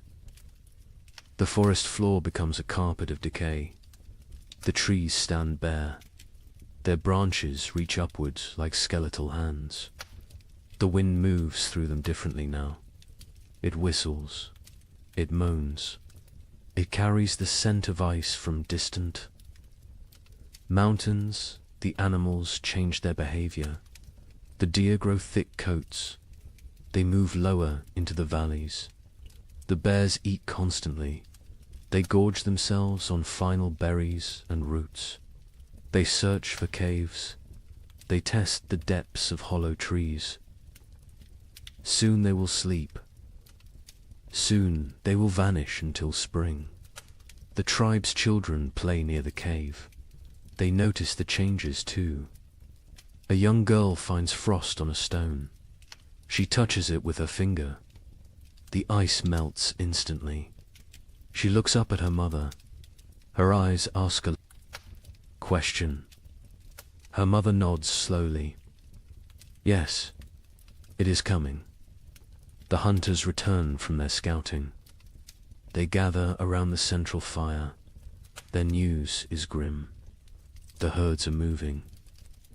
The massive beasts that sustained the tribe are leaving. They migrate to warmer lands. The hunters saw their tracks leading south. Hundreds of prints in the soft earth. All heading away, the chief stands. He is a broad man with greying hair. Scars cross his chest and arms. Each one tells a story of survival. He speaks slowly. His voice carries weight. The tribe must prepare. They must gather. They must hunt. Winter shows no mercy to the unprepared. The women begin their work immediately. They repair the leather hides that cover the cave entrance. They check every seam. They patch every hole. Cold air finds the smallest gaps. It sneaks in like a predator. It steals warmth. It steals life. The children are sent to gather firewood. They work in groups. They drag dead branches back to the cave. They pile them high against the rock walls. Never enough. There is never enough wood. The fires must burn for months. The fires are life itself. An elder man sits working stone. He shapes a new blade. His hands move with practiced skill. The flint chips away in precise flakes. This blade will skin animals. It will cut meat. It will help the tribe survive. Tools matter. In winter, everything matters. The temperature drops. Further, morning brings white breath. Puddles freeze overnight. They crack under footsteps. The ground hardens. Digging becomes difficult. The tribe works faster. Urgency replaces the lazy pace of summer. A young hunter climbs the high ridge. He looks north. Dark clouds gather on the horizon. They build like mountains. They promise snow. He returns quickly. He reports what he saw. The tribe has perhaps 10 days, maybe less. The chief calls a meeting. Every adult attends. They discuss strategy. Who will hunt? Who will gather? Who will fortify the shelter? Who will watch the children? Roles are assigned. Arguments are brief. Survival requires cooperation. Personal disputes wait for spring. The women process the last of the autumn harvest. They pound roots into paste. They dry strips of meat over smoky fires. They collect every edible plant within walking distance. Nothing is wasted. A handful of seeds might mean the difference between hunger and starvation. Night falls earlier now. The darkness lasts longer. The tribe sits closer to the fire. They eat their evening meal in silence. They think about the months ahead. They remember previous winters. Some were mild, some were brutal. No one knows what this winter will bring. A baby cries. Its mother holds it close. She wraps it in soft rabbit fur. The infant is barely 2 months old. This will be its first winter. The mother's face shows worry. The other women gather around. They offer reassurance. They share wisdom. They have kept babies alive through cold before. The old woman who watches the sky speaks. She tells of a winter. From her youth, snow fell for 20 days without stopping. The drifts rose higher than a man. 3 members of the tribe died. They ran out of food. They grew weak. The cold took them in their sleep. She tells this story as warning, as motivation. As truth, the fire crackles. Sparks rise into the darkness. They dance like orange stars before fading. The tribe sits in a circle. They feel the bond between them. They are family. They are survival partners. They will face the cold together. They will endure together. Or they will perish together. The wind picks up. It blows from the north. It carries the smell of snow. It carries the promise of winter. The tribe feels it. Every man, woman, and child knows what approaches. The season of death has begun its descent. The time of testing is here. Tomorrow, the real work begins. The hunters wake before dawn. 6 men rise from their sleeping places. They move quietly. They do not wake the others. The air inside the cave is cold. Their breath makes small clouds. They gather their weapons in silence. The chief hunter is called Kra. He has seen 30 winters. His body is lean and strong. Scars mark his arms and legs. Each scar tells a story. Each one represents survival. He checks his spear. The stone point is sharp. The binding is tight. This weapon has killed. Many times before, the other hunters prepare. They wear thick furs. They tie leather wraps around their legs. They carry stone blades at their waists.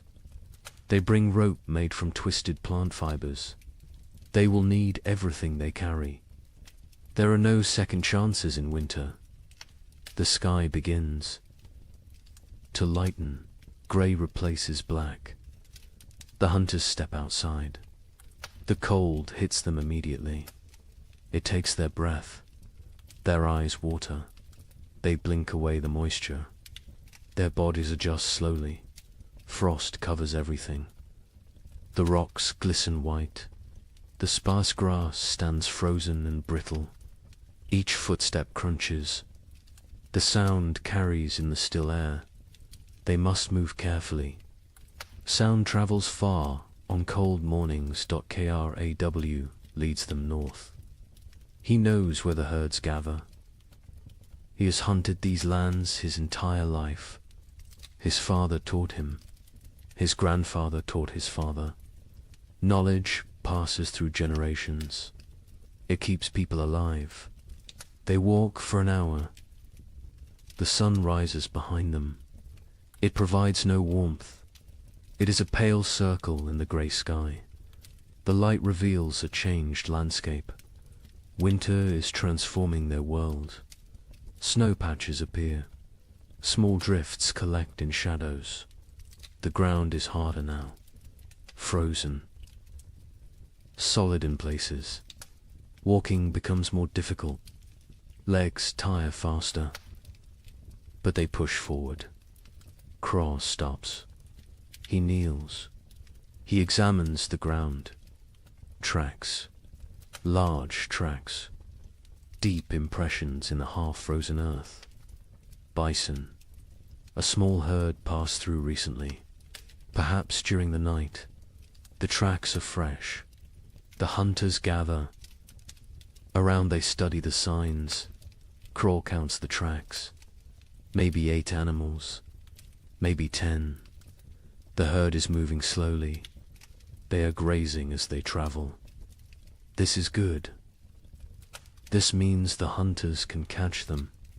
They follow the trail. The tracks lead northeast, toward the river valley.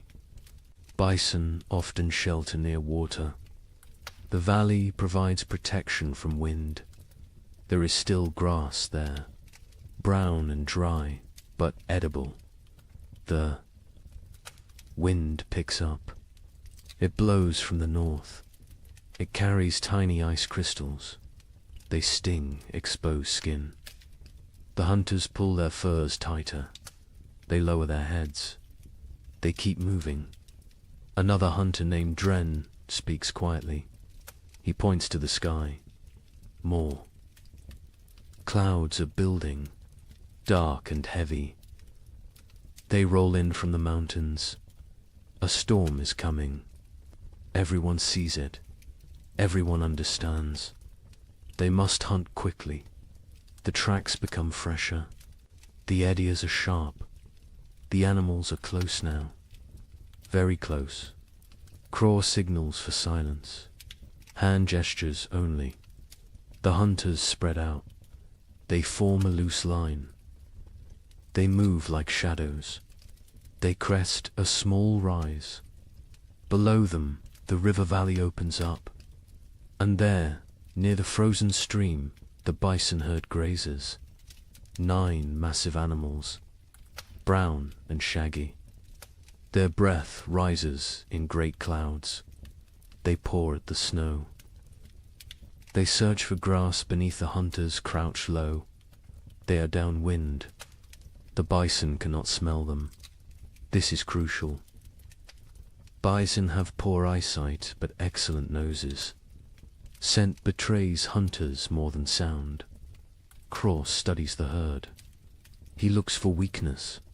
Old animals. Young animals. Injured animals. His eyes settle on a large female. She stands at the edge of the group. She limps slightly. Her left rear leg favors her weight. She is the target. He signals to the others. They understand immediately. Years of hunting together create silent language. They know their roles. They know the plan. 3 hunters will circle left. 3 will stay right. They will drive the herd. They will separate the weak one. The maneuver begins. The hunters move like wolves, patient, calculated. They use every rock for cover, every depression in the ground. They become part of the landscape. The left group reaches position. They wait. Timing matters. Rush too soon and the herd scatters. Wait too long, an opportunity vanishes. Craw watches. He feels the moment. He rises. His shout breaks the silence. The other hunters echo him. The bison startle. Their heads snap up. Panic floods through the herd. They bunch together. They begin to run. The injured female falls behind. She tries to keep pace. Her bad leg betrays her. The gap widens. The hunters close in. Their legs pump. Their lungs burn. The cold air sears their throats. Craw is fastest. He closes the distance. The female sees him. She turns. She tries to change direction. Too slow. Crow throws his spear. Years of practice guide the weapon. The stone point strikes true. It sinks deep into her shoulder. The bison bellows. Pain and rage combine. She spins. Blood sprays across the snow. bright red against pure white. She charges at Craw, massive and furious. Death approaching on 4 legs. Craw dodges, barely. The bison's horn scrapes his side. His fur tears. He rolls away. Another hunter throws his spear, then another. Both strike the animal's flank. She staggers. Dren moves in close, very close, dangerous close.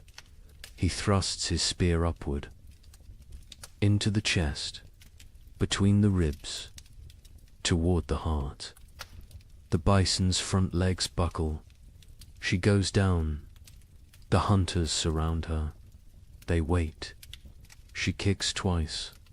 Her breath comes in gasps. Her eyes roll, then stillness. The fight ends. The hunt succeeds.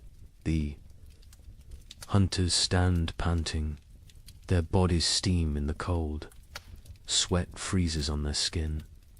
They look at each other. Grins break across their faces. They survived. They won. They have meat. But celebration is brief. Craw points at the sky. The storm clouds are closer, much closer. The wind grows stronger. Snow begins to fall. Light flakes at first, then heavier.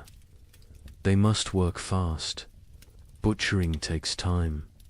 This animal weighs more than 10 men combined. They cannot carry everything. They must choose. They must. Prioritize. Stone blades come out. Sharp edges gleam. The hunters begin cutting. They work with practiced efficiency. The hide comes off in sections. The best meat is removed. Organs are carefully extracted. The liver, the heart, the kidneys. These provide vital nutrition. Blood stains the snow. It pulls and freezes. The hunter's hands go numb.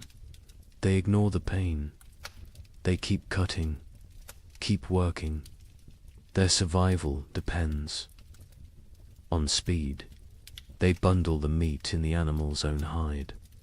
They create packs they can carry. Each hunter takes a load. Heavy loads, impossibly heavy. But fear provides strength. The storm provides motivation. The journey back begins. The snow falls. Harder. Visibility drops. The wind howls. It pushes against them. Every step requires effort. The meat weighs them down. Their legs shake. Kraw leads by memory. He knows these lands, but the snow obscures landmarks. Everything looks the same, white and grey and endless. He trusts his instincts. He walks steadily south. One hunter falls. The weight and exhaustion combine. The others help him up. They redistribute his load. No one is left behind. This is the unspoken rule, the absolute law. Hours pass. Terrible, grinding hours. Cold seeps through their furs. Their fingers lose feeling. Their faces go numb. Frostbite threatens, but stopping means death. They push forward. Dren sees it first. A dark shape in the swirling snow. The cave. Home. Relief floods through them. They stumble faster. The last 100 paces feel like miles. They enter the cave. Warmth hits them. The central fire burns bright. The tribe has kept it strong. Faces turn toward them. Eyes widen. They see the meat. They see success. The hunters drop their loads. They collapse. Their bodies give out. Women rush forward. Children crowd around. Everyone wants to see. Everyone wants to touch the meat. The chief comes forward. He examines the kill. He nods at Craw. Approval in that single gesture. Pride in that simple nod. The tribe will eat. The tribe will survive another week. Maybe two. The women take over. They hang the meat from the cave ceiling. Away from scavengers, they begin processing it. Some for immediate eating, some for preservation. Every part will be used. Nothing wasted. The hunters sit by the fire. They warm their frozen hands. They drink hot broth. The feeling returns too. Their fingers and toes. Pain comes with it. Sharp and burning. They endure it silently. Outside, the storm intensifies. Wind screams past the cave entrance. Snow piles against the rocks. The leather hide covering the entrance flaps and strains. But inside, there is warmth. There is food. There is safety. Aye. Child approaches Craw. A small boy. He stares with wide eyes. He touches Craw's torn fur. He sees the scrape from the bison's horn. His mouth forms an O of wonder.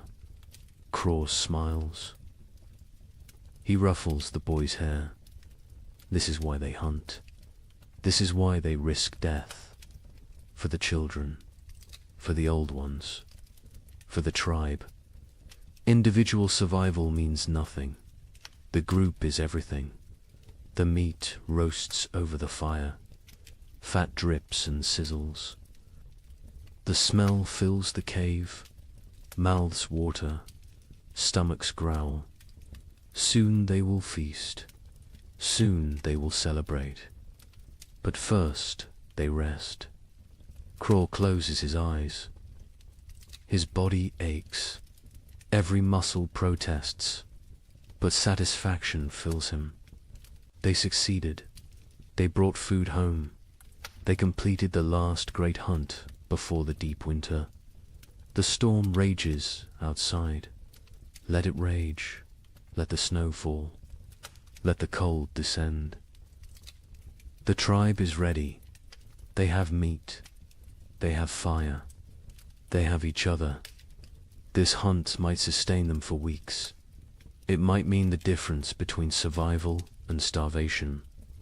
No one knows what the winter will bring. No one can predict the future. But today they won. Today they live. And in the primitive world, today is all that matters. The storm passes after 3 days. The snow stops falling. The wind dies down. The tribe emerges cautiously. They squint against the brightness. Snow covers everything. The world looks different now. Transformed. Dangerous. The work begins immediately. Winter preparation cannot wait. Every day matters. Every hour counts. The tribe divides into groups. Each group has specific tasks. Organization means survival. The women examine the cave entrance. The leather hide covering took damage in the storm. Wind tore several seams. Snow forced its way through gaps. Cold air invaded their shelter. This cannot happen again. An older woman named Mira leads this work. She has repaired shelters for 20 winters. Her hands know the work. Her eyes spot every weakness. She directs the younger women. They listen carefully. They learn by doing. They take down the damaged hide. It is stiff with ice. They carry it to the fire. The heat makes the leather pliable again. They can work with it now. They can repair the tears bone needles come out. Thread made from animal sinew, the women sit in a circle. They stitch the tears closed. Their fingers move quickly. They push. Needles through tough leather. They pull thread tight. Each stitch must be perfect. Weak stitching means cold air. Cold air means death. While they work, others gather moss. They find it on the north side of rocks. They peel it away carefully. Moss provides insulation. They stuff it into cracks in the cave walls. Every tiny gap gets filled. The cave must become a sealed chamber. The men focus on firewood. They need mountains of it. What they have is not enough. It is never enough. They venture into the forest. They search for dead trees. Dead wood burns best. Green wood smokes and sputters. A young man named Torg swings a stone axe. He strikes a dead trunk repeatedly. The impacts echo through the forest. Chips of wood fly. His arms burn with effort. Sweat forms despite the cold. He ignores the discomfort. The work must continue. Other men drag fallen branches. They create trails through the snow. Long paths marked by dragged wood. Back and forth. Trip after trip. Their backs ache. Their hands blister. They keep working. Children help too. Even the smallest ones. They gather kindling, dry twigs and bark, pine cones that will catch fire easily. They fill baskets. They carry them back to the cave. Everyone contributes. Everyone has value. By afternoon, wood piles grow. They stack it along the cave walls, high stacks that reach toward the ceiling. The cave begins to shrink. Storage takes space. But space is less important than fuel. Inside the cave, women organize food storage. The meat from the hunt hangs from the ceiling. They wrap it in bark. This protects it from insects, from moisture, from mold. Preserved meat can last months if stored correctly. Dried roots go into leather pouches. They stack these near the back wall, the coldest part of the cave. Natural refrigeration. The cold preserves. It prevents rot. Nuts and seeds fill clay pots. These pots are precious. Making them takes skill and time. They seal with wooden lids. They keep contents dry. They protect from rodents. A woman counts the supplies. She uses stones to track quantities. 1 stone for each pouch of roots. 1 for each bundle of dried fish. The counting is important. They need to know what they have. They need to ration carefully. The chief watches this inventory. His face shows concern. They have food, but is it enough? 6 months of winter stretch ahead, maybe 7. No one knows how harsh this winter will be. He makes a decision.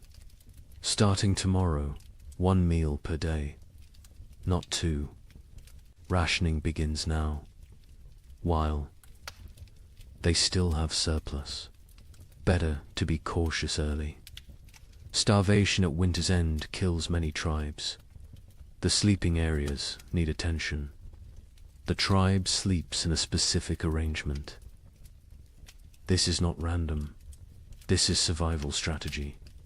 The weakest sleep closest to the fire. Infants and small children. The very old. Those who are sick. Adults sleep in the middle ring. They provide a barrier. Their bodies block drafts. They generate warmth. They protect the vulnerable. The strongest hunters sleep near the entrance. They endure the coldest positions. They wake first if danger approaches. They are the first defense. This hierarchy never changes. Women spread fresh pine boughs on the ground.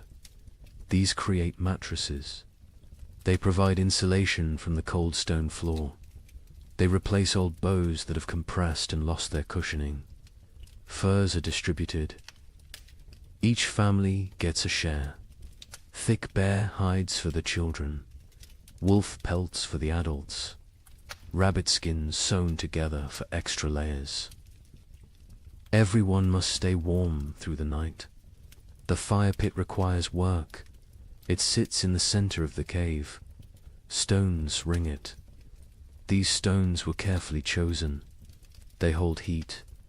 They radiate warmth long after flames die down. But some stones have cracked. The extreme heat damages them over time. Cracked stones can explode, send sharp fragments flying, cause injuries. The men remove the damaged ones. They bring new stones from the river, smooth and solid. The warning comes at dawn. The air feels wrong, too still, too heavy. The pressure changes. Animals sense it first. Birds that remained through autumn flee.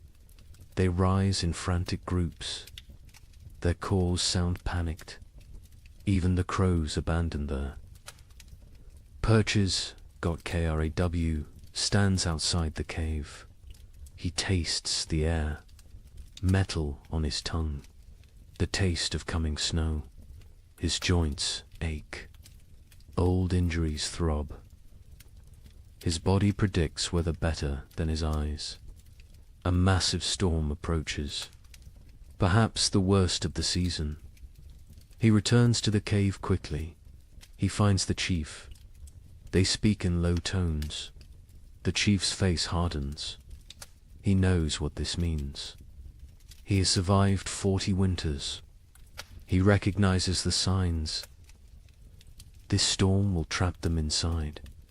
For days, maybe a week. The chief raises his voice. Everyone stops. Everyone listens. The blizzard comes. They must secure everything. Now, immediately. No delays. The tribe erupts into controlled chaos. Everyone knows their emergency roles. They have practiced this, prepared for this moment. Speed matters now. Organization matters. Men rush to bring in final wood loads. They grab everything nearby. Dead branches, split logs, even greenwood. Anything that burns. They pile it inside until the cave floor disappears beneath fuel. Women grab the drying meat. Some pieces are not ready, still moist, still vulnerable to spoilage. But leaving them outside means losing them. Animals will steal them. Snow will ruin them. Everything comes inside. Children are sent to fill water containers. They run to the stream. They use hollowed gourds, clay pots, animal bladders, anything that holds liquid. Once the storm hits, leaving the cave becomes impossible. They need water for days. The wind begins gentle at first, a whisper through the trees. Then stronger, a moan, a howl. It builds like a living thing, like a predator circling. Temperature plummets. The drop is sudden, shocking. Breath becomes visible fog. Exposed skin stings. Fingers go numb within minutes. The cold announces the storm's arrival. The first snowflakes fall, large and soft. They drift lazily, almost peaceful, but more follow than more. Within minutes the air fills with white.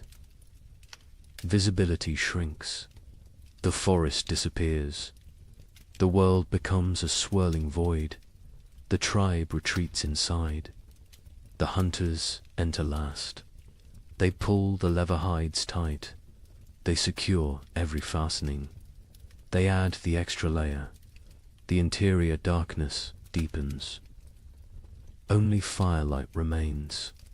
The storm intensifies. Wind screams past the cave mouth. It sounds almost human. Anguished wails and shrieks. The leather hide strains against its bindings. It flaps and snaps. The noise is constant, overwhelming. Snow drives.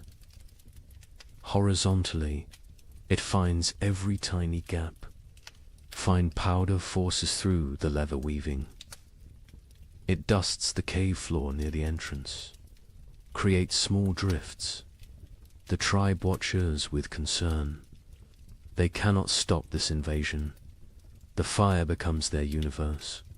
They feed it constantly. Wood disappears at an alarming rate. The cold outside is so intense it steals heat from the cave. The flames must fight harder, burn hotter, consume more fuel. Smoke becomes a problem. The usual draw through the ceiling hole weakens. The storm disrupts normal airflow. Smoke gathers in the cave's upper reaches. Eyes water. Throats burn. They cough. But they cannot reduce the fire. Cold is more dangerous than smoke. The first, they pass us slowly. Time becomes strange. Without sun, without normal rhythms, hours blend together. The tribe sits in their designated areas. They wait. Patience is a survival skill. Children grow restless first. They are used to running, playing, exploring. Now they must sit still, stay quiet, conserve energy. This is torture for young bodies. They squirm and fidget. A little girl begins to cry. She wants to go outside. She does not understand. Her mother holds her, rocks her, sings softly, old songs, wordless melodies. The girl eventually quiets. She falls into fitful sleep. The adults fare better, but tension builds. Too many people. In too small a space, personal conflicts simmer. Old grievances resurface. A young hunter glares at another. Some past dispute, some imagined slight. The chief notices. He moves between them. His presence prevents escalation. Mira tells stories. Her voice cuts through the wind's howl. She speaks of ancient times, of the first people, of how they discovered fire, how they learned to speak, how they survived when the world was even colder.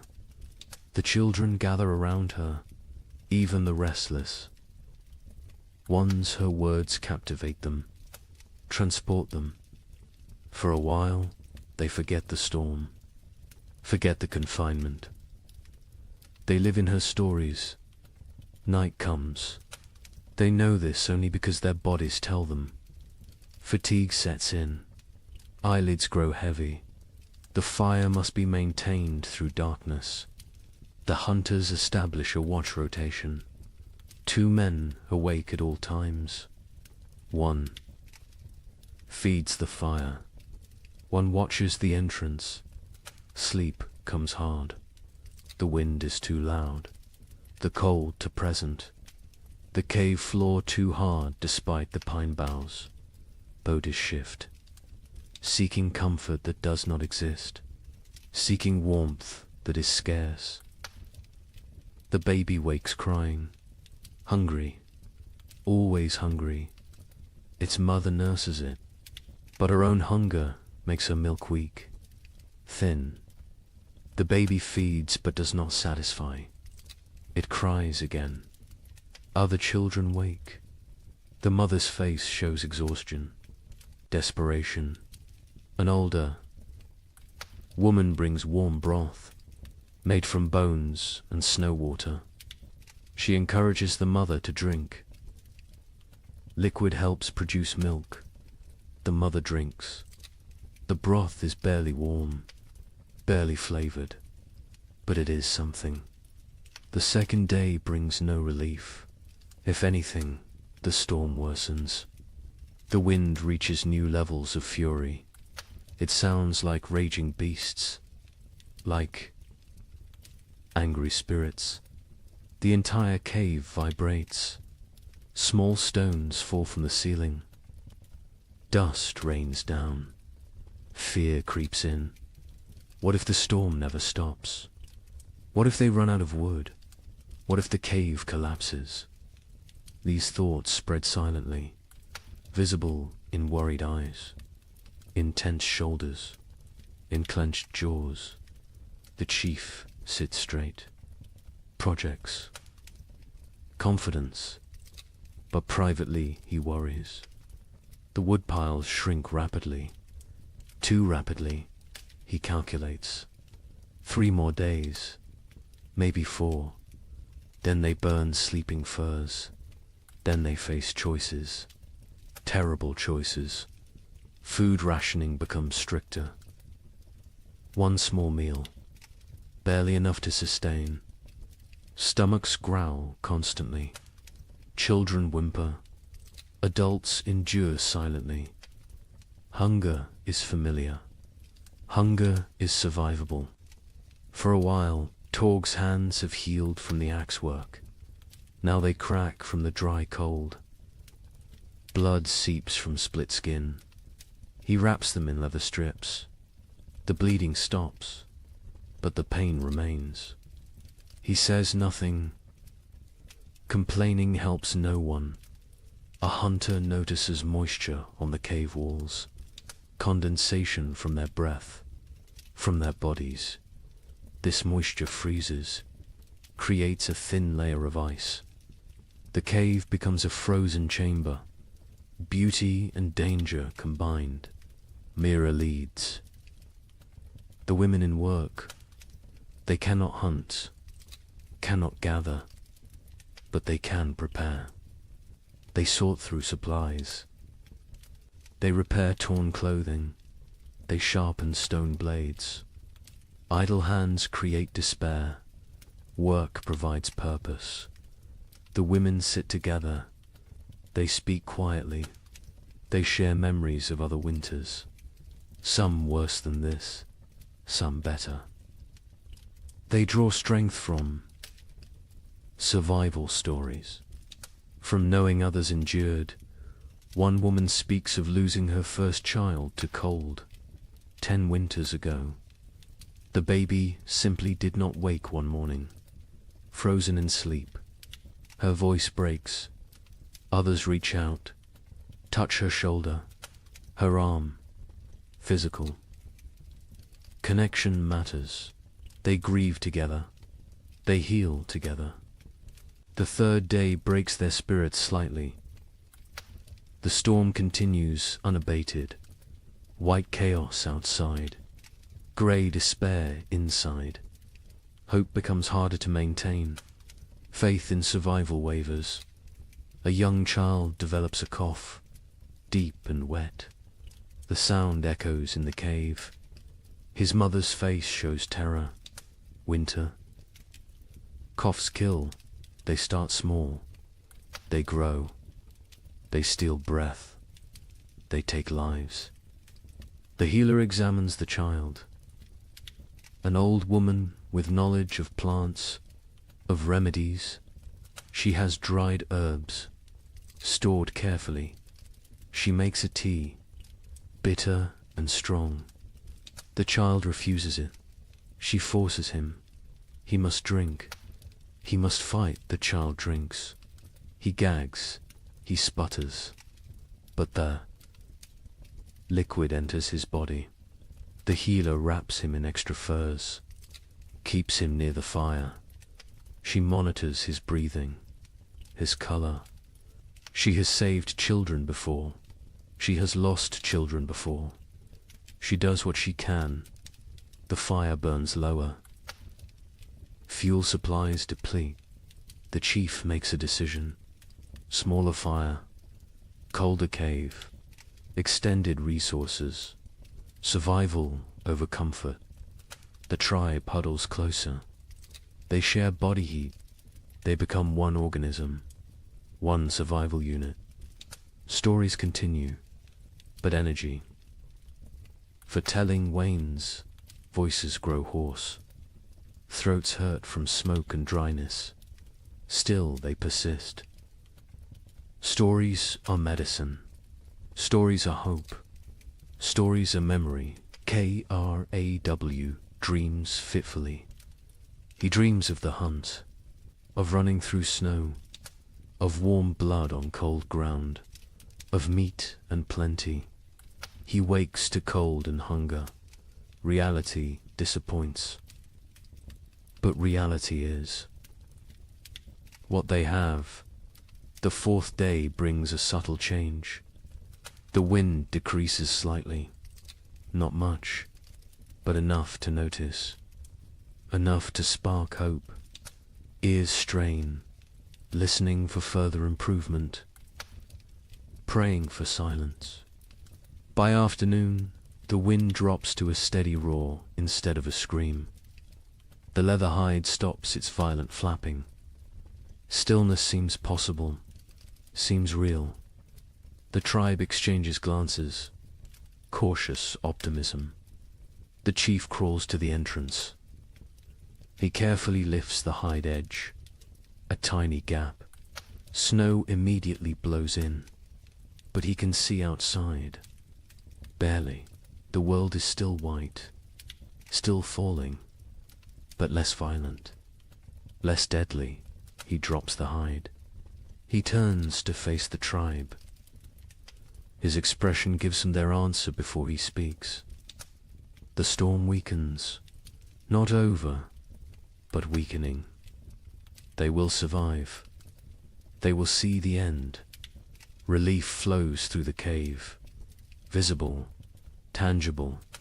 Shoulders relax. Faces soften.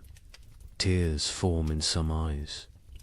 The trial continues, but the worst has passed.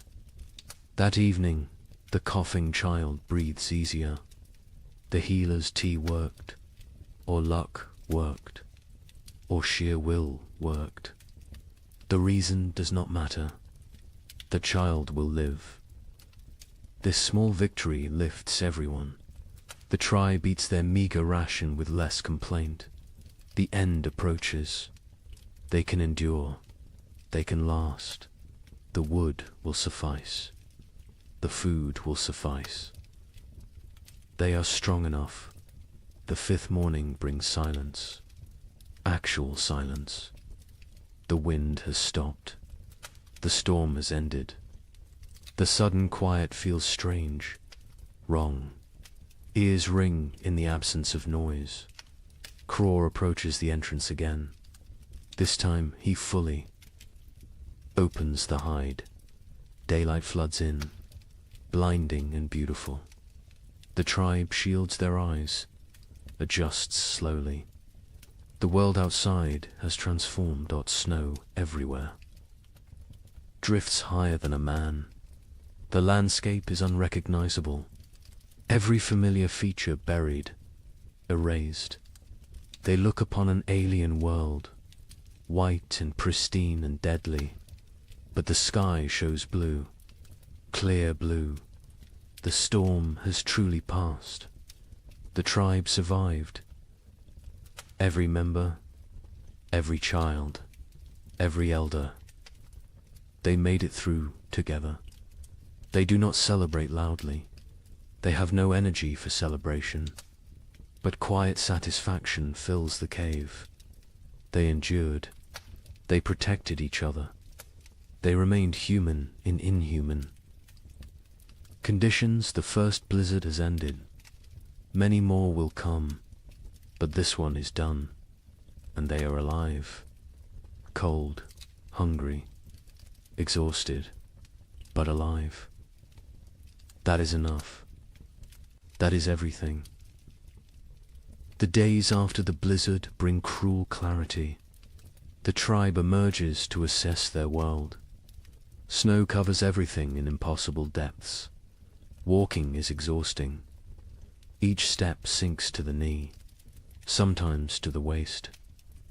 Movement becomes a brutal task. The hunters try to venture out. They search for game, for any sign of life. But the animals have vanished, gone deep into dens, hibernating, or dead, or fled to distant warmer lands. The forest stands empty, silent as a grave. They check their trap. Lines, the snares they set before winter. Snow has buried them all. Invisible, useless. Days of work erased by one storm. They dig frantically. They find 3 traps, all empty. All sprung by falling snow. The tribe returns to the cave. Their faces tell the story. No food, no prospects, only what they stored. Only what hangs from the ceiling. Only what sits in clay pots. They must make it last. They must ration carefully. The chief counts the supplies again. He uses his stones. He moves them slowly. His count confirms his fears. Not enough. Even with strict rationing, even with 1 meal per day, they will run out before spring arrives. Weeks before, he does not share this calculation. Not yet. Fear helps no one. Panic kills faster than hunger. He will wait. He will hope. Perhaps another opportunity will come. Perhaps luck will shift. The moon rises full and bright. It illuminates the frozen landscape. Everything glows silver, beautiful and deadly. This moon marks the deepest part of winter, the coldest nights, the longest darkness. The tribe calls it the moon of hunger. Every winter it appears. Every winter it tests them. Food becomes an obsession. Stomachs growl constantly. Sleep brings dreams of feasting, of plenty, of meat dripping fat. People wake disappointed, wake to cold reality, wake to emptiness. The single daily meal shrinks. Further, what filled a palm now fits in fingers, barely enough to taste, never enough to satisfy.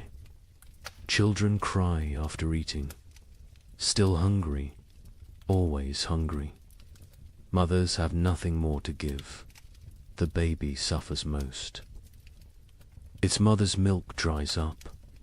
Her body has nothing left to convert. She tries to nurse.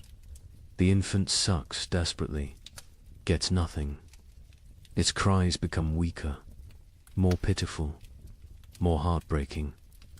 The women try to help. They chew dried meat until soft. They feed this paste to the baby, tiny amounts. The baby takes it, swallows. But infant bodies need milk, need fat, need nutrients this paste cannot provide. Mira grows weaker. Her old body has few reserves. Age makes winter harder. She sleeps more, moves less. Her skin seems to hang on her bones. Her eyes sink into her skull. She knows what is happening. She accepts it. This is the way of things, but she still tells stories. Her voice is thin now, barely audible. The children lean close to hear. She speaks of abundance, of spring, of flowers and green grass, of warm sun on skin. She gives them hope. She gives them something beyond hunger. A hunter named Breck volunteers to venture far, to search for game in distant valleys. Perhaps the herd's sheltered somewhere. Perhaps hunting is possible. The chief considers this. The risk is enormous. But starvation is certain. He agrees. Breck leaves at dawn. He carries a spear, a stone blade, nothing else. Weight would slow him. He must move fast, cover distance, return quickly, or not return. At all, the tribe watches him go. A small figure against vast white. He grows smaller, smaller, then disappears over a ridge. They pray to spirits, to ancestors, to anything that might listen. Bring him back with food. Days pass. Breck does not return. Hope fades. The tribe assumes the worst. The cold took him, or hunger, or predators, or simple bad luck. They mourn silently. They cannot waste energy on elaborate grief. The fire burns lower, with supplies critical now. They cannot gather more easily. The snow is too deep, the cold too intense. They burn less. The cave grows colder. Ice forms on interior walls. Breath becomes visible even inside. People huddle together constantly. Sharing warmth is survival. Personal space disappears. Bodies press against bodies, creating human walls against cold, creating collective heat. It helps. Barely, but barely is enough. Torgs.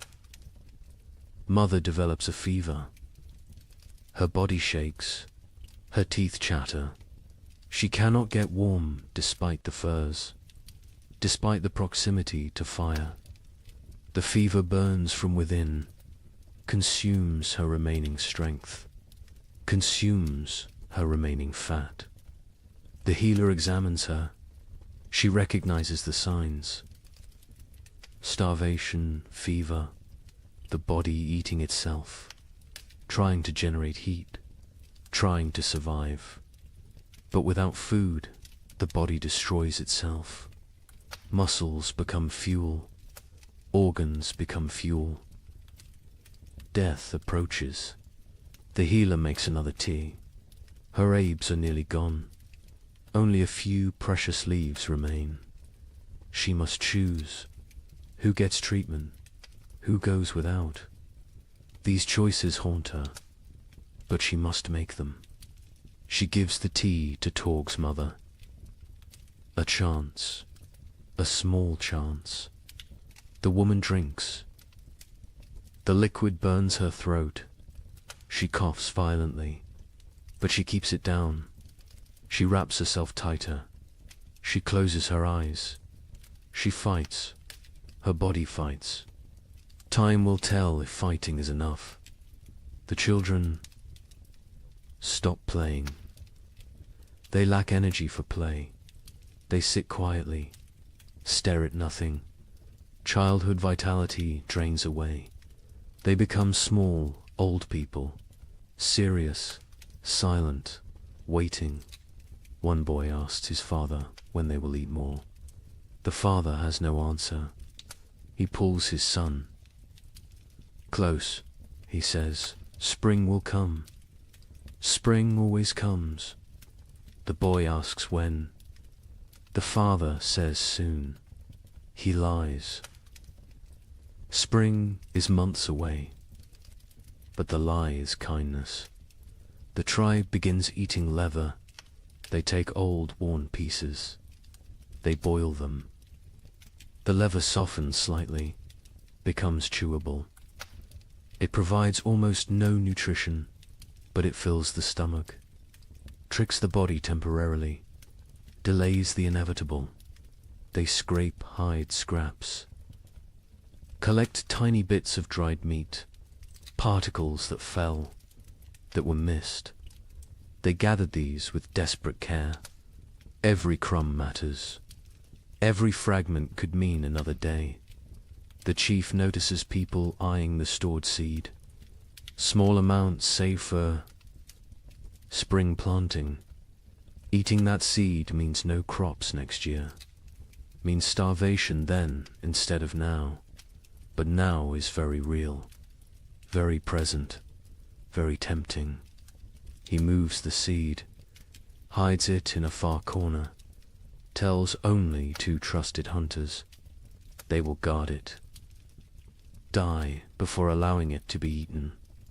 Future survival demands this sacrifice. Present suffering must be endured. On the 7th day of the moon of hunger, the baby dies. It simply stops breathing during the night. Its mother wakes to cold stillness. She does not scream. She has no energy for screaming.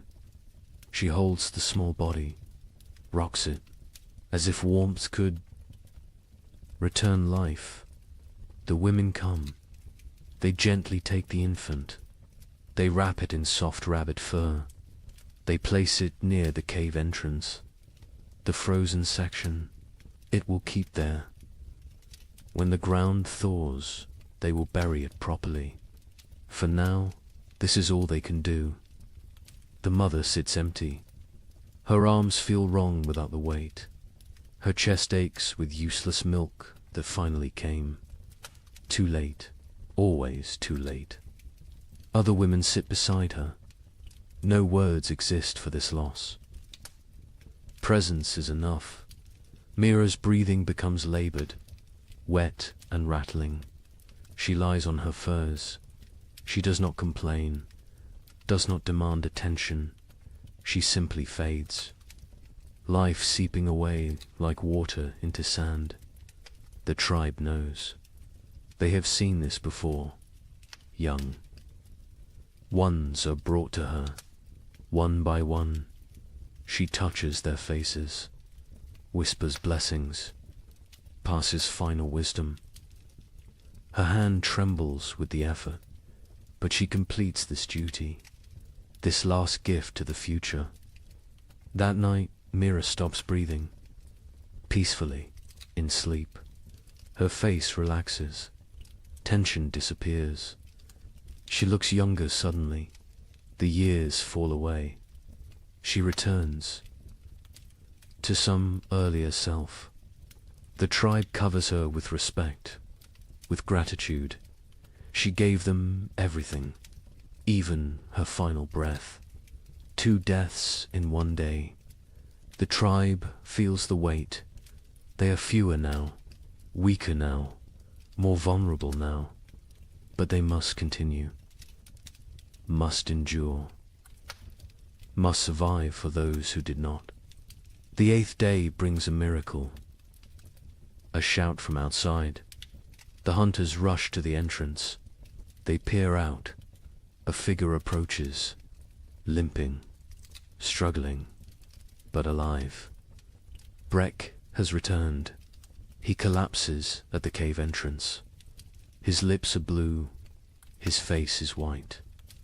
Frostbite blackens his fingers, his toes, but he smiles. He gestures weakly behind him. There, in the snow, a shape. The hunters rush out. They find his kill, a mountain goat, not large, but fresh, real, actual meat.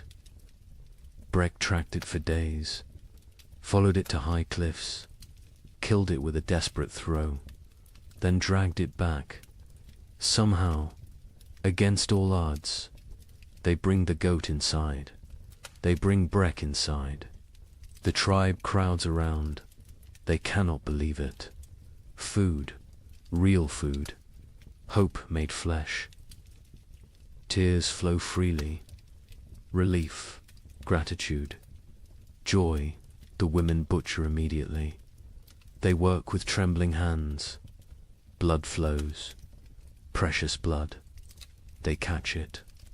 Blood soup will feed many. Nothing wastes. Nothing spares. They roast small pieces. The smell fills the cave, mouths water, stomachs cramp with anticipation. The wait is agony, but the meat must cook. Raw meat brings sickness. Patience is required. Finally, the meat is ready. The chief distributes it. Tiny portions, barely a bite each. But that bite is everything. Rich, warm, nourishing. People chew slowly, savor every second.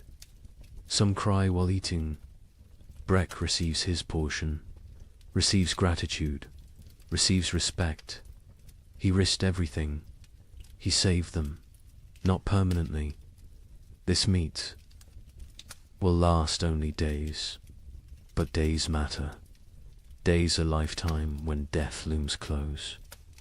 The healer tends his frostbite. His blackened fingers will probably fall off. His toes are lost. He will be crippled, but he will live. He made the trade willingly, his pain for their survival. No one will forget this sacrifice. Torg's mother survives. The tea worked, or her will worked, or the tiny bit of meat worked. Perhaps all three. She is still weak, still fragile, but alive, improving. The fever breaks. She sleeps naturally. Healing sleep. The tribe settles that night with fuller bellies. Not full, but fuller. The difference is profound. Mood lifts. Energy returns slightly. Conversation resumes. Small jokes are made. Laughter sounds strange, foreign, but welcome. The moon of hunger continues. It will continue for weeks more. They are not saved, but they are not finished. They endure. They adapt. They survive. More storms will come. More hunger will come. More death might come. But tonight, they have meat. They have hope. They have each other. The fire burns a bit brighter. Wood is still rationed. But they allow a slightly larger flame. Warmth spreads. Bodies relax marginally. Sleep will come easier tonight. Outside, the moon hangs cold and distant, indifferent to human suffering, indifferent to human triumph. It simply shines, marking time, marking the season. The moon of hunger watches all, judges none. The tribe learned again what they already knew. Survival requires sacrifice, requires courage, requires the few to risk for the many. Breck proved this. Mira proved this. The baby's mother proved this. They carried these lessons. They teach these lessons. They live these lessons. This is how humans persist. This is how they conquer impossible odds.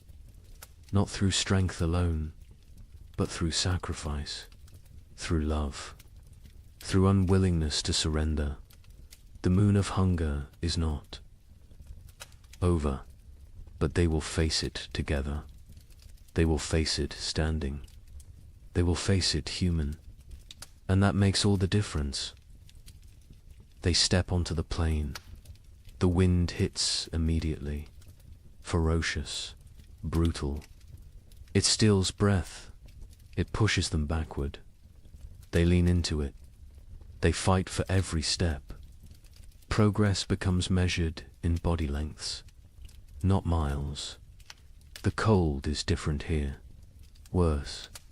It penetrates every layer, finds every gap in clothing, numbs exposed skin within seconds. Their eyes water. The tears freeze on their cheeks. Ice crystals form on their wrappings. They walk in a tight group, close together, sharing body heat, creating a mobile shelter. the strongest on the outside, taking the worst of the wind, rotating positions regularly, sharing the burden, sharing the pain. Hours pass. Time loses meaning. There is only the next step, the next breath, the next moment of survival. Nothing beyond that, nothing behind that. Just the eternal present of suffering. Sira stumbles. She catches herself. But barely. Her legs shake. Exhaustion shows. Others are the same. Everyone reaches their limits, but limits must be exceeded, must be pushed beyond reason. Survival demands the impossible. They come to a frozen river. Ice covers it completely. Thick. Ice. Strong ice. Probably safe. Probably. But ice is treacherous. Currents flow underneath. Weak spots form. One wrong step means freezing water, means death. Crawl tests the edge. He stamps hard. The ice holds. He ventures further, still solid. He waves the others forward. They cross one at a time, spreading out, distributing weight. Every step careful, every movement calculated. Halfway across, the ice groans. A deep, ominous sound. Everyone freezes. They wait. The groaning continues, but no cracking, no breaking. They breathe again. They continue, faster now. Urgency overcoming caution. They reach the far side. Relief is brief. More walking awaits. More suffering. The plain continues endlessly. Horizon meets horizon in white emptiness. No landmarks, no reference points. Only Craw's memory guides them. Only faith in his knowledge. Afternoon brings no warmth. The sun is visible but distant, cold. Its light provides no comfort, no heat, just illumination of their misery. Of the vast emptiness surrounding them, Ren falls. He does not get up immediately. Others stop. They help him, pull him upright. His face is white, his lips blue. Hypothermia begins. They force him to walk. Movement generates heat. Stopping means dying. He walks, stumbling, barely conscious. But walking, they find a small depression, a slight dip in the endless plain. It blocks some wind, not much, but some, enough. They stop briefly. They need rest, need water, need to check their bodies. They huddle together. They share warmth. They drink from water skins. The water is partially frozen. They break ice with their teeth. The cold liquid burns going down, but hydration matters. Dehydration kills in cold. Silently, quickly, Sura checks everyone's extremities. Fingers, toes, noses, ears. Looking for white patches, for frozen flesh. She finds some on Ren. His fingers are too pale. She rubs them vigorously, trying to restore circulation, trying to save his digits. Pain shoots through Ren's hands as feeling returns. He gasps, bites down. The pain is good. Pain means life, means the tissue still functions. He flexes his fingers. They move, stiff but mobile. He survives this test. They rest for half an hour, no longer. Their bodies cool quickly without movement. Already the cold seeps deeper. They must continue. Must reach the valley before nightfall. Darkness on the plain means death. Certain death. The afternoon trek is harder. Fatigue accumulates. Muscles refuse commands. Minds grow foggy. This is dangerous. Clear thinking preserves life. Confusion kills. They focus on simple goals. Next 100 steps. Then next 100. Then next, they see shapes ahead. Dark forms against white. Rocks. Trees. Hope. Surges, but distance deceives. The shapes are far. So far. What looked like minutes away takes hours to reach. The plane plays tricks, tests sanity. Finally, they arrive. Not trees, just large boulders.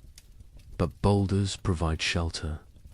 Wind breaks around them, creates calm pockets. They can rest here. They can survive the night here. Relief is overwhelming. They collapse against the rocks. Their bodies give out. They have nothing left. They walked for 14 hours, maybe 15, through impossible conditions. They should be proud, but they are too tired for pride, too exhausted for emotion. They must make fire, must create warmth, but they have no wood. The plain offers nothing. Just snow and rock and ice. Craw searches desperately. He finds dried grass, small amounts poking through snow. He gathers every strand, every piece. They pile the grass. They work their firestones, striking, sparking, again and again. Their frozen fingers fumble. Drop the stones, retrieve them, try again. Finally, a spark catches. Tiny flame, fragile, growing dot, they feed it carefully. Grass burns fast, too fast. The flame provides momentary warmth, psychological comfort more than physical heat, but it helps. It reminds them they are human. They can create. They can fight nature. The fire dies within minutes. No fuel remains. Darkness settles completely. Cold intensifies. Night on the plain is brutal beyond measure. They huddle together, all 10 bodies pressed close, creating a human ball. Preserving core warmth. Sleep comes in fragments, minutes at a time. Someone must stay awake, must watch, must ensure everyone breathes, must prevent the final sleep that never wakes. They rotate this duty, share this burden. The night lasts forever. Time becomes meaningless. There is only cold, only suffering, only the desperate clinging to life. Some pray to spirits, some think of family, some think nothing. Just exist, just breathe, just survive. Dawn arrives, grey and grudging. They survived, all 10, frozen, hurting, but alive. They check each other. Frostbite has spread. Fingers are white. Faces are damaged. But they can walk. They can continue. They eat tiny portions of dried meat. The food is frozen solid. They soften it in their mouths. It provides minimal energy, but enough. Enough for another day. Enough for more walking. The valley must be close. Croft feels it. He cannot explain how, but he knows. A few more hours, maybe half a day, they can make it. They must make it. They walk again, Bodhi's screaming protest. Every joint aches, every muscle tears. They walk anyway. They walk because stopping is death, because the tribe needs them, because they are human and humans endure. The terrain begins to change, subtle at first, a slight slope, a gentle descent, then more pronounced. Hills appear, the valley approaches, energy returns, hope fuels them. They increase pace. By midday, they see it. The valley spreads below, protected, sheltered. Trees grow there, dense forest. The sight is beautiful, salvation made visible. They almost run, almost forget their exhaustion. They enter the valley, wind stops, silence surrounds them. The temperature feels warmer immediately, still cold, still winter, but survivable, bearable. They made it. Against impossible odds, against nature's fury, they made it. Now they must find food, must justify the journey, must save the tribe. The trek was only half the battle. The real test begins now. The valley delivers on its promise. The hunters find game within hours, deer sheltering in thick forest. A small herd, 5 animals, healthy and fat. They have survived winter well, protected by the valley's embrace. The hunt is successful. 2 deer fall, 2 coordinated spears. The hunters work efficiently. They butcher, they preserve, they prepare for the return journey. Success tastes sweet, sweeter than the meat itself. They saved the tribe. They accomplished the impossible. The journey back takes 4 days. They carry heavy loads, meat wrapped in hide, dragging it through snow. The weight slows them, but spirits are high, high enough to overcome exhaustion, high enough to push through pain. The tribe spots them from a distance, 10 figures approaching, all walking, all alive, and carrying something, carrying hope. The cave erupts in celebration, crying, shouting, relief pours out. They feast that night, controlled feasting, rationed celebration, but feast nonetheless. Meat fills bellies, strength returns to limbs, color returns to faces. The tribe steps back from death's edge, not far, but enough days pass into weeks. The meat lasts longer than expected. Careful rationing, careful preservation. The tribe survives, continues, endures. Then something changes, subtle at first, easy to miss, but Craw notices. He always notices. The air feels different, less sharp, less cutting. The quality of cold has shifted. He mentions it to the chief. The chief feels it too. Something is coming, something changing.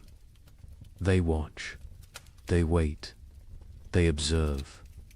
The days grow longer, minutes at a time, barely noticeable, but cumulative.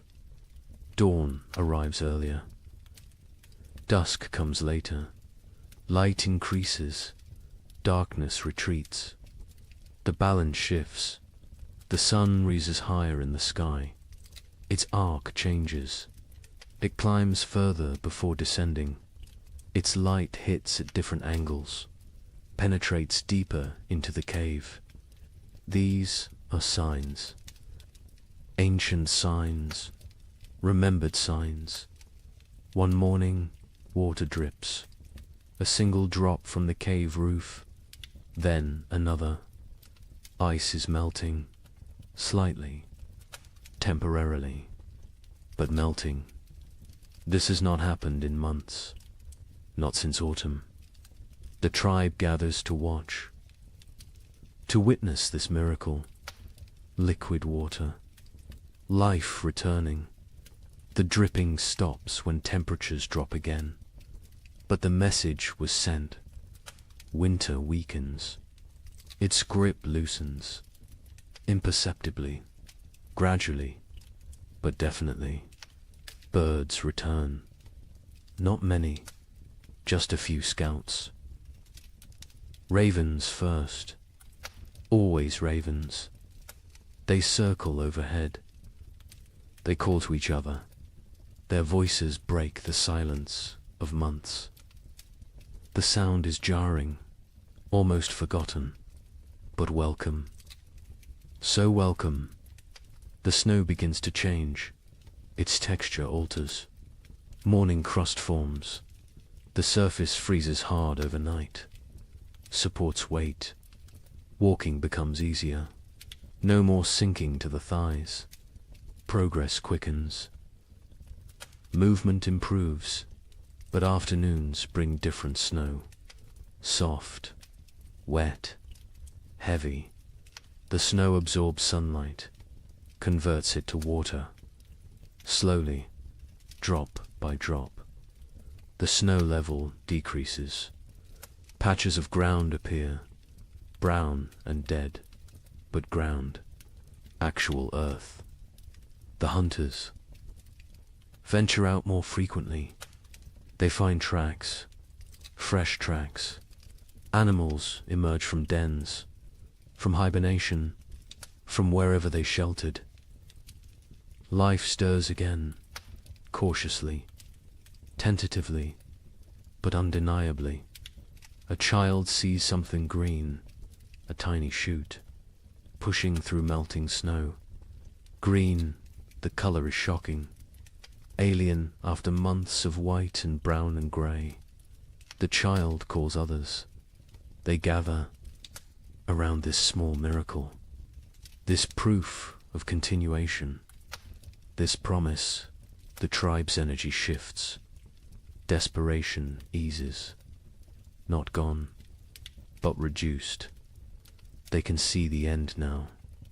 Not tomorrow, not next week. But eventually, spring will come. They will survive. They endured the worst. They can endure the rest. Mira's death is honored properly now. The ground softens enough to dig. Not deep, but enough. They bury her with ceremony, with gratitude, with love. They mark her place with stones. She will rest among her people, among the land she knew. The baby is buried beside her, grandmother and infant. Together, the mother stands silent. She has no tears left, but she has survived. She will continue. She will have other children. This is not comfort, but it is truth. It is the way. The tribe expands their range. They explore further from the cave, finding what winter destroyed, what winter spared. They assess damage, plan repairs, think ahead. Survival mode shifts to recovery mode. They find a frozen stream beginning to flow. Ice breaks apart. Water moves underneath. Clear, cold, but flowing. They drink fresh water, not melted snow, not stale. Fresh the taste is incredible, pure, clean, alive. Fish will return soon. With flowing water comes fish. The tribe prepares nets, repairs traps, sharpened spears. The river will provide. It always has. It will again. The wind changes direction, no longer from the north, now from the south. Warmer air pushes in, not warm, but warmer. Relative warmth, comparative warmth, enough to matter. Ice on the cave walls melts. Water runs down stone faces. The cave becomes damp, almost humid. This creates new problems. Mold threatens. Furs must be dried, arid, maintained. But these are problems of living, not problems of dying. The tribe welcomes them. Sero spots deer tracks. Many tracks. A large herd pass nearby, moving north, following some ancient instinct. Following the thaw, the hunters follow. They track for miles. They find the herd. The hunt succeeds again. 3 deer this time. The tribe has surplus. Actual surplus. They smoke meat. They preserve it, but they also eat fully. They allow themselves satisfaction. Bellies fill completely. Children laugh. The sound is strange, foreign, forgotten, but it returns. Slowly it returns. Young ones play outside again, running, shouting, burning energy stored through winter. Parents watch with emotion. These children survived. Against odds, against nature, they live, they thrive, they play. Breck's frostbite healed as well as possible. He lost 3 fingers, 2 toes. He walks with a limp. His hands cannot grip spear properly, but he lives. He survived his sacrifice. The tribe honors him daily, through respect, through care. Through memory, he teaches young hunters. Passes knowledge, cannot hunt himself, but can create hunters. This is valuable. This is contribution. This is purpose. He has worth beyond physical ability. The tribe ensures he knows this. Torg's mother recovered fully. The fever broke. Strength returned. She works alongside other women. She processes new hides. She gathers early plants. She lives. Her son watches her with gratitude, with relief, with love. The nights grow shorter. Darkness retreats further. The tribe sleeps less, needs less sleep. Energy returns with light, with warmth, with hope. They begin projects, repairs, improvements, planning for next winter. Learning from this one, they discuss what worked, what failed, how to improve. Knowledge is survival. Experience is wisdom. They will not forget this winter, will not forget its lessons, will not forget its cost. 2 died, Mira and the baby. 2 out of many. This is success. Grim success. But success nonetheless. Other winters killed more, much more. This winter was survived. This winter was conquered. The chief ageth visibly. The stress wore him. Carved lines deeper. Grayed his hair further. But he stands straight. He led well. He made hard choices. He saved the tribe. Leadership exacted its price. He paid willingly. Cross joins ache more. The track damaged him. Pushed his aging body beyond limits. He knows his hunting days near their end. Soon he will teach only, lead only. hunt vicariously through younger men. This is natural. This is right. This is the cycle, but not yet. This spring he will hunt. This summer he will provide. He has a few good seasons left. He will use them fully, will extract every last contribution. This is his way. This has always been his way. The tribe ventures to high ground. They look north, the direction of the killing cold, the direction of death. Snow still covers distant mountains. Ice still gleams on peaks. Winter remains there, will remain for months. But here, in the valley, in their home, spring approaches, green spreads, slowly, gradually, but visibly. Grass emerges, leaves bud, flowers prepare to bloom. Color returns to the world.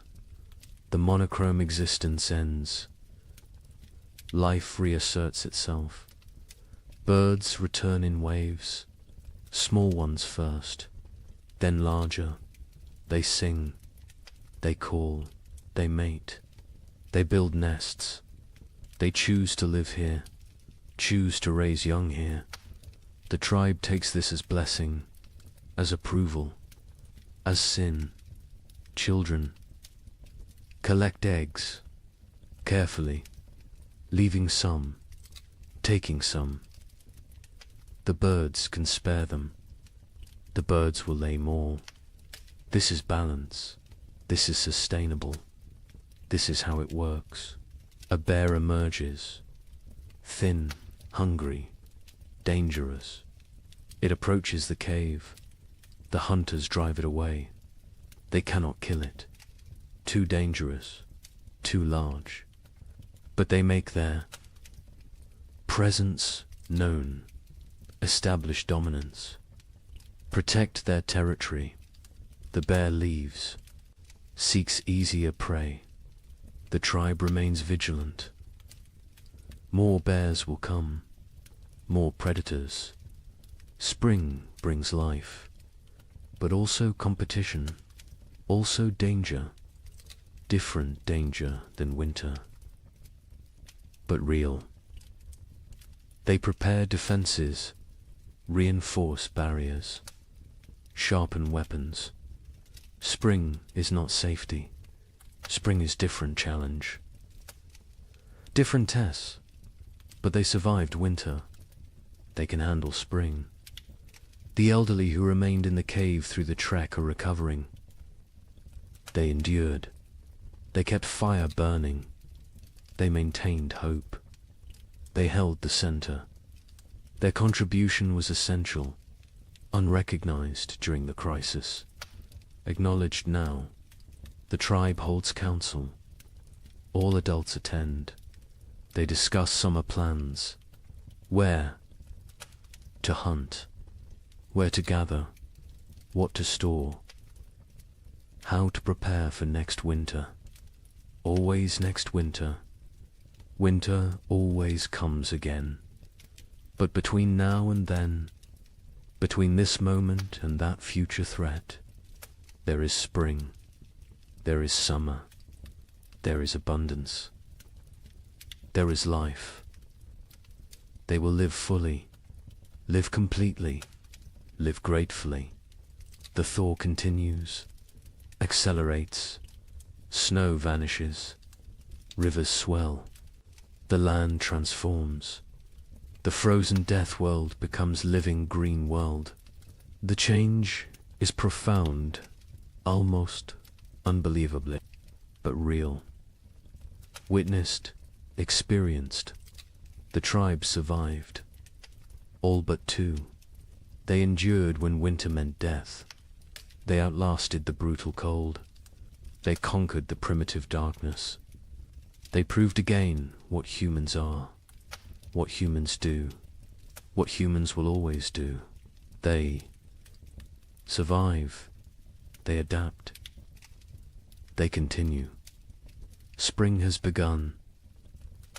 The tribe gathers in evening light, not inside the cave, outside, under open sky. This gathering is ritual, sacred. It happens after every winter, after every survival. The time has come to speak, to remember, to learn. The chief sits at the center. Elders form a circle around him, hunters behind them, women next, children at the outer ring. Everyone has place, everyone has voice. This is how knowledge passes. This is how wisdom survives. The fire burns. Between them, not for warmth now, for ceremony, for focus, for connection. Flames dance, sparks rise. The tribe watches, reflects, prepares to speak their truths. The chief begins. His voice carries weight, authority earned through survival, through sacrifice, through leadership in darkness. He speaks of the winter, its harshness, its cruelty, its lessons. He names those lost. Mira, the infant, their names spoken aloud, remembered, honored. He speaks of choices made, rationing food, sending the trek, hiding the seed. Hard choices, choices that saved them, choices that cost them. Leadership is burden. This winter proved it again. He carries these decisions, will carry them forever. Cross speaks next. He describes the hunt before the storm, the desperate race, the near miss with the bison's horn. He shows his torn fur, his scar, physical proof of survival, of risk, of success. He speaks slowly, choosing words carefully. Each word teaches. He talks about the trek, the frozen plain, the endless walking, the night without shelter, the valley discovered, the game found. He does not glorify, does not exaggerate, simply states, truth is lesson enough. Truth needs no embellishment. The other hunters add details. Each perspective matters. Each view completes the picture. One speaks of exhaustion, another of fear, another of hope sustained. Together they create full understanding, complete knowledge, shared experience. Breck holds up his damaged hands. 3 fingers gone. Stumps healed now, scarred. He speaks of tracking the goat, days alone, nights frozen, the desperate throw that killed, the impossible drag back. His voice is steady, no regret, no bitterness, only statement, only fact. He says he would do it again, would sacrifice again. The tribe is everything. Individual is nothing. This is core truth. This is survival principle. This is what separates humans from animals. Willingness to suffer for others, to die for others. If necessary, the women speak. Myra's daughter tells of her mother's final days, her weakness, her continued teaching, her peaceful end. Tears flow, but also pride. Mira lived well, died well, left legacy. This is all anyone can hope for. The baby's mother speaks, briefly. Her voice breaks. She cannot say much, but she says enough. Her child lived weeks, new warmth, new love, new mother's touch, short life, but life nonetheless. She will honor it, will remember it, will carry it forward. Other women discuss food preservation, what worked, what spoiled, leather eating, bone boiling, every technique examined, every method evaluated. They share improvements, better ways, smarter approaches. Next winter, they will do better. This is the point. Always improve. Always learn. Ciro speaks of navigation, of reading snow, of finding signs, of keeping group together. She describes the river crossing, the groaning ice, the careful steps. She explains her fears, her doubts, but also her determination. Leadership is not certainty, is not confidence, is commitment despite uncertainty. The young ones ask questions. How did you stay warm? How did you stay brave? How did you keep going? The answers vary. Honesty prevails. Sometimes we did not stay warm. Sometimes we were not brave. Sometimes we kept going because stopping meant death. Simple answers, true answers. Torg speaks for the first time in gathering. His voice cracks. He is becoming man, growing, changing. He talks about the wood gathering, the blistered hands, the aching back, the satisfaction of contribution. He learned his value, his worth, his place in the tribe. This winter made him adult. His mother adds her story. The fever, the weakness, the tea that saved her. She thanks the healer publicly, gratitude expressed, debt acknowledged. The healer nods, accepts thanks, but says she only did what she knew, what others taught her, what Myra taught her years ago. Knowledge circles, returns, perpetuates. The healer discusses her herbs, what she used, what she saved, what she needs to gather. She lists plants, describes locations, teaches identification. Several women listen intently. They want to learn, want to help, want to preserve this knowledge. The healer accepts students, welcomes them. Knowledge must spread, cannot die with one person. Talk turns to preparations. What they should have done, what they will do next time. More wood, always more wood. Better storage, improved insulation, stronger entrance barriers, backup supplies, hidden caches, distributed resources. They brainstorm, they plan, they commit. Someone suggests splitting the tribe, half in one cave, half in another. If one location fails, the other survives. Discussion follows, arguments for, arguments against. The chief listens, considers, makes no decision tonight. This needs thought, needs time. Will be decided before next winter. The feast day arrives with warmth, actual warmth. The sun climbs higher. It stays longer. Its rays penetrate winter's final defense. The cold retreats, step by step, day by day. Life returns. The tribe moves through mourning with purpose.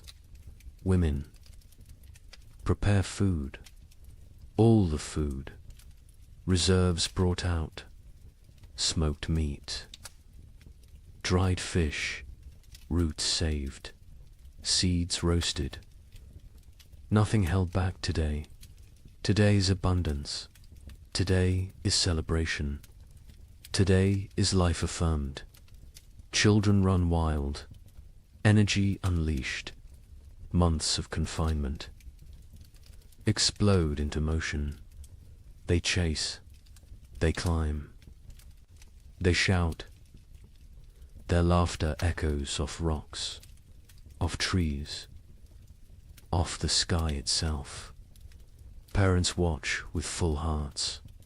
This sound, this joy, this is why they fought, why they suffered, why they survived. The hunters bring fresh game, killed this morning, deer and rabbits. Prepared quickly, cooking now. The smell fills the valley, rich, savory, irresistible. Mouths water, anticipation builds. The feast approaches. By midday, everything is ready. Food covers flat rocks, arranged, displayed. More food than seen in months, more than anyone remembers. It looks impossible, looks like dream, but it is real, earned, deserved. The chief stands. He raises his hands. Silence falls. Even children quiet. He speaks briefly. Thanks the spirits. Thanks the ancestors. Thanks the tribe. Each person contributed. Each person matters. Each person survives because all survived. This is truth. This is their way. Then he gestures. Begin, eat, celebrate, live. The tribe descends on food with controlled urgency, not greed, not desperation, but hunger, real hunger. Months of deprivation cannot be ignored. They fill their hands, fill their mouths, fill their bellies. The taste is incredible. After bland rations, after leather, after nothing. This food is ecstasy, simple food, basic food. But to them it is feast worthy of gods. They eat slowly, savoring, appreciating, grateful for every bite. Children eat until they cannot move, then play, then eat more. Their bodies demand fuel, demand rebuilding, demand growth delayed by winter. Parents smile, let them eat, let them grow, let them live. Adults pace themselves. Years teach moderation, but they eat fully, satisfied fully, for the first time in forever. Bellies are tight, bodies are warm, hearts are full. This moment is perfect. This moment is earned. This moment is theirs. As afternoon settles, the tribe relaxes into contentment. Some sleep, some talk, some simply exist, peacefully, completely, without fear, without hunger, without cold. Present moment contains everything needed. Stories begin again. Different stories now, lighter stories, funny memories, embarrassing moments, gentle teasing. Laughter comes easily. Naturally, the tribe remembers how to be happy, how to be human beyond survival, how to live rather than merely exist. Brexits. With young hunters, he demonstrates techniques despite damaged hands, shows them tracking signs, explains animal behavior, shares decades of knowledge. His hunting days may be over, but his contribution continues. Different form, same value, same importance. The healer sits with her new students. They examine plants, learn properties, memorize uses. She teaches patiently, thoroughly. She knows she grows old. She must pass knowledge before she cannot, before it dies with her. The young women listen intently. They understand the gift. They accept the responsibility. Sira walks the valley's edge, exploring, mapping, planning. Her mind is always forward, always preparing. She finds new water sources, better hunting grounds, strategic locations. Information is survival. Knowledge is power. She gathers both constantly. Craw sits alone briefly, watching his tribe, his family. He feels his age, his exhaustion, his mortality, but also satisfaction, pride, purpose. He has lived well, provided well, protected well. If death comes tomorrow, he is ready. He is complete. He is content, but death does not come. Life continues. Spring unfolds. Days stretch longer. Warmth increases. Green spreads across the land like water, flowing, growing, transforming everything it touches. Other tribes exist. Other peoples, scattered across the vast lands. Each endured their own winter. Each fought their own battles. Each lost their own members. Each survived through strength and sacrifice and will to the north. Coastal peoples weathered storms. Ocean. Winds brought different cold. Wet cold. Penetrating cold.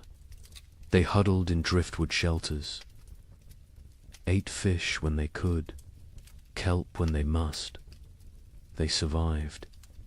Barely, but survived to the south.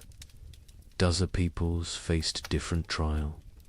Cold nights, scorching days, extreme swings, no middle ground.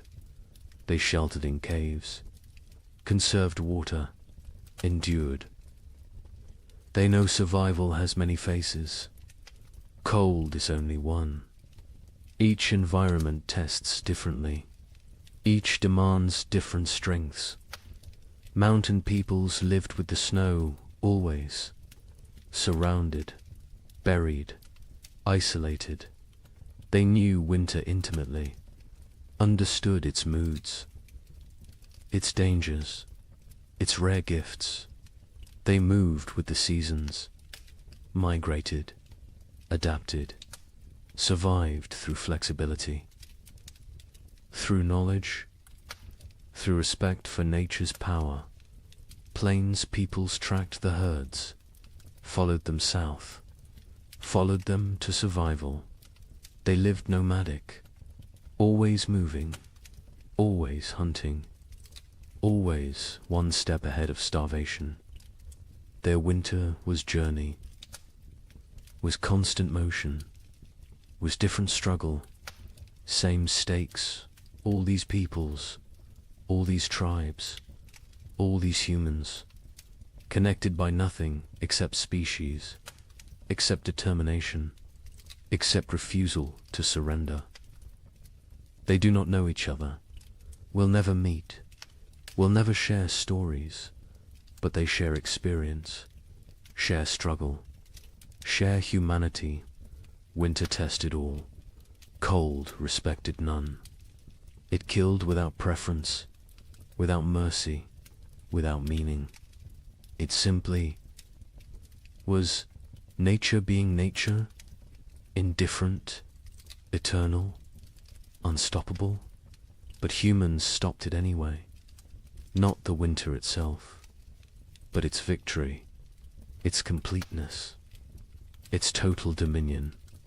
Humans survived through intelligence, through cooperation, through sheer, stubborn will, They survive because they are human, because that is what humans do. The sun sets slowly, painting the sky orange, pink, purple, gold, colors absent all winter, colors forgotten, colors that seem unreal. The tribe watches silent, appreciative. Beauty matters, even to primitive peoples, especially to them. Beauty is life beyond survival. Beauty is hope made visible. The fire is lit, not necessity now. Tradition, comfort, connection. They gather around it.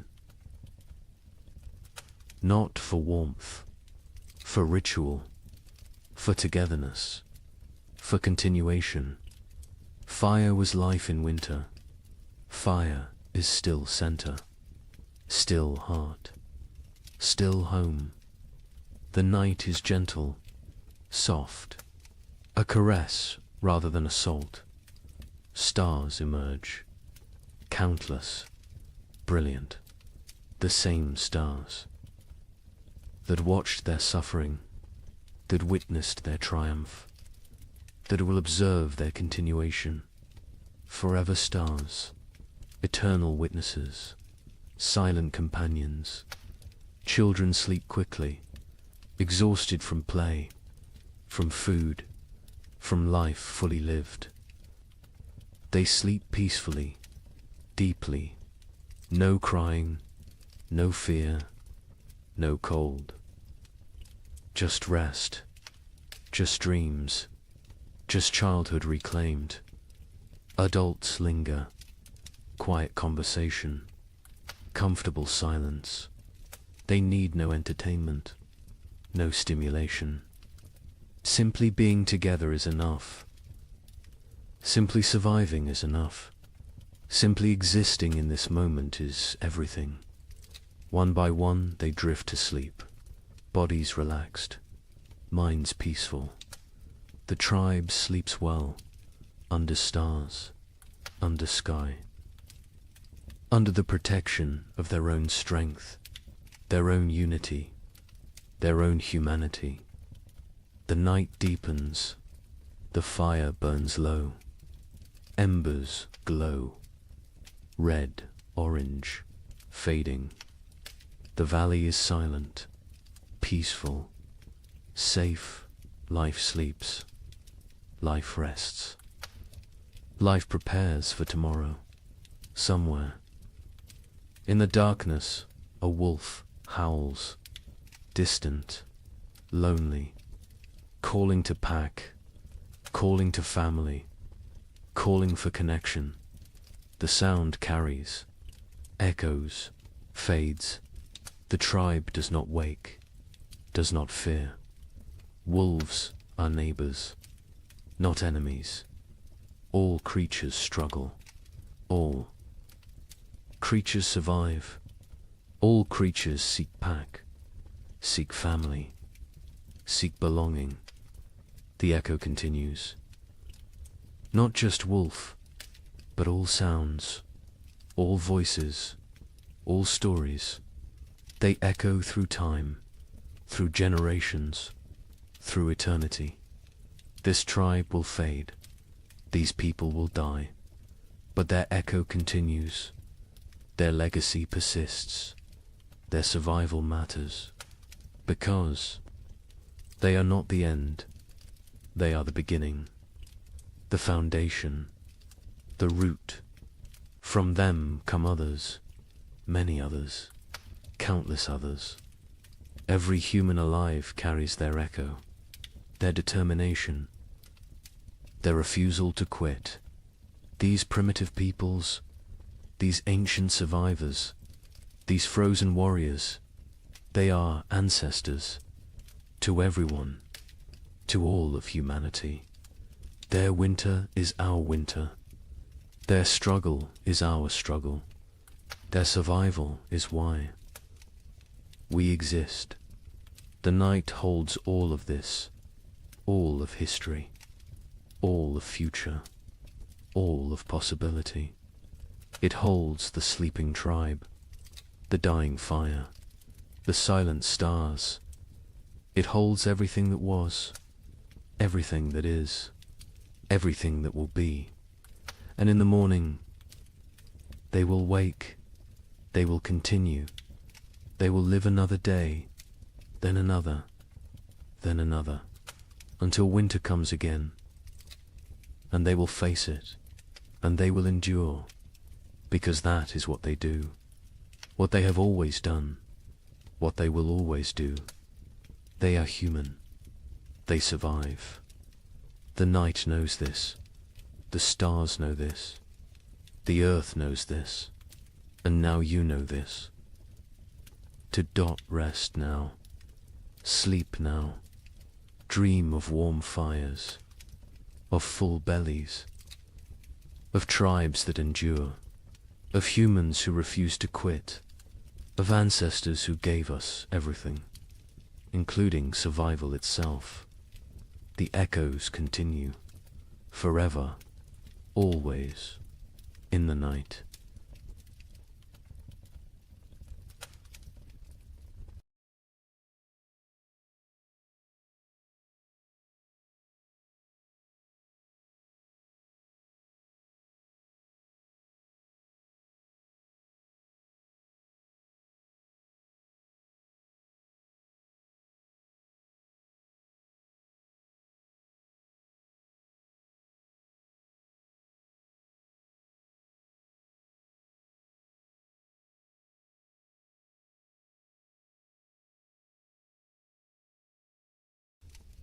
Good evening and welcome back, friends.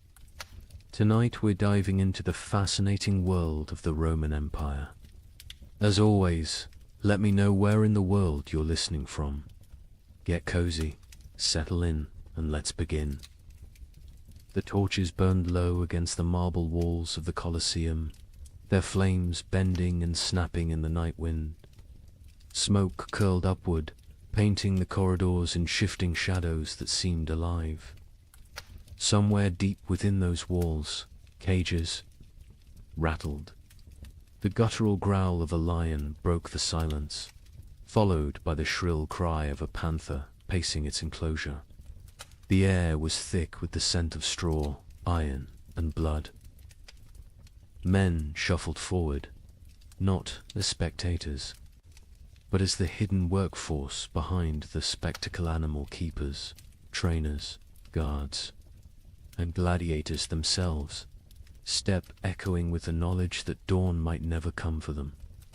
Imagine it, the roar of 50,000 Romans thundering like a storm overhead.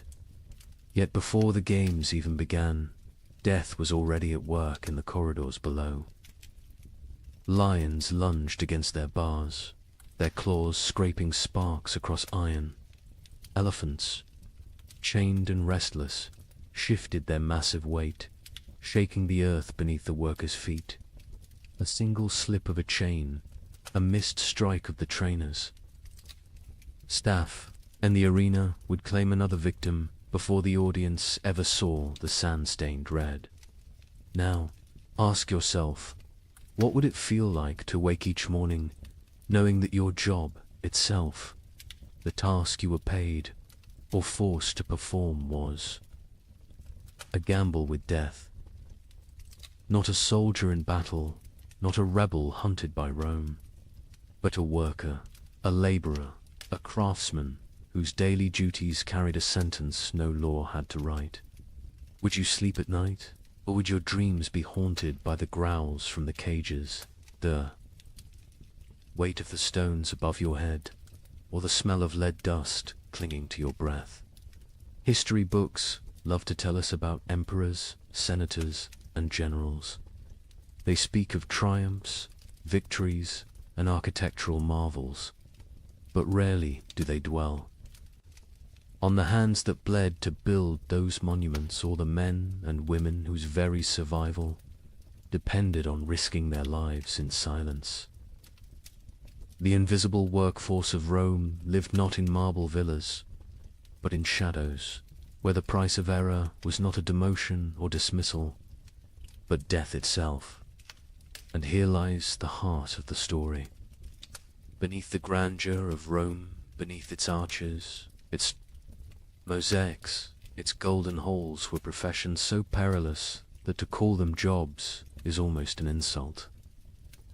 These were death sentences disguised as livelihoods. Jobs where poison lingered in the very air, where the swing of a sword was part of your morning routine, and where the applause of the crowd was sometimes the last sound you ever heard. Over the next hours, you will hear the untold accounts of these deadly professions, some spectacular, some hidden in the grime of Rome's underbelly, and others so strange they seem pulled from nightmares. From the men who faced wild beasts before breakfast, to the miners whose lungs filled with poison in the empire's dark tunnels. We will walk step by step into the shadows Rome tried to leave behind. But let this question guide you as we begin. If your job demanded your life as payment, would you accept the risk for glory, for survival, or simply because you had no choice?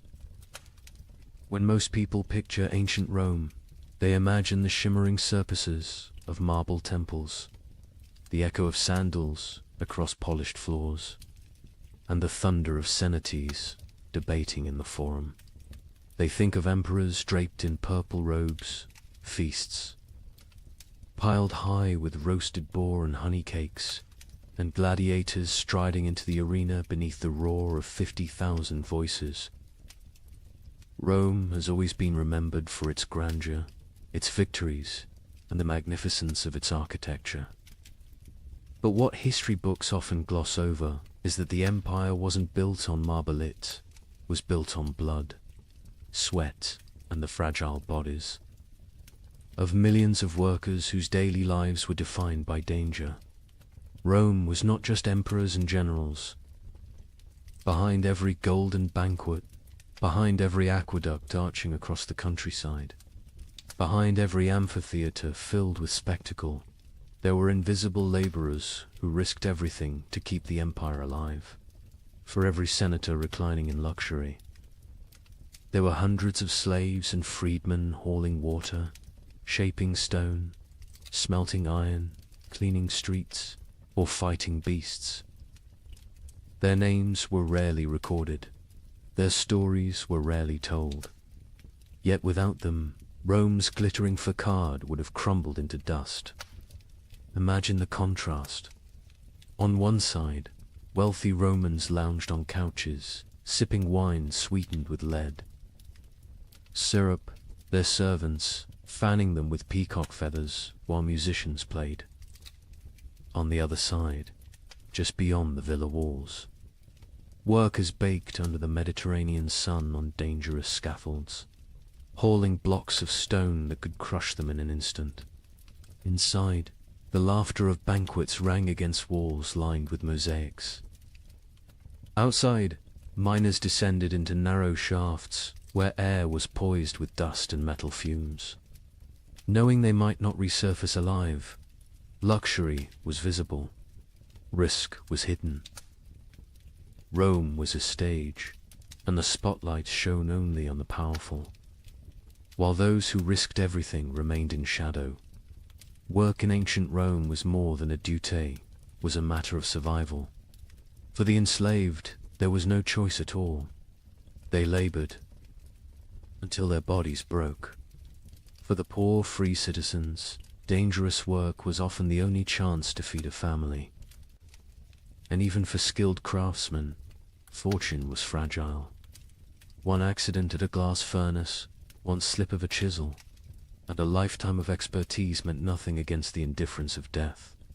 Unlike today, there were no safety harnesses, no unions, no laws protecting the vulnerable. Rome had no patience for weakness. If a worker fell, another was always waiting to take his place. This is the untold foundation of Rome's greatness. The empire stretched across continents, commanded legions, and shaped the destiny of the Western world. But it was held together not just by marble and laws, It was held together by expendable lives. The amphitheaters that dazzled crowds were built by hands calloused from stone and bloodied by accidents.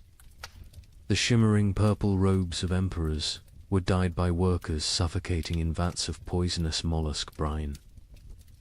The wine that filled silver goblets was poured by servants who would never share in the feast.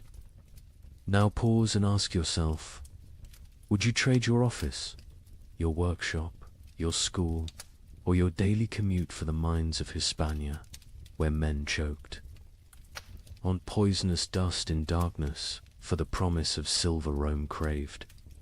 Would you exchange your cubicle or construction site for the sands of the Colosseum, where gladiators bled to entertain a restless mob? Could you imagine waking each morning knowing your work itself might kill you not because of war, not because of rebellion, but because your role in society was considered disposable? That is the contrast that makes Rome so haunting. Its glory. It was dazzling, but it was built on invisible suffering.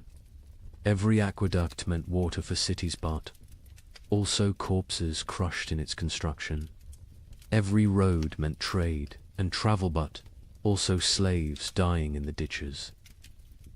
Every banquet meant celebration, but also bakers coughing from flour dust, servants poisoned by fumes, and children forced into brutal apprenticeships. Rome was not just a civilization of luxury, it was a civilization of calculated risk, where millions lived knowing their value extended only as far as their usefulness to the empire. As we step deeper into these stories, keep this in mind. The history of ancient Rome is not just about triumphs and monuments. It is about the unseen workers who carried the weight of empire on their shoulders, often until those shoulders broke. Tonight, we will walk in their footsteps. We will stand in the mines, in the furnaces, in the arenas, and in the shadows of temples to uncover the professions so perilous they could rightfully be called the deadliest jobs of the ancient world. So, settle in. The story you are about to hear is not one of emperors' speeches or military campaigns. It is the story of ordinary men and women whose names we will never know, but whose risks carved Rome into the world's memory. And as we journey through these forgotten professions, I'll ask you again to reflect. How safe is your work compared to theirs? And more importantly, would you have survived in their place? Beneath the Colosseum, night was never silent. Torches sputtered against damp stone walls, smoke trailing upward into the labyrinth of corridors. From the shadows came the sound that froze even hardened gladiators in their tracks, the rattling of iron bars, the scrape of claws against cage doors, the guttural growl of beasts that did not belong to Rome but had been dragged here from the farthest corners of the empire. Leopards shipped from the rocky coasts of North Africa, half-starved, to make them hungrier. Tigers, stolen from distant India, pacing in restless fury. Bears hauled from the frozen forests of Germania. Even elephants, towering and furious after months of brutal marshes, swayed on their chains, slamming tusks into wooden barriers that cracked under the strain. The ground itself trembled when these creatures roared, and the men tasked with keeping them under control knew the truth. They were one mistake away from being torn to pieces. These men were the Venator shadows, the animal trainers. History rarely records their names, but their presence haunted every spectacle. Before the crowd even took their seats, before a single gladiator raised a sword, these workers had already stared death in the eye. Their jobs were simple in description, yet terrifying in practice. Feed the beasts, transport them, prepare them for combat, and release them into the arena at just the right moment. But simplicity on paper did not translate to safety in reality. Feeding a lion wasn't a matter of tossing meat over a wall. Trainers stepped into cages, armed with nothing but a staff, a whip, and their nerve. One slip of the boot on blood-slick straw, one moment of hesitation while securing a gate, and the outcome was certain. The animal lunged, claws raked, jaws snapped shut, and no one risked entering the cage to drag the trainer's body back. The suspense of those moments was unbearable. Imagine holding a slab of raw meat in your hand, the smell driving the lion to frenzy, its amber eyes locked onto yours as though you yourself were the meal. Imagine the tremor of the bars as the beast hurled itself against them, the iron shrieking like thunder in the confined corridors. Every feeding was a gamble. Every day survived was a small victory. The Empire did nothing to soften the danger. In fact, it often heightened it. Trainers were ordered to starve animals before games, ensuring they would be more violent, more dramatic for the crowd. They baited the beasts with wooden dummies soaked in blood, conditioning them to attack on sight. They lit torches in the faces of elephants to keep them agitated, lashing their trunks until the massive creatures charged blindly into the sand. To the Romans above, these were thrilling displays of power. To the men below, they were acts of survival. The fallout of this profession was as bloody as the games themselves. There are accounts of trainers being dragged into cages, shredded within seconds by the very animals they sought to control. Some were mauled in the holding chambers before the beasts ever saw the light of the arena. Ships carrying exotic predators sometimes became floating prisons of chaos, with handlers torn apart mid-voyage. And when things went wrong during the games, it was often the trainers who were sacrificed first, thrown into the sand alongside the beasts to buy time while soldiers rallied. Picture this. The gates rise, and a tiger bursts into the sunlight, its muscles coiled with hunger. The crowd roars with excitement, but backstage, panic has already erupted. A handler failed to secure the second chain. The tiger lashes back toward the holding corridor, tearing into the men behind the scenes. For the audience, the spectacle remains seamless. They see only the drama in the arena. But behind the curtain, death is quiet, fast, and unacknowledged. Ask yourself, would you take that job? Would you trade your office, your tools, or your classroom for a torch and a whip, walking daily into the jaws of lions? These trainers did not choose their fate freely. Many were enslaved, others condemned prisoners.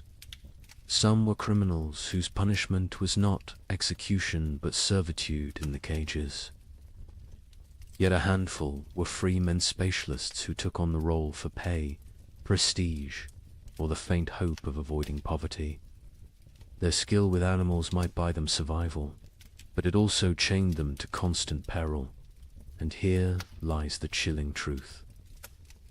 Rome didn't care if they lived or died. The empire had endless replacements, slaves, captives, debtors. If a trainer was mauled, his death wasn't a tragedy, it was a footnote. The games continued, the crowd cheered, and the emperor smiled. The expendable lives of these men fueled the endless appetite of spectacle. So the next time you picture the Colosseum filled with roaring beasts and clashing swords, remember the hidden figures in the shadows, the ones who coaxed half-starved. Predators from their cages, who held their breath each time an iron gate groaned open. Who knew that at any moment the sand might drink their blood instead of the gladiators. Their work was not honored. Their names were not recorded. Yet without them, Rome's greatest spectacles would never have existed. They lived every day, with death brushing at their heels, and more often than not, death caught up. And as terrible as this sounds, these animal trainers were only the first link in the Colosseum's deadly chain of professions. Others stood in workshops, hammering weapons that decided life or death. Others knelt in the sand, stitching wounds under the gaze of the emperor himself. If the cages were a place of constant suspense, the armories and infirmaries were no less haunted. And it is to those shadows that we turn next. Step away from the roaring cages of the beasts and follow the sound of hammer against iron. Deep within the Colosseum's hidden chambers lay another world entirely, one that smelled not of blood and straw, but of smoke, oil, and molten metal. This was the domain of the weapons masters, the unseen craftsmen whose work shaped the fate of every gladiator who walked onto the sand. Picture it, a forge glowing in the half-dark, the air heavy with heat, sparks flying like fireflies as iron is struck again and again on the anvil. Grindstones hiss as edges are sharpened, the rhythm of stone against blade echoing like a heartbeat through the chamber. The tension here was no less suffocating than in the animal pens above, for in this place the smallest error did not simply ruin a weapon, it ruined a man's life. Every sword, every dagger, every spear carried into combat bore the silent touch of these craftsmen. Their responsibility was immense. A blade had to be balanced to the hand, sharp enough to slice in an instant, strong enough to withstand the crushing force of an opponent's strike. A dull edge could mean a wound that failed to stop an enemy. A brittle spine could snap on impact, leaving its wielder defenseless in front of 50,000 roaring spectators. For the gladiator, trust in his weapon was trust in his survival, and that trust lay entirely in the hands of someone working in the shadows. This was not artistry for beauty's sake. This was artistry for survival, and the stakes were cruel. If a blade bent or shattered in the arena, it was not only the gladiator who suffered. The weapons master's reputation, and often his life, stood trial alongside the man who wielded the steel. A mistake could mean flogging, imprisonment, or worse, condemnation to the sands themselves, forced to fight with the very weapons they had once forged. Imagine that reversal. One day you are sharpening a gladius, the next day you are thrust into the arena, clutching it desperately as the crowd demands your blood. The drama of their work was constant. Fire licked at their hands, sparks scarred their faces, blades slipped and cut through flesh with the same ease they were designed to cut through armor. The grindstone could seize a weapon, spinning it from their grip and into bone. Their lungs, filled with smoke and ash, slowly poisoning them over years of labor. Many weapons masters bore the permanent marks of their craft, missing fingers, burned arms, eyes clouded by accidents at the forge. But the danger was not only physical, it was psychological. Consider the weight of knowing that your grindstone may determine whether a man returns to his cell alive or is carried out on a stretcher. Consider the burden of every edge you failed to hone, every weapon that may falter when it matters most. These men lived with the knowledge that steel, once it left their hands, could carry another's soul with it. And here's the chilling thought. Gladiators had no choice but to place their lives in this trust. They picked up their weapons and fought, never knowing if the craftsman behind the forge had been skilled, rushed, careless, or distracted. Now ask yourself, would you trust your life to a stranger's grindstone? Would you walk into combat knowing that one unseen error could turn your fight into a death sentence? Weapons masters also carried the impossible responsibility of balance.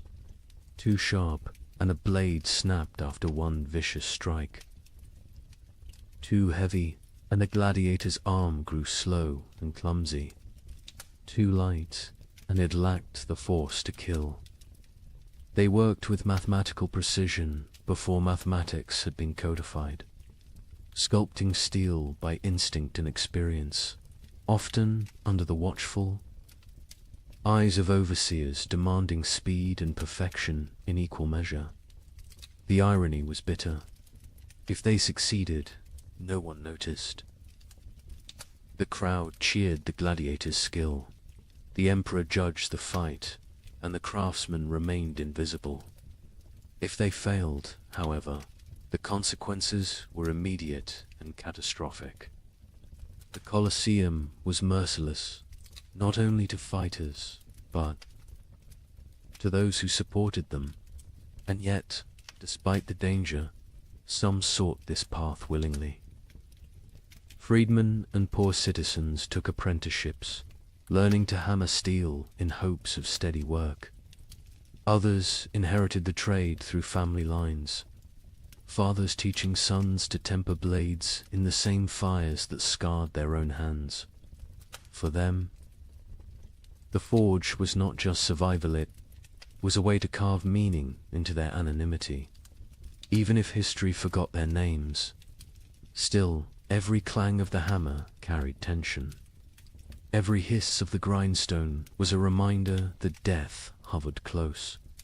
These were not glamorous artisans.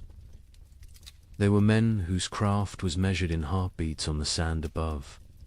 So as you imagine the gladiators locked in battle, their swords flashing in the sun, remember the unseen masters in the forge. Their sweat coated the blades. Their mistakes bled into the sand.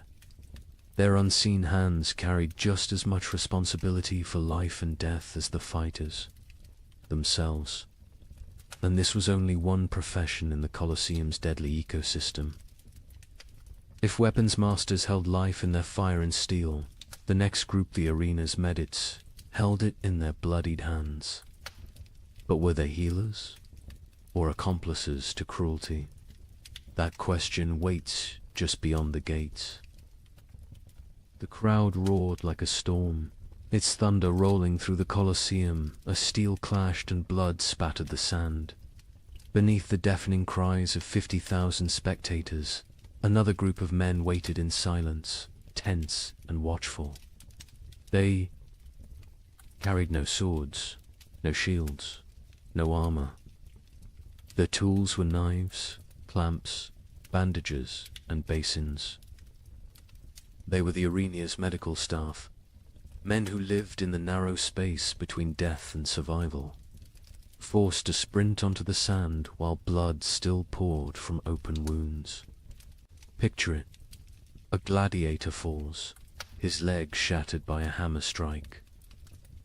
The crowd surges with excitement, some demanding mercy, others howling for death. The referee signals, and suddenly the medics rush forward, kneeling in the dust as the injured man writhes in agony. There are no sterile gloves, no antiseptics, no quiet chambers. Just torn flesh, sand sticking to the blood, and the jeers of thousands demanding the show go on. With crude tools, they splint bones, cauterize bleeding vessels, and stitch wounds. Right there on the arena floor. Every second is a battle against time, infection, and the chaos raging around them. The suspense of their work was constant. At any moment, a wounded fighter could lash out in delirium. An enraged beast might break free from its chain, charging not only the gladiators, but the men trying to patch them up. These medics operated with danger pressing in from all sides, never knowing if they themselves might leave the arena alive. But here lies the darker question. Were these men truly healers? Or something far colder? For the gladiators they treated were often not citizens but slaves, prisoners, or the condemned. The care given was rarely about compassion. It was about utility.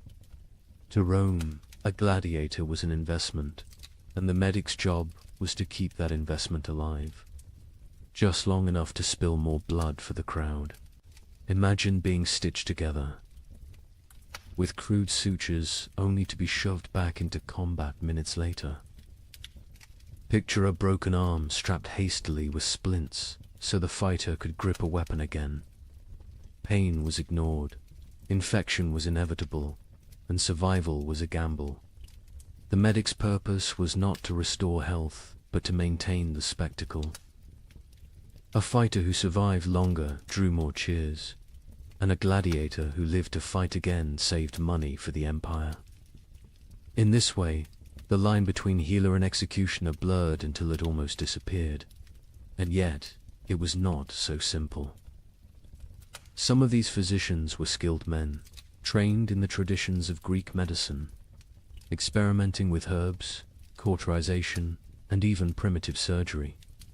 They learned from battlefield wounds, from dissected animals, from the brutal education of trial and error. In some ways, the Colosseum became a grim laboratory, advancing medical techniques at a terrible cost. Their work may have kept gladiators alive, but it also left a legacy of knowledge